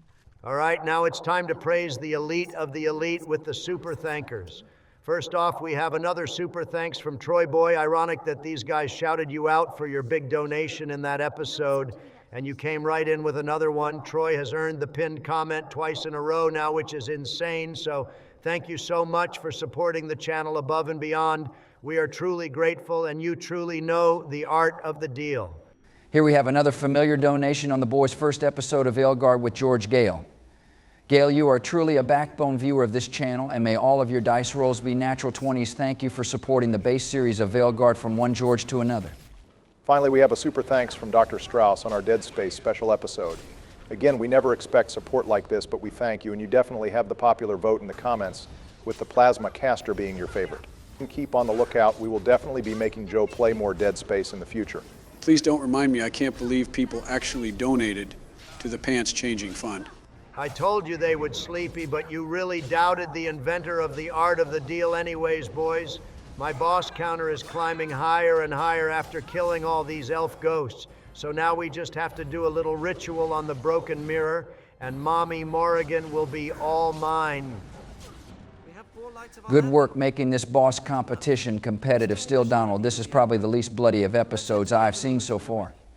Well, we finally get the scene we have been talking about all this series. Viewers, if you keep Morrigan's ring in your inventory throughout the entire game, Ariane will mention it here, and you can give your warden some amazing roleplay reasons for why they have kept it all this time. I'm pretty sure if you don't have the ring, the dialogue changes a little here, and she just asked why we want to find Morrigan so bad. Yes, but I would never give up a gift from my wife. We also get the chance to be called a good boy by Morrigan later on for keeping the ring. So I'm damn well keeping it. Yeah, no, being called a good boy by a goth baddie is a man's true physiological need, my dudes. You goddamn gooners need to find the Lord. As me and Bill have already said, we have found God, and she is a woman commonly known as the Lady of the Forest. And Morrigan... Got to include my girl Valena on that list too, boys. Excellent point, Joe. Also, Barack, if I'm not mistaken, isn't this dungeon unique to this expansion? I don't think we have been here before at all in this game. Well, POTUS has never been here before, but if we had chosen the Dalish origin, we would have entered this ruin twice during that origin. Same as the Circle Tower basement, so everything in this DLC is a confirmed reused asset. Bill add 2 more strikes to the Veilguard counter in this dungeon, though because there are 2 major references we have to talk about here. First off, there are statues all over this place of Falon Din, the god of the dead, in the Elven pantheon, so it's safe to say this may have been a home base of Falon Din, which is why an Eluvian was even here. Not having the Elven version of Hades appear in Veilguard sounds like a massive fumble, I can't lie. That is facts, George, but we will cover that more later. The second reference to Veilguard is the mirror we find being blighted. I wonder if that was actually intentional by the Elven pantheon, since Tamlin mentions seeing a city underground and then pure blackness. Originally, this was thought to be a dwarven Tig, but now I think he was seeing the Black City and the prison Solas built.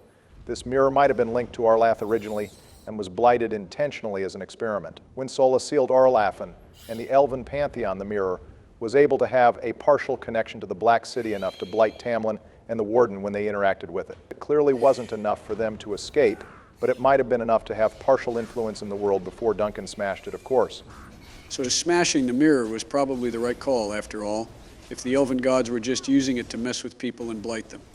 That probably means Meryl shouldn't try to restore the mirror if it can just release blight into the world, unless she can pull a Solas and unblight the damn thing. Meryl is a blood mage of goddamn course. She can't be trusted, you goddamn simp. But don't worry, when we get to Dragon Age 2, you will see the light. Wait, what? Meryl has been a bad girl, but don't worry, boys. There are plenty of ways to punish her if you all catch my meaning. Also, there's another unique scene we can get here if we pick the base Dalish elf origin Ariane. Will ask us what happened the day we came here with Tamlin, and we can reflect on how far we have come, and if we had any regrets over what happened with our friend. It's a really nice scene and is one of the few times a warden gets to reflect on everything that has happened, and how far they have come since then, and it sucks only Dalish elves get that. Well, damn, Bill, is Dalish elf your favorite origin, too? That's a beautiful analysis. Well City elf is actually my favorite, but Dalish elf is a close second. The based elves just have a lot of great role-playing opportunities, boys. Damn, boys, we are smacking demons left and right like we are playing classic Doom. Why do these guys have beef with the mirror anyway? Well, this mirror in particular has a connection with the Fade, and the ritual we are doing is decently powerful. So this is like a demon's wet dream right now. That's my boy Barry. Who cares about phrasing anymore? Am I bleeding? Oh, look, a rip in my robe. This dude really just fainted over a damn drop of blood. That is the most bitch-made robe activity I can think of. At least you know he is definitely not a blood mage, because if he was, bro would be fainting mid-combat. Well, the waifu has been located, boys. Our prize awaits. Oh, looks like I have to retract the praise I gave at the end of Awakening Joe. What you said about the mirror being in the mother's lair wasn't just a theory, it's outright stated by Finn that this is why the mirror is here, and it was moved intentionally by Tevener. Well, I didn't know that, so I think I still deserve the credit, but go off Queen. My God, these two are chatty Cathys. They never stop yapping. To be fair, Donald, this conversation here about Finn's parents is pretty relevant, since when Finn doesn't return to the Circle, his parents send mercenaries to try to bring him back to the tower, since the Templars won't. Finn and Ariane drive the mercenaries off, then confront his parents to say farewell. No, they adore me. In fact, I'm sure my name is a result of overwhelming love replacing good sense. Goddamn, they should call this game Bone Age instead of Dragon Age, because there's a shit ton of bones everywhere you step. Bone Age is more appropriate than you realize, Georgie. Well, the bones serve a nice lore purpose to tie everything together, George. See, the remains of powerful creatures like dragons have very potent magic to them. They are often used in rituals as a result, because life energy has potent magic to it, as is the case with blood magic, for example. We often see mass grave sites like this used as research areas and ritual sites. This is likely why an active Eluvian is even here the magic of the dead dragon bones, kept it preserved. That's some praise we can give Bioware. Here they did at least think of rational reasons for reusing these areas. It just sucks we only get one thing completely unique to this DLC, and it's the final boss here. Using basic pattern recognition, I assume the final boss of this game was another preview of a creature that would be present in Dragon Age 2. Damn, Georgie, you're taking more of this in by the second. You're a real pro of how EA bends us over. Please don't say it like that, you damn gooner. Just have to add a few more baby dragons to my kill count first. Maybe I can make a nice little dragon hat for my wife, since that's going to be her new style. Also, are these guys here the same cultists we met with the urn? Well, we have no evidence they are, so it's more likely they are just another group that really likes dragons. As Joe said, though, final boss time, Donald, time to focus up. Oh, please, like I would be scared of a tree, spider, snake thing. Wait, what the hell even is this thing? It's obviously the elf version of a pit bull, but immortal. You basically are all correct, at least partially. These guys here were created by Durthman, the elven god of knowledge. He created it out of Arlathan trees to fight dragons attacking the elven people. The Vardarol's body is made of heartwood like our shield. It has many legs, spits poison like a spider, and has a snake head with the ability to feel vibrations in the ground like a snake. They are also immortal as long as they are told to guard something, in this case it's awake, because Morrigan reactivated the Illuvian. The immortality is similar to the archdemons, so I wonder, given what we know about elven gods and blight, that maybe the process to make Vardarols immortal is the same as making archdemons immortal. Maybe even these guys were the prototype for archdemons. That's not a bad theory at all, Bill. That is incredibly likely. Another possible theory is they are living constructs and therefore can just reform over time since they aren't truly alive. Wait, hang on, I just redid the math in my head. If this is the final boss, then that means I have 28 bosses, so I'm tied with goddamn Sleepy Joe. How many bosses did you get in your special episode, Barack? Oh, hey, Obama, what kind of trees was this spider guy made of again? That sounded important. I guess it's all Joe ever now. Now, what the hell is going on? You assholes have been hiding something this entire goddamn time as your current president. I demand answers. All right, I guess it's time to show our hand. Donald, I killed 10 bosses last episode in my special episode, which means once you kill the Vardarol, you and Joe will coincidentally be tied for second place at 28 and me coming in first with 35.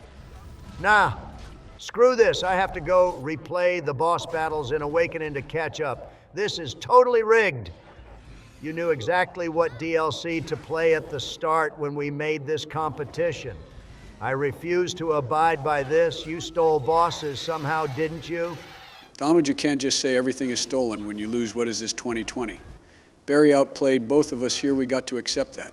We sat down just yesterday and I congratulated you on winning the presidency this year. It's time for you to do the same and be presidential with me in holding this L. Nah, screw you for that, Sleepy. You lured me to the White House with promises of McDonald's and Mortal Kombat 1, and instead it was a live press conference for publicity. I wasn't prepared for cameras that day, you asshole. I looked spaced as hell. Which is where all of you can go, by the way, if you think I'm conceding this. Oh, come on, Donald, I hate admitting defeat as much as the next guy, but you have had a great run both on and off the court this year, and despite your 5 deaths, you know you gave it your all. Obama is the one who even brought us together here almost a year ago to play Origins. He has earned this. All right, Donald and Joe, we are about to reach the Morrigan scene, but before we hit the epic finale, I want you both to say what you agreed to. All right, Double D, I will go first for you. Viewers, Dragon Age 2 might have the best companions and offer a dark fantasy unlike any other, but Origins started us on this journey. And it has the baddest bard in the lands as a squad mate, Liliana, so Origins, the best game in the series there, I said it. All right, fine, God damn it. I have an image to protect here. Inquisition might be a fast-paced, badass, and cinematic RPG, but Origins actually lets you bang Mommy Morrigan and get a happy ending with her in more ways than one, so it's the best Dragon Age in the series there. I said it. Good job, boys. I'm so proud of you. Dragon Age Origins is my favorite because it has a special Yo, who the place hell in is my this heart that nerd? could Secret Service, we have an intruder in the White House. Get the bear mace. Yeah, for real, save the yap for Inquisition and Veilguard analysis. All right, thank you, boys. Hopefully the waifu wars in Veilguard can go as smoothly. Oh my God, the smell in the air and the elegance and indifference and the vibes. I can feel it coming over me now, boys. I see the crystal raindrops fall, and the beauty of it all is when the sun comes shining through. To make those rainbows in my mind when I think of you sometime, and I'm gonna spend some time with you. Just the two of us. We can make it if we try, just the two of us. You and I. Oh, hell yeah, Double D sing it. All right, Donald, calm down. We don't want to get flagged by YouTube. A dwarf, a dog, and his wife. Is there anything else a man could ever want, boys? Oh God. Magi finns till för att tjäna människan och aldrig för att härska över henne. Ful och korrupta är de som har tagit Donald, I hans respect the gåva gooning, och but we have vände come det all mot this way. sina Focus barn. up, brother. and tell her how you really feel. Oh my God, Bill, you're right. Wait, is that all it goddamn Morrigan, took? you are better than the air I breathe. Me running and winning the presidency, I did it all for you. I would do anything for you. When I invented the phrase MAGA, it was supposed to be Morrigan's amazing goddess aura. People just kept misquoting it, and it stuck. I am nothing without you. This series is nothing without you. I no longer want to be paragon of America. I just want to be paragon of your heart. Damn, Donald, that was goddamn beautiful. I can see how you get away with cheating on every one of your various wives now. I'm going to have to write all this down the next time Hillary goes through my phone, Donald, that was smooth like butter. If only you could roleplay this hard as Pally Donald when we played D&D, but I guess better late than never. Well, here we can check off the last few Inquisition and Veilguard relevant hints, with both the Flemeth conversation and the talk about Kieran being a herald of change. Though Bioware let that last part fumble, Kieran doesn't become a herald of change at all. Bioware forgets about him. Oh shit, I almost forgot we were supposed to be looking for our son too. I got too caught up in the lore. Kind of crazy we can't meet him in this game. Bioware didn't want to animate a baby model, especially not when all the Morrigan simps will just be happy to see her again. Well, at least this went better than the last baby mama revelation. In the case of 1-month-old Kieran Donald, you are the father! Wait, Maury, I wasn't questioning the paternity of this child. We were all in agreement this time. Well, then how the hell did I get this envelope here? Someone submitted the paternity test. Sorry, Poe, I couldn't resist a second. These guys told me a kid was involved. I had to do it to them. Damn, the whole gang is here now. Maybe I should try to summon Themey while I am at it. Okay, haha, funny joke, George. Now, everyone, please shut the fuck up. My wife is about to give us exposition. Was immortality, and yet I was wrong. So very wrong. She is no blood mage, no abomination. She is not even truly human. The ritual was but a means to an end. A herald for what is to And what is to come is a whole lot of push-ups and review bombs. Change is coming to the world. Many fear change and will fight it with every fiber of their being. But sometimes change is what This girl loves talking about change. Did Obama write her script or something? Oh my God, George! I hope your house is made of steel beams because I'm about to set it on fire. Too soon. Well, boys, looks like Morrigan is done yapping, and it's time to close this chapter of Thetis once and for all. Loud, incorrect buzzer noise. I promised the viewers this series would end when POTUS steps through the Morrigan mirror with his wife, and by God, if I had to fulfill Barack's stupid competition. 5 minutes ago, I am damn well making sure we end this series with a happy ending for POTUS. Yeah, after everything and everyone POTUS has helped, he damn well deserves some retirement with his wife and child. My love, we will face the future together. Got to give Origins this. If you kept the Warden alive with a romance, they probably get the happiest ending out of any of the 4 protagonists in the franchise. Oh, baby, just a little longer. I am almost there. Same, Donald, same. Your gooning is ruining this ending. Just let Bioware cook here, boys. I have no idea what is going on, but it feels like a true storybook ending, boys. Good work. This is far better than ending on tentacle hentai.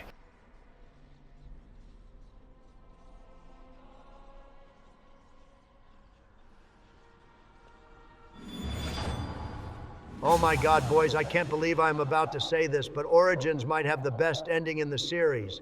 I'm actually so goddamn happy our short king pulled and gets to have a happy ending with his wife. I almost feel kind of empty now. I mean, I know I should say, don't be sad, it's over, smile, because... Joe, don't you ruin this perfect moment with that cheesy Hallmark bullshit. Obama, do what you do and yap out a proper closing. Well, I know Origins is mine and a lot of people's favorite Dragon Age, and I also know a lot of people have hated the direction we have with Veilguard.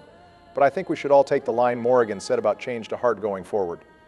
We might never get a game like Origins again, and that might make us feel sad or afraid, but sometimes change is what we need most. Sometimes change helps us grow and see new perspectives, both in content creation and our personal life.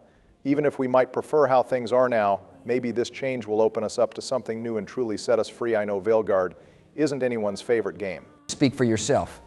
All right, Veilguard isn't most people's favorite game, and it is a depart from the series, but just from playing Witch Hunt, I see plenty of lore setups that the game has stayed faithful to, and honestly, it's an imperfect but fun game. No matter if you enjoy the changes or not, I can promise that no matter what happens, we will keep bringing you all banger content in the world of Thetis. The lore yaps won't ever end. The true Renegade and Highballs gameplay will be eternal. The dark fantasy ballads and bard-loving charm will never stop playing.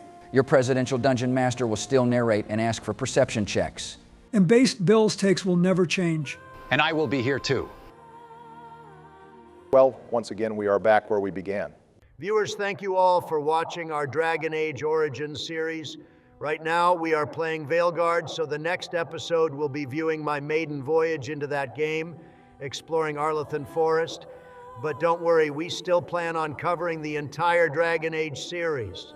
So after Veilguard, we still have Dragon Age Inquisition. We also have Dragon Age 2. Don't worry, the fans of every Dragon Age will eat good. Whatever game we play next, we just want to thank every single one of you, from the original viewers to the new people we picked up along the way. We truly couldn't do this without all of you, and we are happy to bring our amazing community with us into a new series. But for now, stay safe, Obama out. Biden out. Trump out.